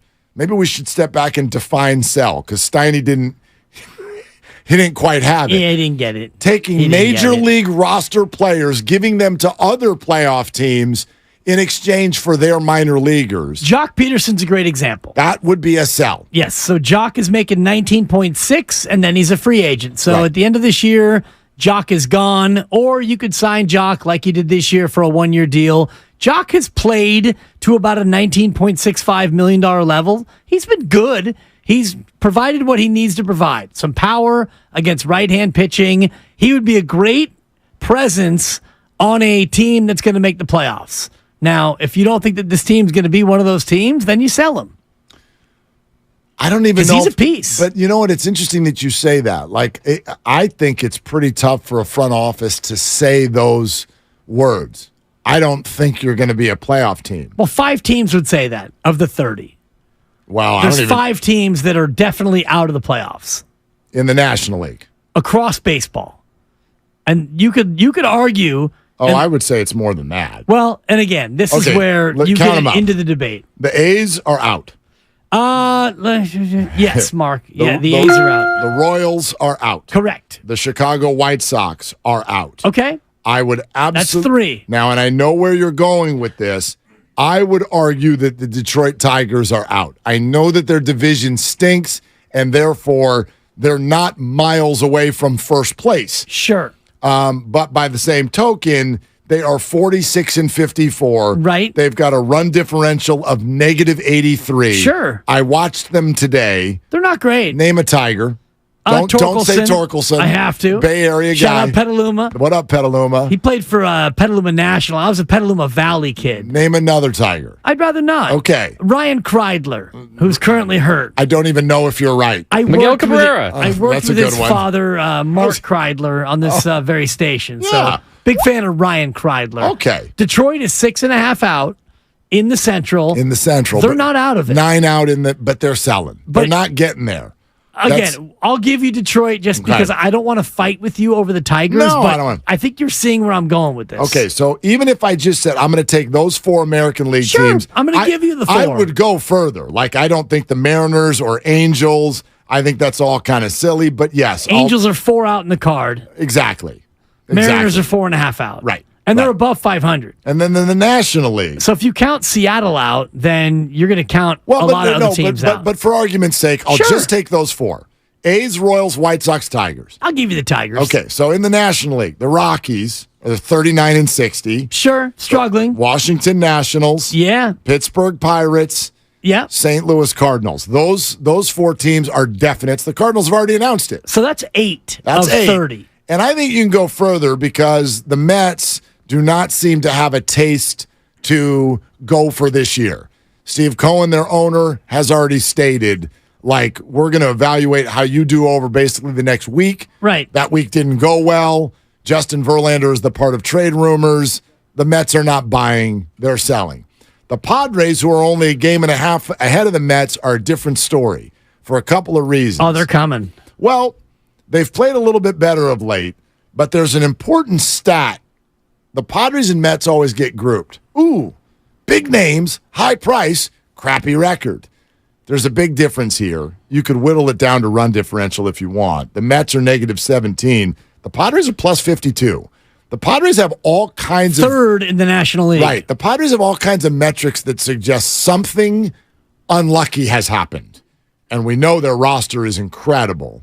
So the Padres might have a taste to go, you know what? Let's stick in this. We're not trading Juan Soto and Blake Snell. They might. They're more in it than the Cubs, who are a half a game ahead of them. I agree with you.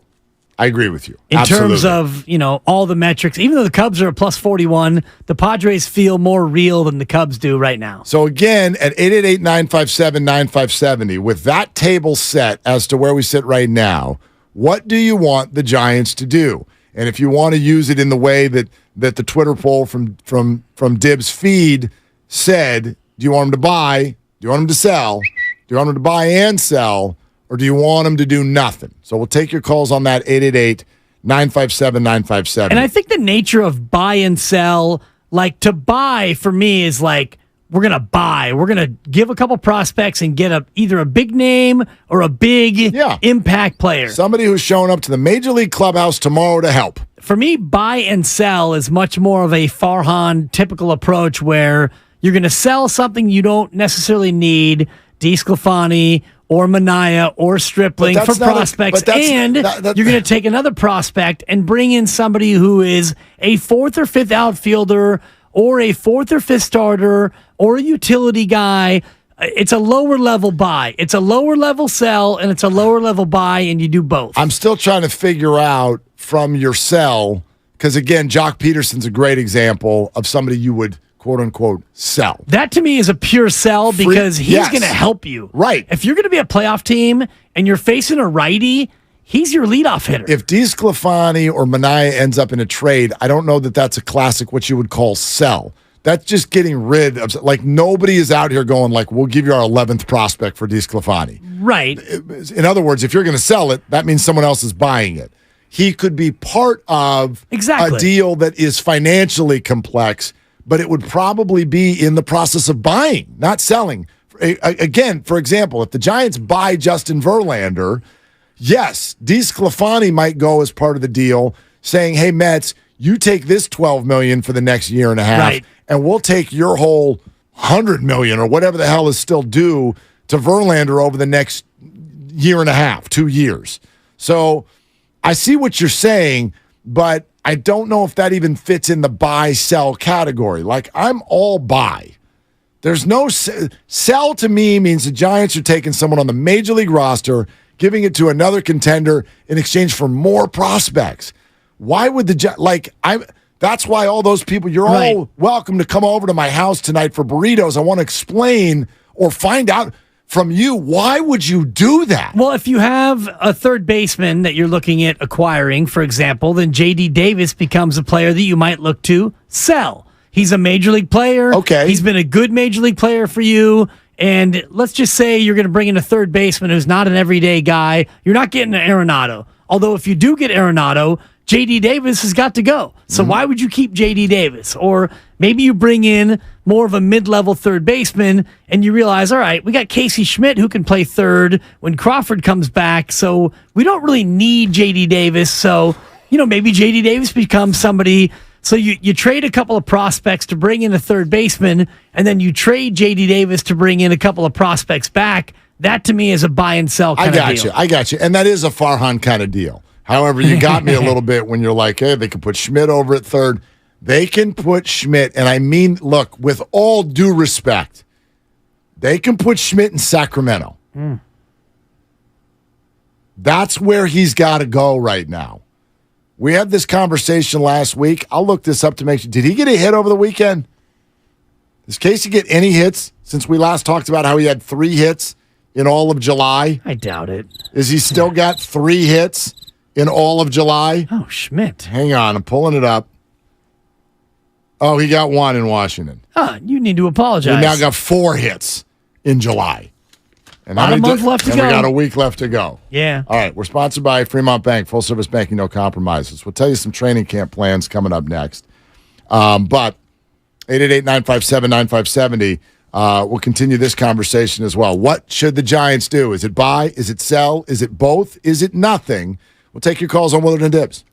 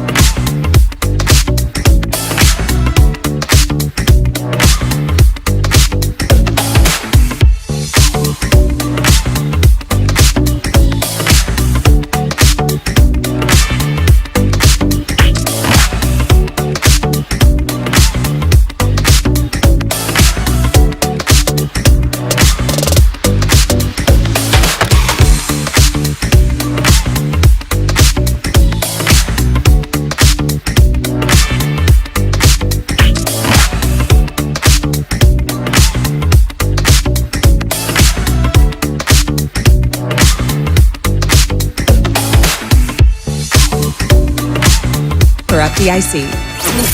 You're listening to 95.7 The Game, KGMZ FM at HD1 San Francisco.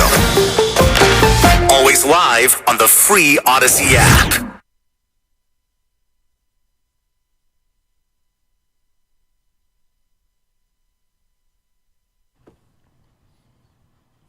Oh, they're coming. Now, back to Willard and Dibs on 95.7 The Game. Hey, real quick before we continue. Sure. The Bay Area Panthers Indoor Football League. Big fan. Advanced. Come on. To the Western Conference semifinals. Give This it up. took place over the weekend. Yep. And Mark Grandy. First ever playoff win. Get fired up, boys. That's right. And they have never, ever, ever won in the history of the playoffs without Mark Grandy being on the call. That's never happened before. That's true. So, Grandy, congratulations. And, Thank you. Yeah, we saw the adjustment on the fly of you actually doing the entire game. So what does that mean? Now, is Evan going to do the next one? Yeah, so they won, and they got a little bit of help on the other side of the bracket. The 1 seed got upset. Yeah. Bay Area is the 2. They win. They are hosting the 4 on Saturday at 6 in the Western Conference Championship. Tickets go on sale tomorrow morning at 10 via Ticketmaster. Details at BayAreaPanthers.com. But a spot in the IFL National Championship on the line at SAP Center on Saturday at 6. If you can't make it there, of course, it'll be here on 95.7 The Game. Right, with Mark Grandy handling the color analysis for that game. Evan Giddings on the play-by-play. I'm just looking at the stats, Mark, and just tell me how rare this is, where the Panthers only had 132 yards of total offense and got dominated in the TOP. How'd they win the game, Mark? They scored a defensive touchdown and a special teams touchdown. And they were up by 20 at one point, and they just kind of cruised in the second half. Although Tucson made it a little close at the end, but they eked it out. Sugar skulls. What did the other coach say about all 3 phases of the game after a performance like that? Just normal coach speak. Yeah, exactly. Got beaten all 3 phases of the game. So what are Grandy, you going to do? If I want to learn more about the Bay Area Panthers, is there a place I can go listen and learn more about this team? Well, yeah, so Evan and I also run the Bay Area Panthers pod, if you get it. Yeah, the pod. It's a podcast weekly. We're recording tonight. It'll come out later this week, but you can check out 95.7 The Game socials for that. PAW''D. That's where the bit plays, Lucas. Thank you. Got it. So that's always weird, though, when you ask the question and then you actually start answering it with really detailed information. It makes the whole thing sound just mildly disingenuous. I know. Lucas, Whoever I'm came just up with the saying. name for that podcast, super smart. Really works creative. on radio. Yeah. In fact, I might hire that person to help me with fantasy football team names coming up this fall, because that's a big deal. I take that stuff very, very seriously. Okay? So, Lucas, you're in the running. But anyway, big weekend for the Bay Area Panthers, who you can follow and listen to right here on 95.7 The Game, and Mark and Evan and the whole team. That was fun. So there's that. We also keep you in the loop at 888-957-9570. And then I want to throw this at you, too. Did you see what GP2 just tweeted a little bit ago? He wrote, Al Hilal, y'all need a defender? Now, that is a reference to the story that broke this morning about Mbappe. So we are all losing our minds over the $600 million, and I'm actually just making that up. It might only be $500 million over 10 years for Shohei Ohtani. This is where people are expecting the bidding to start. And Mbappe walks in here apparently from this offer from Al Hilal, which is a Saudi team, an offer for 1 year of $1.1 billion for 1 year. Now, a little bit over $300 million of that is just the transfer fee from PSG. And then Mbappe has an offer to go play for that team. His salary would be $776 million. Yes. For 1 year. Well, he's the GOAT. He's the Shohei Ohtani of international soccer. Absolutely. Although he doesn't actually play goal and go out and score goals. That would make him the Ohtani for real. But that's the cost of doing business. And as we've learned, in the last couple of years in terms of Saudi Arabia and sports. They are trying to sports wash their international reputation by Live Golf and now international soccer. Cristiano Ronaldo, another player who is purportedly going to play in Saudi Arabia. So this is what you do when you've got that mad oil money. You go out and spend on the best of the best. And if you're Mbappe, how do you say no to that for 1 year? By the way, it's all up to him. You tell me about the whole transfer fee process or whatnot. Does anyone else have some? Well, he's made it clear to PSG that he's done. And actually, PSG has said to him, you're not going with us on our upcoming tour. Got it. So they're basically freezing him out. Yeah, it's over. They're done. And so now Mbappe has the opportunity to go somewhere else if the transfer fee is met. And if the Saudis give PSG $330 million, they're going to let him go. They're going to say yes. Yes. All right. Yeah. And then at the end of the year, he can just go play for Real. And Right. that's it. I'm sure there'll be another transfer fee that comes Yes, of in course. accordingly. But, yeah. And, I couldn't even tell you what team is in the Saudi Arabian League. It's not a top 15 league in the world. Okay, so let's transfer that conversation, even though there might be a tiny bit of it that's unfair, but let's transfer that over to the San Francisco Giants now for a second. Okay. They're not offering anybody $1.1 billion, and obviously the Saudi government and all of the leagues and everything that's going on, it's handled completely differently. And so look at Live Golf. The money is being distributed all over the place. However, I will say this. This is one area where I think Giants fans can really, if this is what you're feeling, this is where I think from a fair place, you can kind of hold the Giants' feet to the fire a little bit. This team was prepared to give Carlos Correa $350 million. I was in huge support of it. But even if Correa had played at his previous levels, $350 million until his 41st birthday, if you would do that, then, to me, it's a 2-foot putt to say, especially with the Mission Rock project going on, to say that Shohei 500 or 600, and by the way, sitting, I think right now, 11th or 12th in payroll right now in Major League Baseball, you can also add money in this process as well. I hear a lot of people look at the Verlander thing and go, that's too much money. Why? Either the Mets can pay some of it, you might be able to get them to take a little contract, but outside of that, who cares? Right. That's the area where if I'm the Giants, you go for it this year. If it's money rather than prospects, oh gosh, let's go. Well, the money's no object. The Giants are making your money. Even next year, Mark, I'm just looking right now at Baseball Reference, and they've got $115 million on the books, and that's it. And that's with Webb at 8, and we mentioned DeSclafani and Minaya and Stripling. That's 42 right there of your $115 million. You got a couple of free agents. You've got Haniger at 20, Conforto's at 18, and everybody else is either ARB or pre-ARB. And I'm not even getting down to your Baileys and your Matoses and those guys who are years away from being arbitration eligible. Yeah. You have money. Oh, gosh.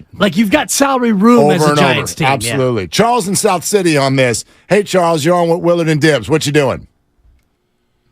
I'm just in here listening to you guys. Haven't called in a minute. How are you guys doing? Let's go, man. Yeah, we're good. What do you think?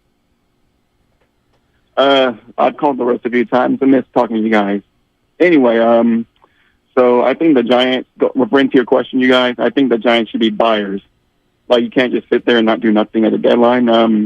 You got to act. And question is, who should they trade in order to get Ohtani, if they even want Ohtani, or who is it? Verlander too?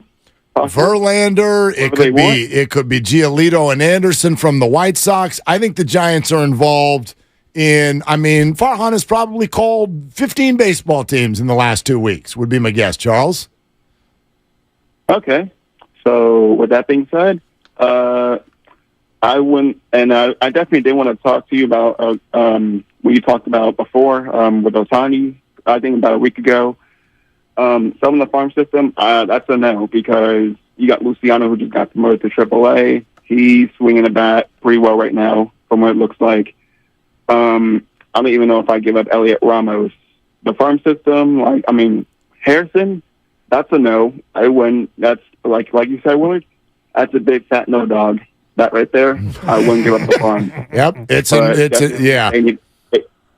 it's a no from me, dog, on that one, Charles. A big fat no, I'm dog. with you. It does not mean the farm system's off limits, but there are a handful of players that I would keep off limits. And, oh, by the way, there's a Luciano question we can ask. We'll throw that out there. But also, coming up next, it appears there's something that 49er fans are having a really hard time hearing.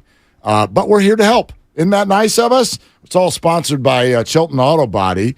More on that coming up next here on Willard and Dibs. That's going to be a no from me, dog. Have you been in a car accident? Chilton Auto Body is 15 convenient Bay Area locations.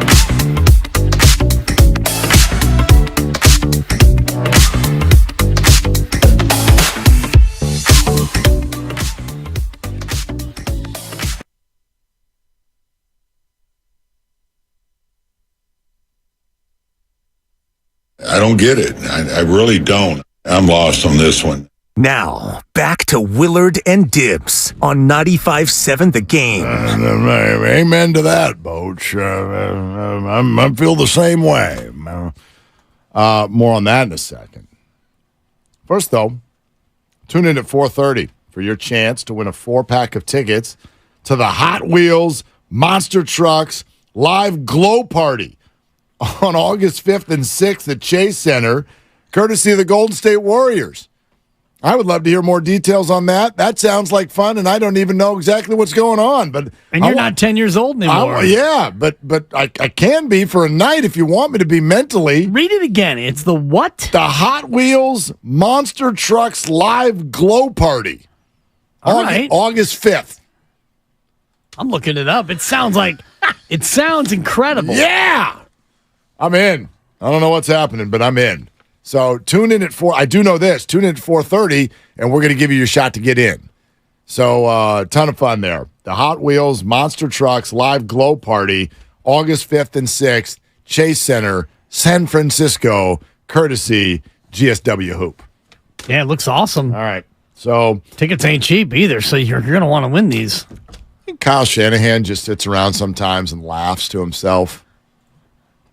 Like, just sits back and listens to everybody on the hamster wheel and just goes, oh, my gosh, just listen to these people. Of course. Of course. If you're any of these people, Mark, if you're Farhan or Gabe, Steve or Dunleavy Jr. or Bob when he was here, if you're John, if you're Kyle, if you're Jed, if you're one of the Johnsons, if you're Lacob or Goober, of course. You can either, get on Twitter or go full Mark Cuban and fight back at everybody, or you sit back and laugh because most of us have no idea what goes into and what goes on behind the scenes. Well, all of that, and then let's take it a step further. You remember last week, the Kyle Shanahan sound with NFL Network and Steve Weish, and it got played a lot, and there were many people on social media who took Kyle's statement. The one sentence in the middle of his comments that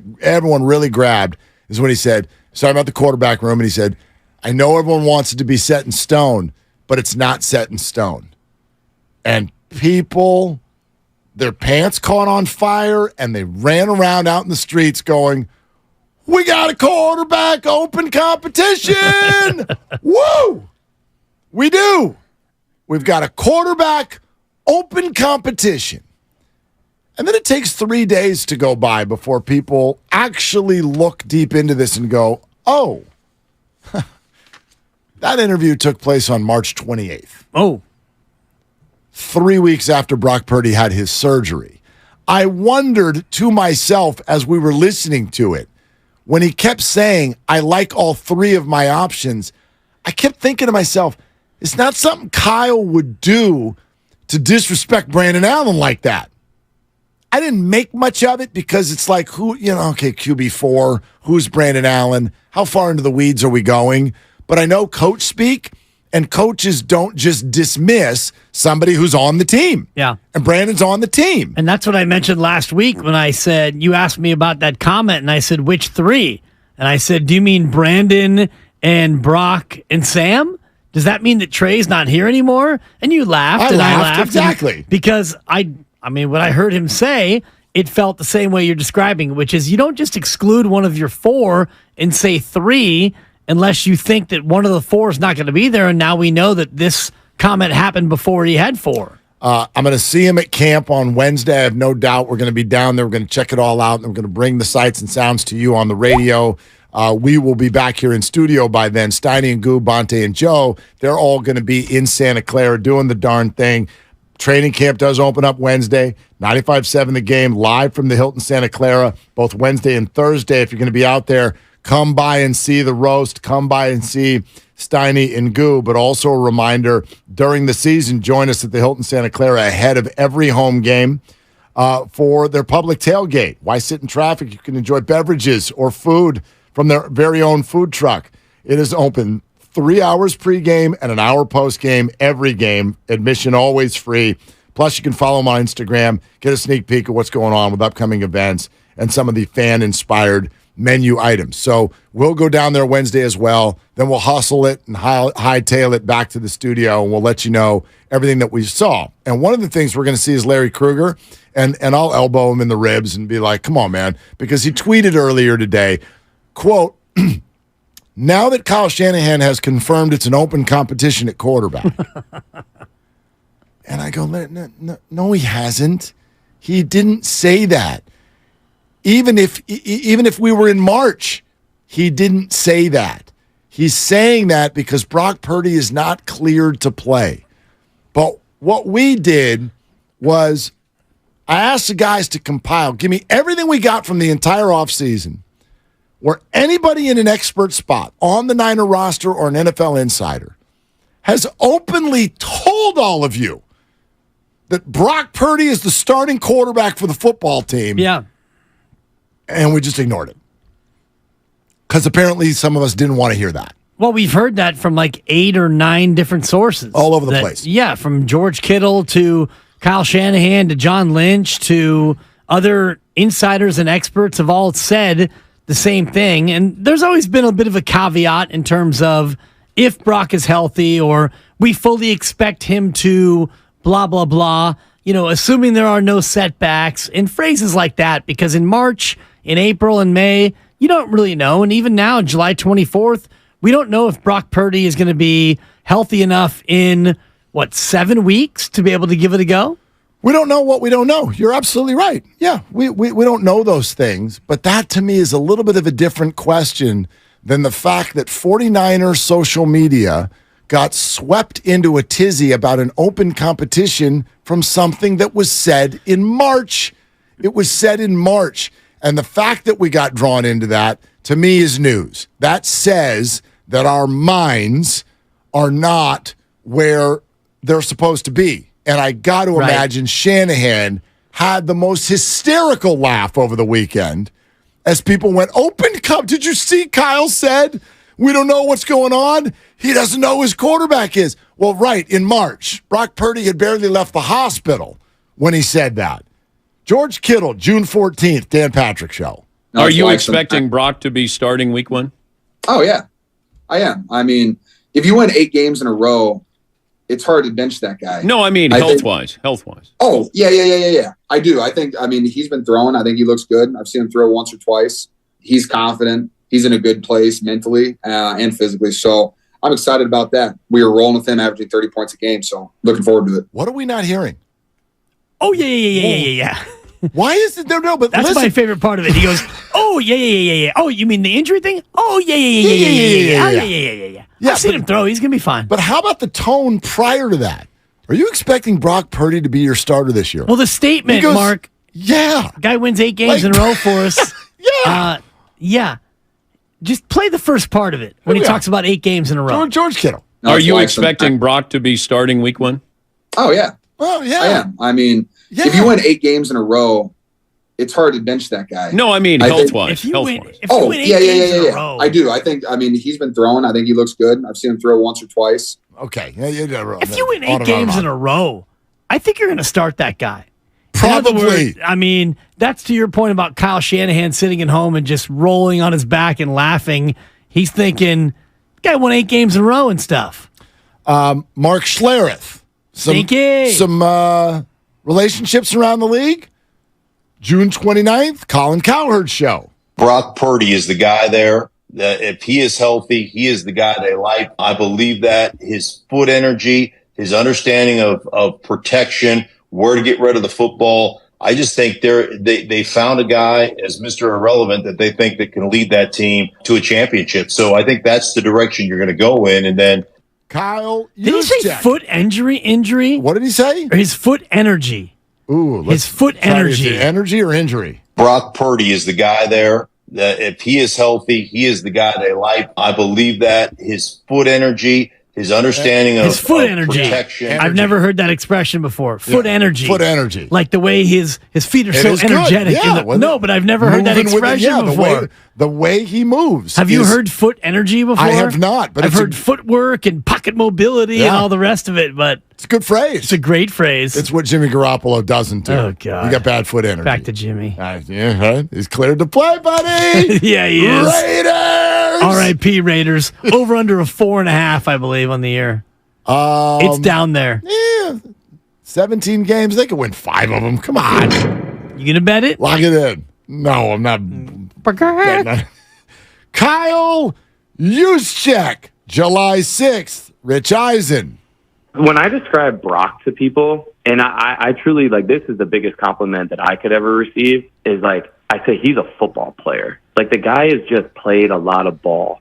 He started, since he was a freshman at Iowa State. So he played a lot of games. And when you're playing that position, especially a quarterback, you just need those reps. You need those live reps, those live bullets, just certain little things, timing things, natural reactions. They just get ingrained in your head, and you're just not thinking as much out there. You're just reacting.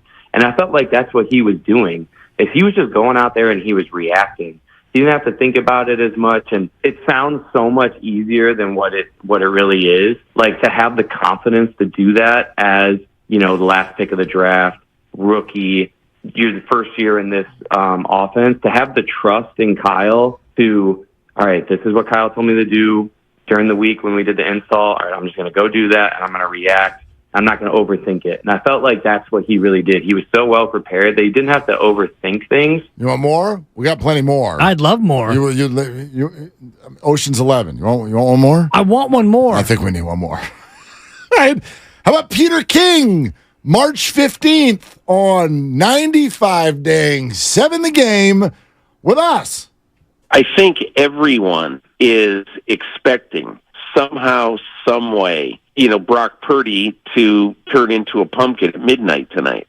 I mean, what gives you the feeling that Brock Purdy is suddenly going to start throwing interceptions and turning the ball over this next year? Look, in his last, before the championship game in Philadelphia, the ill-fated championship game, Brock Purdy had played 8 games since he took over the job, and he threw 3 interceptions and never fumbled. I just think one of the things that you have to realize, it's not always going to be that great.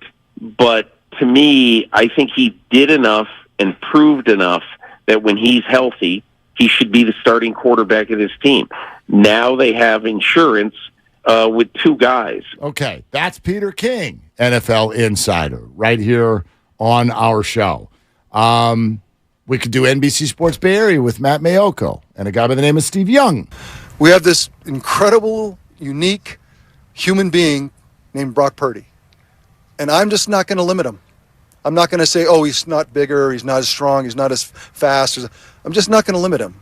I think he's just an incredibly unique human made for quarterbacking, and I'm just let him cook. I don't know how else to say it.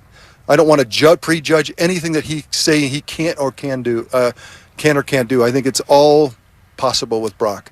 You know what we have here, Dibs? We're looking at this in the wrong direction. The ism that so many of you would love to use to accuse people. Oh, you hate Trey. You hate Trey. Sure. Why are you so down on Trey? I'd like to ask this in the other direction. Why do all of you hate Brock? Or why don't all of you love Brock the way you would love a quarterback who was 7-1 as a starter and came out of nowhere to lead you to the NFC Championship game? Why don't you love him that much? Great question. It's a great question. Especially when you hear those comments about the fact that he had only 3 interceptions. I think it was Peter King. 3 INTs and no fumbles until he fumbled in the NFC Championship game. He wasn't just a lucky quarterback when he led him to all those wins. Obviously. And 30 points a game and all the rest of it. So the question we're asking people when this comes up should not be, why do you hate Trey? I believe we now have proof. We slipped and fell into a weird exercise that is exactly how CNN and Fox have built their news empire. They've built their empire by telling people what they want to hear. And that's what happened right now. I haven't even played all of the sound that we have. I have a line of people from inside the building who are all telling you that Brock Purdy's the quarterback. And for so many of you, it went in one ear, right out the other. And the second that Kyle Shanahan, you thought he said something that potentially was a little fuzzy. Sure. Oh my gosh, we got an open competition. He didn't say it when you thought he said it. It was 4 months old. You decided that's what you want to hear. That's what you want to hear, not what's actually happening. We all hear what we want to hear. And when you play all those comments back to back to back to back, it's hard for even the most devout Trey Lance fan to hear anything other than what you're hearing as the truth, which is Brock Purdy's the starter of this team. George Kittle said as much. When a guy goes 8-0 as a starter, yeah, he's going to get the shot. And Kyle Juszczyk, yeah, you don't often see a rookie come in and do what he did. And Kyle talked about, yeah, I've got 3 quarterbacks, but that was 4 months ago. And here you are with camp opening in 2 days, and Brock Purdy won't be on the field at the start of camp in 2 days, but it doesn't matter. He's the starter. Yeah. Paul in San Jose. You're on with Willard and Dibs. Hey, Paul, thanks for calling, man. What are you doing? Hey, guys. This is why I have a problem with automatically anointing Brock Purdy as the starter for the 2023 campaign. Yes, he went 8-0 in the regular season. That was fantastic. But he was an unknown commodity. Teams had absolutely no film on him, man. I mean, it was an impressive start, but how is he going to respond to defensive coordinators actually forming a game plan around him? Number 2, this man had no UCL in his elbow. This is a major injury. How come everybody's just discounting that? What I truly want to see is a QB competition. Can he sustain his level of play facing the ones in training camp? Why is that? Why do we automatically have to give him the number 1 spot? Can he fight for it like other dudes do in the league? Yeah, because other dudes don't do that in the league. Paul, tell me the camp this year that's having a quarterback competition. I mean, you got one in Tampa. Okay. I'm assuming you got where else did we got one? Not too many around the league, but you know. Any good teams? Yeah, they're all the bad teams, Paul. That's what he's getting to. Like, Paul, this is my fascination. You don't want this. It means you stink. You stink in the NFL if you're in August going, competition time, let's see who wins the gig. It means you stink. It means you don't have a QB. And your earlier point, I would also discount the idea that NFL teams did not have a book on Brock. You want to know the number one thing a team looks at when they're about to play a football team? They look at last week. So they had 8 weeks of tape on Brock Purdy, and it's not baseball. It's not like, well, let's throw him a curveball and see if he can hit it. Like, they're going to throw defenses at the guy. Right. These were big games.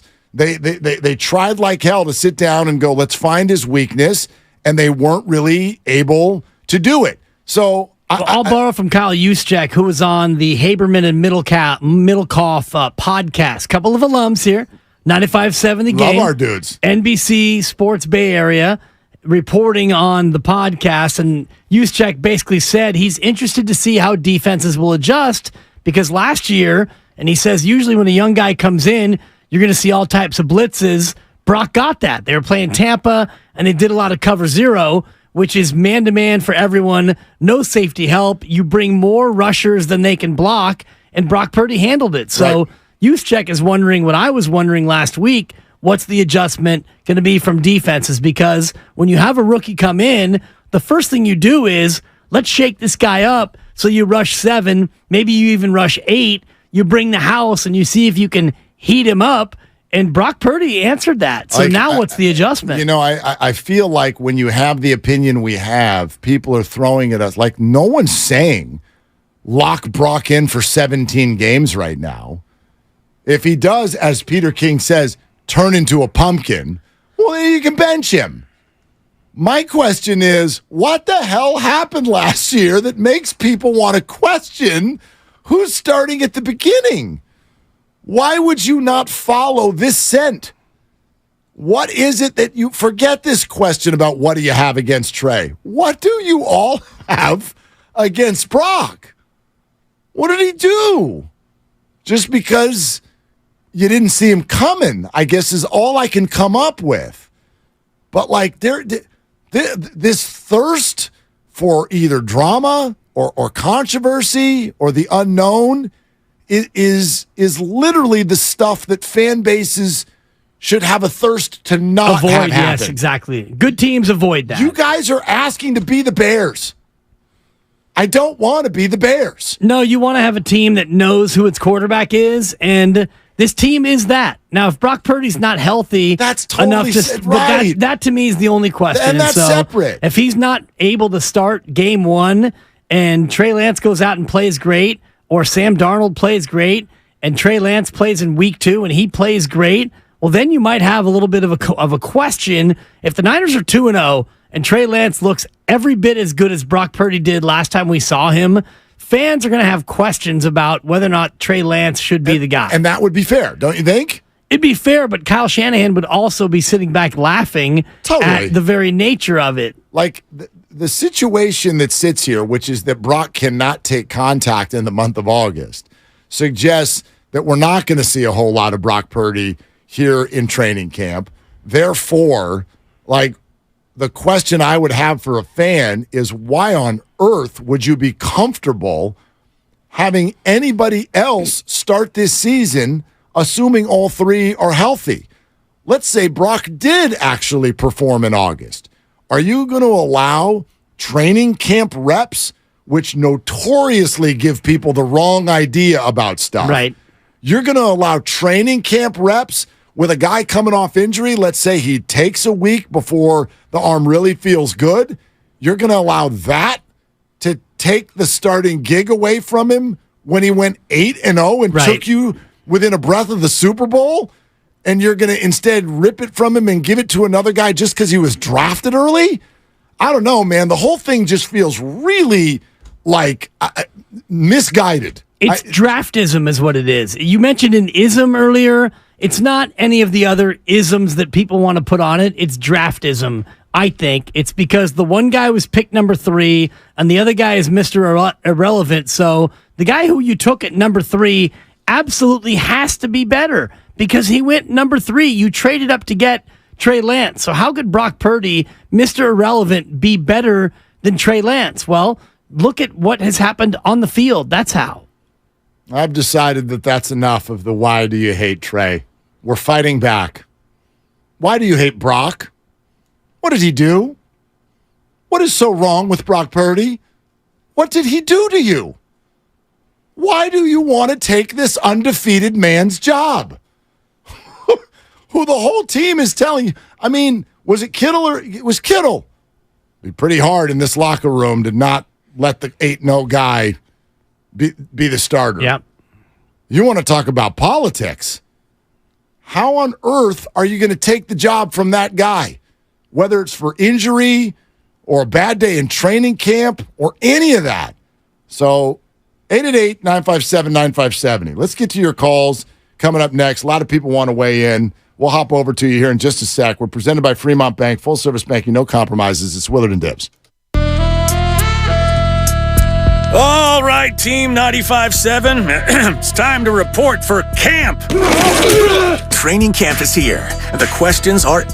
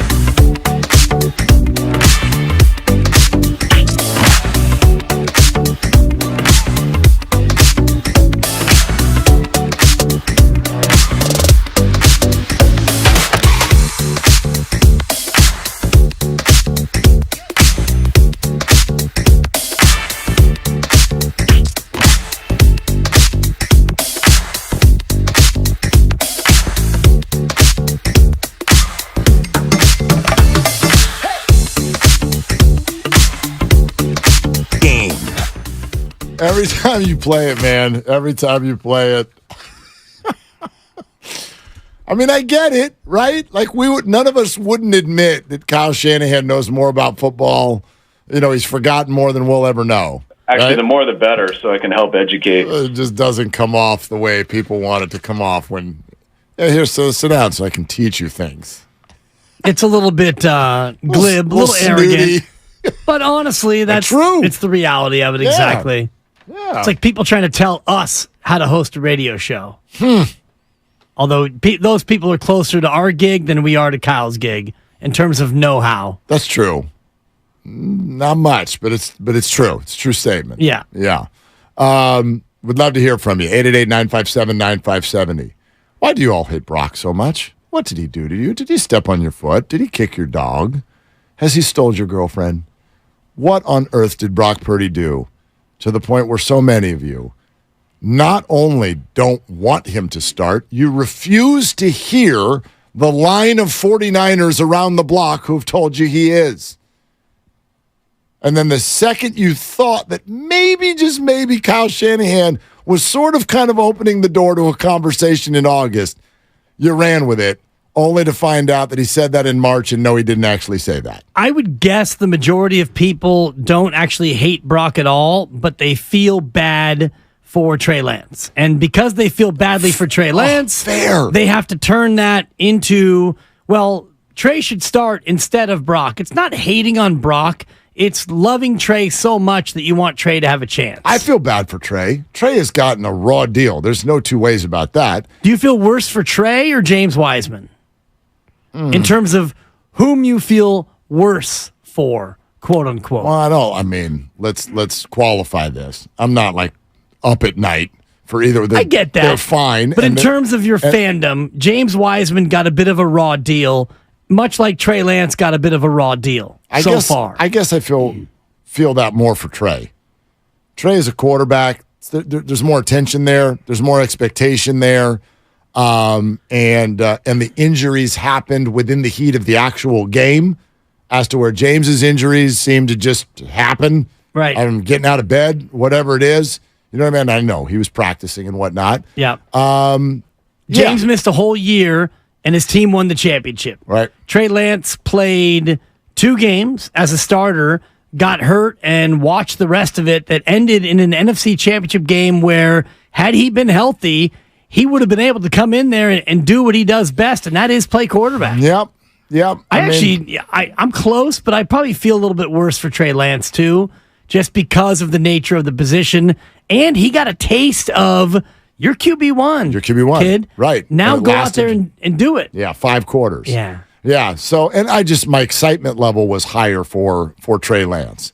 So, yeah, I feel bad for the guy. And by no means is this conversation to be taken as if either of us, I'll only speak for me, but I know you feel this way too. Nobody here is saying we are 100% sure that Brock Purdy is going to be a great quarterback. Right. I don't know how it's all going to play out. I know damn well there's no question about how it would start the season, though. Like, it appears that some of you are prepared to put on the line what we've already seen, and then you're okay with never seeing it again. Like, what if you did have an open competition in August, and what if Trey won it? So now you're okay with, because a lot of you go, wait a minute, we only saw Trey for 2 games. You're going to never see it again? Well, okay, flip it the other way. You're going to watch Brock win 8 and then just never go back to him? Like, you'd be okay with that? I'm not okay with that. Well, and you only get one switch usually in this spot, and Brock Purdy is your starter if he's healthy. So if you start Trey Lance because Brock's not ready, then when Brock gets ready, you can make that switch, and that doesn't count as a, quote, switch. If Brock's healthy and you start out slowly, last year you opened up with a loss to Chicago, and after 7 games, you were 3-4. If you start this year 3-4 and Brock is not playing very well, maybe he's playing poorly, and you decide, you know what, Trey Lance is the one, we're making that switch, that's it. Once Trey goes in there, it's really hard to then go back to Brock Purdy. You think? Why do you think that? It tends to be that teams that go back and forth like that, you either lose the locker room or the quarterback that you then put back in. So Brock Purdy gets pulled. He's healthy. He starts 7 games. You're 3-4. He's got 8 touchdowns and he's got 11 interceptions, and he's just flat bad. You pull him, and you go to Trey Lance, and he goes 3-4. Now you're 6-8, and Trey Lance has been no better. You gonna go back to Brock Purdy? Maybe. That's tough. Maybe. Yeah, I'm not saying It's tough. No, obviously the scenario you're painting is a disaster for the 49ers. For sure. The season will have gone awry. How the hell do you keep going 3-4 with this roster? Exactly, it would right? essentially mean that they both stink. I mean, that's actually what you're fearful of. I know a lot of people are fearful of, this Trey Lance trade and draft pick will have gone wrong. Well, if Brock Purdy's a good quarterback, honestly, who cares? And I know what the answer to that is. Yes, it's still a bad trade. Yes, the 49ers could have done some things with those draft picks. Those are all fair points. But if the Niners are getting great play from their QB position, who cares? Who cares? I don't know. I don't lose any sleep over that. If they're winning and they've got a QB, we're good here. Well, that's all that matters. It doesn't matter which one it is. Right. Either way, you're going to have to decide on which one it's going to be going forward. You hope one of the two will be your franchise quarterback for the next, 4 to 6 years, but both of them will not be getting second contracts. We know that. Not here. Right. Ryan in Irvine here with Willard and Dibbs. Hey, Ryan, thanks for calling. What's up? What you doing? Hey, how's it going, guys? Sorry, I'm in a car wash. Can you guys hear me? Sure can. Okay. So I just wanted to say, I think one of the reasons why there's kind of this divided camp is because a lot of the content creators that a lot of us Niner fans tune into have kind of tapped into, like what you said, the whole Fox CNN model, the controversy of, are you in Trey's camp? Are you in Brock's camp? And I don't, for the life of me, understand it, because you're just a 49ers fan. You root for both of them, and let's just win a Super Bowl. But I think that's one of the reasons is they've kind of played into that divisiveness. And the second thing is, I think we're all kind of scarred with what happened with Jimmy Garoppolo. He came in on fire, won 5 or 6 games. Our offense looked completely different. Go into the next season thinking, man, we're ready to hit the ground running. He gets injured, and from that moment on, he was never really the same quarterback. So I think we're just scared that Brock Purdy's going to end up being kind of that same deal. And then last thing, sorry, I'm taking a long time. Please get Ohtani. I'm an Angels fan. Don't let him go to the Dodgers. I want him to stay in California and go to San Francisco. He can't go to the Dodgers. Make it happen, please. Ryan, that's interesting. Thanks. And Ryan's down there in Irvine. He's in Angels country for sure. And that is the mentality of an Angels fan. Like they've already given up. Well, he's gone. Yeah, he's gone. We said last week that it's probably a 99% chance that he's not an Angel as of next year. It's a fait accompli. He's going to be gone. So if you're an Angels fan and you live in LA and you know that 4 out of every 5 fans, or maybe 9 out of every 10 fans, is a Dodger fan and not an Angel fan, that would be a sickening blow. Oh, dude. It's a 1-2 punch. Right. It's enough of a gut punch that he's leaving, which we're assuming.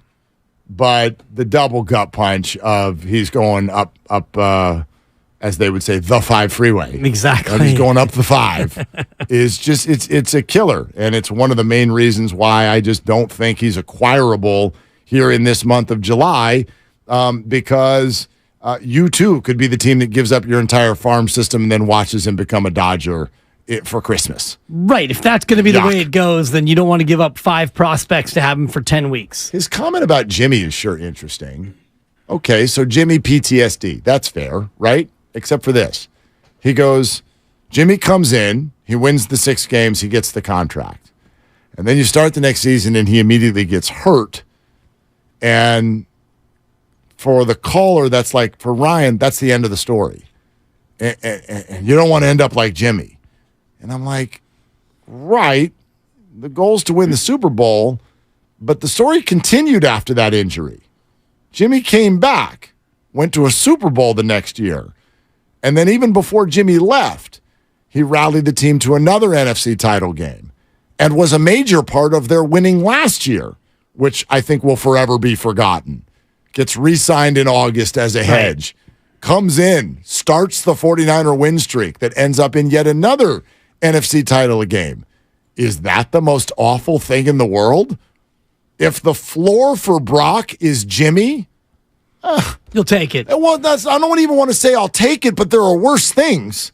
There are worse things at the QB position than Jimmy Garoppolo's reign with the 49ers. Right. And what I'm saying is you'll take it because Jimmy Garoppolo was a part of 2 NFC Championship games and really a part of a third if you count last year, and he did make a real impact in the season. But you mentioned it the year before where inexplicably and despite Jimmy or in spite of Jimmy in a game where he only threw the ball 7 times against Green Bay in that playoff game. Yep. You didn't really need Jimmy, but he was your quarterback and he led you all the way to the conference championship game 2 years in a row. 888-957-9570, and you are listening to 95.7 The Game, KGMZ FM and HD1 San Francisco, always live on Twitch, YouTube, and the free Odyssey app. I would tweak, at least from me, the statement you just made. If Brock is Jimmy, quote, you'll take it. No, I do have higher goals than that. I just would argue that that's not like a disaster. And if you're arguing that's the worry, like Ryan was like, the worry is that Brock is Jimmy. Well, then we're going with it. Then he's the starter. If that's the worst thing that could happen with Brock Purdy, then yes, you're going with it, and you'll see where it goes, and you'll see if he can improve from Jimmy. And the only evidence you have so far is that he did, because he took the exact same roster last year that Jimmy had and made it better. I think the interesting thing about what he said is if Brock is Jimmy, you're worried. It's about what happens after the next 2 years, because Brock Purdy has a 4-year contract as a non-first-round pick, which means it's a 3-year contract, and then you have to decide what you want to do with that quarterback for subsequent years. So let's take these next 2 years and say that Brock is just like Jimmy, and in one of the 2 years, he gets hurt, and in one of the 2 years, he leads you to the Super Bowl, but you don't win it. What do you do with Brock Purdy after that second year? Let's say this year, Brock is like Jimmy, and unfortunately, he gets hurt, and he's gone for the year. He plays about 5 or 6 games, gone for the year, and then Lance comes in or Sam comes in, and you don't make it all the way to the Super Bowl, but it is what it is, and it's unfortunate. But then next year, Brock Purdy comes back, and he's healthy, and he leads you all the way to the Super Bowl, and then you lose. What do you do with Brock Purdy in terms of a contract? You'd probably re-sign him. Yeah, but you probably would. To the caller's point. Getting to the Super Bowl is getting to the Super Bowl. Yeah, but it's at that point, he would have already had 2 season-ending major injuries in this hypothetical, and you're going to give him $35 million a year? Yeah, and in this spot, you're with a football team that is very wounded, which is, pun intended. Yeah, you're wounded based on what's happened with that issue at that position before. But then again, look around the league and look at teams who re-sign their quarterbacks. They usually do it for a hell of a lot less than making the Super Bowl. If you're Daniel Jones is a good example. Daniel Jones in 3 years is going to make $46 million. Wow. The Giants did that.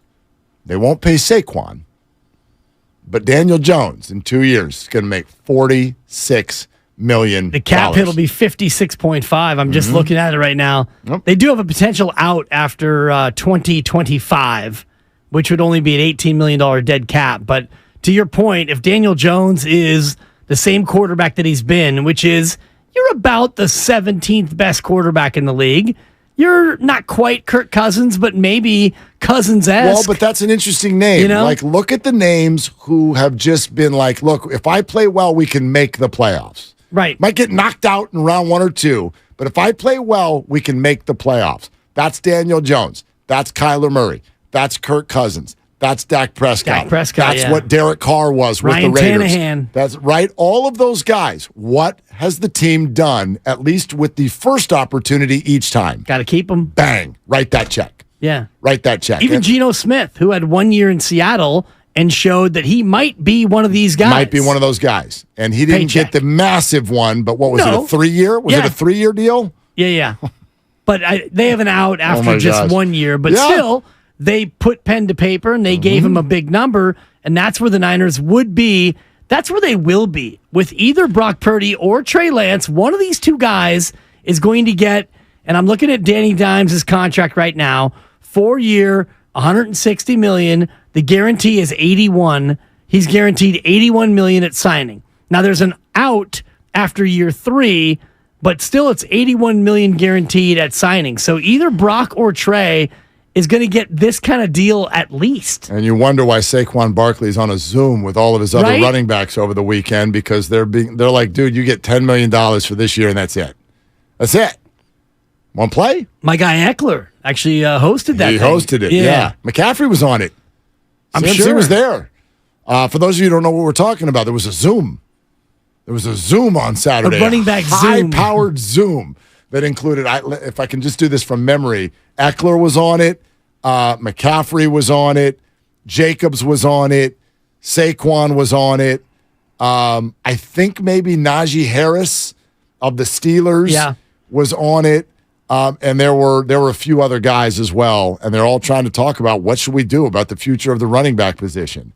And one of them came out afterwards and was like, oh, it was Nick Chubb. Nick Chubb was on it too. And he comes out and goes, unfortunately, there's not a whole lot we can do. So doesn't sound like the most productive Zoom. No, but He's right. What the hell do you want to do? What do you do? So the best thing you can do is go out there, ball out, have a monster year.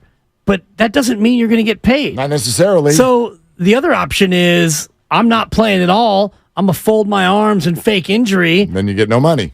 Or you get your money this year, and then the word gets out that you jaked it and you faked it. I guess the only way the Zoom would have worked is if the guys who are free agents or they're being franchise tagged in some way convinced all the running backs to be like, we're all walking out together. Nobody shows up to camp. Yeah. Well, that's not happening. Did you see Christian McCaffrey? And I know you did because I was standing next to you at mandatory minicamp. Yep.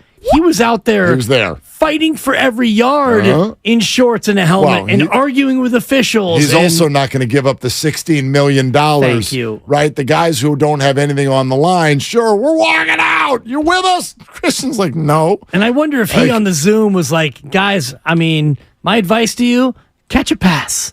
It's a lot more fun. And my advice to you, be more like me. Well, and when you catch a pass, you don't have the opportunity to be tackled by 11 guys. When you're the ball carrier on a run play, you have to get through all 11, in theory, to get to the end zone. When you're a receiver, you're already past 4 of them at least, maybe 7 of them in terms of like the amount of impact on your body. I'd argue right now, based on contracts around the league, Christians is one of the only ones who you really can justify. Because he is playing more than one position. Right. And he is such a Swiss Army knife out on the field. Eckler is the only one he's kind of a poor man's Christian McCaffrey, I would say. But he has that kind of talent. He has that kind of a gift to catch passes. But it's a passing league. It's a passing league. And you can do this exercise because I did it over the weekend. Go back over the last 10 Super Bowls. Just look at the winner and then tell me who their running back was. And it's just like, who? What? Well, or guys who were on the, like Leonard Fournette. Yeah. I mean, Tampa. it's not right. It's not like they don't produce, but it's not a superstar getting $16 million a year. And it's not a running back who then went on to get a massive contract and go on to be the feature back for years to come. Right. I mean, when the Rams won a few years ago, Cam Akers was their running back. Not Todd Gurley. No. When Stafford's Super Bowl, Cam Akers. Yeah. Do you know how many yards he ran for in the Super Bowl? Probably about 50. 21. I thought I was lowballing. He was their leading rusher. And he had 21 yards. He had 21 yards. Man. So, they're like, I get it's unfair and it's a bummer and but like, you're replaceable. Unfortunately, you're replaceable and your skill is not being used as much unless your name is Christian McCaffrey. And I wonder if the starting pitcher is going to go this route more and more as we see like the Justin Verlanders. That's an interesting thought. You're getting $40 million, but we don't need you to go 7 2/3 anymore. Nor can you. Well, you really need a guy to get us 9 outs. Forget even like the quality start or qualify for the win. Get me through the order twice if you can, but 1.5 would be nice. Yeah, and I don't think they'll look at it that way. Don't give us 3 innings. But yeah, there aren't a lot of people who are expected to go 6. Right. Or 7 at all. Your guy from the Giants leads the league in complete games with 1. Alex Cobb. Yep. You can put that one on your tombstone. This guy once pitched a complete game. Isn't that crazy? Larry in San Francisco is next up here on Willard and Dibs. Hey, Larry, what are you doing? Hey, fellas, I'm just doing a little Uber out here trying to make some money, man. Good for you. And then you guys talk about the 49ers. Man, I got to tell you, it's about time we start talking about the 49ers again. I'm so tired of baseball. Anyway, check it out, man. I ain't got nothing against Trey Lance. If Trey Lance comes out in the preseason and just balls out, shows that he's a confident quarterback. He doesn't have to be Patrick Mahomes. Just show me you can run the offense. You've been in it for 3 years. And that caller from Irwin who said Brock Purdy's more like Jimmy G. Dude, Trey Lance is more like Jimmy G. 4 games and 3 injuries, 3 huge injuries. You know, so I just come to this conclusion. I'm a Brock Purdy fan, but if Trey Lance comes out and just shows me he can play adequate football, he can make a pass, he can convert a third down. He doesn't go for 1 for 6 on 4th and 1. You know, then I'll be rooting for Trey Lance because I'm a Niner fan. I want the best capable football player on the field at that time. Yeah, and Larry, what I was waiting for in your call, and thanks for making it, the setup was there a few times from Larry. If Trey can do this, if he can do that, if he can be competent, if he can be accurate, if he can, well, then what? Then do you want to start him? Because I'd still say no. Trey would say no. Trey can come. This is where I'm at, and this is why this is where the argument sits, I think, for a lot of people. Trey can come have a great camp, and I'd still put him at number 2. Like, without even blinking. Well, of course. And George Kittle had the great comment when he was talking to Dan Patrick about the fact that Brock Purdy went 8-0, which no, he didn't, but I won't get into that again with you or George Kittle because we see it differently. I give it to him. Yeah, he started a game that they lost, and he came off the bench in a game where he doesn't get credit, so he was 7-1, but the greater point is the same.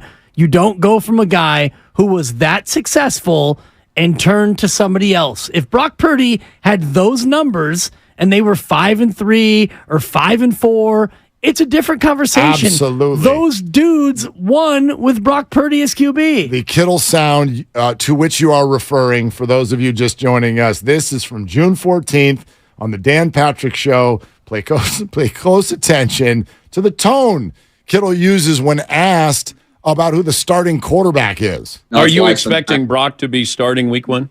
Oh, yeah. I am. I mean, if you win 8 games in a row, it's hard to bench that guy. No, I mean health-wise. Oh, yeah. I do. He's been throwing. I think he looks good. I've seen him throw once or twice. He's confident. He's in a good place mentally and physically. So I'm excited about that. We were rolling with him, averaging 30 points a game. So looking forward to it. All right. So that's a month and a half ago. He was already confident about Brock's health. But it's important to note, George first thought Dan was asking just in terms of like, are you expecting him to be named your starter? And George treated it like, well, yeah. What the hell else would we do? Hey, Dibs, you want another White Claw? Oh, yeah. Yes. I mean, don't ask stupid questions. Exactly. Thank you. I mean, that was the tone of that. All right. Oh, yeah. Sponsored by Cars.com. 888-957-9570. We keep taking your calls on this. George Contos is going to join us in about an hour. It's Willard and Dibs. Oh, that's the sound of a car being added to car.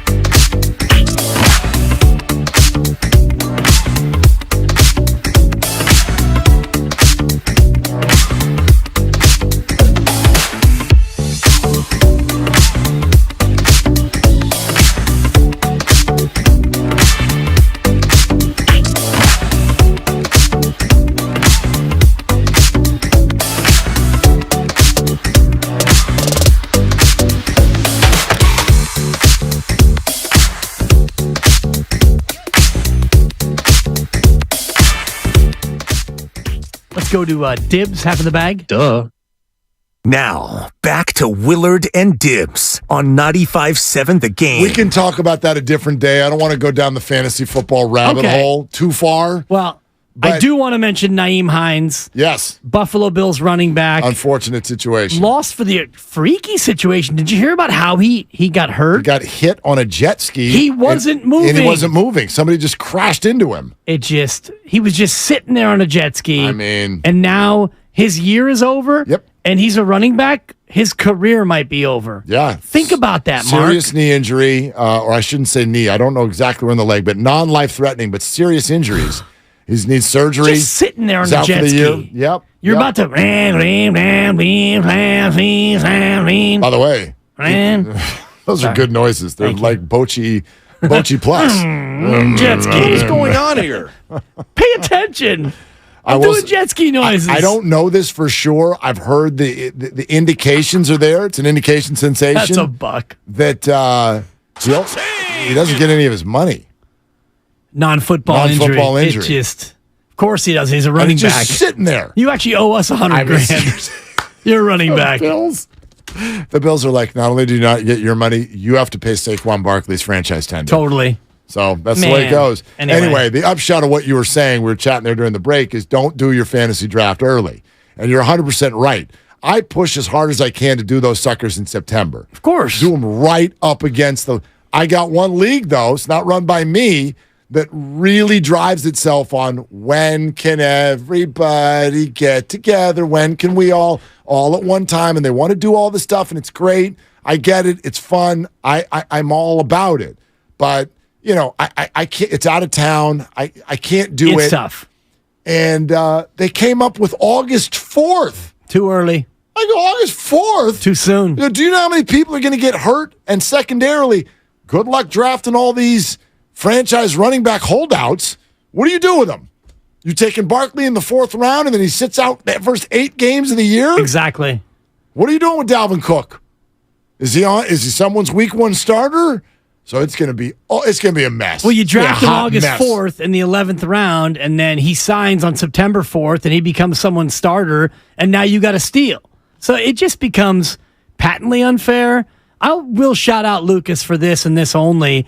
The destination draft is something that sounds like a lot of fun, and I think the young producer is going to Vegas this year for his draft. The destination draft is amazing. Yeah. I'm stoked that the guys that my high school boys, that's what we were doing in Chicago. That's how we ended up at Soldier Field. That's right. Okay. It's also a fantasy draft, plus the Giants were visiting the Cubs. It was everything. It was all inclusive, Dibs.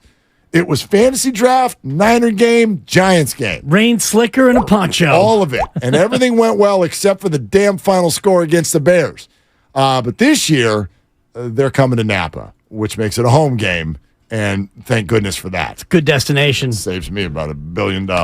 Anyway, make sure you listen in 9 minutes, okay? Little bit more than 9 minutes from now, your chance to win a 4-pack of tickets to the Hot Wheels Monster Trucks Live Glow Party, August 5 and 6, Chase Center, courtesy of the Golden State Warriors. And I now have further info on what a Monster Trucks Live Glow Party is. Fans of all ages experiencing the thrill of watching their favorite Hot Wheels monster trucks in the dark. In the dark. Okay? It is a one-of-a-kind showcase. Okay. Chase Center, August 5th and 6th. 3 epic performances. That means one day they're doing it twice. It does mean that. You're good at math. We don't get that by you, do we? No. Sometimes you slip and cuss on the air, but we cannot get a math problem by you. Oh, Schmidt. And I'm told that the night show, they work a little bit bluer than the day show. Oh, well, I mean. All that kiddie stuff is out. Yeah. It's like, okay. I'm in on the Monster Trucks Live Glow Party. Live Glow Party. Hot Wheels. Okay, so I shouldn't take the kid because he loves the Hot Wheels. No, you should. For the early show. Yeah, no, take him for the late show. Okay. It's about time you graduate him. He's a third kid. I've given up. We're watching Quarterback on Netflix together. He's heard Mahomes' potty mouth. Yeah. Over and over. It's fine. It's okay. What are we going to do? Just because you expose them to such things as profanity and the hippie lettuce does not mean that they will partake. and I know this. I had a friend who had a couple of kids in college now, a couple of college-age kids, and neither one of them, I'm told, will swear, nor will they partake. They are their own people, man. Despite their father maybe being an aficionado of both. Their father. Yeah. All right, so anyway, that giveaway is coming up here in about 7 minutes. Be sure you're listening. That is coming up in just a moment. Also, Joe Shasky, the great morning roast performer, has been texting throughout this conversation about Brock Purdy, and I would like to bring all of you into the conversation sensation that has been happening on my phone. But more importantly, Eric is in San Francisco and would like to weigh in. Hi, Eric. You're on with Willie and Dibby. What are you doing? Oh, I'm driving home, fellas, and I don't know how I'm supposed to follow up the glow-in-the-dark monster trucks here, but good luck. I think the Niners, the Niners fans out here, I think everybody just got to be grateful. We got two guys we know we can put in there. We can play, can make it to the playoffs. Now, is either one of them out there, Mahomes? No, they're not, and I think that's fine. But we're in a much better situation here. We're not the Giants out there paying $30, $40, $45 million for Daniel Jones to stick in at quarterback. And I'd rather have Purdy. I'd rather have Trey Lance than either one of them. So I think the fans got to be grateful. We got Debo. We got Christian McCaffrey. We're not sitting here arguing about, can we pay $10 million? Can we get one of them to sign the franchise tag? And, I'll add on. I feel bad for all the running backs out there. I think they've all gotten hosed pretty bad by how these rookie contracts have played out. And you're kind of owned by the team now, 4 years, 5th-year option, 6-year franchise tag, and that's a guy's career nowadays. Yep. So it's been driven by the quarterbacks, and we talk a lot about the quarterbacks, but we got to be grateful to have both these guys, and I hope Purdy has a great year. This is year 2.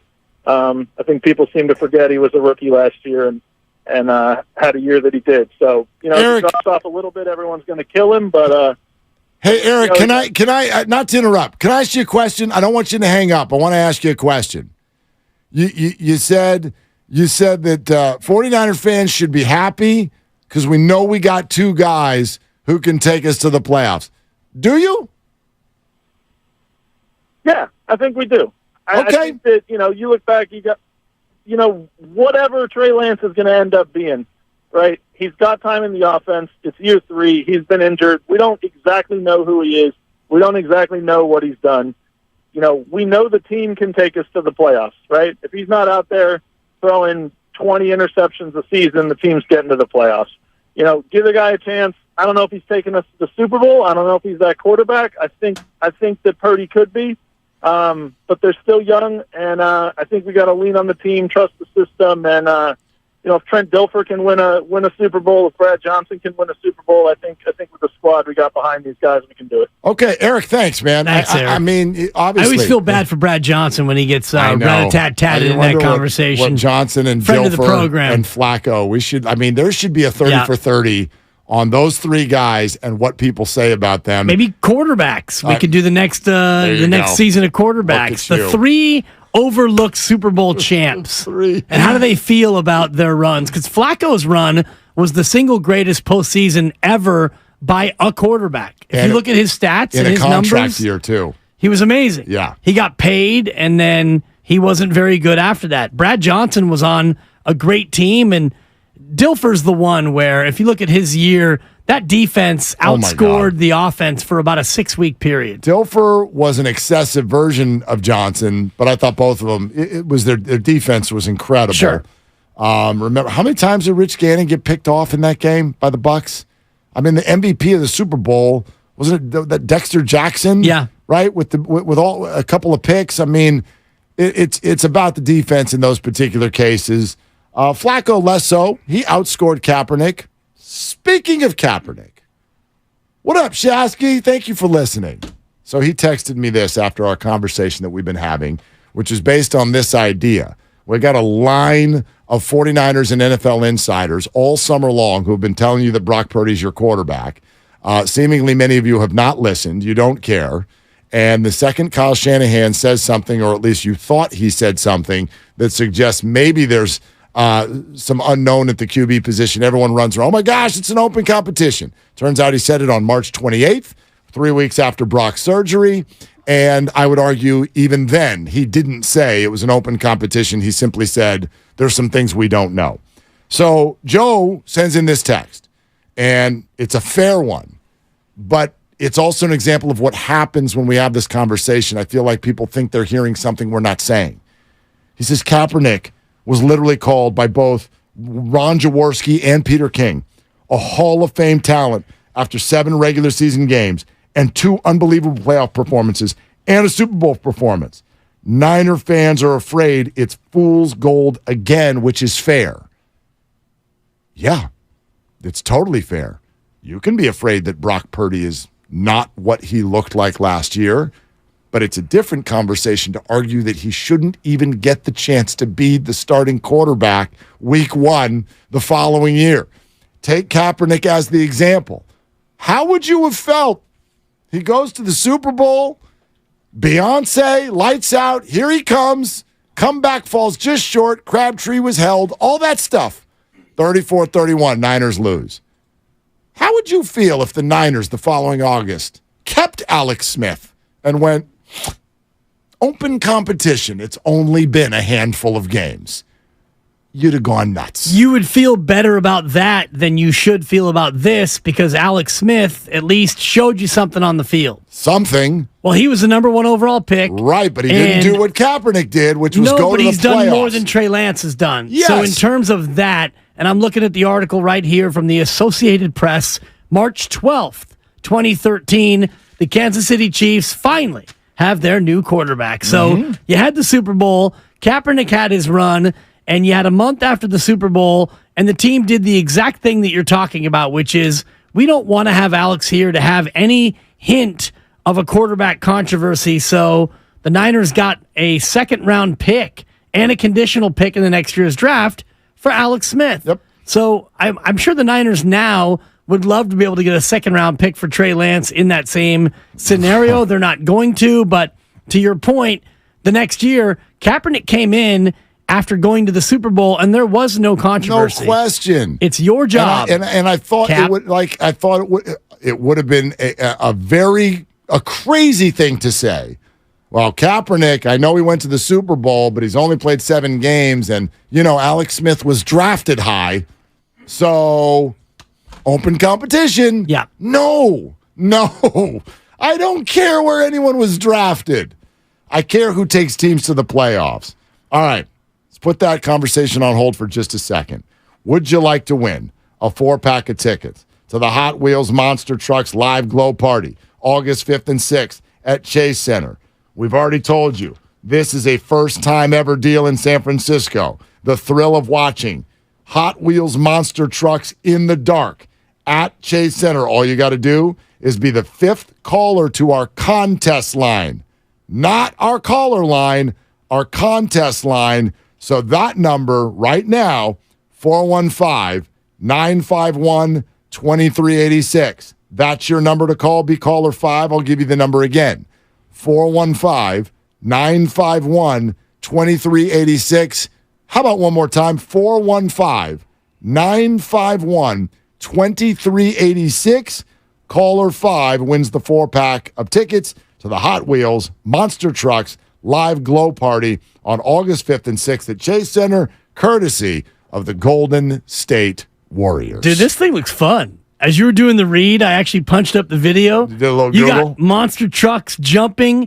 You've got glow sticks. There's some song and dance elements. There's motorcycles jumping. You had me at glow sticks. Dude, this is, man, it's a party. Forget the kids. Leave the kids at home. Be that weird grown-up. The only thing that's triggering right now is I would love nothing more in my career than to be the voiceover guy for a monster truck commercial. There's a fire-breathing, like, Tyrannosaurus Rex. I sort of feel like it's my sweet spot. It's kind of what I sound like, right? I kind of feel like you missed an August opportunity. 5th and 6th. With this read, you could have done it. I could have. You could have sold it. All right. Guys, undo the contest. Don't give it to the people who just called. We're going to start over. It's Chase Center and the Hot Wheels Monster Trucks Live Glow Party, August 5th and 6th. Be there in the dark. Or else. or we're coming to your home. That got weird. That's anyway, better. All right. You sold it much better. Thank you. I hope Thanks. everyone's Very excited to win. Yes, Grandy, what's happening? I was just going to say we're giving away these 4 sets of 4 tickets every day this week. So if you don't get it today, make sure you tune back in. Tuesday, Wednesday, Thursday, Friday, 4:30. Tune in. But tomorrow we're going to show up all wasted from our golf round. Yeah, might be tough. Yeah. Boy, wait till you see us limp in here. Your over-unders got quite the attention grabbers over there on social over the weekend. Yeah, including our very own Butcher Boy, who came in with a very, very much everyone gets a trophy. I'm just hoping that all the listeners have a good time and are able to craft a lifetime memory. It was what fun. happened to Joe? Well, no, it was fun to see how everyone took your tweet. Forget the numbers that you put up. You put up, if anyone wants to see it, it's on Dib's Twitter. You get over-unders for each golfer for our day out at Berkeley Country Club tomorrow. We're excited about it. We get to go break some bread, have some fun with one another, with our listeners. It's going to be a great day. But the way everyone reacted, Joe was like, hey, my competitive spirit is being left at home. Bonte responded by saying I had no idea I was playing 18 holes. Guru and Steiny, correct me if I'm wrong, stayed rather silent to the whole thing. Although Guru, I'm sure, is going to have something to say about this at a certain point. And Steiny in the green room today said, we're not keeping score. Yeah, it's just a fun outing. Steiny says, but that's because he feels like he's going to be holding Guru's hand the whole way. Like, truth be told, your over-unders for Bonte and Guru, are they actually keeping legitimate scores? I got Bonte at 109.5 and Guru at 108.5. I'm not which is double bogey golf. Yeah, but I'm not trying to be critical. Like, they're brand new golfers on a real course. If they actually went by the letter of the law, they're going to shoot 200. I'm just saying. Do swings and misses count? Yes. How about foul tips with 2 strikes? Are we playing real golf? Okay. So, anyway. I said it'll be fun. It'll be fun to see. That 9 is the maximum on any hole. Okay. All right, then that's fair. So the most you actually could shoot would be 162. 9 times 18 is 162. Then I'm going to set both of their over-unders at 161.5. You are so mean-spirited. I love that. No, they're just starting. I know. It's not a criticism. I got you at 84.5, which I thought was a good line, a good solid line. You beat that last time out. I'm gonna have to bring my clubs for this one. Dibber at 91.5, which is slightly above bogey golf, which that's assuming that I will be in fact half in the bag on the back 9. When you go off into the woods, I'm watching. Don't you be moving the ball now. Don't you be moving the ball. Foot wedge. Yeah. So, anyway, 888-957-9570. George Contos on the Giants at the deadline is about 40 minutes away. We'll get into that. But this whole conversation that we've been having about the 49er quarterback situation, to me, is just very interesting. It's time to turn the tables. I've heard it one too many times. Mark, why do you hate Trey Lance? In the most genuine way possible, with zero hesitation, I can tell you I got nothing against the guy. Doesn't sound like it. Yeah, it does. I got zero against him. I could turn the tables in 2 ways, though. Turn them. Okay, here's one. One way, which I've already done, which is, why do you hate Brock? Why are you taking the 8-0 guy's job and 7-1 and putting it up for sale? Why are you doing that? But here's the real one that no one wants to do. Do it. Turn those tables. What is it that you like so much about Trey? The upside. Oh. The promise. The what? The big arm. Okay.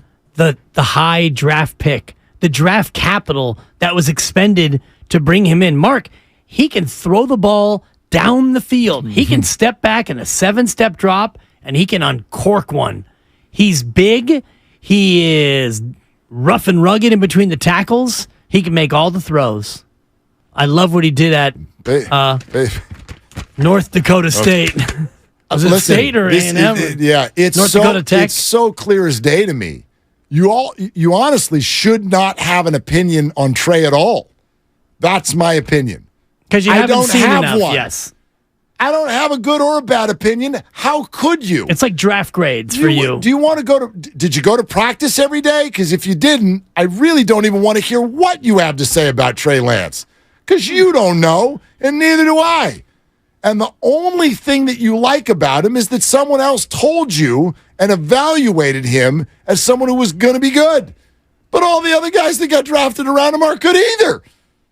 Zach Wilson went right in front of him. What do you think about Zach Wilson? He's an unmitigated disaster. Justin Fields is the interesting one. He's interesting. He's shown signs of being every bit the quarterback that he should be, considering where he was drafted. But at the same time, he has shown absolutely none of the things that you want from a franchise quarterback. He's a puzzlement to me. I'll say that's actually where you can have an opinion on Trey. I think Trey is a first-class dude.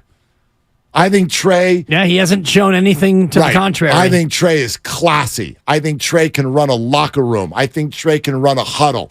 I think Trey is whip smart.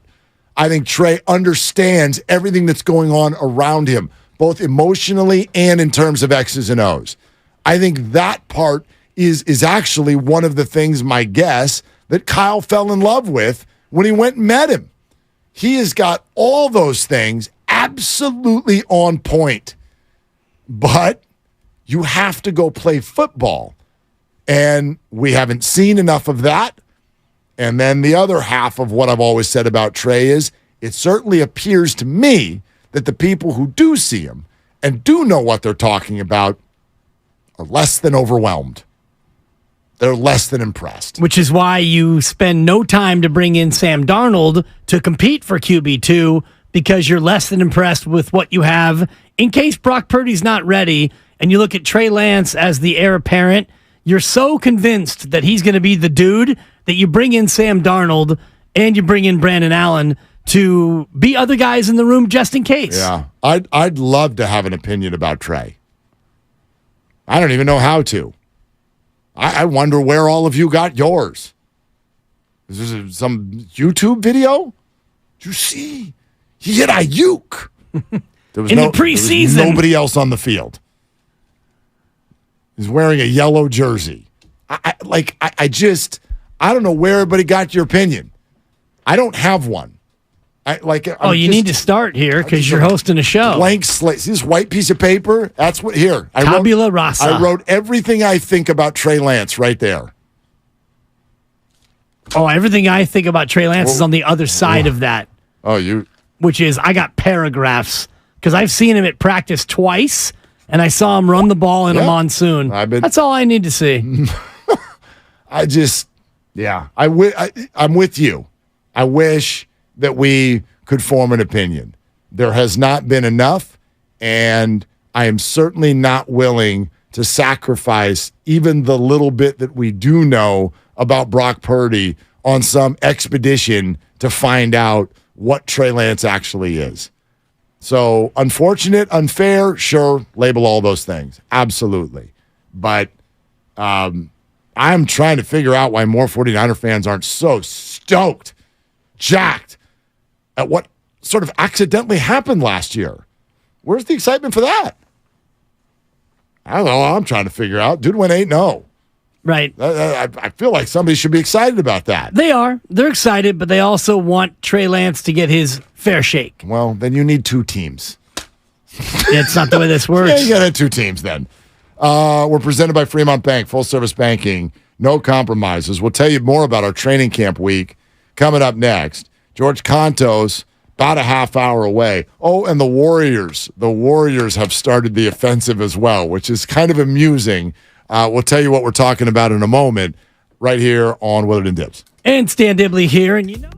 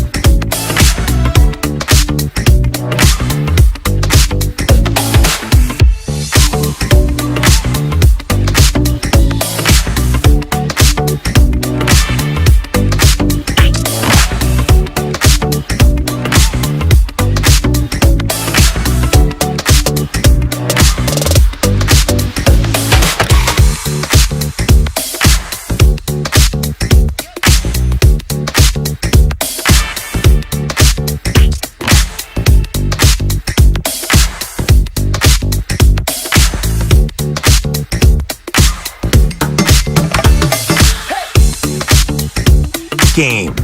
I've always been a Dan Dibley stan, but I did not realize that I was now hosting alongside Stan Dibley. Stan Dibley here. So I guess the show Willard and Dibs can remain the same, but it can no longer be a Dan Day because it's now Mark Willard and my partner, ladies and gentlemen, Stan Dibley. Stan Dibley here. Yeah, so... Stan Dibley here. That's not bad. I think I can go by Stan. Do you have any family members that go by the name of Stan? No, but the man who my siblings would always say was my father was named Stan Wells. He was our milkman back when you had such a thing, and he is African American. So my siblings would always joke that I was adopted. You do have soul. And big time. And his son Carlos was an early influence of mine. My brother Mike, Mikey 1.0, one of his close friends growing up was Carlos Wells. His father Stan the milkman, back when you had milkmen. And these kids, they're laughing back there because they don't remember. They were not even gleams in their parents' eye when you had a guy who would come deliver milk to your house. Yeah, neither do I. This is the Well, then issue sit back with you. for a minute. Just sit This back. is the issue with and you. allow the knowledge and the history of Stan Dibley to wash over you. I love the young people. You are 6 years older than me, and then you say things where you sound like you have been around since 1922. I'm just trying to educate you. A milkman? Stan the man. When did they stop doing that? I have Actually, the never, more the better, so I can help educate. Please do. Thank you. Educate me. I was born in 1975. Nobody was dropping milk at people's doors. Well, they were, Mark, and in 1975... Not in my neighborhood. 1976, we moved to Petaluma. So this had to be in the early to mid-70s when Stan the man would come by and he would drop milk off. He'd be on his route. Why? Because that's what you did. Go to the grocery store down the street. Who's doing that? Stan Wells was doing that. And he was friends with my dad from their days at College of Marin. They both were athletes at College of Marin. That's so probably why. Your Stan dad the man, had a connect. He had a route. It's not like he just drove like, hey, I got a milk guy. Yeah. I need 2 quarts of vitamin D. Sure, everybody else on his route, they were all 85 or in wheelchairs. Like You don't know what you're talking about right now. Again, sometimes, Mark, and I know Sir Talk a lot, you like to always impart. This is one of those times where maybe you sit back and just let me educate you Probably and not. the rest of these whippersnappers about I how know. things were. It was a kinder and gentler era. You had diaper service where they would come to your house and they would, like cloth diapers. They would take your old I diapers went and on give you the new Amazon, went to diapers. diapers.com when Abe was born, and I had diapers delivered to the house. Exactly. That was Diapers.com. on Amazon. That was 2008 when he was born? He was born in 06. Right. Yeah. So I'm sorry, no, 07. January 07. in right out, yeah. 1962, when Yeah. Sue and Dwayne had Mike with a cone head, That's 1962. they didn't have diapers.com. Not 1979. This is Star Wars is out. 1974. You're not having milk delivered to the house for crying out loud. And butter. What on earth? Seriously? And ice cream. How far did you live? Did you live in Wairika? No, we there lived in was the end of Cascade Drive in Fairfax. How many blocks to a Safeway? Oh, a good couple of miles.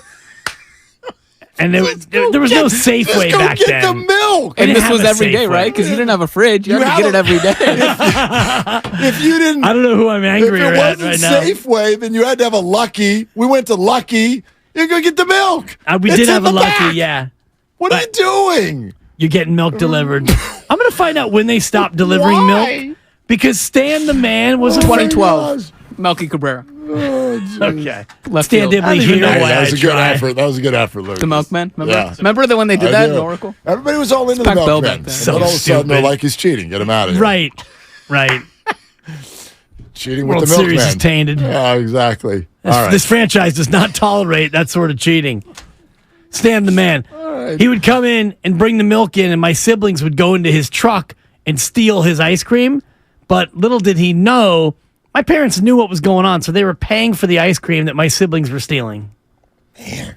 I had a tough Is there life. in anything that Fairfax. was ever on the up and up in your childhood? Like anything? What is going on here? Was anything just like regular? Like that was regular. We just did that normal. we went to church on Sunday, or we. Nah, I didn't go to church. Okay. Did you, all four of us were baptized at the same time. Did you guys ever have dinner together without? Every night. Did you huck food at each other? No. Okay. No. Okay, so it that was a very disciplined household. Okay. There was no hucking food. Cloth napkins? There was stealing food off of Danny's plate because it was survival of the fittest at dinner. Douglas was always hungrier and faster than everyone, so you had to eat with your arm up because your food would get taken. Okay. We're getting answers on both sides. Jimbo says Milkman ended in the 60s. Dublin Marge says I had milk delivered until 2005. Thank you, Dublin Marge. This is crazy. You can still get it delivered right now. This is the most entertaining conversation. Top 10 best milk delivery in San Francisco. You want milk? Yeah, now get it delivered. Now it's called Instacart. It's not a milkman. You just go to Instacart and they'll show up with the milk. Wouldn't it be a lot cooler, though, if it was a family friend who rolled up with a couple of gallons of quality vitamin D? Wouldn't that be better than some faceless Instacart person? Stan Dibley here. It all comes back to Stan Dibley. Stan Wells, one of the greats of all time. Let's go to Larry Stan in the city. man. I think Larry would like to deliver your milk still today. Bring it home, Larry. Larry, what are you doing? Hey, Dan, hey, listen. See, he's a young pup, Dan, but he don't look, Daniel. Look, we had the milkman deliver the milk. We had the donut truck come by and deliver donuts. You went out there. We had that's an ice cream different. truck. That's that was different. Back in the 60s in Lakeview on Montana Street. Now that's hold on, Larry. Larry, how that's old a man different. are you, Larry? How old are you? I'm 66. Yeah, me too, Larry. Thank you. Me too, Larry. Now, I had the ice cream truck. We would go chase the ice cream truck down the street, which, by the way... This is not the ice cream truck, I know. Mark. I've thought a lot about this, by the way. Listen to your elders. Can you imagine if today... Imagine now. Oh, what do you do for a living? Well, I drive an unmarked truck through neighborhoods and I turn music on and have kids chase me. Do you know how quickly you'd get arrested if you tried to pull this off in 2023? You put that on your resume?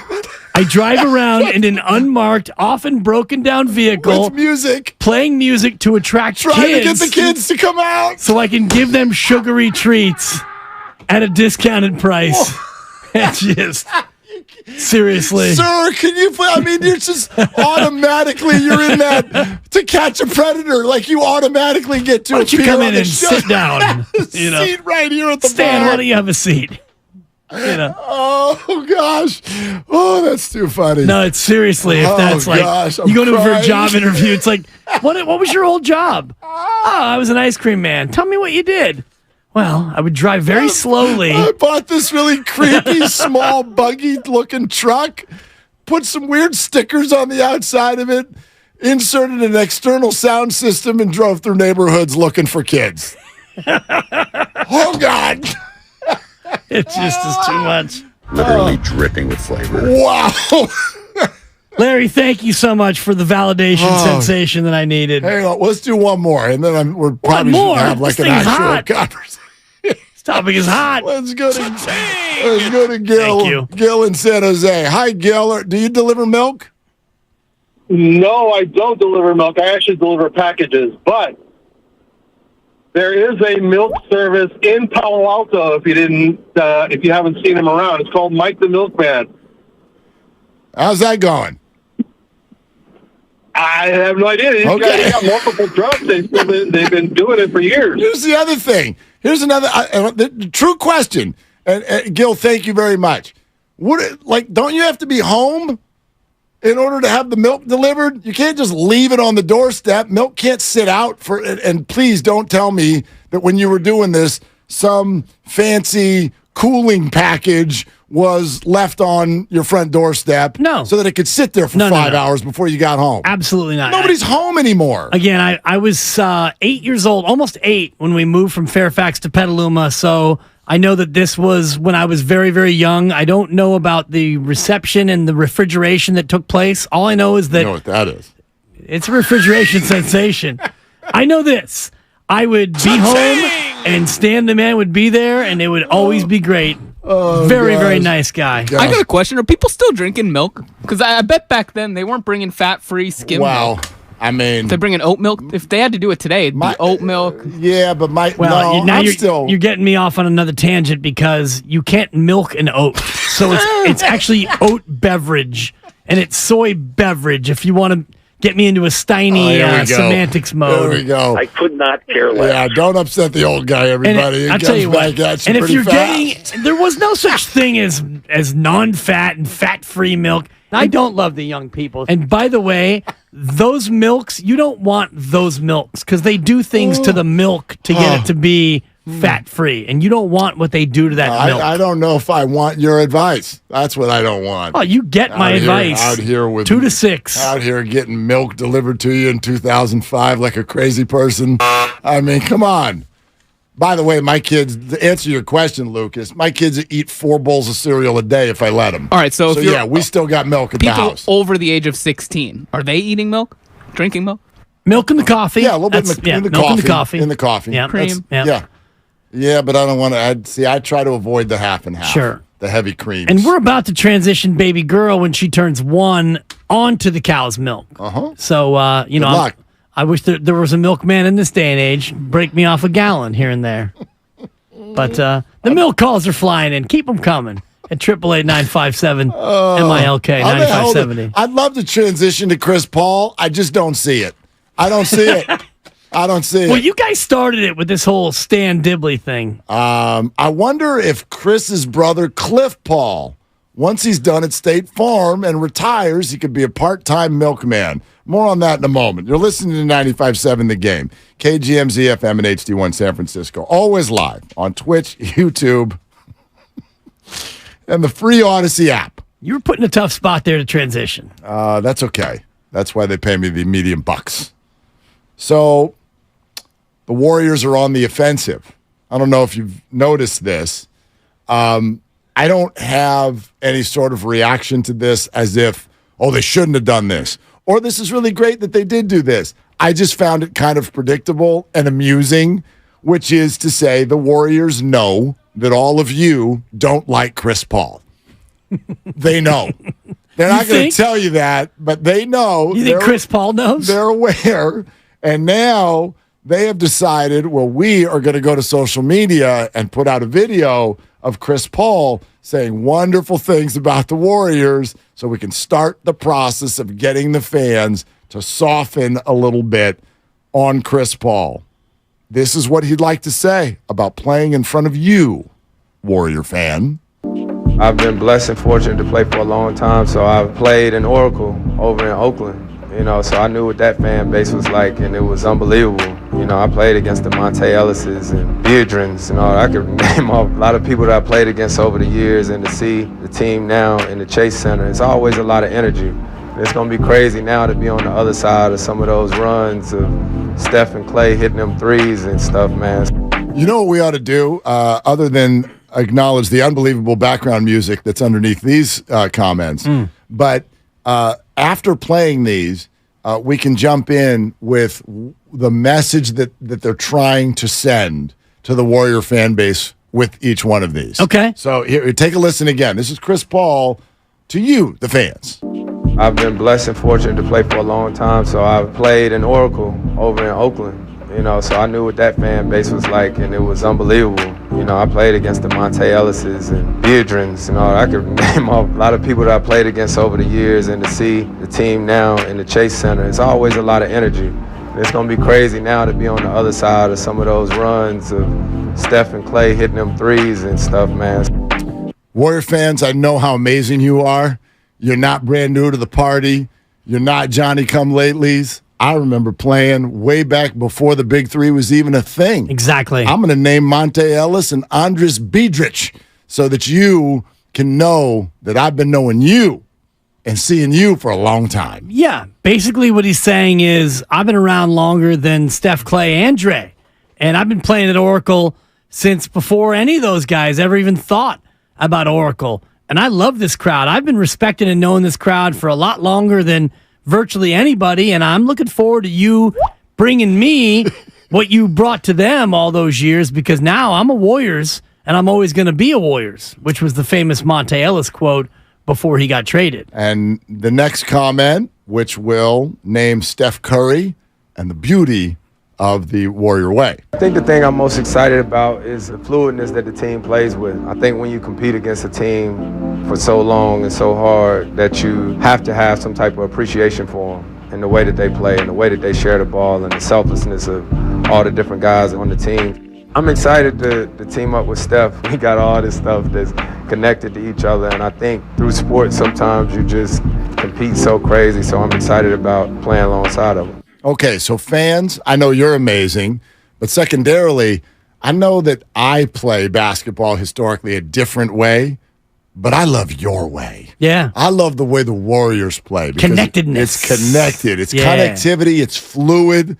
And then there's that guy, Steph, who we all know is the greatest thing that has ever happened to the sport that I play. Basically, what Chris Paul is saying that I hear is, I look forward to not having to do so damn much to get a basket on the offensive end.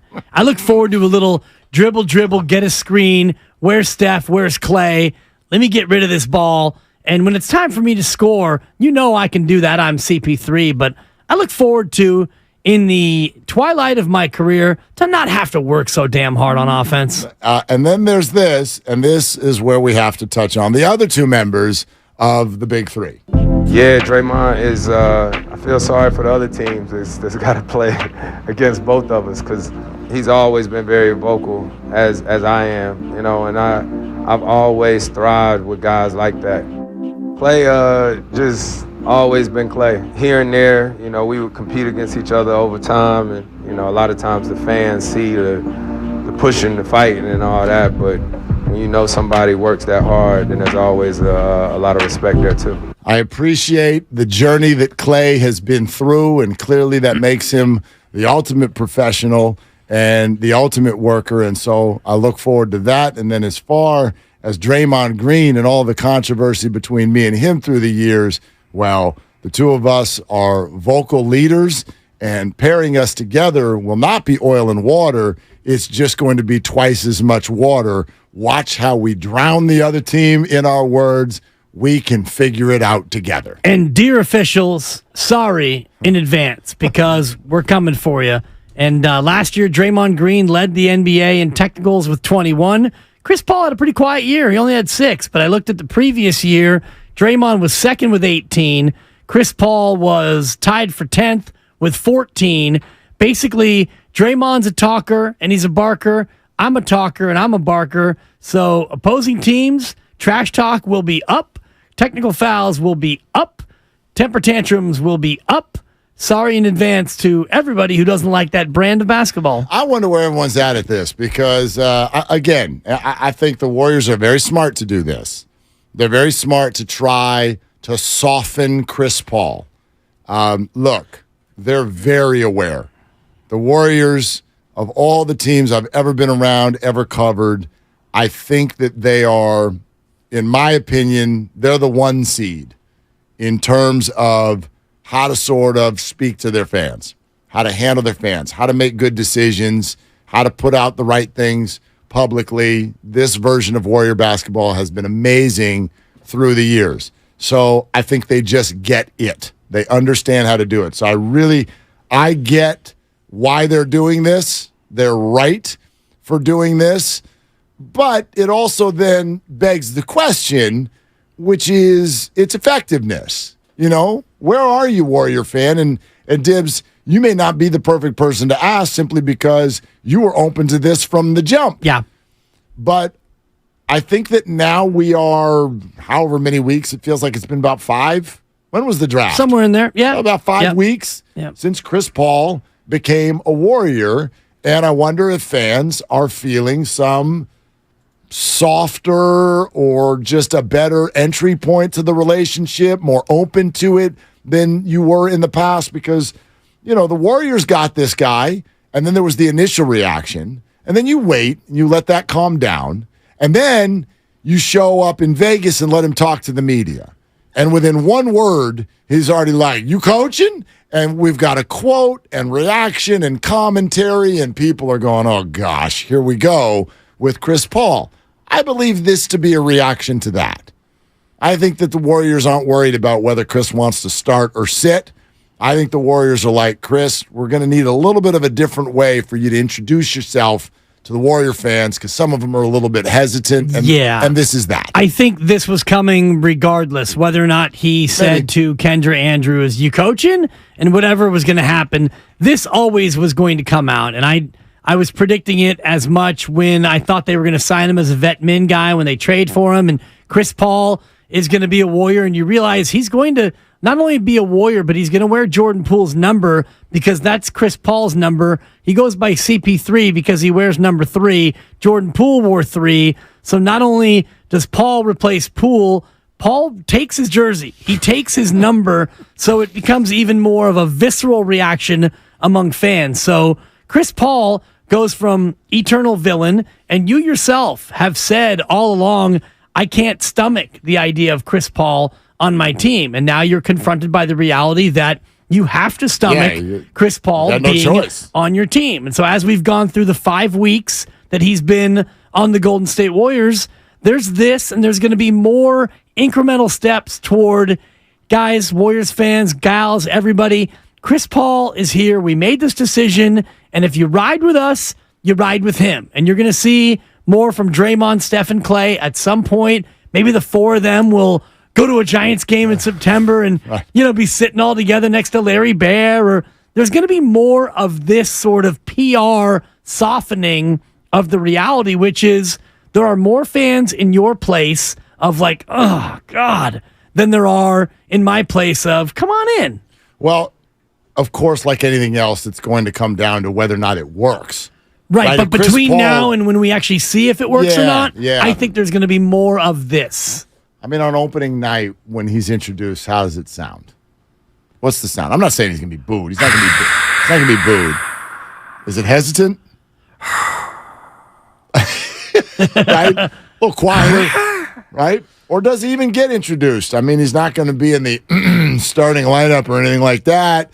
But for the first time at the 6-minute mark, checking in from Wake Forest in his 18th year.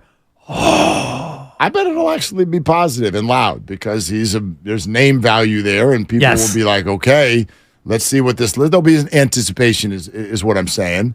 Yes, it's an anticipation sensation. Don't blame me for that. I know. They could also get playful. Like, these things are good. What Chris is saying here, they're good. The overall thing for me that I'm hearing here is Chris Paul is sending out, and so is the team. They're sending out to their fan base that Chris respects here.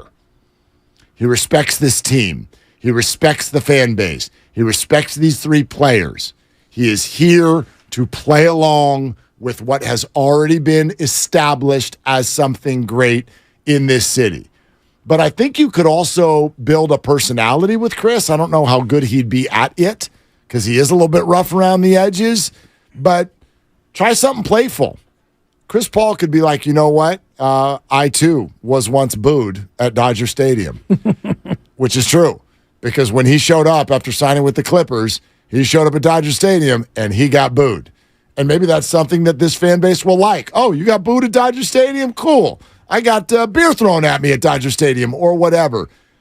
Do something playful to create something that is a little bit more accessible. I would venture to say that's outside of all the flopping and the ridiculous on-court stuff that we talk about. Off the court, Chris, he could be a little bit more accessible. He could feel a little bit more accessible to the fans. I think that's something the Warriors can play with here over the next handful of months. How about a Niner game? You get him out there at a Niner game, and I don't know if Steph would be the one. I mean, Steph can't really go anywhere and, hey, I'm in a Niner game. Well, he's also a Panther fan. But the greater point of, like, maybe Chris Paul and Kevon and Wiggins go out to a Niner game, and they're just, hey, he's hanging out, and, he becomes accessible, and he becomes a part of a community, and Giants games are a way to go about doing it. Maybe you throw him in teal, and you bring him down to a Sharks game. Maybe he goes to the Monster Truck Show here coming up in a couple of weeks there. The Hot Wheels. August 5th and August 6th. Thank you, Grandy. I didn't have my copy in front of me, but it is the Hot Wheels Monster Trucks Live Glow Party. Yeah. And it is going to happen in the dark. Okay? Right. Yeah. But Chris Paul, the more, and eventually when he comes here, which will be September when camp gets ready to open, that's when you can make him more a part of the community.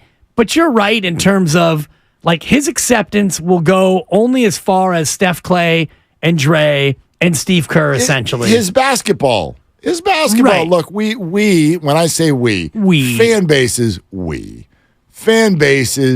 are the easiest things of all time. The best example is what the Giants fan base has been through the last 2.5 years.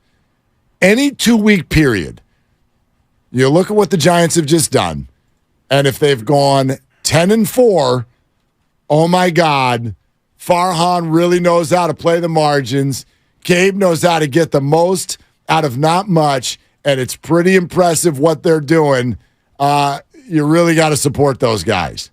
And then a 5-game losing streak happens, and it's pitchforks and tweets. Idiots.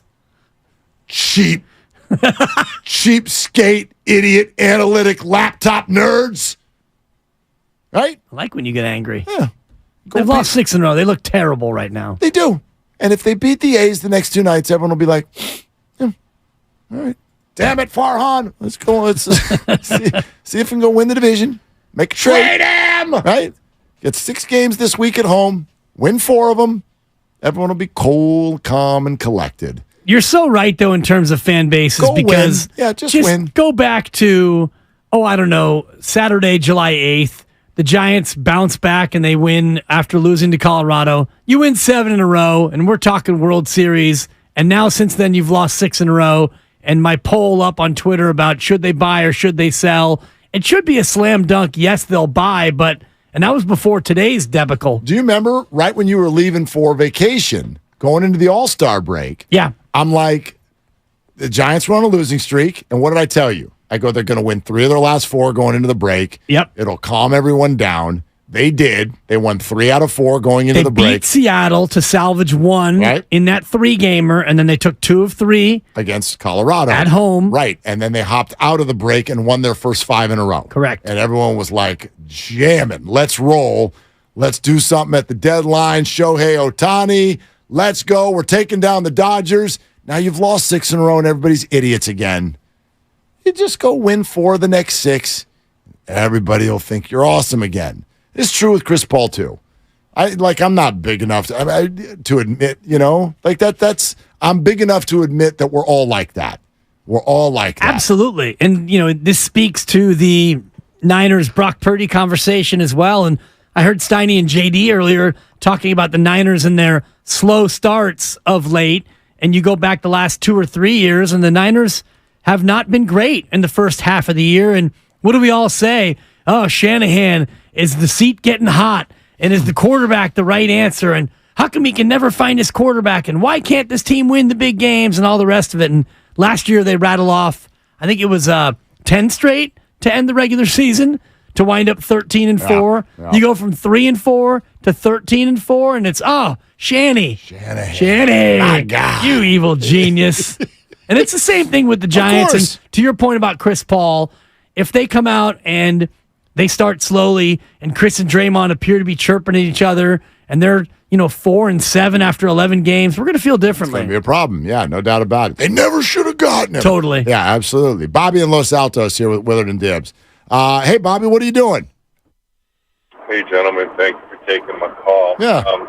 I haven't had an opportunity to speak with you guys in quite a while, even before the Chris Paul trade, but when the trade happened, I'll be honest with you, I don't really understand all the vitriol. If anything, we should be thankful to Chris Paul, because if he was ever healthy during the playoffs, we might have one less title. But in any case, I think he's going to be a fan favorite. I think that his resume only needs a world championship. At this point, he doesn't need any more individual accolades. He is a winner, except that he doesn't have a title. So he's going to do everything he can to fit in and not cause any waves. I think his personality will show, and he will become a fan favorite. You can say he's abrasive, but I think every team he plays for, the fans love him. The one thing that made me laugh about those little interview sound bites you gave is, did you guys add that little background music? No, they did. That is straight from the Golden State Warriors, Bobby. Yeah, Bobby. that was a little comical to me, maybe trying a little hard, but mark my words, he will be a fan favorite. I think we'll all enjoy his personality and what he brings to the team. If you'll indulge me for a moment, Shohei Ohtani, I am so glad that they are, quote-unquote, still in the playoff race, because I think it would be criminal to have that guy have to switch and transition to a new team in the midst of, all I can say is like the most exciting performance I've ever seen in baseball. He needs at least some kind of stability, so I really hope he continues to be an Angel, at least for this rest of this season, because I'm telling you, man, every night, all I do is think about him. He's like the only thing I think about. It's like when the Warriors were, 21-0 or something like that a couple of years back. I couldn't sleep. I couldn't eat. All I could think about was the next Warriors game. All I ever think about is the next Shohei Ohtani performance. So, Moreno, please do not trade this guy through free agency. Give him some stability so he can continue to be just the most incredible person on the planet. 1 in 7 billion. Bobby, thank you. And it was 24-0, by the way, Bobby. The Warriors started 24-0. And they were 55-5 at one point. So even though he couldn't think about anything else, maybe he didn't think about it quite hard enough. Right. I would suggest maybe a little bit of variety in your life. However, I think, Bobby, you make actually a really good point, which I hadn't really thought of or I haven't heard other people say. Like, while we're talking about what's the right thing for the Angels and should you go after them and how many prospects you should give up, you do sort of lose just the baseball purist answer, which is, can we just sit back and enjoy what Shohei is doing, and anything that disrupts that and its historical significance is a bad thing. And he's right. If he's got to suddenly get used to new pitchers in a different league that he's never faced before, that's going to disrupt it. Or if he goes to a really bad hitter's park, that's going to disrupt it. So I think Bobby's going to get his wish. I think that Shohei is going to stay right where he is for multiple reasons. But that's not one I had thought of, and it's a good one. It is a good one. All I do is think about him. Yeah, it's a good one in terms of, baseball purism, right? You don't want to necessarily watch something like this just discarded. If he wants to be somewhere else next year as a free agent, he absolutely has that right into free agency, and I think he will choose another destination. But I hadn't thought about that either in terms of the baseball purist notion of let Ohtani do whatever he's going to do and finish out the year in Anaheim. Well, I mean, he's chasing Judge's record from last year, is he not? Yeah. I mean, where's he at right now on home runs? 36 home runs. Matt Olson is only 4 behind him. I know he's in the National League. But, yeah, Shohei Ohtani, if you're not following this, a .302 batting average, 36 home runs, and an OPS over 1,000. The only player in Major League Baseball right now with an OPS over 1,000, and it's almost at 1,100. Yeah, we are talking about an incredibly historic season that is unfolding, and the baseball purist maybe should just kick back and watch it. Right. And worry about Shohei in the winter. Yes, and it's going to be a big deal in the winter, much like the Aaron Judge pursuit this past winter was a big deal. Turned out to be much ado about nothing because he stayed with the Yankees, but it was on our minds certainly almost every show. By the way, I should correct in that Aaron Judge also has an OPS over 1,000. However, he has only played in about half the games. So that doesn't he doesn't qualify. Doesn't quite qualify or count in the same way that Shohei has. But yeah, for me, I'm with Bobby, maybe for a little bit of a different reason, but I think that so much of the air in the room right now is being sucked up by the Shohei Ohtani discussion, and I do not think that should be our lead discussion. Certainly not if you're thinking about it from the perspective of the San Francisco Giants. And certainly not if you're thinking about it over the next 8 days, because that's not happening. I don't think that they're trading him. I think there's a chance, but I agree with you. It's highly unlikely, and I agree even more. The Giants should not be and won't be involved in it. Let's find out what George Contos thinks.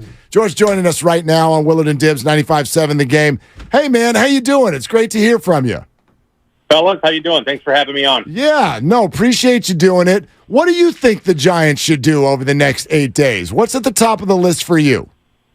Well, first of all, I think they should take a deep breath and take a step back and realize that everything's going to be okay. This time of year gets a little bit quirky. You know, as the trade deadline approaches, these guys have been playing such good baseball, and then you kind of hit this little skid where you lose 6 straight. So what you want to try and do is keep your wits about you and really not lose focus. But I think an improvement to the starting rotation would be, I think, very welcomed. And first and foremost, getting some of these guys healthy, getting Tyro back, getting Brandon back. I know we've heard from Farhan talking about upgrading the middle infield a little bit just with the injuries and kind of lack of production up the middle lately. Before the St. Louis Cardinals have taken him off the board completely, I would have loved to have seen Nolan Arenado in a Giants uniform for how much of a Giants killer he's been his entire career. But I think that you definitely need a middle-of-the-order type bat, and you needed an upgrade somewhere in the rotation. You mentioned take a deep breath. How challenging is it, considering what they just went through? 11 games on the road, 4 different cities, and they come back and they got to play a couple more days. How taxing is it to be on the road and have to play that many games in succession in that many different spots? Yeah, that one's tough. I mean, when you're going on an 11-game road trip and having 11 games in 11 days, that one's a tough one with a wraparound in Detroit here on your last day before heading back west. You know, it can get taxing. I remember when we would go on those long road trips, those 10-dayers, the first 3-4 days, guys are super excited. You're in a new city. You get to go out to dinner, hang out with the guys. By the end of that road trip, guys just have a little bit of a temper and are ready to get back home because it's been a long week. But you know, we saw whenever you go west to east and you have those day games and you have a lot of things that you're just not accustomed to doing, it puts you in a little bit of a different routine. So I think that everybody on that plane heading back to San Francisco right now is very excited to be able to sleep in their own beds and come to Oracle Park tomorrow where they're very familiar and play a team that they know that they're very, very much expected to beat. George Contos with us here on Willard and Dibbs 95.7 The Game. George, I'm going to say this with the utmost respect and hope for the future, but Casey Schmidt, this just is not working right now. I think he needs to be sent down and reboot this at a later date. What do you think? You know, I think that Casey brings a lot to the table, and you know, he came to the big leagues, and his entrance at the major league level was just with such a firework, and he went off with such a bang. It was never going to be, reasonable for him to keep up that type of production. And everybody, regardless of who it is, goes through that little slump of when the league starts to make adjustments and gets to know you a little bit.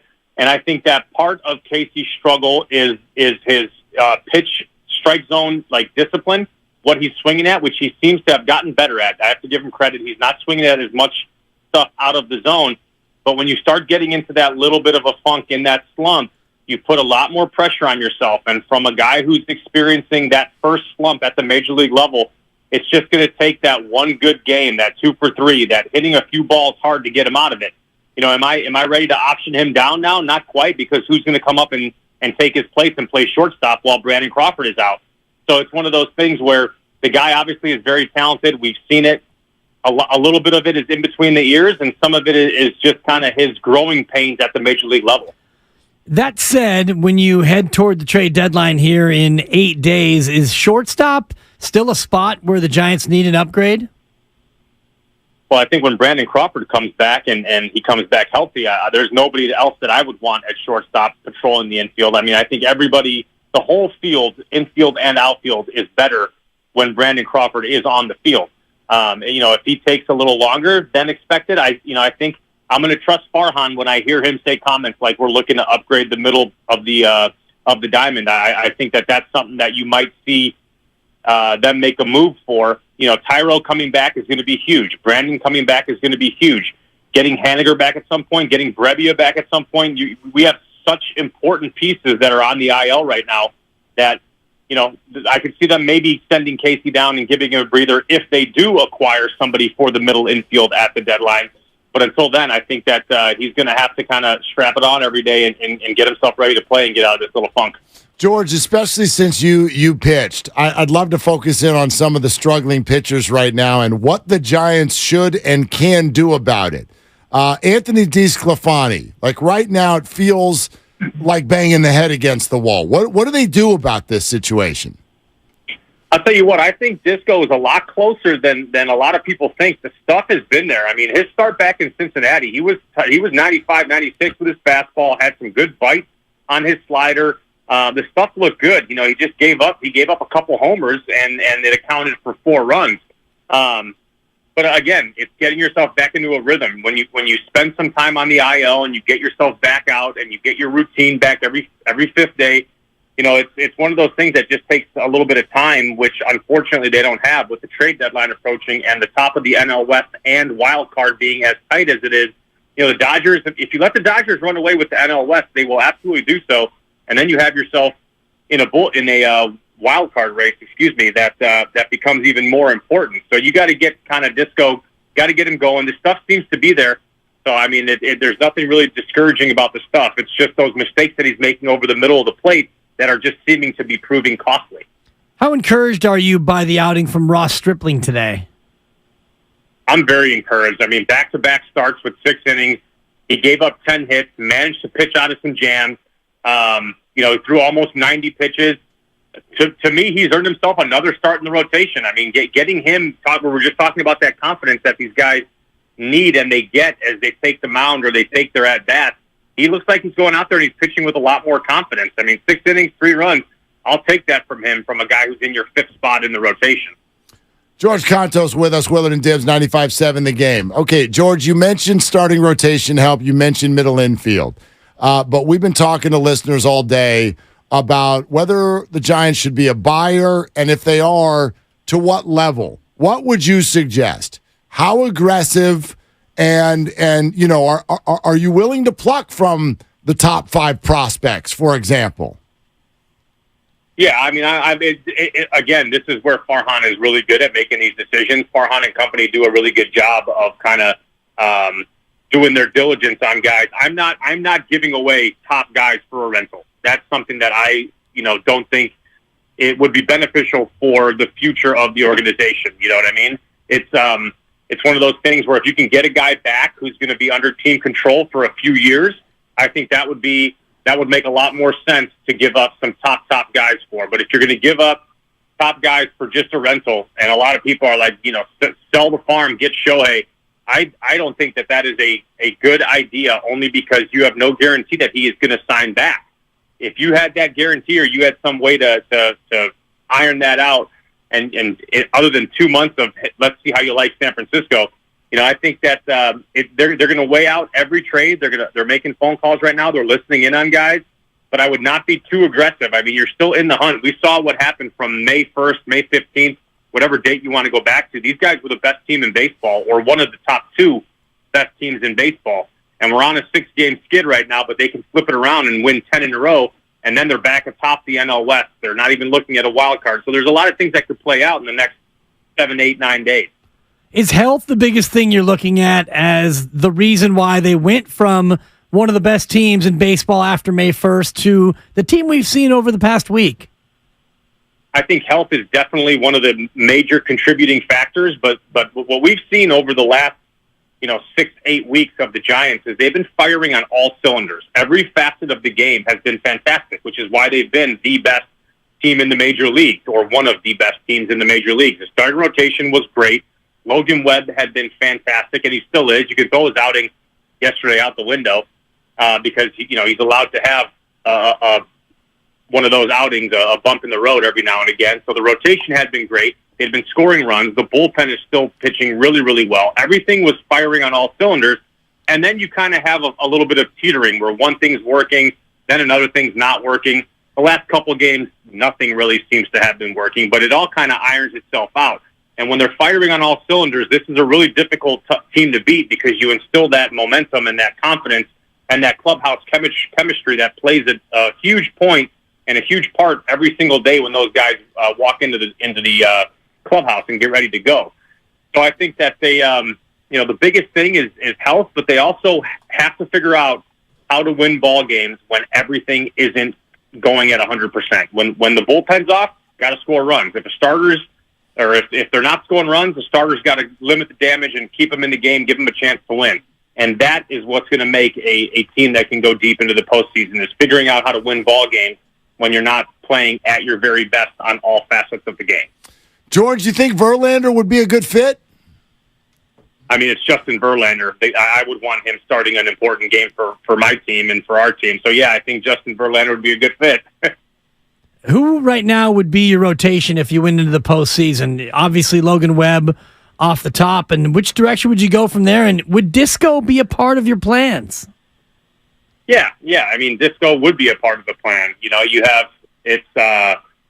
wow. I think in the starting rotation, though, again, that's where I think one of the places where you need to have 4 guys going into the bullpen or into the postseason. So you need to add somebody who has the ability to make those postseason starts, because I'm not comfortable with doing bullpen games in the playoffs in any capacity, and I think that you need more than 3 starters. And what I talked about on the postgame show just last week was there's a guy over there in St. Louis who's under team control, I think, for another couple of years, in Jordan Montgomery, who I've always liked, and I think he would be a guy who can handle the moment, he can eat innings, he can give you a chance to win.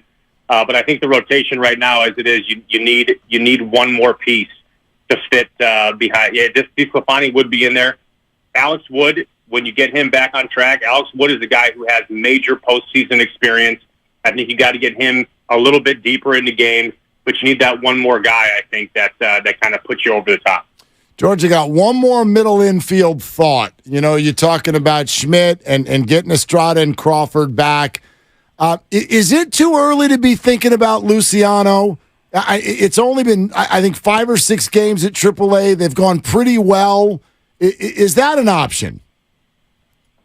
For me, I think it's a little too early. I think that you need to give him his at-bats. He has to, he just got to AAA, and not saying that he couldn't come up to the big leagues and have a couple good weeks or even have some sustained success.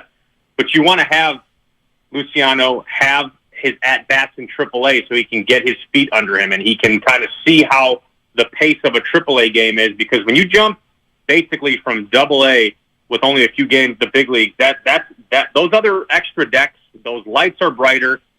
Even though the game is the same game, there's a lot that goes into having the experience and the at-bats and the reps at AAA, because what you don't want to do is have him come up, struggle, and really, really do something bad to his confidence that'll take a long time to kind of get itself back to normal. You want to make sure that he's had ample at-bats. They say you usually want a couple hundred at-bats at each level before you start promoting. That's kind of the rule of thumb, or, at least what I've heard in the past. So if he's in AAA for another month and he's doing very, very well, I'd be a lot more comfortable bringing him up then as opposed to just right now. George, great stuff, man. Thank you so much for doing it, and we appreciate you jumping on. Thanks a lot, guys. Thanks for having me. Have a good rest of the night. All right, you too. George Contos on the Giants deadline situation. And I can say pretty comfortably, pretty close to lockstep with everything he just said as far as the way to approach the deadline. Yeah. Shohei is just too much. It's just with not. No guarantee. Yeah, it's just not. It's not a fit. It's not the right thing to do. I don't think it is for anyone, and I don't think the Angels are going to feel that. I think they're not going to do it also. Right. But outside of that, aggressive without decimating the farm system. Are we asking Farhan to thread the needle? Yeah, we are. And that's the gig. Totally. And so that's exactly what I think he should do. I do think that a team like Tampa, and you had mentioned this team before as we'll go ahead and just shovel 3 or 4 or 5 prospects just to get Shohei for 10 weeks because it might be their time to go all in and try to win the World Series now, knowing that you won't be able to keep him. But even that would be a risky proposal, and I don't know if the Angels would do that just to get 5 prospects. That'd be a tough sell, but I do think what you said about Farhan is accurate in terms of threading the needle. Go ahead and get better without losing any of your 25-man roster or parting with any of the real pieces in the farm, and that includes Luciano, who is having a good little start to AAA, and I like what George said about elevating him too soon. You want to give him a good 3 to 4 weeks anyway of solid AAA play to assimilate. Yeah, I also think to point out one other thing that he said, and I really agree with this, and I know that Farhan does too, and I know that just about every baseball team does. And I wonder if fans fully get sort of this is an adjustment that happened about 5 or 6 years ago. You do not give up top prospects for a rental. And then the sentence ends. I don't care what his name is. I do not care that he pitches and hits. If you asked me today, and this is going to knock you over, if you asked me today, Kyle Harrison straight up for Shohei. No. For 10 weeks of Shohei. Absolutely not. Absolutely not. Why would you do that for 10 weeks? To win the World Series. Okay.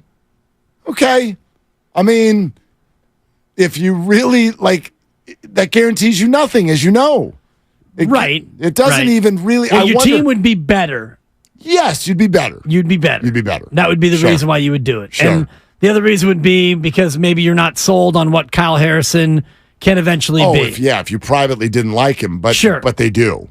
They do. Right. They really do. The Angels aren't doing that trade either. Of course so not. It becomes a foolhardy discussion. I just if this conversation were happening last year about Shohei, that's a completely different. Because then you get a year and 10 weeks. Yeah. You get the end of last year and then you get a full season. I just think even if it was Kyle, if you end up trading for Shohei Ohtani and then he signs with the Dodgers in December, and Kyle Harrison plays for the Angels and Shohei plays for the Dodgers, what a big egg on your face. Sure. What a massive egg on your face. Unless you won the World Series. Correct. Which is a bad bet. That's a bad bet. I'm not giving up on Kyle Harrison's career for a outside shot at a World Series crown one time. That's just that's kind of how I feel on that. David and Brentwood here with Willard and Dibs. Hey, David, what are you doing? Hey, guys. I'm heading home from work. Listen, this thing with Shohei Ohtani and the Giants, it's something that every Giants fan would like to see. But the Giants, for some reason, kind of strike me as, I don't know if you guys are familiar with, how they run these auctions on eBay for baseball cards. They usually set up the price low and they start going high. Sure. Okay. The Giants are that guy. This is a Mickey Mantle card. Okay. It's worth about $7,000. He says there's 2 minutes left and they only won $400 for it. I'm going to go in and I'm going to put $500 out on that card. He refreshes, the next thing you know is about 10 people already. I mean, the real players already bid on it, and somebody already paid like $5,000 for it. The Giants kind of remind me of that guy. He's always hoping that nobody else outbids him. Yeah. He always gets outbid. David, thanks for calling. I could not disagree with you more. That's the mentality of some Giants fans that I'm doing my best. I'm trying really hard to break it down because there's too much evidence that that's not the case. They landed Carlos Correa for $350 million a few months ago. This cheapskate thing is just it's just not real. But we can get into it a little bit more here in a sec on Willard and Dibs. Oh, that's the sound of a car being added to Cars.com. And since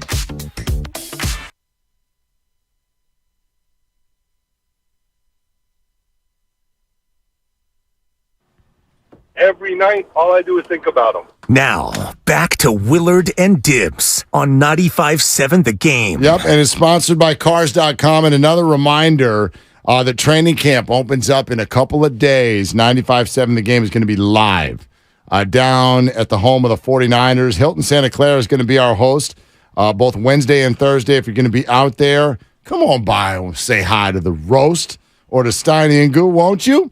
And then don't forget that when the season gets going, that is still the place to be. Hilton Santa Clara ahead of every home game for their public tailgate. You don't want to be sitting in traffic.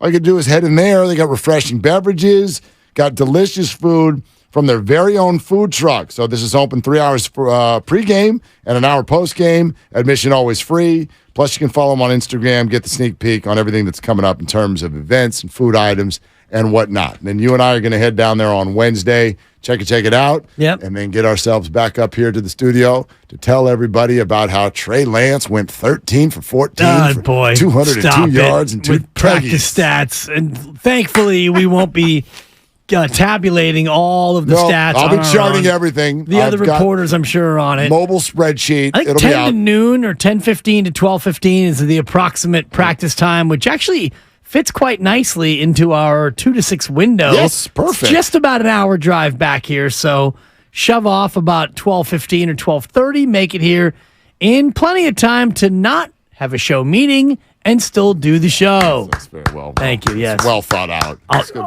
Guys, I want you on a call on the drive. He gone. It's all good. Look. Yep. A farewell meeting for the ages. Hello, friends.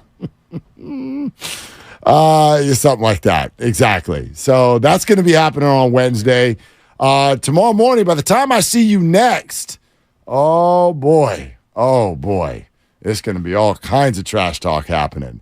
So now Lucas is going to be out there with us. There will be video, there will be pictures. Unfortunately, there will be proof. But while we're doing our show, who is going to be out making fun of Bonte Joe and Steiny and Goo? Do we have answers on that? Are they going to be out there with the guys, Lucas? Oh, yeah. Okay. And so will Whitley. Just check our socials. Okay, There'll be perfect. updates all day long. All right, The great Whitley Sandretto. Yes. Who is our social media manager, I think? Yeah, she runs the whole thing. Man, I know she runs the whole thing. Yeah. I just wanted to make sure that she had the proper title affixed to her. We're not big on titles around here. Yeah. Also, Matt Nahagan, Says the guy who yeah. commandeered his own office despite not having the title to do so. Mm-hmm. And the big boss will be out there too. So I'm sure you know Matt loves his Twitter, so I'm sure he'll be tweeting. Well, he's been like stalking me on golf courses all over the Bay Area for the last 3 days. It won't be the first time that he's seen me on the golf course since last Saturday. So, And I'm hoping that our super fan who lives right there on the third hole at Berkeley Country Club is don't out ask there for again. more signage. Like, just that has to happen organic. No, but that was pretty damn cool. I know, but if you ask for it, it's not as cool. So just hope it happens. I just am hoping. I'm not asking for it. I'm hopeful that it happens again. If you live at Berkeley Country Club and you want to make us feel good about yourselves, feel free. Yeah. How about that? Shout out Stan Dibley. You know something else that Stan Whitley Dibley here. Yeah, you know something else that Whitley knows? Since she is the social media coordinator. Yeah. It's official. It's on. Twitter is now X. It is. The logo is gone. I actually know the guy who drew that logo. The bird. Yep. I know that guy. Thank you. I wonder what happened to him. Does royalties stop coming in now that they got rid of the bird and it's now just a big X? And we've gotten word that people over at the Twitter headquarters are outside the building scrubbing that bird off the side of the wall right now this afternoon. Yeah, and there was some controversy as far as taking down the signage. Apparently, they didn't get the proper clearance, and so they had to stop traffic, or there was a whole cluster there. Yeah, of course. And I know some people who are now leaving Twitter because of the logo change, which... Because of the logo change? A couple of friends of mine are like, that's it. That's the last straw. The logo change? Yeah, it's a lot of things. A lot of it has to do with the guy who owns Twitter now. Well, sure, I get that, but why would that be the last straw? I don't know. The logo change? Do you remember the early days of like the fail whale where there'd be too much Twitter activity and you'd try to tweet and it'd be like the whale and be like, I'm sorry, but I do not remember our that, site actually. is. You don't remember milk delivery. You don't remember anything. I love How long have you been on Twitter? If it happened before 2020, I'm sorry. It's been erased. I did like a Men in Black thingy there during the pandemic. Little flashy thingy, and that's it. I don't remember anything before 3 years ago. It did not happen. Yeah, you were after me on Twitter, follower yet again. No. About 4 months after me. 4 months after you. I was March of 2009. You were July.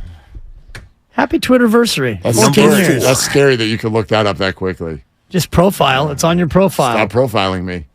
That's gross. Mine says joined March of 2009. What are you, an ice cream man? Yours says, I'm your ice cream man.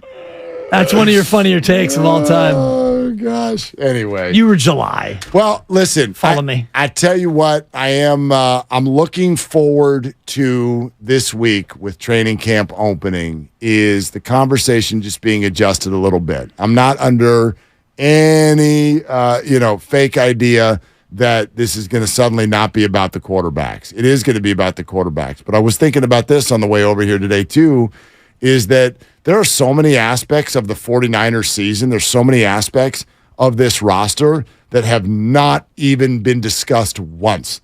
Like the quarterback thing is so big. It is so all-consuming that I think there are all kinds of things going on with this team that nobody's even thinking about.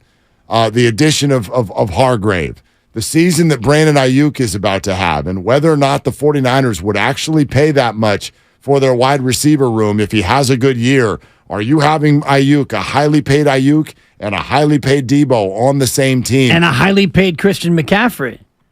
Can Colton McKivitz hold down the right tackle job? Yeah. No, I only say it like that because you're so right in terms of there are so many other camp questions that should take precedence over the backup quarterback discussion, but they won't. Matt Mayoko has already released his projected 53-man roster on the eve of camp officially opening. And how's it looking? It looks pretty good, but I think does he have a quarterback depth chart? Nobody has. He breaks it down into locks to make the team, looking good, and in the mix. Okay. His locks are Brock Purdy and Sam Darnold.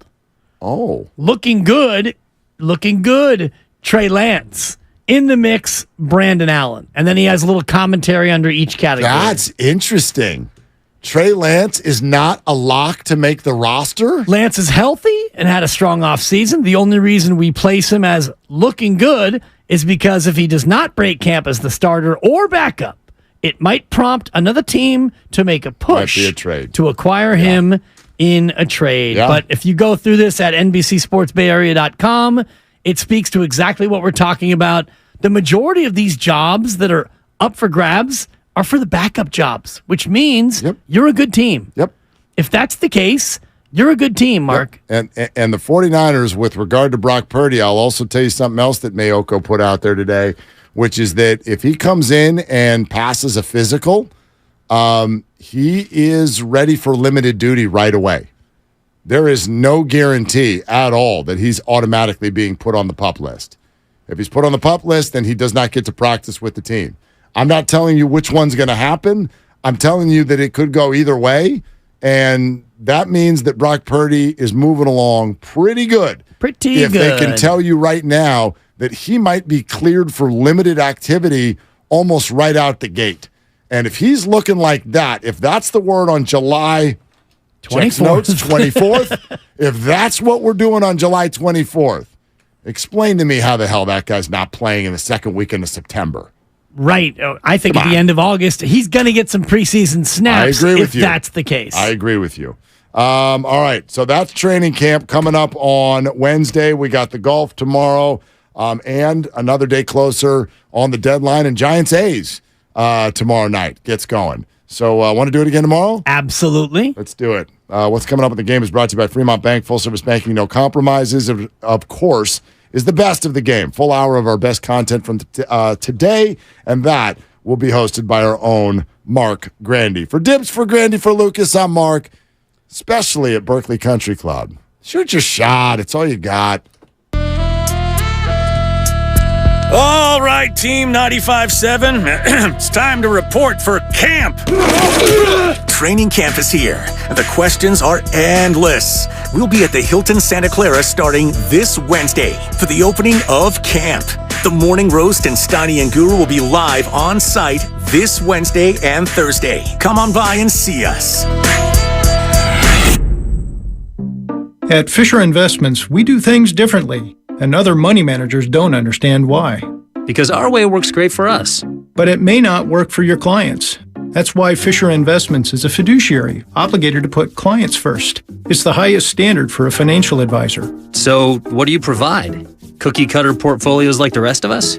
No cookie-cutter portfolios here. Fisher Investments tailors portfolios to meet each client's goals and needs. But you do sell investments that earn you high commission.